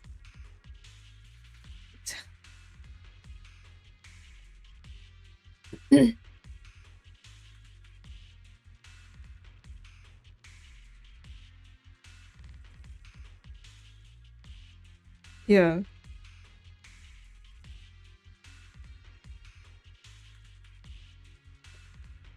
Like, why? Okay, I don't understand. Like, why we found out so much about our teacher, how she had worked here, and how she had, like, a hand in stuff relating to the creator, and also the Qingming sword by proxy. Proxy, huh? But we haven't told Wise about it. Like, we haven't told him anything. We got back and we were like, is Ye Shunguang okay? And I'm like, yeah, I get it. You know, she's the one who's, like, in, like, critical condition. But it's also like, girl, tell your brother. Like, aren't you guys siblings that are, like, close, not estranged siblings? Like, I'm so sad right now. The other sibling neglect is so real. I feel so bad for Wise. And if I was playing Wise, I feel so bad for Belle. Like, why is the other sibling getting so neglected within these scenes? It's like sad. He learned via sibling telepathy. Man.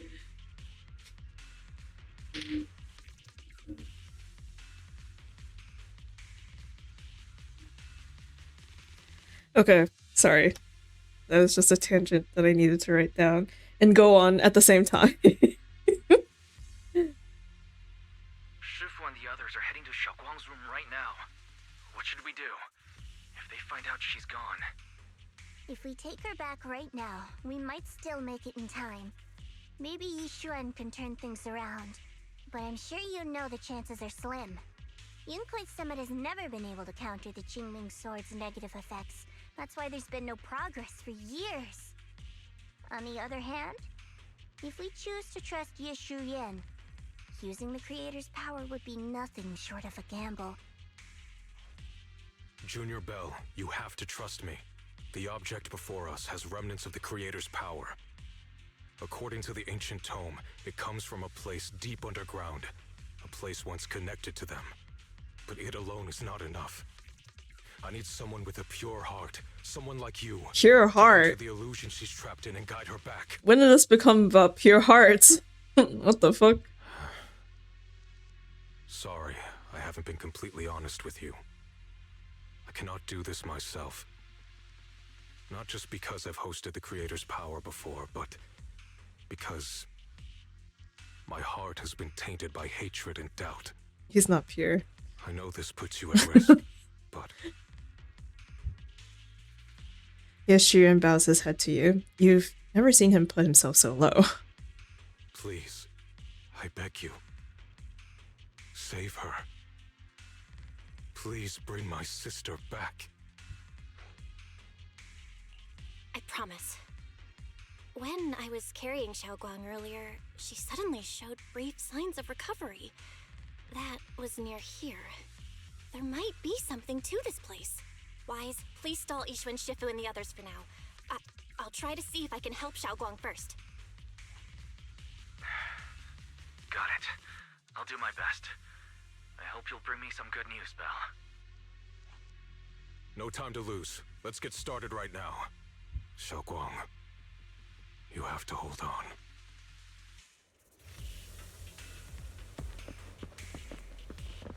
Okie dokie.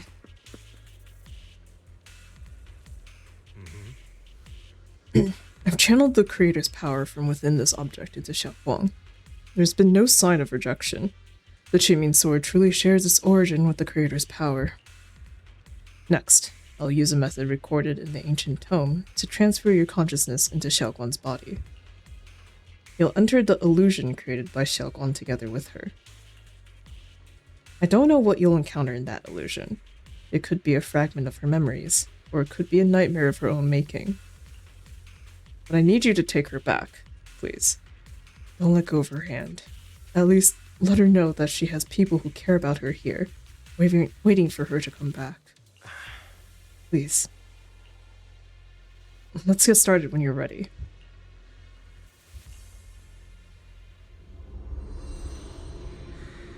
Enter the dice. The 8-sided dice.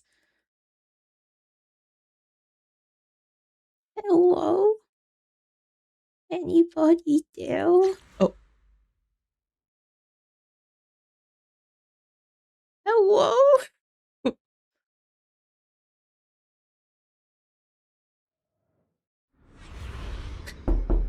Stop. You close your eyes, holding onto Xiaoguang's hand. The immense pain in your head makes it impossible to even think. In the endless darkness, a familiar yet strange power forces your hand from Xiaoguang's.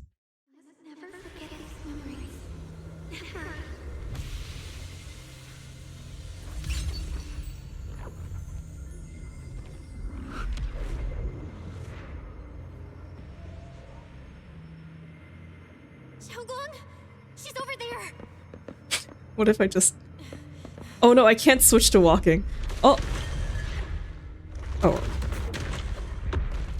Well.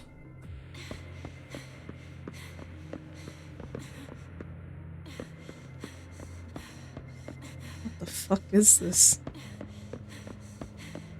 What's going on? I can't get close. You'll only be an obstacle that stands in her way, not her salvation. I'm not listening to you.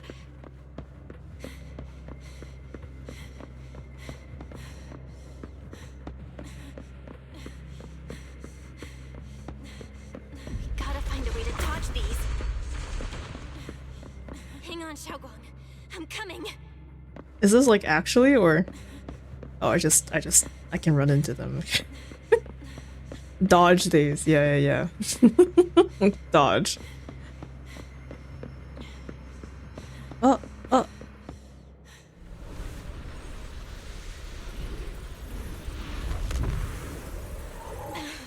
Xiaogong.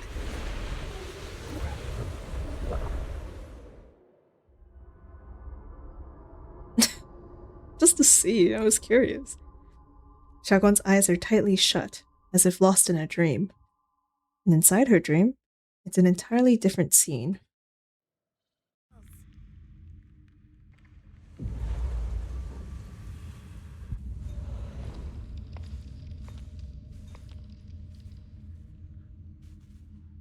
Where is this place? Why am I here? Junior? Everyone? Where are you? What's this D8 doing floating in the sky? The strange device flickers with an eerie glow. This device doesn't really look like it belongs here. Maybe it's the reason I ended up here? I could shut it down. I should be able to get out. Let's check what's up ahead first. What does this look like? There's an object in ZZZ that this looks like, and I forgot what it was, but it was gold, and it was like fairly important, but I forgot. It's like it was. I think it was a dice. Wasn't it a dice? Or is it ZZZ? Like I don't know. You'd be the first to investigate any noise. Yeah, and that's why I'd be the first to die too. This place looks so strange, like the whole space is fake somehow. Could it be that this is all just a dream? It sounds like someone's talking over there. I'll go check it out. Oh wait. This was the first time we met at Swabian Temple. Oh, right. We rescued that orange cat together. Everyone was so happy. I really miss those times. It feels like it's been forever.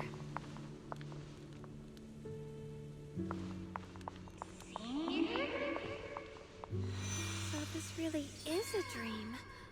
I dream of some happy things. No, I have to find a way out. Junior's out there waiting. I can't keep making everyone worry about me. Look at that cat. Amazing. Wow. Man, I wish Wise showed up more. I'm still on it. Sorry.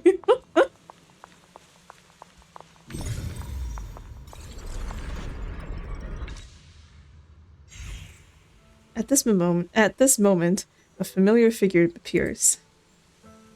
Oh, you're finally here. It's you!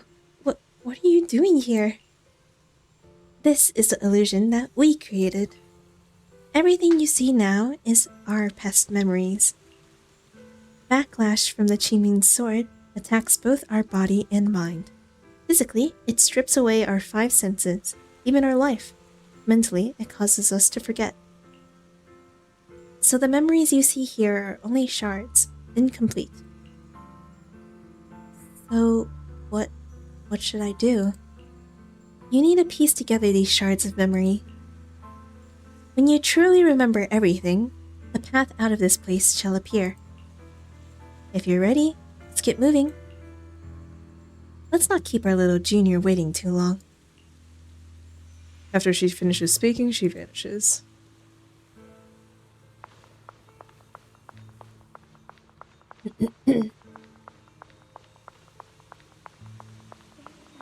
Today's events, I must memorize them carefully.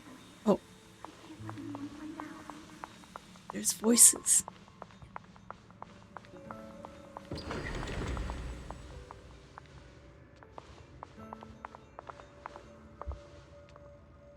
Is this me? I had some snacks I made this morning and learned a new incantation. I cannot forget these memories.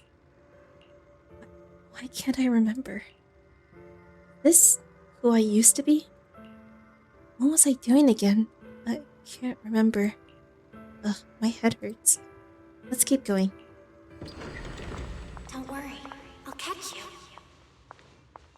That voice. Is it from back then? I do have to say, these plants and shrubbery and all these paths look really good. Yes, I believe you, Junior. Even with my shitty PC.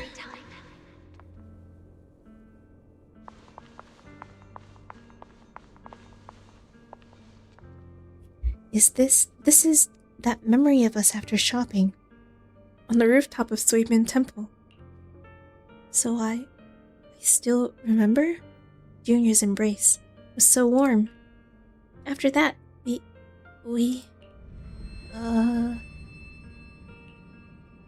my head hurts. What is this? Sense a dark, despairing force, just like the one in Lemonian Hollow. No, it's going to consume me. Junior, I'm sorry. I might not make it to the end.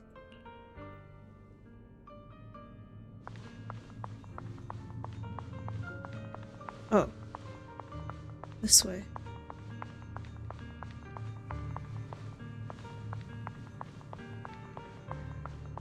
I almost forgot the incantation today. Ooh, Thank goodness gosh. no one noticed. I know the sword's effects are getting stronger, and my body is breaking down. Not just my memory, my hearing, smell, taste, touch, sight. They're all deteriorating. I can feel it. My connection to the world is slipping away. My time is running out. No, don't read it. My head, it hurts. I can't forget this. I mustn't. I've already lost everything. Someone, please help. I don't want to be alone, brother. Shifu. Junior.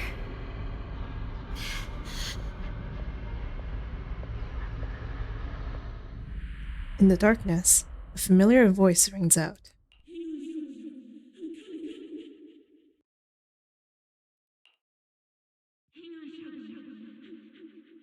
But it sounds so far away. It's unclear. Memories are disappearing. Senses fading. Body withering. Everything is returning to nothingness. But why? Why do you still want to hold on?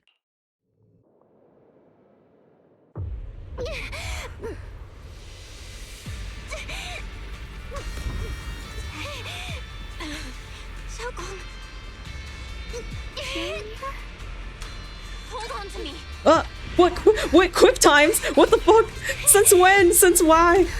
No! Fuck! Do it again! I wasn't ready! I'll bring you home.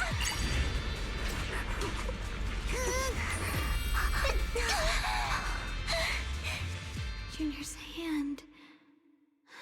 It's so warm. So comforting. Suddenly, I feel like if I just hold this hand, maybe I too could go anywhere. Just like you. Of course you can go anywhere. You always could. Just then, an unexpected visitor shows up. Oh, hello again. You've got a little something on your head. I do have my hands on my mouse and keyboard. I just wasn't ready to start clicking. I thought I just needed to click once.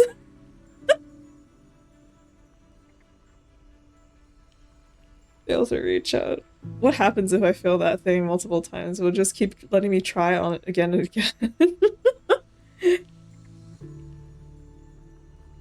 again. Never thought I'd see you again, my dear Junior. Great, you're still here. I hate to break it to you. I've indeed already become one with her. But this is an illusion created by our consciousness, which is why I'm able to appear again. I know you came to save us. You answered my call for help. Thank you for coming here. And you, Yeshungon. You've held on until now. Well done. Alright, I almost forgot. You can't hear me right now. Anyway, in this illusion, we can appear together. Any hope of her regaining her senses and escaping from this illusion? Is all on you now. What should I do? Help her piece together her shattered memories. Only when she remembers everything can she regain her lost senses. Unfortunately, we're running out of time. The illusory space was created using the creator's power Yeshun channeled, but it's not enough to sustain this place for long. If we can't recover our lost memories and regain our senses before it collapses, whether it's her, me, or you, we're all going to be in trouble. Thanks to your efforts earlier, the moment our hands touched just now, we regained our sense of touch. Let's start with hearing. Remember what I said earlier? Piece those broken memories back together. Your future is in your hands. After saying these words, Yeshungon nods at you and dissipates. Xiaoguang, hold on tight to me. I'm gonna help you get your senses back. Then, we're going home.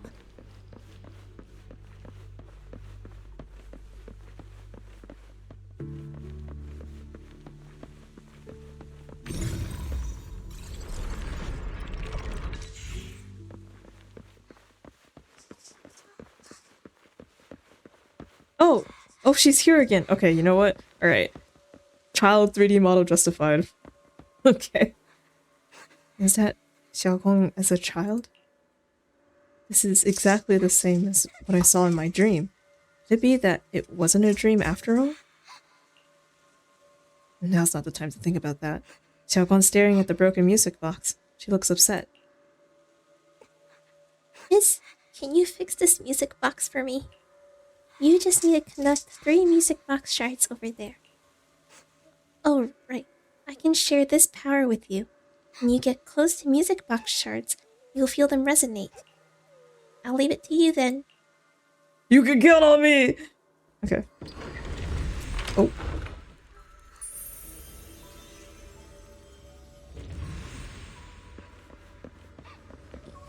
My mind makes me do fetch quest.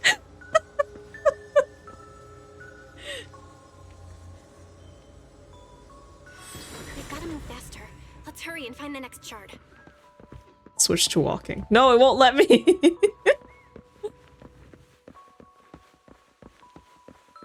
Right.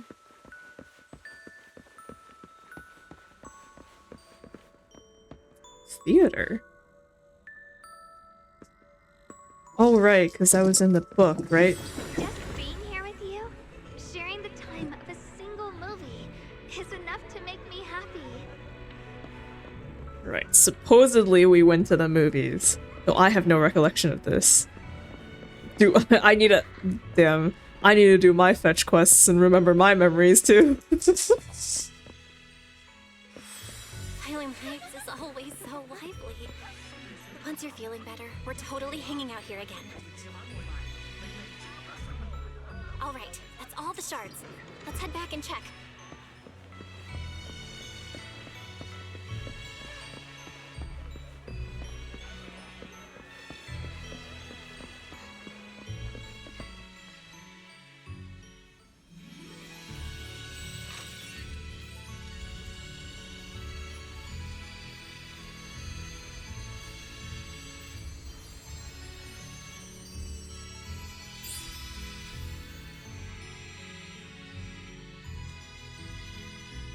I can hear now? The wind, the falling leaves, and the sound of life itself. Just then, that figure appears again. You've been doing great. And you, Yeshunguan. Who are... I am you. Even in the real world out there, I haven't left you. I'll simply exist in a different form. Our division is only temporary. Interrogation alone is the final and indeed the best outcome. I understand. Thank you for everything. In the past, you stood in front of me, taking on so much for me, protecting me. You mean us? Huh? I said it was us who stood in front of ourselves. It was us who ultimately protected ourselves through all those past events. So hold your head high. You can be proud of this. We should be proud of this. Right. And one more thing, Junior. Because of you, we were able to achieve our final interrogation. Thank you. I didn't do anything. I thought I was holding you all back. You've done more than enough. More importantly, your presence helped us understand what we truly want. This matters more than anything. Let's get back to the point. Like I said before, hidden within this illusion are the precious moments of memories that belong to us. Remember when we made and tasted osmanthus cakes together? Yeah. What you're about to see is that memory. Try and find ingredients around here to fully restore this memory. Then use these ingredients to make the osmanthus cake from the memory. This way, we should be able to awaken our sense of taste and smell. Go ahead, I trust you. With those words, Yeshunguan vanishes into the wind once again. Xiaoguang, don't worry. We'll get out of here together real soon. Hey, you're still here. Yes, I believe you, Junior. They weren't gonna remove her model, her sprite here. that feels a little fucked up. Like, alright, let's leave. And then small Yeshunguan is still looking solemn on the ground. Okay. Osmanthus. Right where I usually find it, on the rock. Okay, sorry. Sorry, I'm being too.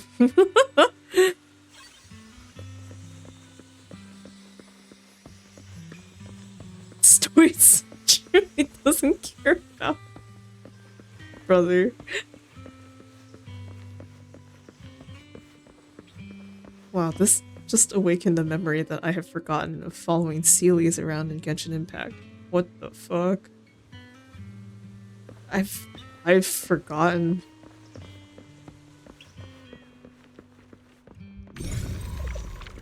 Hello? What? Was that not a thing? Okay. Spring water. The mountain spring water is crystal clear and feels cool to the touch.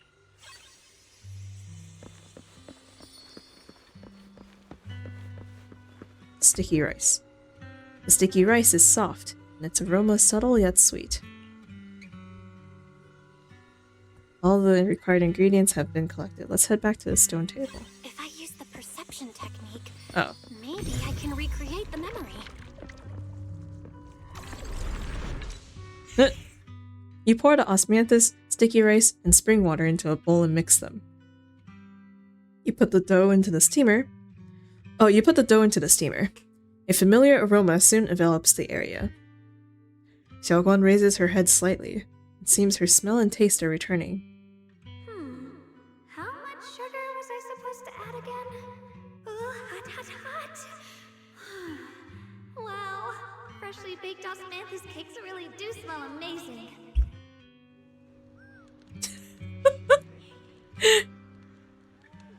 Cute. Also, when did Wythe get here? He was not in my memory. What? Am I forgetting why? Okay. This is when we tried osmanthus cake together. This scent is osmanthus, and this tender texture of sticky rice. I think my taste and smell are coming back. All thanks to you, Junior. All that's left is sight. Oh, for some reason, I feel like I can sense... What? I feel like I sense what? Next, we'll have to face the creator's lingering power in this illusion. Why did you start using this sort crazy twist if it turns out you're the one in the cult? Yeah. We wake up and they're like, actually, none of it happened. It was all a dream. Face the creator's lingering power in this illusion. Just then, another familiar figure appears. Should be the last time I speak to you in this form. Next, we'll have to face enemies manifested from the creator's power. Once we defeat them, we can regain our vision and get out of here. Is it a fight? I might not be much help. You've helped so much already. Leave the fighting to me. Right. Besides, the enemy shouldn't be that tough. Since there's only a sliver of the creator's power here. Just dodge its attacks and look for openings to strike back. You'll be able to defeat it. And that's all the help I can offer you. The rest is up to you. After those words, Ye Shunguan, in quotes, casts one final glance your way. Then, just like every time before, she dissipates. Let's keep moving forward, Junior. With you by my side, it's like I suddenly have so much more strength. I remember the incredible osmanthus cakes you made. Wouldn't mind having some now. Look at how cute. I put too much sugar in them. When Can't I get fucking back, zoom in I'll and make you better ZZZ, so I have to ones. do this bullshit. And leer over like a perv. Okay. Cute.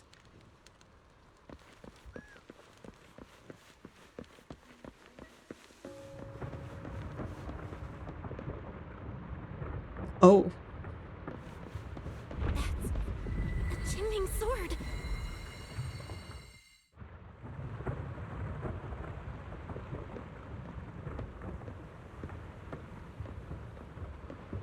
Something's fishy about this bridge. We better watch our step. This is Yeshuan-Guang's fate. You can't save her. Why do you keep struggling through this hopeless swamp? Oh, child of God, bearer of both curse and blessing, welcome, my disciple. You'll only be an obstacle that stands in her way, not her salvation.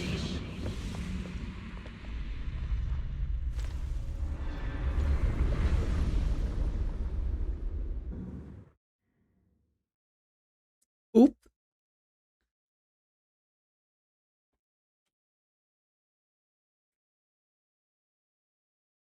Hello? Hello? Junior? Oh. Where are you? Don't leave me behind. Eventually, they all leave you. That is your destiny.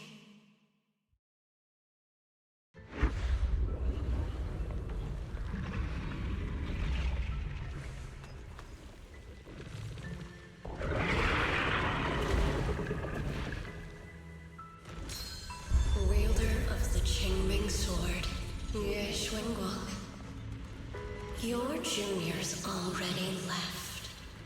She abandoned you, just like everyone else. No one's coming to save you. No one will remember. Oh my god. Girl. You'll stay here forever, becoming mine. I'm not falling for your lies.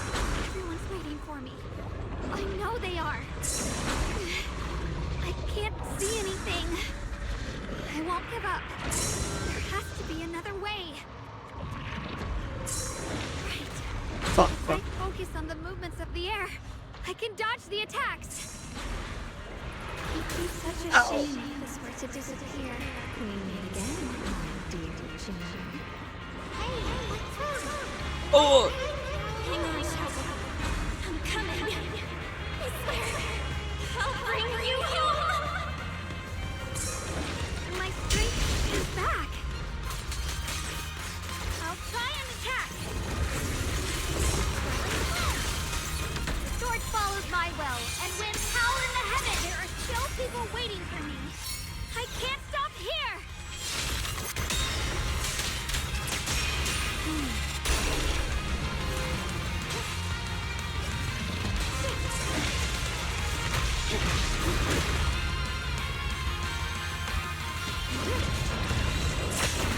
Fuck.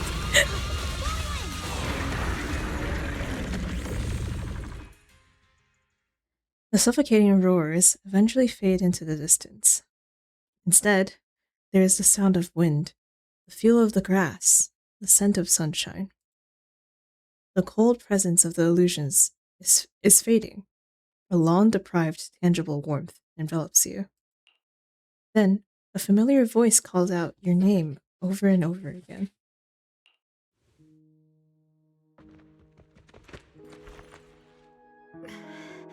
Belle, I'm so glad.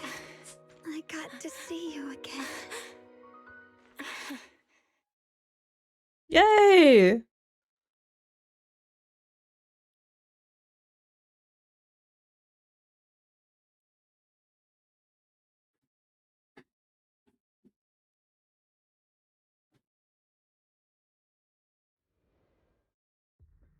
Junior, sorry. I've probably caused you trouble again. Oh, right. How long was I out? And what about Lenny and Hollow? And those black flowers in the city?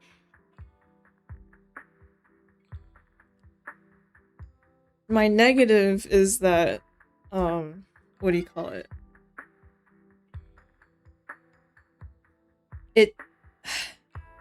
Because of this, it feels like if through the connection of the Chimin sword with the creator, and whatever the creator's powers have granted them, they were able to get Yeshungon back with that, without the consequences from using her sword. But by negating the consequences of a powerful sword, it does make it feel too OP. Not to be the guy, but there is that. And it is also kind of a bummer that it's not a bummer. It's like, it is kind of like another point towards, oh, she's so Mary Sue and so perfect, I guess. That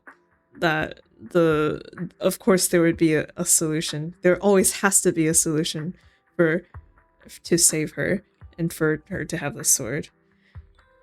But it's fine. It's fine. I'm not like that's the thing. Like, I don't hate her. I just don't like how much of how special she is in the story. When it feels like it's just like too much. Like, she's not allowed to have a bad side at all or anything. Okay, I don't know. The question would be, will be able to live as a normal girl? Yeah. Okay.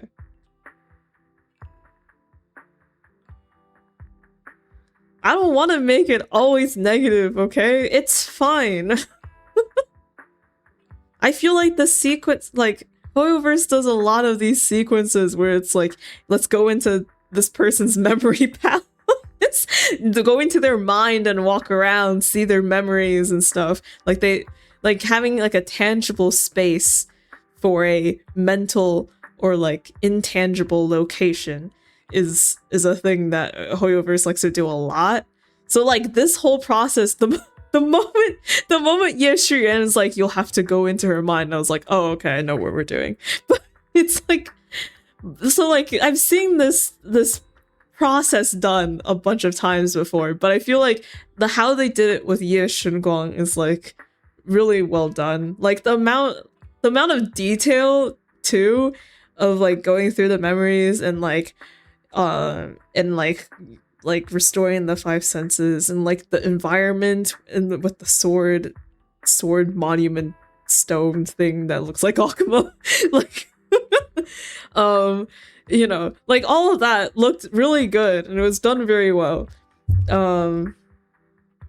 It does feel kind of Belle focused because we only saw the scenes with Belle, so obviously as we're restoring the memories, we're only restoring the memories that we know about. Theoretically, I never went to the movie theater. I don't know what that was about, but yeah. It's kind of crazy that by just restoring those quote-unquote core memories, she's back to normal. Not like anything happened in her childhood or with her brother or anyone else from the temple. But, you know, it's fine because I'm just, you know, because Belle is the one going through and doing all of this. And, like, it's fine if it's Belle-centric. Like, that makes sense in a way. So, that's okay. But yeah. Did we do that for Huohuo or something? Yes, we did it for Huohuo. And then we've what do you call it? There's so many instances of this, but like you'll know it when it happens. But yeah. Game was probably part of an event or something. An event that happened while she was here? The movie theater event, which I did, by the way, was before Ye Shunguang. And like, I don't think there's been another movie theater, unless there was, and I just didn't see it. But if it's only like, oh, now you can take Ye Shunguang to the movies too, like, for some reason she gets a event retcon. I'm like, throwing my PC out the window. Okay. Hello.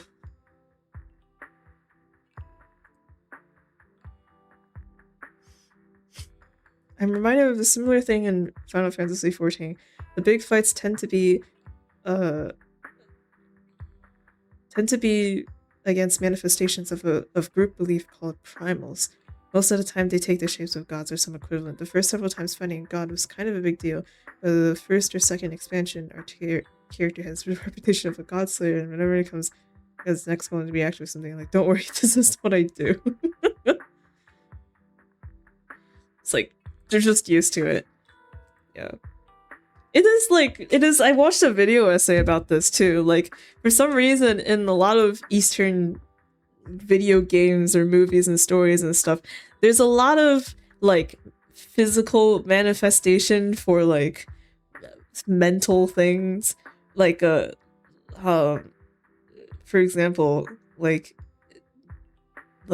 if there's a what's a good example? Persona 5 is a really good example, right?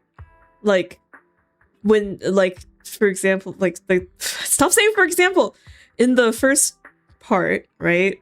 The bad teacher, what the fuck is his name again? Rectangle jaw teacher, right? Who's harassing students and abusing students and stuff, right? They don't take him down by, like, secretly catching him in the act, reporting him to the police, and then getting him fired from the school like that. The way they take him down is through his mental memory palace and beating up his subconscious self and then forcing him to confess that way, you know? Like, they beat up a physical manifestation of his bad ego. Yeah, the volleyball guy. Yeah. Like, that's like a very common thing that happens, I feel like. In cyberspace, Sonic the Hedgehog manifests Big the Cat as his comfort character, which allows us to do a fishing game to some lo-fi music. Yeah. Yeah, making him feel super guilty. Yeah. Making him gang conscious. Exactly.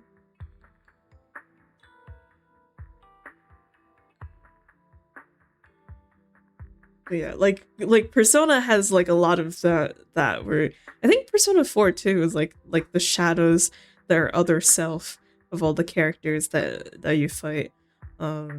Like the monster that comes out of that is like a symbolic symbol of their struggles, you know.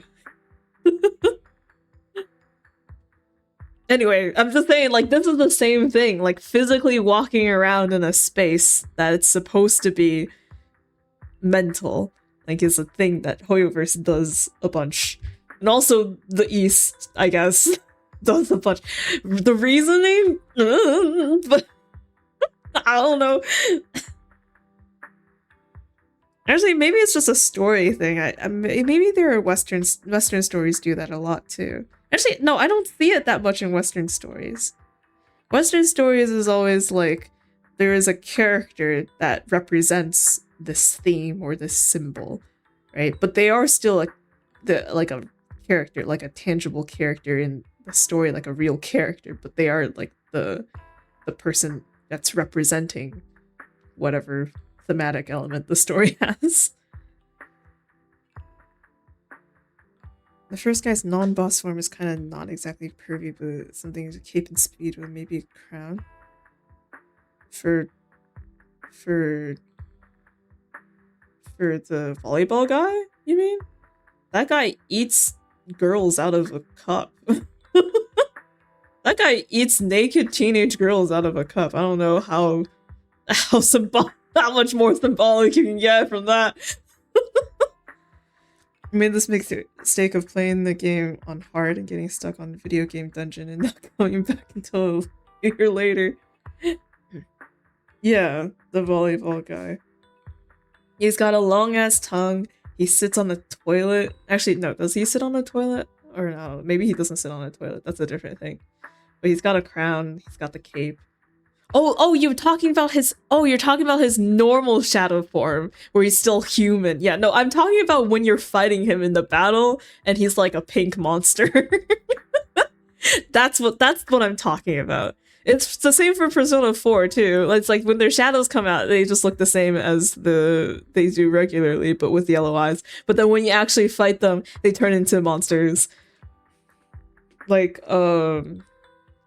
Yosuke's is like a banana ninja guy. and then the monster becomes their persona.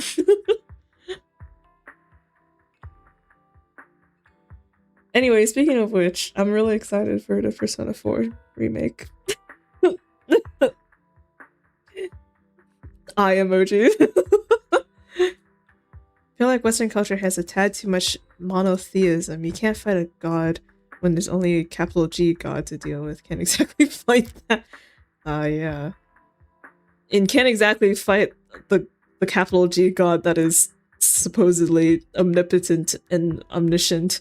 So like, and whatever else, like he knows everything and is all powerful. Like it's kind of untouchable at that point. Coming across the Torn King of Desires the first time was wild. Torn King of Desires, is that the official name?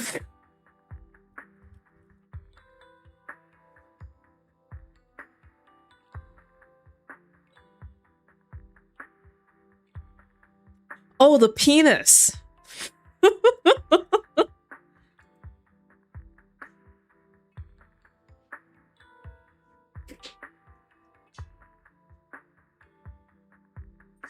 Oh, right. Yeah. There is wild.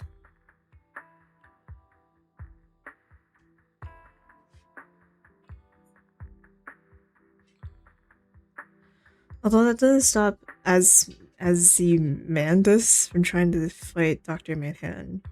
What? I still love that the line, "You're about as threatening as the world's most dangerous ant."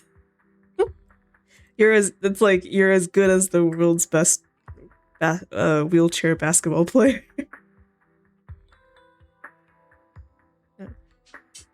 Watchmen? No, I don't. That's why I can't judge Western media that well. It's like, I haven't seen enough Western media to be like, and I can generalize it. No. Like,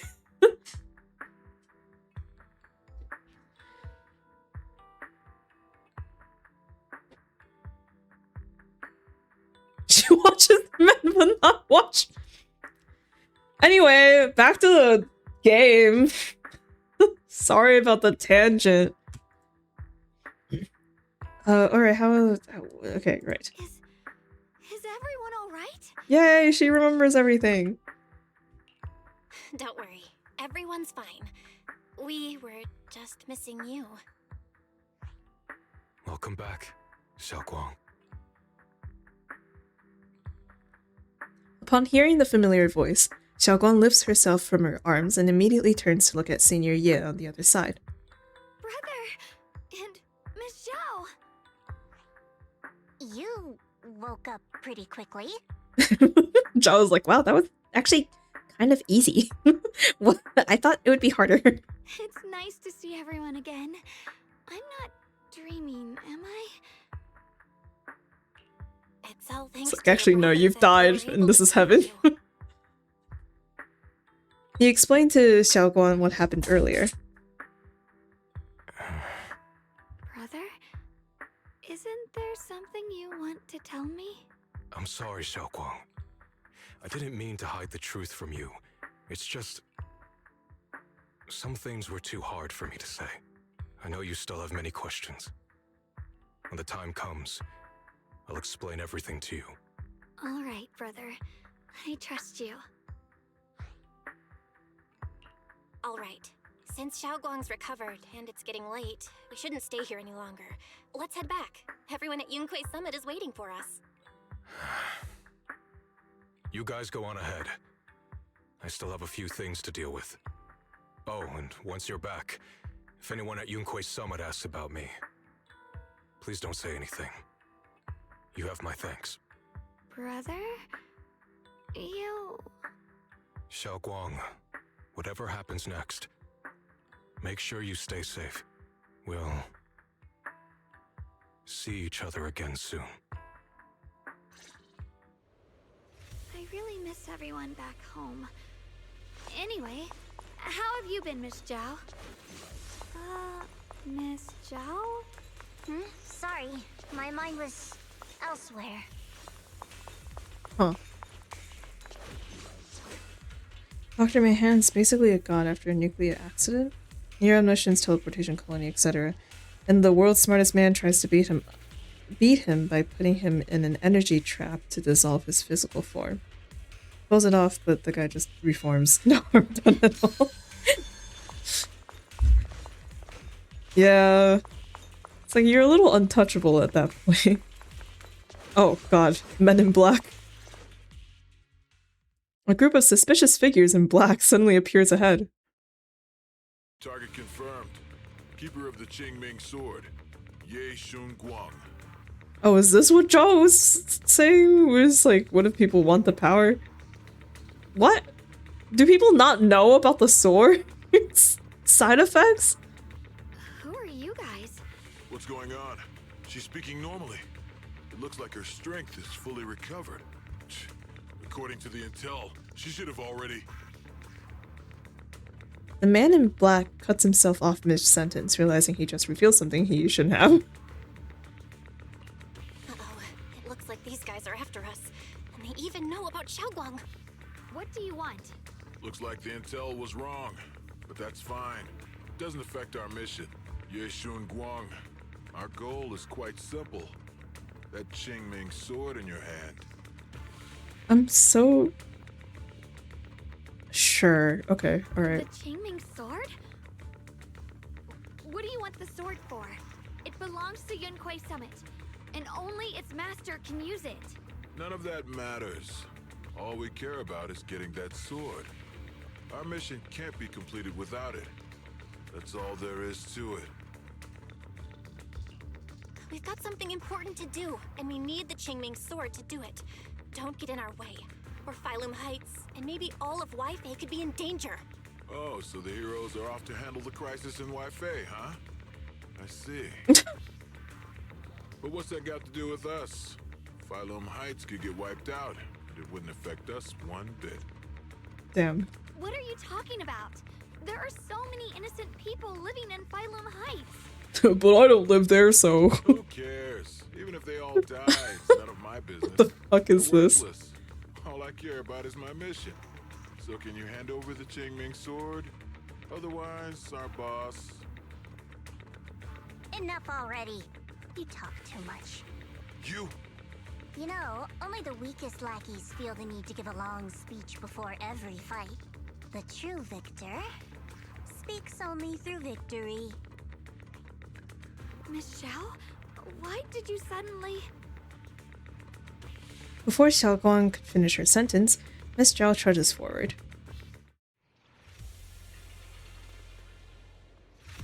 Miss Zhao's acting a bit off today. She's unusually impulsive. Yeah, she's not acting like herself. Just to be safe, let's hurry up and help her out. Hand over the Qingming sword and no one gets hurt. Just go ahead and make things easier for everyone, yeah? Where did you learn about Xiaoguang? Oh crap, I'm so bad. Like I'd just go running my mouth about something that important. What do you take me for? An idiot? I mean, you said it, not me.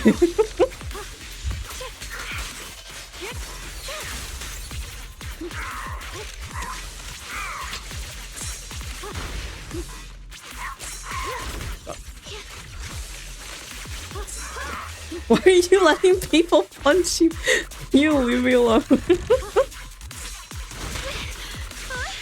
I'm just not good, okay?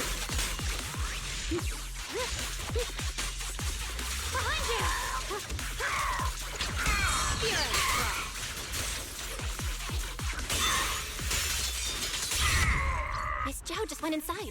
Let's follow her. Okay, so like, I'm realizing, okay, here's a question. Is this the Qingming sword, or is this just her sword? Like, hold on, I'm confused. What does the sword even look like? Because I thought the sword was like kind of wiggly at the hilt. But this one's like straight on. So, hang on. Let me look up.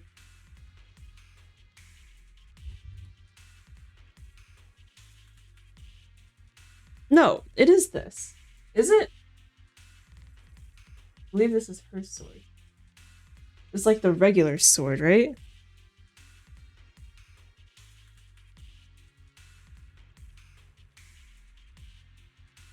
Yeah, so like not the sword. The sword is in the case.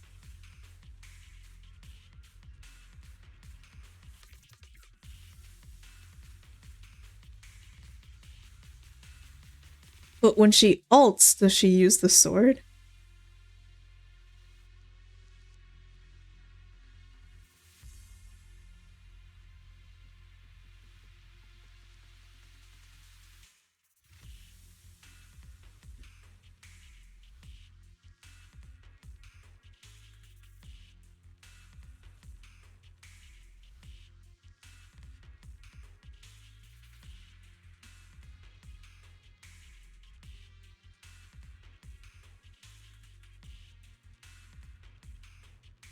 Oh, yeah, it does look like her ult holds the sword. Okay.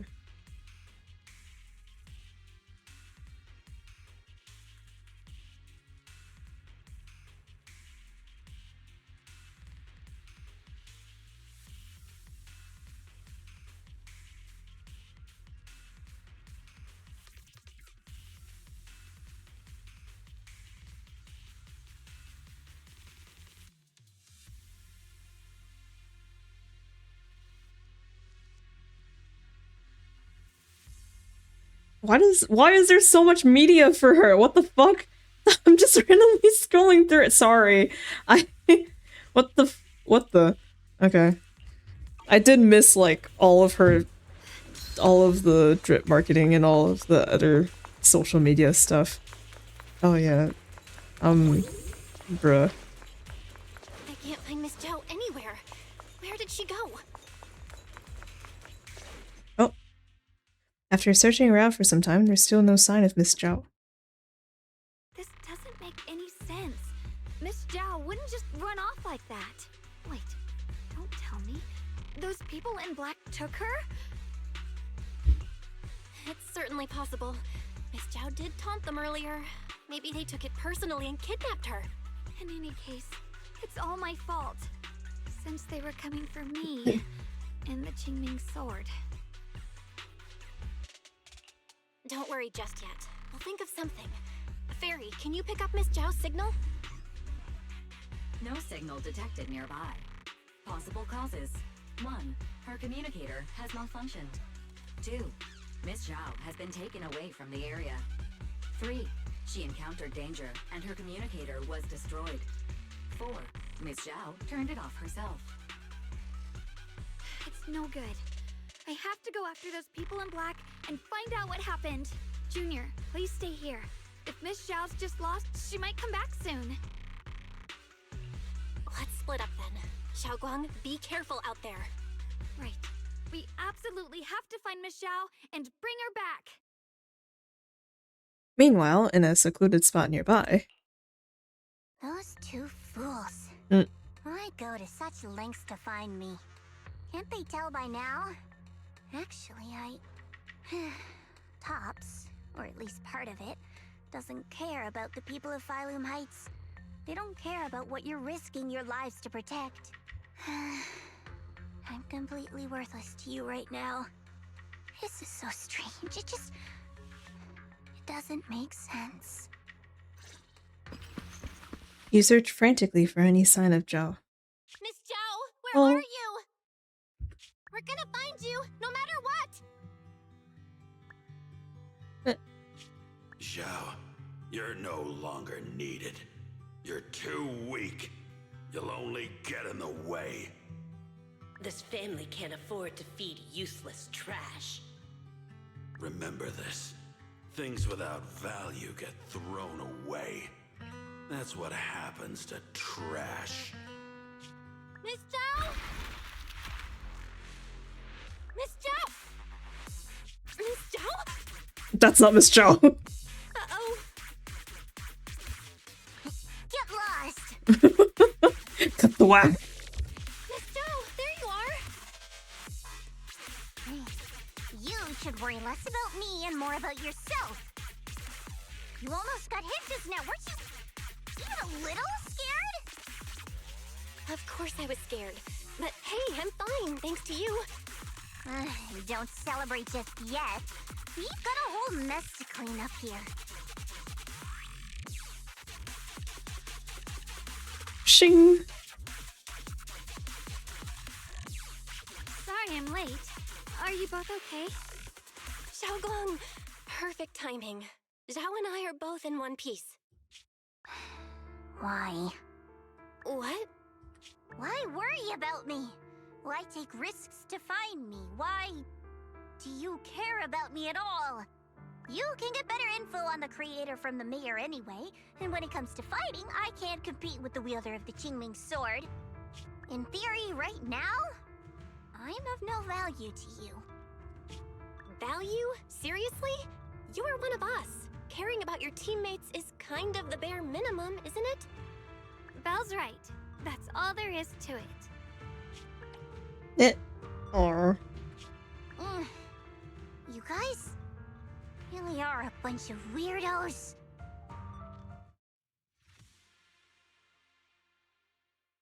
what big eyes you have.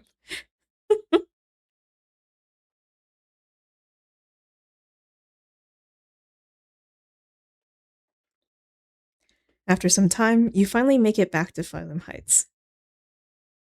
Despite everything, thanks for not leaving me behind just now. I should be the one thanking you. I was lucky you were there. Miss Zhao doesn't respond. She stays silent for a long time, as if fighting an intense battle within herself. At last, she turns to you, her eyes filled with a mix of confusion and searching curiosity. I've been wanting to ask. Why are you all able to trust others so easily? There's no such thing as kindness without reason. Every relationship exists because there's something to gain. Value and profit. That's the only solid foundation between people. All relationships, in the end, are a game of value. Just like those people in Black said, if someone can't offer any value, no one will care if they die. That's the rule everyone lives by, isn't it? That's not true. At least, that's not what I believe. You're right, Miss Zhao. Such things do exist. But there has to be something more, beyond such cold logic. Something warmer. Something that lets us lean on each other and share warmth through the cold nights. It's something I felt from Shifu, my brother, my junior, from everyone. I think that must be what they call love. Apart from value and profit, there has to be something else that connects people. Something like love. At those words, Miss Zhao freezes. It's like someone just touched an old wound. She instinctively wants to argue back, but ultimately falls silent.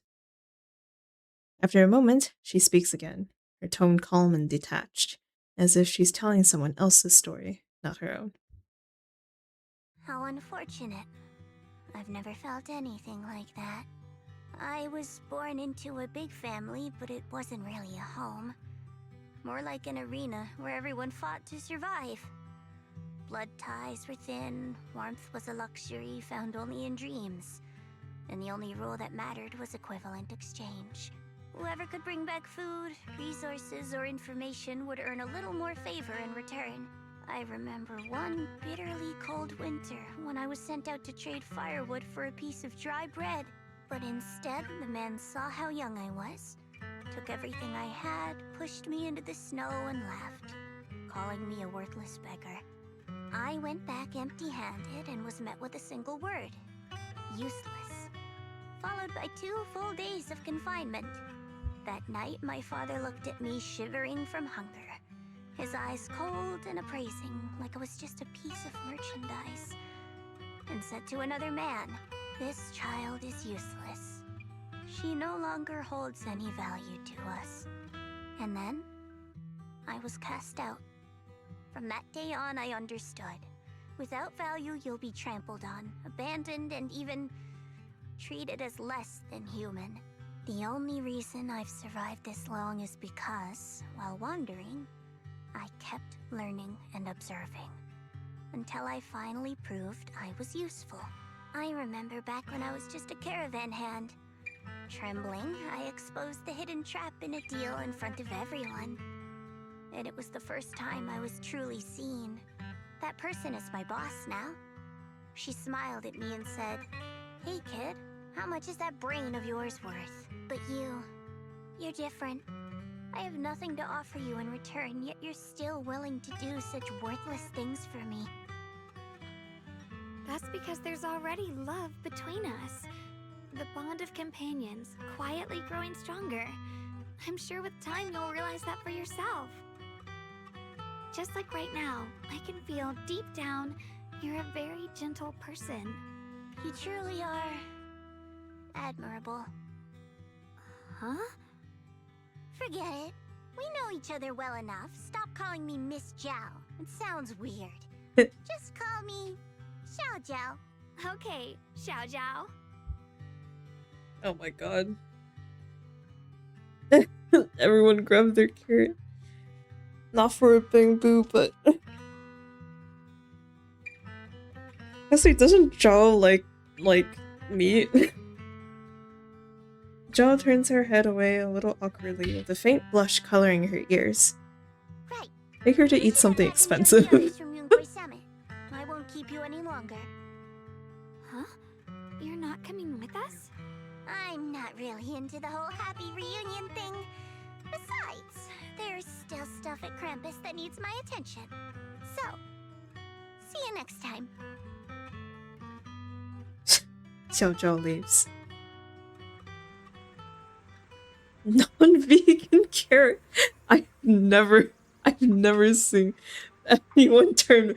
I've been like people have been trying to turn vegetables into meat, but I've never seen anyone do the opposite: meat into vegetables. What the hell? That's scary. Okay, fun fact about value. Fun fact. Did you know that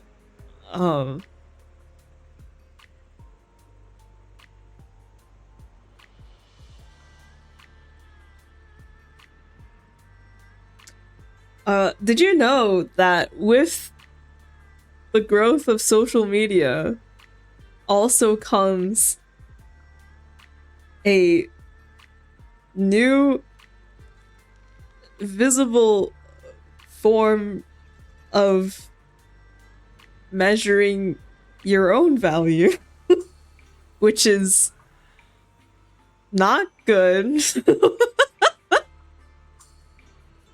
And that's it. Fun fact. No, which is not good, and you shouldn't put your value there. There we go. That's how we should end that. I seen vegan said that strawberry milk is vegan because it's made of strawberries. Anything can happen. That's not true.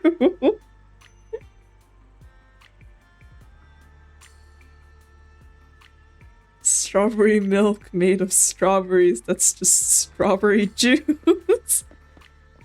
Okay. Vegan superpowers from Scott Pilgrim. We can stream. The sunset paints Phylum Heights in a warm golden hue. Xiaoguang looks down at the streets as a soft breeze stirs her hair. The scene feels peaceful, as if everything that happened was just an uneasy dream. Sensing something, she turns and smiles at you. Okay, but which side of food does it say?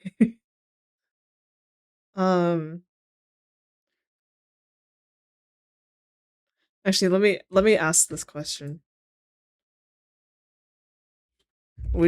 Here's a good would you rather eat veggies that have been flavored like meat, or meat that has been flavored like veggies? This is like a really good, not a really good, sorry. This is a really obvious answer though, because veggies flavored like meat has, oh wait, hold on.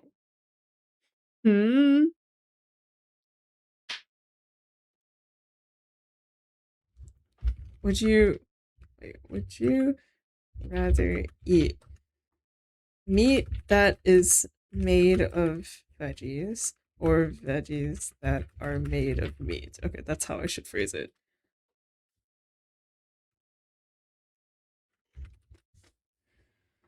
Xiaoguang, Xiaozhou, and just Xiao from Genshin Impact names are confusing.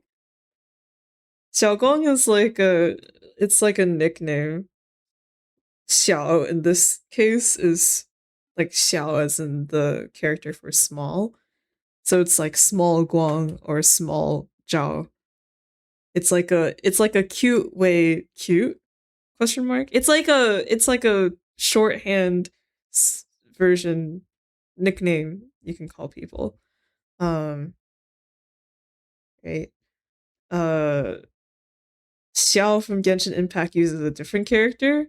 His Xiao is not Xiao, but it's Xiao like first tone, but I forgot what his character was. What it was. I just know it's not the same Xiao. Isn't that just those Beyond Burgers? Yes. Like, okay, like meat made out of vegetables that exists, but like vegetables made out of meat? Now we just 招小 so they could be 小招小. What?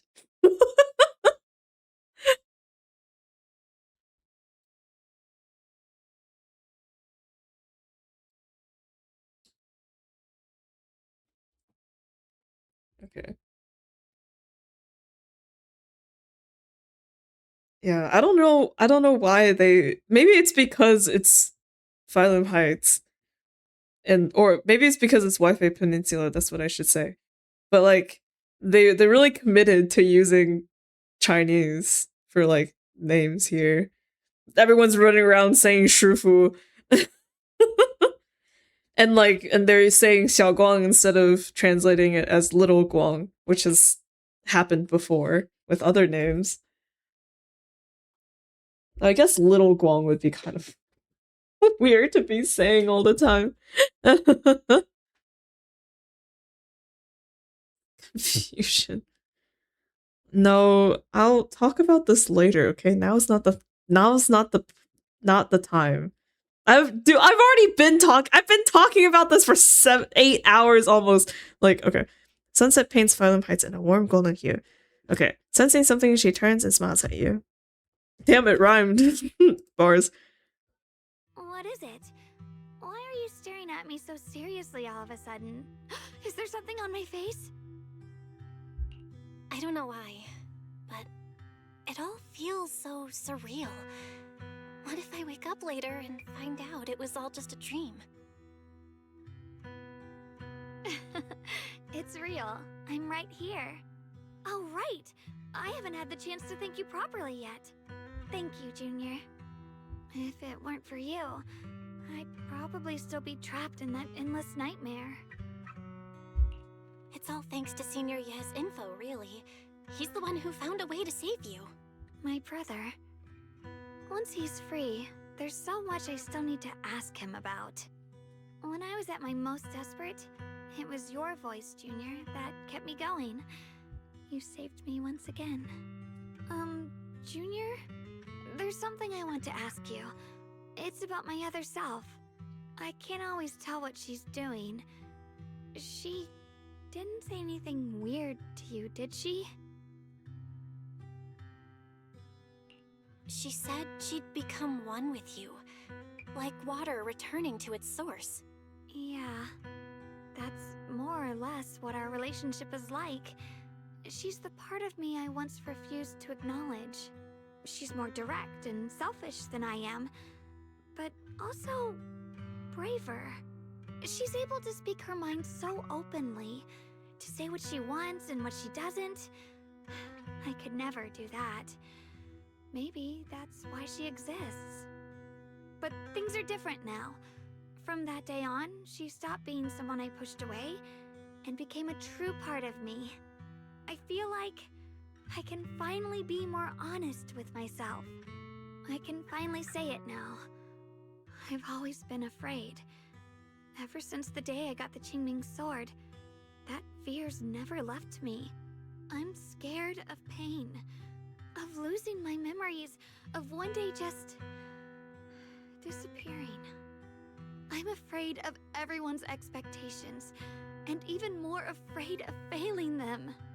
I used to think how wonderful it would be if the Qingming sword hadn't picked me. If I were just a simple, ordinary girl. I'm sorry, Junior. I might not be as good as you think I am. Yoshungon, your worries are just so normal. I'd be surprised if you didn't have those worries. Why are you apologizing? I don't think that's anything to be ashamed of. It's something any normal person Belle, stop stealing my lines! Stop blaming yourself for it. Okay. Thank you. Alright, it's getting late. We should head back to Swabian Temple. I heard Ishu and Shifu's back? Aw, I'm probably in for a scolding this time. Girl, you are Belle. Don't know. Seeing Xiaoguang fret over the impending lecture, you can't help but laugh. You laugh together and talk as you board the cable car back to Phylum Heights. Phylum Heights. I know how to talk. The car slowly descends. This long day is finally coming to an end. It feels like we still have another thing to do, though. Should I send a message to everyone at Yunquei Summit? Maybe Forget it. I'll just go back and get scolded, I guess. Why are we detouring?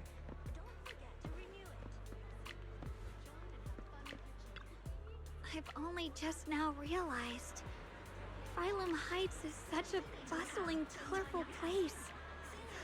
The air smells of coffee and fresh bread, mingling with the calls of vendors and the carefree laughter of children. Just watching and soaking it all in is enough to make you feel genuinely happy. Xiaoguang, it's getting late. Should we head back to Swabian Temple? Sorry, I lost track of time. Let's head back. We don't want everyone to worry. That colorful shop over there. Is that your video store? It looks really unique. It looks really unique is a horrible compliment. Why would they write that as a compliment? It looks so unique. Like a baby bird, Xiaoguan is filled with wonder at everything around her. She stares at the video stall for ages, as if even these most ordinary sights have become incredible miracles. What? I haven't seen Belle in like 3 days. Oh my god. Man, I really wish Wise was around more. Why is our other sibling just like so pushed to the back? It's sad.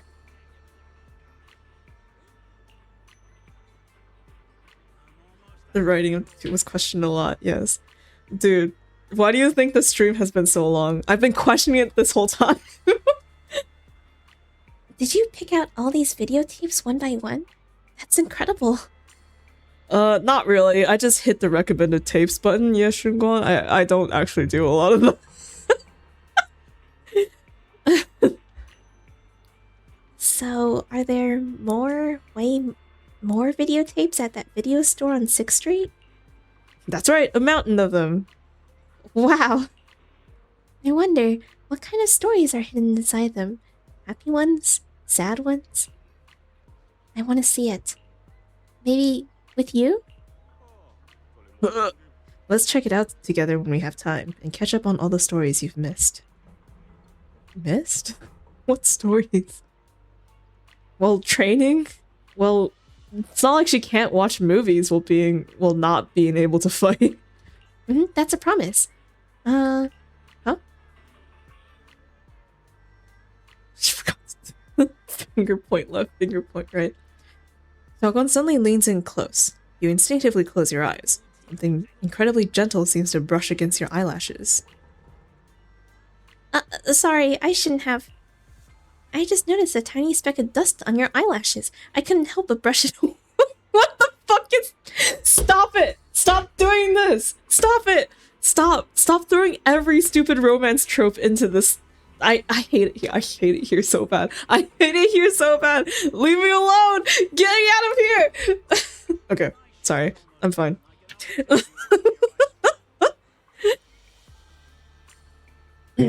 No, you're my enemy. I'm your auntie. Your vision's improved. Yeah, I think this is the first time I've seen this world so clearly. Thanks to you.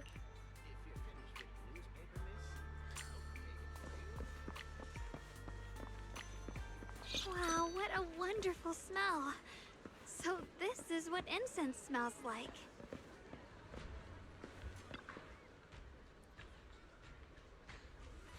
Collection of romance novel. I don't need it. Yes, I need a collection of romance novels so that I can wash away this one. My sense of smell seems a bit sharper than before too. Doesn't that mean the osmanthus cakes will taste even better? I want to try it right now. Then the osmanthus cakes I make will definitely taste even better too. Wait, this isn't the time for that. Let's hurry up and meet up with everyone. I can't wait. We'll be seeing everyone soon. Yuri romance novel. Maybe there'll be some scolding too. Wrong Y word.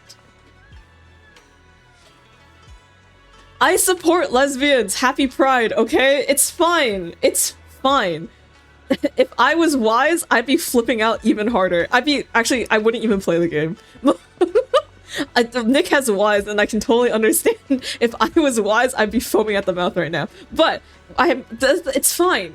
It's fine. Happy Pride. It's okay. I just I have a mountain of other issues with Ye Shunguang, and that's why I don't like this. Okay, it's fine. This is why she specifically plays female link. Yes. I choose female MC every time for Hoyo games because I know there's more female characters and I know they're always pushed onto us so that I can at least find some respite with like it being WLW.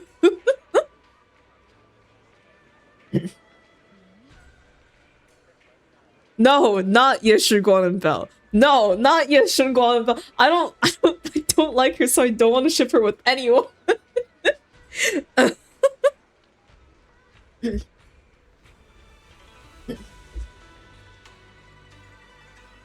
Wise can bicycle around. Wise bull is fine. I support any trip with Wise that's with a guy.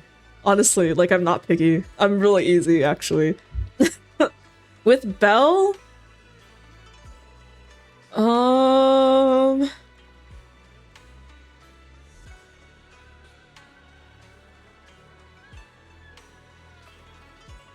I think I like it when Belle is the clumsy one instead of the responsible and like, what do you call it?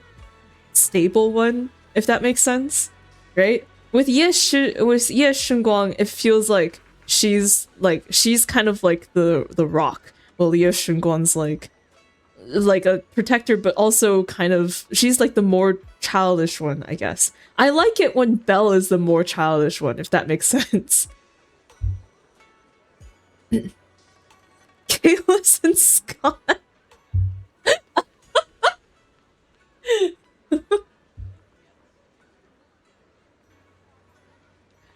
You know what? I can support Kalis and Scott if it's Scott liking Kalis and it's unrequited. I think that would be kind of fun, actually. If Kalis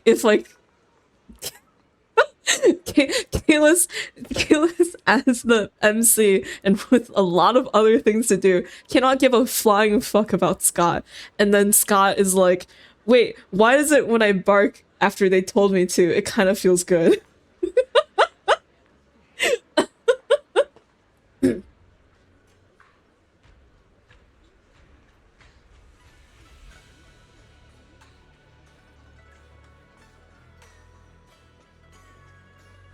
Bark, yeah. So Scott is a character from Honkai Star Rail, and he's kind of like the punching bag character. Oh right, I forgot about New Carnival. We don't need to talk about New Carnival. Yeah. So he's kind of the punching bag character, and so the punishments that he endures is like bark like a dog in front of everyone, or oink like a pig in front of everyone. Because he's supposed to be humiliated and we're supposed to laugh at him. Like, that's him. I'm heard about a dude named Scott. How much have you played? He shows up, I think wait, when does he first show up? I think he first shows up as part of that resource management event in Xianzhou. Specifically that shopping district in Xianzhou. I forgot the name, but it's the one. It's the one with like all the carrier birds, the robot carrier birds, with delivering packages. That event. I think that's when Scott first shows up. Then he shows up again during the War Dance event. I forget if he shows up anytime before or after that. And then he shows up again in Planet Arcadia. So. Can't seem to imagine his face. He's an IPC guy. Blonde hair. Sunglasses. You stream it. It's free game as far as I'm concerned. That yeah, you know, like it's fine. New Carnival. We can talk about New Carnival. That's fine. But it's like that's not. That's off top. That's not part of. I guess it is kind of on the topic, isn't it? It's fine. Yeah, War Dance with Luca. Random NPC. Yes, he is an NPC. He's not a playable character. He's NPC, but he's like a reoccurring NPC, which is why he's been talked about. Scott screenshot.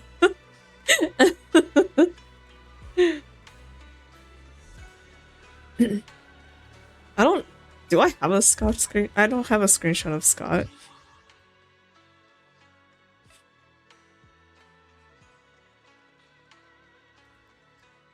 But yeah, what was I was on something before. Oh right, about Belle ships. Right, like ships. I like it when Belle is the goofy one. So like, I like ships with Belle where she is the less serious one. So the first one that comes to mind that I like is Julian with Belle. That's the one. That's the one that I first fell for, and I was like, oh wait, it literally their first cutscene together. I was like, I'm on board.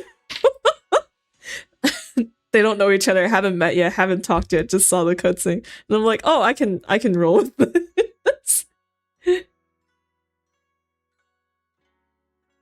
Not like Leben level NPC where everyone knows him. He's almost a Leben level NPC, I would say. Like, Leben shows up way more than Scott. But like Scott's in most events, and now and at least in Plan Arcadia, he's now part of the main story event too. So like he's around, like yeah. Oh no, I don't think I have any screenshot of Scott because why would I even want to screenshot him?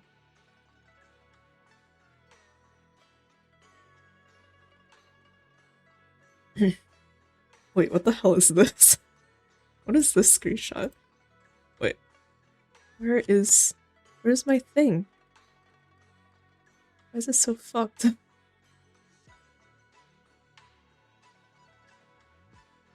What the?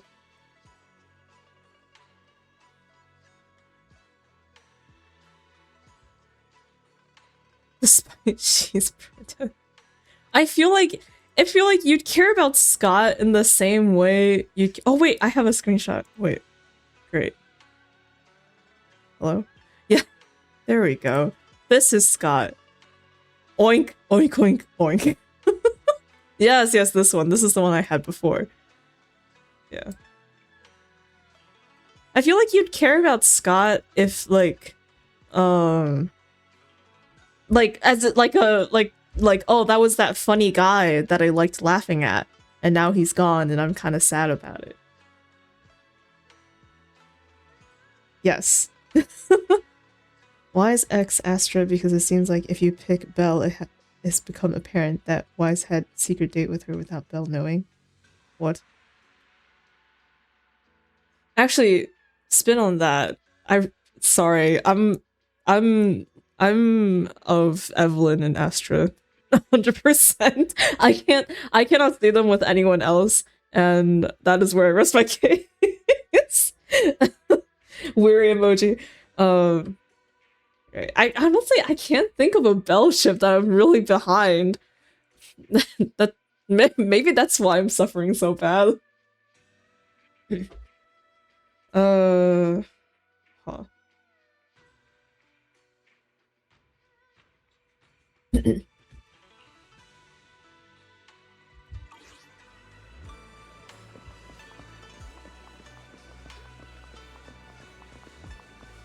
If you date Astra, you get Evelyn, buy one, get one. We cannot do this during Pride Month. You can't be like, hey, they're lesbians, can I join in? No, we can't do 3.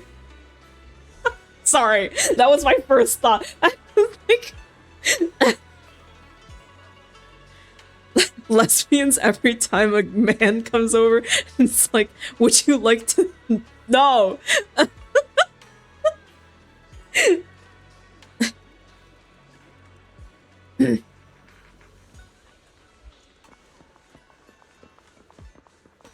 It's fine. It's because I play Belle, it's like I didn't even see the scene with Wise.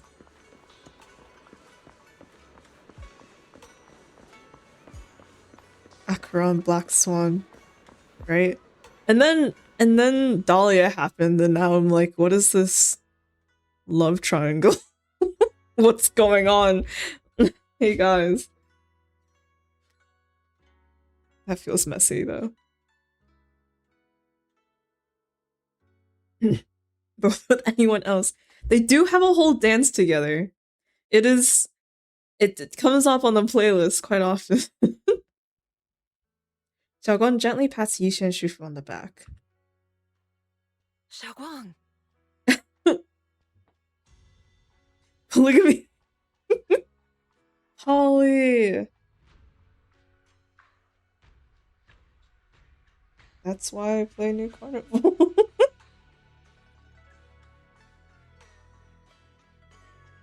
Xiaoguang, you're alive? Yixuan Shifu, it's me. Are you alright? I'm perfectly fine now. If you don't believe me, you can ask Junior. Yixuan gives Xiaoguang a quick look over and asks her a few questions before finally confirming that she's perfectly fine. I wasn't so sure she'd make a full recovery. She'd almost completely lost all 5 of her senses. Oh, lost all 5 senses? I'm sorry. It looks like someone's got some explaining to do. Everything is finally explained to Yixuan and Shufu, though the part about Yeshuan is still left unmentioned for the time being. I see. No wonder you didn't want to tell me about Xiaoguang's condition earlier. Anyway, at least things seem to have turned out well in the end. Xiaoguang wouldn't have recovered without you, Belle. Just cleaning up the mess they made themselves. Can we kick this guy out? By the way, we couldn't contact you for quite a while, Shifu. Did something happen? I was supposed to be here sooner. I tried to take a shortcut through a few hollows, but I ran into trouble in one of them. So it took me a bit longer.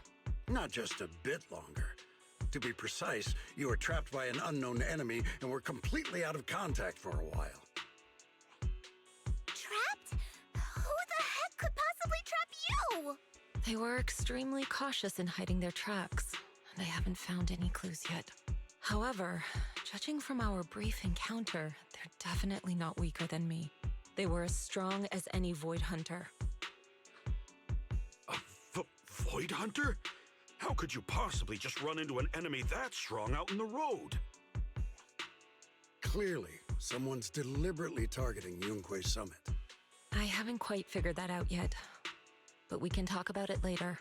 Speaking of Void Hunters, you mentioned earlier there's information about Sunbringer inside the Hollow. I'll need to discuss this with the mayor. I still think Lou is sus. Yeah, this is like 1 in 5 doctors. Like it's like who? What is it? It's like pick who doesn't pick the one that doesn't fit. You know, spot the difference. Like it's so obvious. He's the one only NPC here. By the way, have you heard anything regarding Ye Shiyan's whereabouts lately? Kafka, Himiko, they're both fighting over who's real MC's mom. And then they can be moms together. Opposite of spot the spot the NPC. My brother...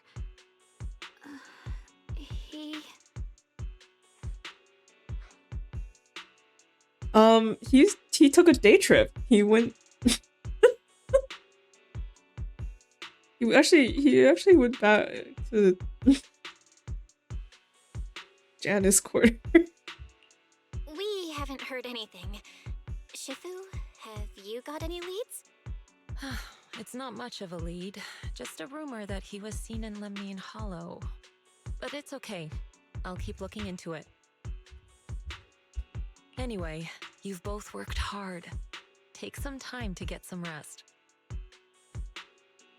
And Xiaoguang, We're lucky you recovered this time. You mustn't be so reckless in the future. Understood. She looks like an NPC in Reveal. Wait, what? You mean the male version? He?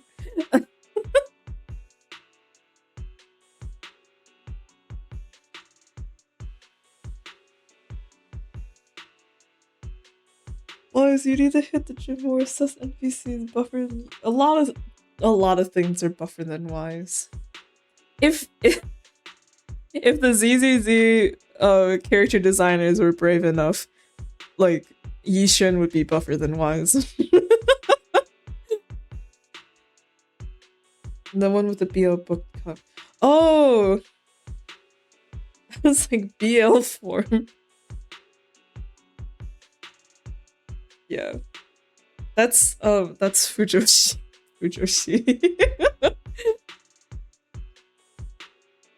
After chatting for a bit, everyone goes their separate ways. Just as you are about to head back to your room to get some rest, a message suddenly comes through.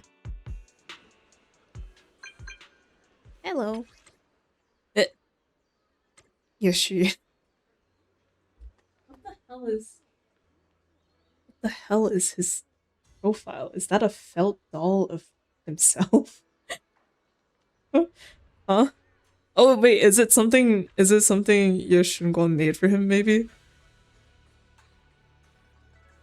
I need to talk to you about and Xiaoguan. Fuck. Let's meet at the spot. Just you two. Don't tell anyone else.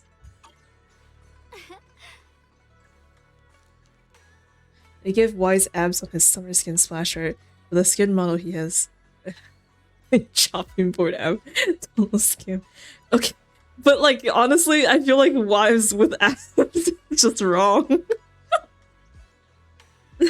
When would he have the time to even have such games? Does he work out? No! It's a message from my brother. I got it too. Senior year finally stopped writing letters. My brother can be a bit old-fashioned sometimes. But why did he specifically emphasize don't tell anyone else? Feels like we're trying to avoid someone. Yeah, no shit. He said that he was trying to avoid everyone in the temple right now. Whatever, I don't really get what he's trying to say.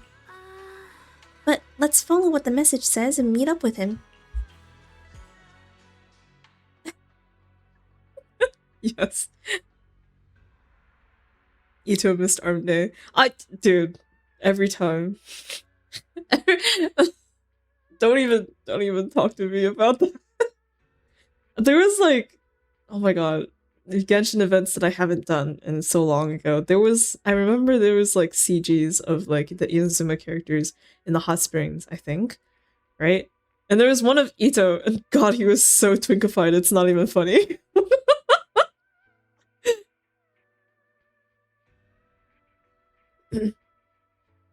You sneak to the meeting point with Xiaoguang.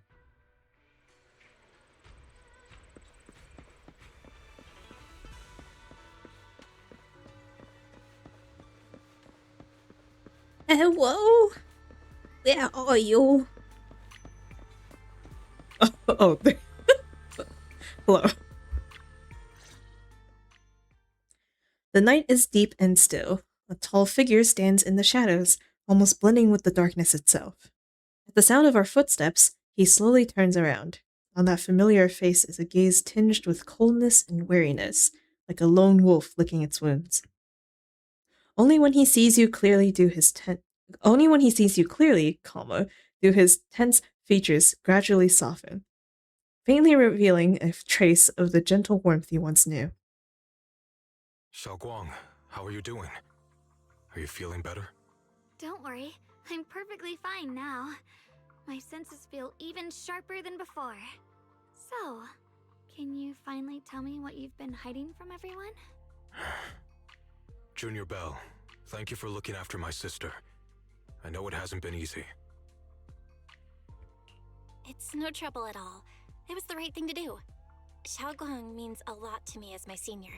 Brother, are you trying to change the subject? I'll tell you what you want to know when the time comes, but not now. We have something more urgent to deal with at the moment. I found a way to break the Qingming Sword's bond with Xiaoguang. It's in Lemnian Hollow, the same place where we helped to regain our senses. That object seems to have some ties to the Creator's power. I've already mastered a special method and can use it to erase the bond. Let's head there now, Xiaoguang. Once we break the sword's hold, you won't have to live in its shadow any longer. You'll finally be free.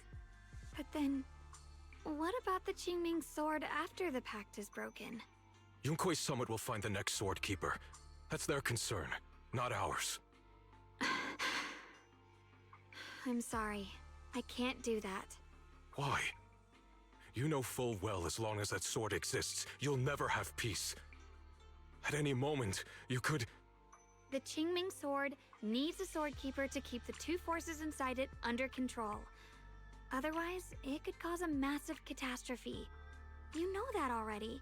If such a disaster were to occur, countless innocent people could lose their lives. Loki, I thought he did not know that, but maybe because he had something with the creator he does know? I don't know. Sure. So what? Is my sister's life worth less than the lives of strangers? I know you're only doing this for my sake, but this is my choice. You don't get to choose! Oh boy. Senior Ye has never looked this angry before. His once gentle eyes now burn with pain and fury. Startled, Xiaoguang steps back, her face turning pale. The air around them seems to freeze in place.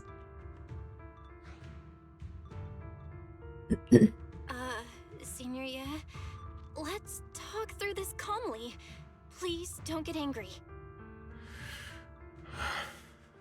I got carried away. I'm sorry. Forget it. I didn't want you to get involved in all this mess. But if that's what it takes to make you give up the Qingming sword, then so be it. Xiaoguang, listen. We never had a choice from the very beginning.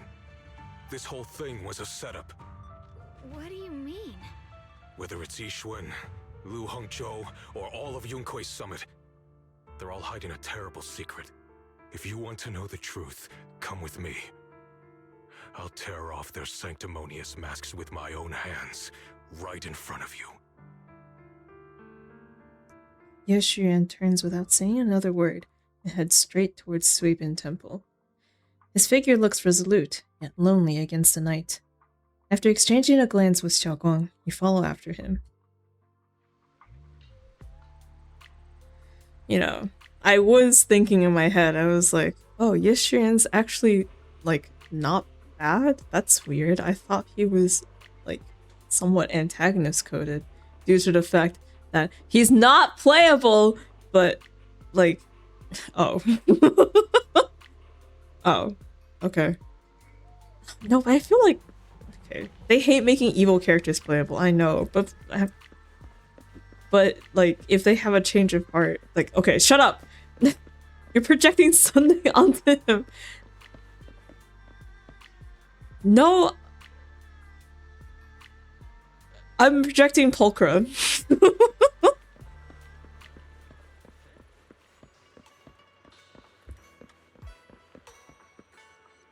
It's about time you return to pay penance. Damn.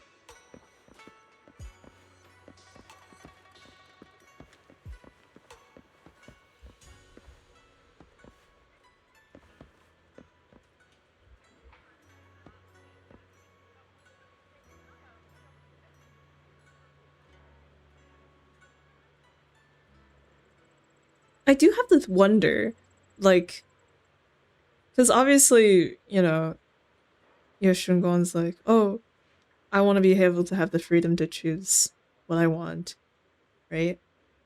So, like, if I want to sacrifice myself and be the sword wielder, then that is my decision, right? Even though Yeshuyan doesn't want that. But I can't help but feel like if the roles were swapped and Yeshuyan had the sword, and he was like, I want to put myself in danger for the greater good to protect people, right? Protect my sister and everyone in the temple, or maybe not everyone in the temple after this revelation, but you know, generally, you know, I feel like Ye Shiguang would say the same thing. She'd be like, no, like, because she doesn't want him in danger either. Like, this is like a fucking, like, I bought you a Christmas gift for the thing that you sold to buy your Christmas gift type of deal. Like, I don't know. Okay, whatever. What is the conspiracy theory? Back at Suibin Temple, under Senior Ye's command, you gather everyone at Suibin Temple. Ye Shiyuan, you actually have the nerve to return to Swabian Temple? Aren't you ashamed of yourself? This fucking guy. Can you leave already? Oh my god.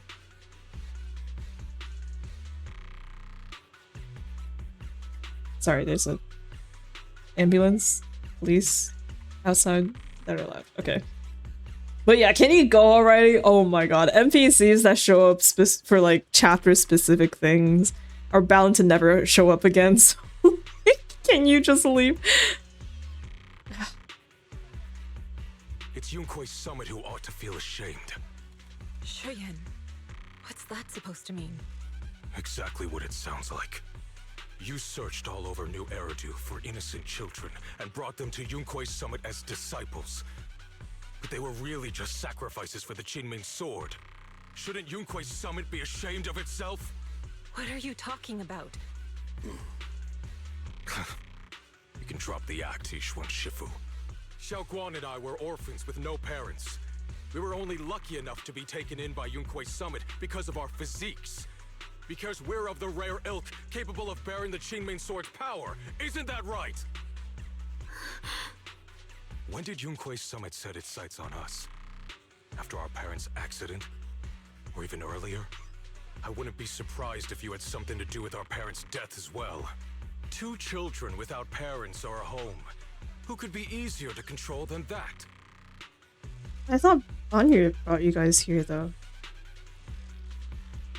Wouldn't that mean that Banyu was somehow manipulated or in on it? They just throw children at the sword until it sticks to one of them. That's so funny. Yeah, right? I guess, if that's true. If this is true. Such kindness. A lifetime wouldn't be enough to repay it, don't you think, Lu Hongzhou?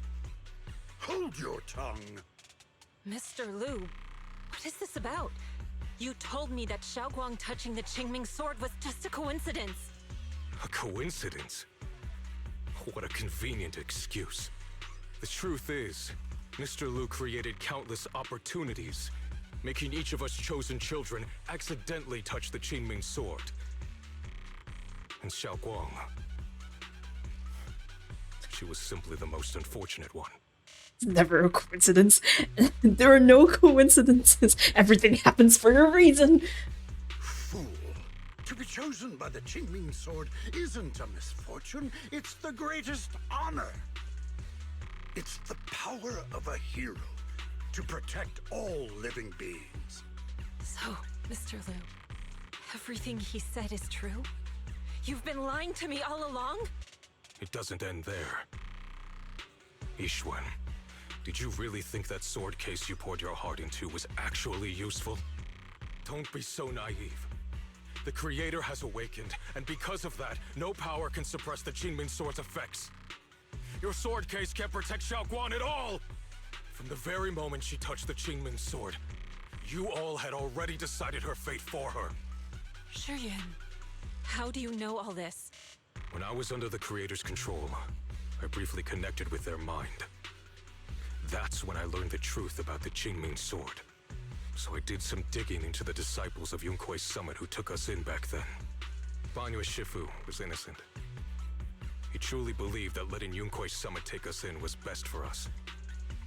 But some of the disciples in charge of selecting orphans weren't so honorable. I mean, Lu Hongzhou couldn't have done this all alone, right? And those disciples who secretly acted on your orders, they don't feel any guilt either, do they? Because they know it's the right thing to do. Right.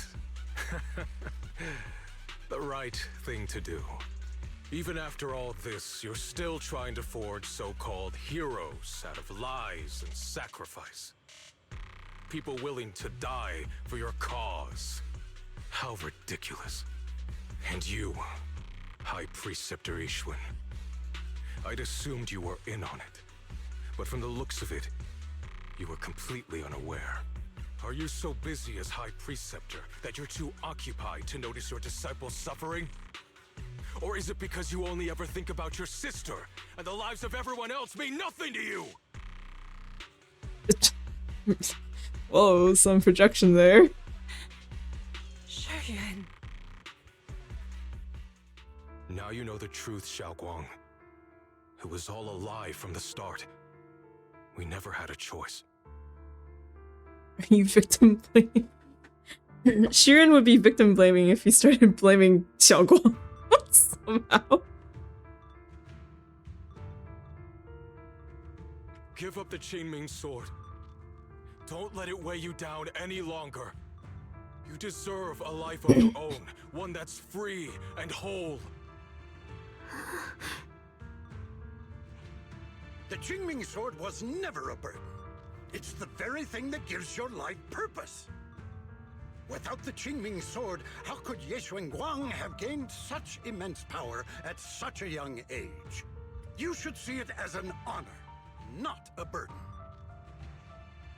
Whose honor? Yunkui's summit's or yours? It's easy for you to preach, because you're not the one who has to pay the price. Do you think I wouldn't if I could? If I had the choice, I would have made the pact with the Qingming sword myself long ago, rather than standing by helplessly, like when the old capital fell, watching my mentors and fellow disciples die, one after another, unable to do a thing. Your jealousy toward the Sword Keeper is your own obsession. Not everyone craves power the way you do. Some people don't want to be heroes. They just want a quiet, ordinary life. You and Yunkui's summit took that choice from us. This isn't my obsession. It's for all of New Eridu. The Qingming sword needs a sword keeper. Yunkui's summit needs one, and so does this city. It's for everyone's sake. One life in exchange for thousands. There's no greater justification than that. For everyone's sake. What makes their lives more valuable than Xiaoguang's? Just because she was born different? Just because the Qingming sword chose her, she deserves this? My sister shouldn't have to live in constant pain for the sake of everyone else! At least my choice can save lives. And you, what have you done? You thought you could defeat the Creator on your own, but in the end, you failed and became a puppet. If you really thought you were right, you wouldn't have needed lies and deception in the first place, would you? You could have gone about it honestly. Sought out someone who'd willingly lay down their life, like Yunkui's summit always has. You could have found a willing sacrifice to achieve your grand cause. You know the harm the Qingming sword could bring if left without a master, yet you won't risk your life to stop it. Doesn't that make you the real selfish one? Could Ye Guang really stand by and watch countless innocent lives be lost because of her? Huh? Shut up, Lu Hongshou. This was never Xiaoguang's responsibility. Her path was decided the moment the Qingming sword chose her. She was destined to become a hero. Enough! Ye Shiyan, this happened because I failed to watch over everyone. Yunkui's summit owes you an explanation. I don't need an explanation. Just let Xiaoguang go. She shouldn't have to live her life bound to the Qingming sword.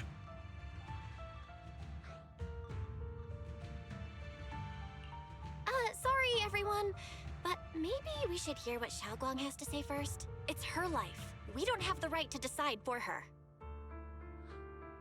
Thanks for speaking up for me, Junior. Mr. Liu, I just have one question. Was what happened to my parents back then really connected to Yunkoi Summit? No. I did keep the Qingming Sword's cost a secret, but I'd never go as far as to do something like that. I didn't learn about your special constitutions until after your parents were gone. I get it now. Everyone, I'm sorry. I'll discuss what to do next with my brother. Xiaoguang, are you alright? I'm sorry, it's all my fault. I'm fine, Shifu. I understand both my brother's fears and Mr. Lu's reasoning. I've already made my decision. Xiaoguang gives you a small smile. There's no fear in her expression now, no trace of confusion. It holds a certain serenity, the kind that comes after seeing through every truth and lie, yet still choosing to embrace one's fate.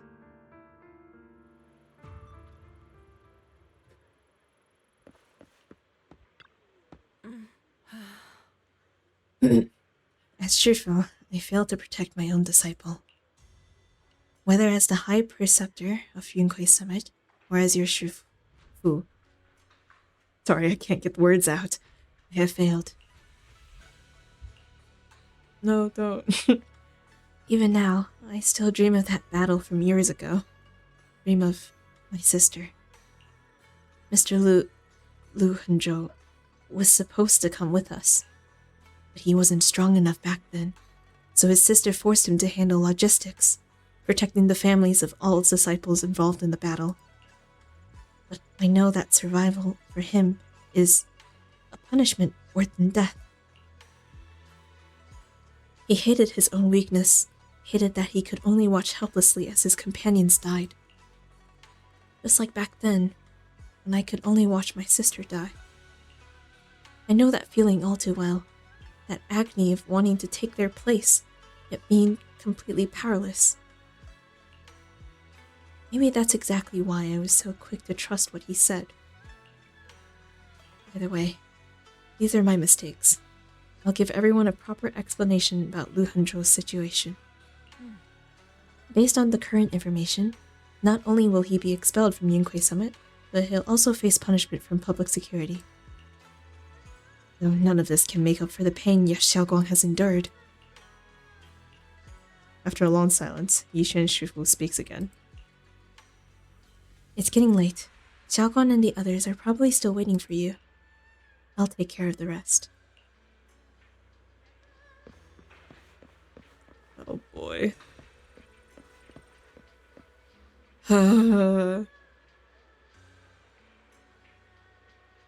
That's the thing. I cannot fault Yeshuyan for doing all this and saying what he has said. Because that's literally what Xiaoguang has been saying. Like, before we did a walk of Yunkoi Summit, or what we did a walk of Phylum Heights, and she was like, hey, I never noticed. This place is pretty cool. I would like to protect it. You know? Like, before all of that, she was constantly going on about how she just wanted to be a normal girl and whatnot. So, like, I can't fault her brother for thinking this way, because this was literally a recent change that she's had. You know what I mean? Like, it's like, it feels harsh from him, but like, it's what, but he hasn't been talking to her recently. Okay, whatever. Oh my god. Why is Lockspring here? Get the fuck out. This is a family discussion. You walk to one side with Xiaoguang, Senior Ye, and Lockspring. Xiaoguang, we're leaving right now. Once you sever your bond with the Qingming Sword, you can... I'm sorry, brother. You stopped him. I've made up my mind. I won't give up the Qingming Sword. Is it because of what Lu Henzhou said? None of that is your responsibility. Don't let yourself be guilt-tripped by some false sense of duty. No, this is my choice. My own choice. I remember when we were little. I loved the osmanthus cakes from the shop on the corner, but they always made my stomach hurt. After that, you wouldn't let me eat them anymore. But being the kid I was back then, I couldn't resist. I bought them secretly, and after eating them, my stomach hurt so bad I almost ended up in the hospital. Xiaoguang. But I never regretted eating those cakes. I know you mean well, but you can't protect me forever. I've grown up, and I have to make my own choices. I can choose to eat the things I love, and bear the stomach ache that comes with them. It's all part of living. I need to experience it all. To make mistakes, to stumble, to cry, to laugh, and not be locked away in a perfect little glass house until I fade away. That's the thing. Having the sword is a burden on all of these things. To experience it all by having the side effects, the negative side effects of the sword. You can't experience it all. You'll literally start forgetting it all. Like, what? Like, sure, maybe with the new like perspective of having like that reset that she actually no wait, okay, hold on, sorry, I wanted to talk about this later, but like, okay, what even, so like we brought her back after she lost her senses, but that wasn't a permanent solution, you know what I mean? Like that was a special circumstance because Ye Shiyan had connected with the creator and was able to create that space to preserve Xiaoguang's like mental whatever and then gain her memories back and her senses back. You know? That like that mean like theoretically if she were to keep using the sword, not theoretically, no, if she was to keep using the sword now, right? Like she's back, her senses are back, her memories are back, everything's great and dandy. If she draws the sword again right now, she will start losing her memories again. She'll start experiencing all this negative side effects again, right? It's not like the negative side effects have completely disappeared after doing the thing and bringing Xiaoguang back. That's not what happened. That was just bringing her back. The sword still has its consequences, and that's why Ye Shiyan wants to sever the ties completely. But like, by keeping the sword, you know, she's still taking on that burden, and like, that's fine and all, but like, what she's saying right here contradicts what she's doing. Absolutely crazy.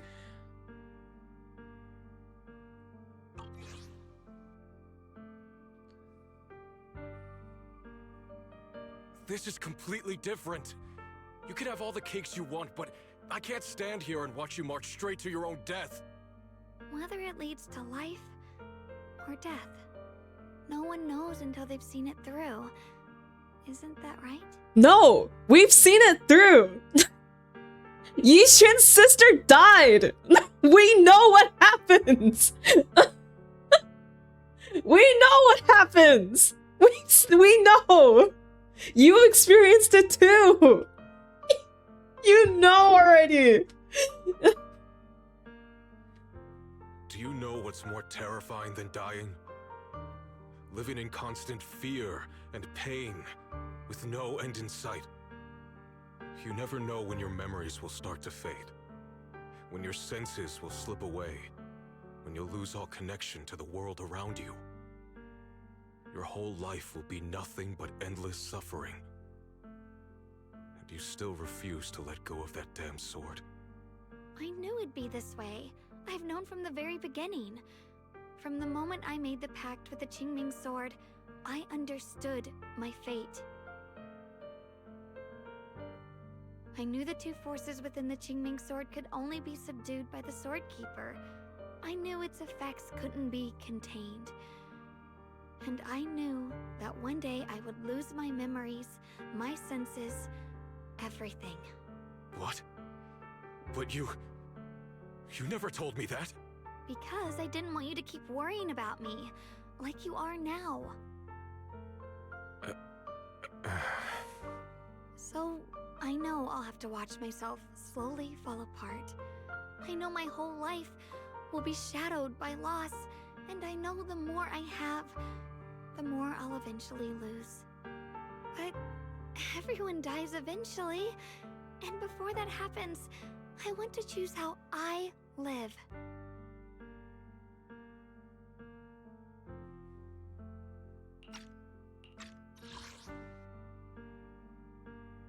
I want to choose how I live.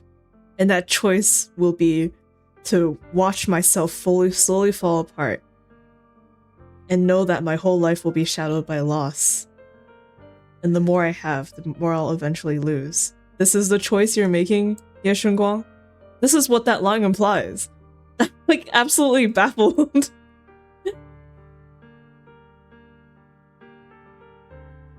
Why, like, I don't understand why these are her reasonings. Like, you can have her choose the sword, but have her reasoning be to protect, right? To subdue the two forces, to protect Yunkui's summit, because after, you know, the Suits guy was like, no one cares about Yunkui's summit. It's like, she'll be like, I will be the one to protect Yunkui's summit. I can be the one who cares about Yunkui's summit when other people, like Tops, doesn't care about it, right? Like, there are a million things she could say right now, and this is what you're having her say? Like, I don't understand. Like, it's right there. Is it not about... Like, why are we talking... Like, okay.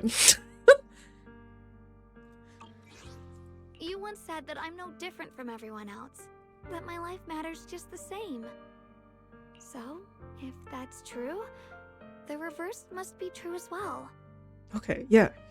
I am all life. You didn't need to make that orange. You needed to calm down. Whoever...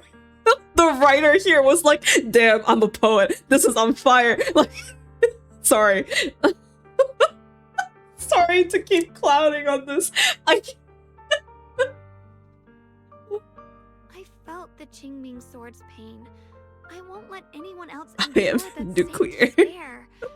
I don't want to face the terror of another disaster. So I won't give up the sword and let others suffer in my place. You may think it's foolish, but this is who I want to be. The kind of person I choose to become. There's a light in Xiaoguang's eyes, bright enough to be considered dazzling. Across from her, Senior Ye remains silent for what feels like an eternity. I'm only human. I'll always care more about my own sister than people I don't know. I can't and won't carry the weight of all living beings. If this is really what you want, I'll respect your choice. But I'll never give up. I'll find a way to save you, no matter what. Then can you promise me one thing? From now on, you have to allow yourself to be happy. My choices, my fate, none of that is your fault, nor your burden. You've already done more than enough for me.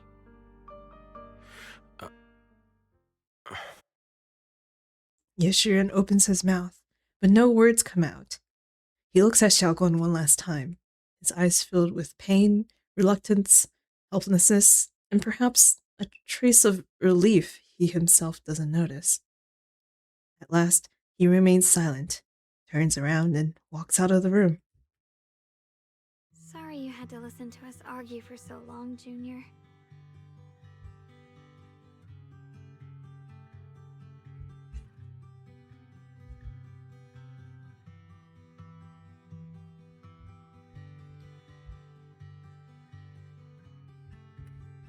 I need to, like, write this down. Hang on. Fuck.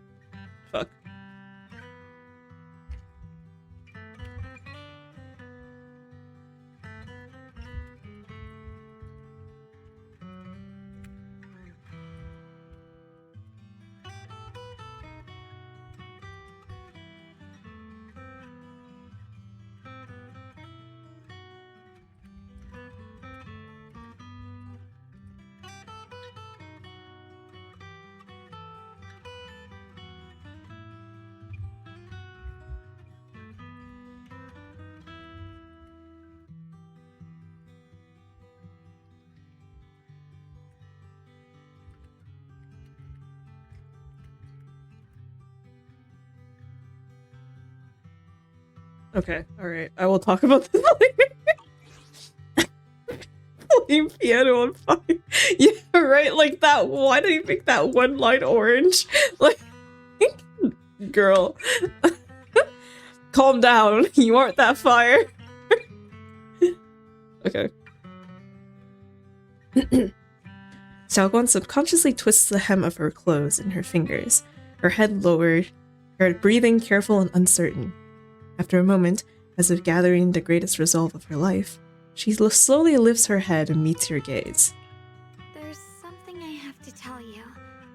The truth is, this isn't the first time we've met. Oh my god, she remembers? I used to think I'd keep this secret forever, but lately, I've realized that if I don't tell you, I'll regret it for the rest of my life. When I was a child, right after I gained the Qingming Sword's power and learned what my fate would be, I was alone in Phylum Heights that night, holding the music box my mother had given me. When I was little, my family would hum along to its tune together, but for some reason, that day, the music box suddenly broke. No matter how I tried, it wouldn't play anymore. Just at that moment, I felt like I was broken too. The same as the music box. I couldn't hold back my tears. Then you appeared. You fixed my music box and bought me some osmanthus candy from Good Goods. I asked you at that moment, if you knew that the road ahead led straight into an abyss, would you still take that step forward? And then you told me that if I quit before I even began, there would be no way forward, and that the abyss I feared might not be as terrifying as I thought. But that was so long ago. I'm sure you've forgotten by now. I think I remember. I dreamed about it before, but something felt off.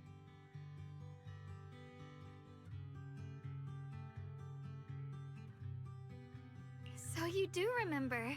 That's good. Maybe that brief meeting didn't mean much to you, but to me, it was like sunlight breaking into a cold, dark room. Your words kept me going through the long darkness. Perhaps it wasn't just your words. It was the sense of peace you gave me. It made me feel like I could find the strength to face whatever lies ahead.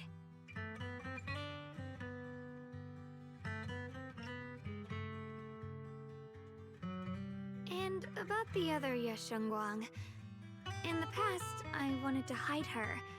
I thought she was so selfish, so despicable. She made me feel ashamed. But I don't feel that way anymore. She's a genuine part of who I am. The fear and unease within me, and the proof that I'm still human. No matter how capable someone is, they still feel fear, don't they? So I'll let myself be afraid, fragile, and want to run away. But beyond those fears that make me human, I also have the courage and love that come with it. Fear keeps me cautious, while love and courage carry me forward. Back then, she said not to die before this world does. And now, I'd say I'll coexist alongside it. Not more orange. Okay, it's fine. She'll find funny Belle was suspicious that Shungon knew about the local candies. Yeah. It's like, she lives here, girl.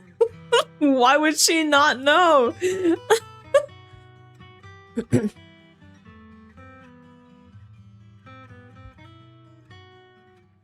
Okay, sorry. I was writing stuff. Maybe at a brief meeting.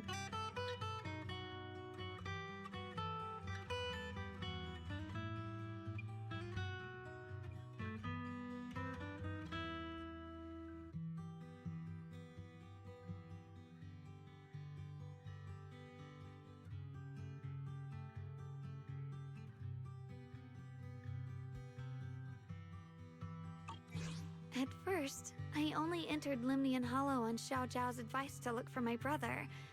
But deep down, it was out of guilt. I didn't want to keep being the one everyone had to protect. Later, when I first saw the Hollow expand and chaos engulfed Phylum Heights, I chose to enter it out of duty. as the Qingming Sword's keeper. I was the only one who could do it, so I had no choice. But now, from this moment on, I choose to accept the Qingming Sword and become the Sword Keeper, not out of guilt or out of duty. I didn't submit to this fate. After seeing every possible path, I chose it because I want to make a difference in the world and for myself. And also, I want to do something for you. It might sound strange, but Junior, you really are someone very, very special to me. Oh yeah, doing this for us, yeah, that's great. Oh yeah, the sword that will make you lose your memories and your senses. Yeah, that will really help whatever you're trying to build here, Yeshunguan. Like, what is the logic? Close enough, welcome back, Cyrene. Not even close. Actually leagues apart. Wait, let me think again. No, still leagues apart. You're so effortlessly gentle, yet so dependable. As though you can take in all my pain and anxiety. After saying that, Xiaoguan suddenly looks a little shy. Anyway, over time, I've come to understand a lot. And it's all thanks to you. I'll always be there to support you, Xiaoguang. I can't make decisions for you, but no matter what happens, I'll be there to catch you. Oh, it's getting pretty late. Sorry for taking up so much of your time. Well, good night, Junior. I hope we both get a good night's sleep.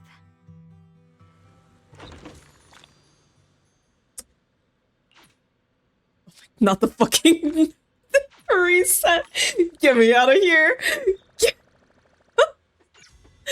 Okay, I think I should only have one more part to do. God, why is it so fucking long? It's because you can't stop yapping. I know! Oh my god. Hold on. Wait, fuck. No, that's not it. Where am I?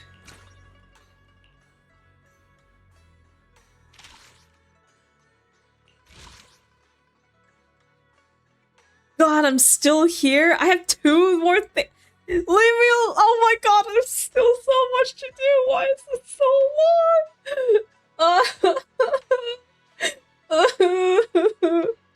If I started... No! No! Maybe another day.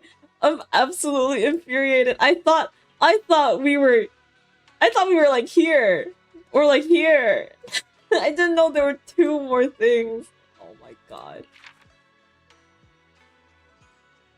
Oh right, I guess, okay, yeah, I guess we still have to fight Sarah or some shit. Okay, okay. I guess there is still more to do. And with whatever Yeshian decides to do. All-nighter. I don't want to do an all-nighter. Can I just give my thoughts and go? What do you mean there's still more? Oh wait, this is not what I wanted to open. There's just ultimate. I don't want that. No, leave. Okay. Okay, so basically, I have some thoughts about what she said.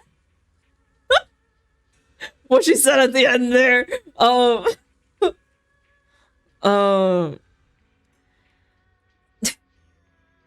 So like, okay.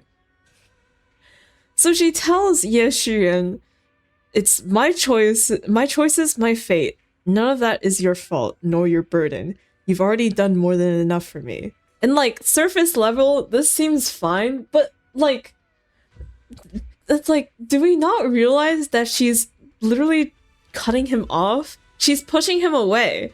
Like, this is not that... It's not a good line. This is like a line that's like severing the ties with her brother. Like, the thing is, it's like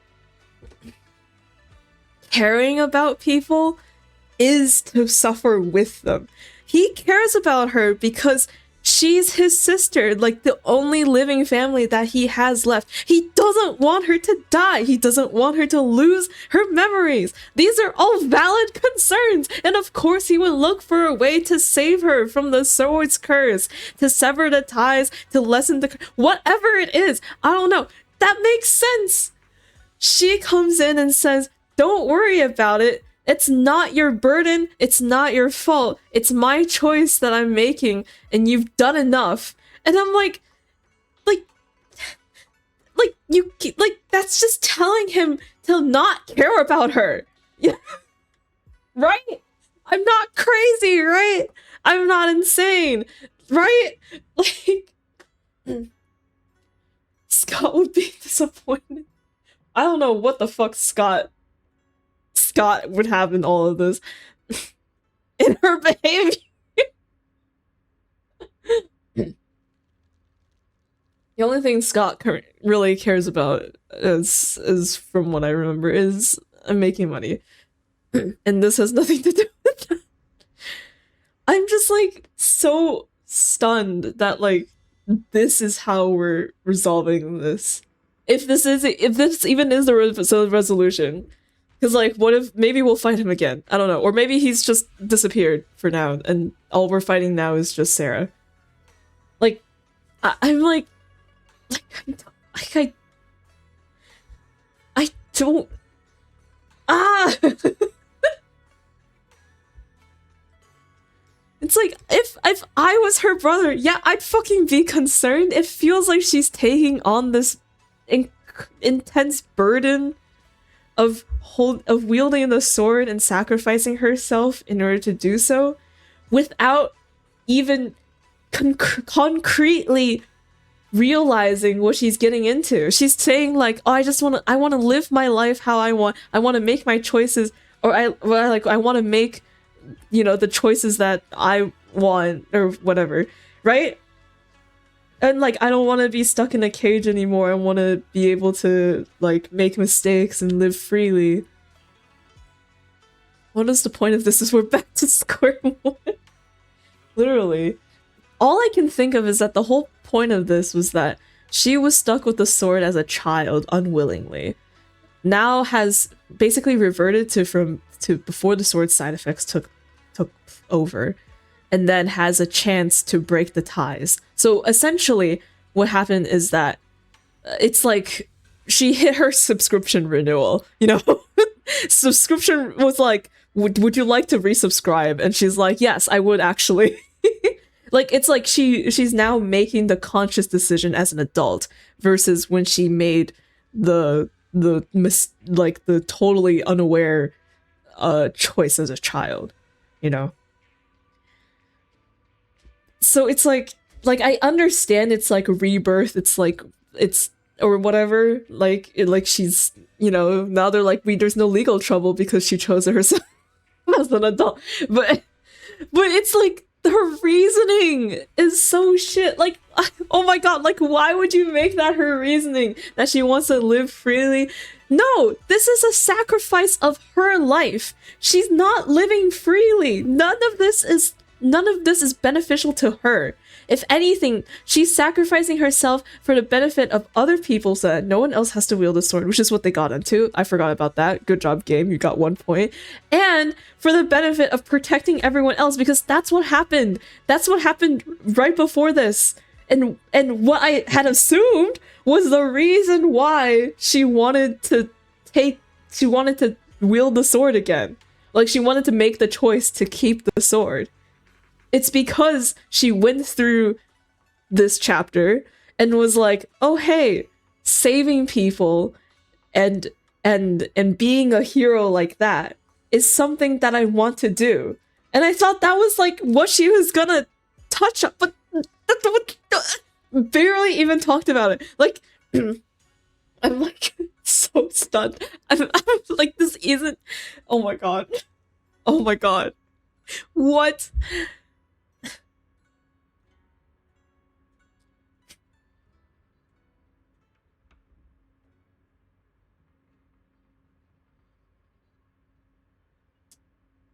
Anyway, the story also keeps implying that the consequences of the sword are like not that bad because they keep saying, you know, the if walking ahead is like jumping into the abyss, and then like if you jump into the abyss, maybe the abyss is not that scary or whatever, or like the hole is actually not that scary or whatever the analogy that Belle used was, you know, that line.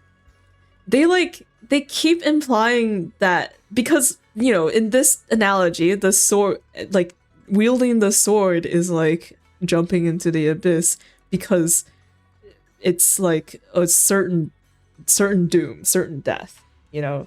And we know she's experienced it. She lost her senses, her memory, and everything, and that's scary. It's not like she was not scared during that. Yeah, she was scared during that. Like a normal reaction, yeah.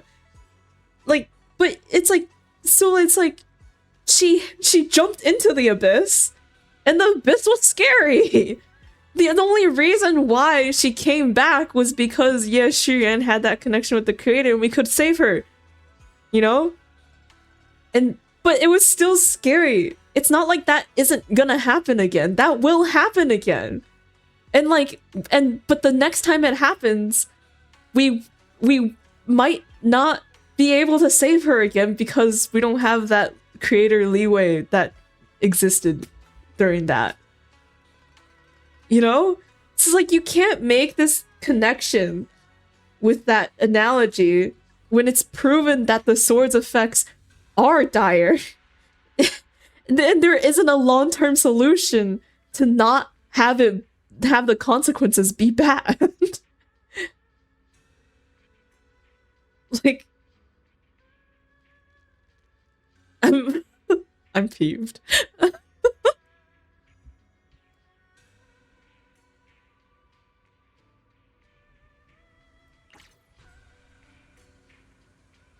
Anyway, guys, that's it for this stream. Good night. Oh my god. They were like, yeah, it's like, wait, how many hours was it estimated to be? Was it like 7 to 9 hours that they said, or was it like 4 to 7 hours? I know it was like something 7 hours long, like about, right? And now the stream is 9 hours long. Are you continuing Monday? Yeah, I guess so. Wait, no. Monday is the last day for this, right? 2 days. Yeah. I think Monday will still be like, because I want to do a stream where I'm literally just grinding for Primo Gems. So I'd have to take a pause on the story. Oh, it's midday Tuesday. Okay, but still, like, I feel like the grinding should happen first. Take a pause on the story, continue the story on Tuesday. If you jump in the abyss, happen to land in some water, that proves the abyss is perfectly fine. Even if the water isn't that big, you basically just got lucky. Also, you have to jump back in every once in a while. Is this Minecraft?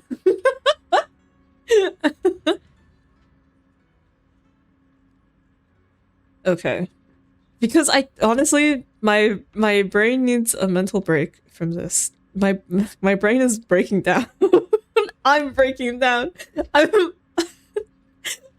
oh my god. Get me out of here.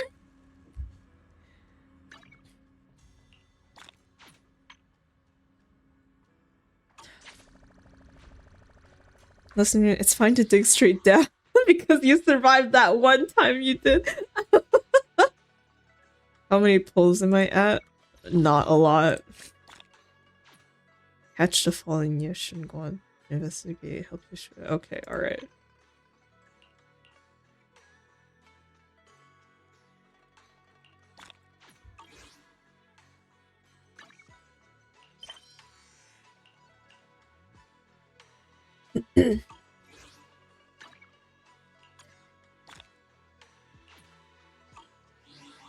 I don't know what that was.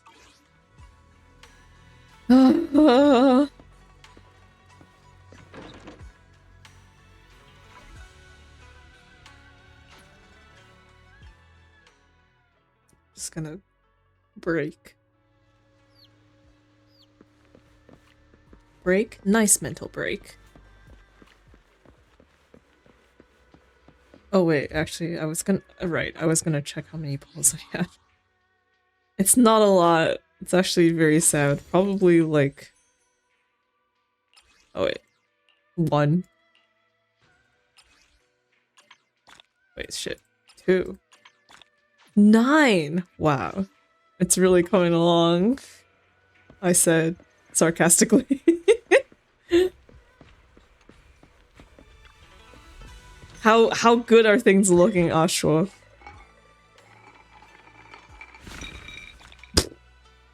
Jesus Christ.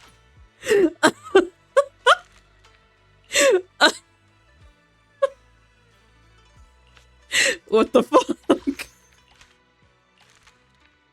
Success.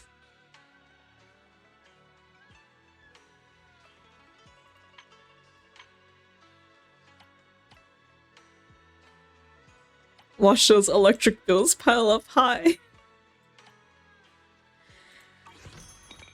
It's like you're almost there. Oh, man. Okay. It's looking rough, which is why I think Monday I'll just dedicate to trying to grind some stuff out. We can do the proxy rank up mission and anything else that comes along with that. Use up all of my stored up energy.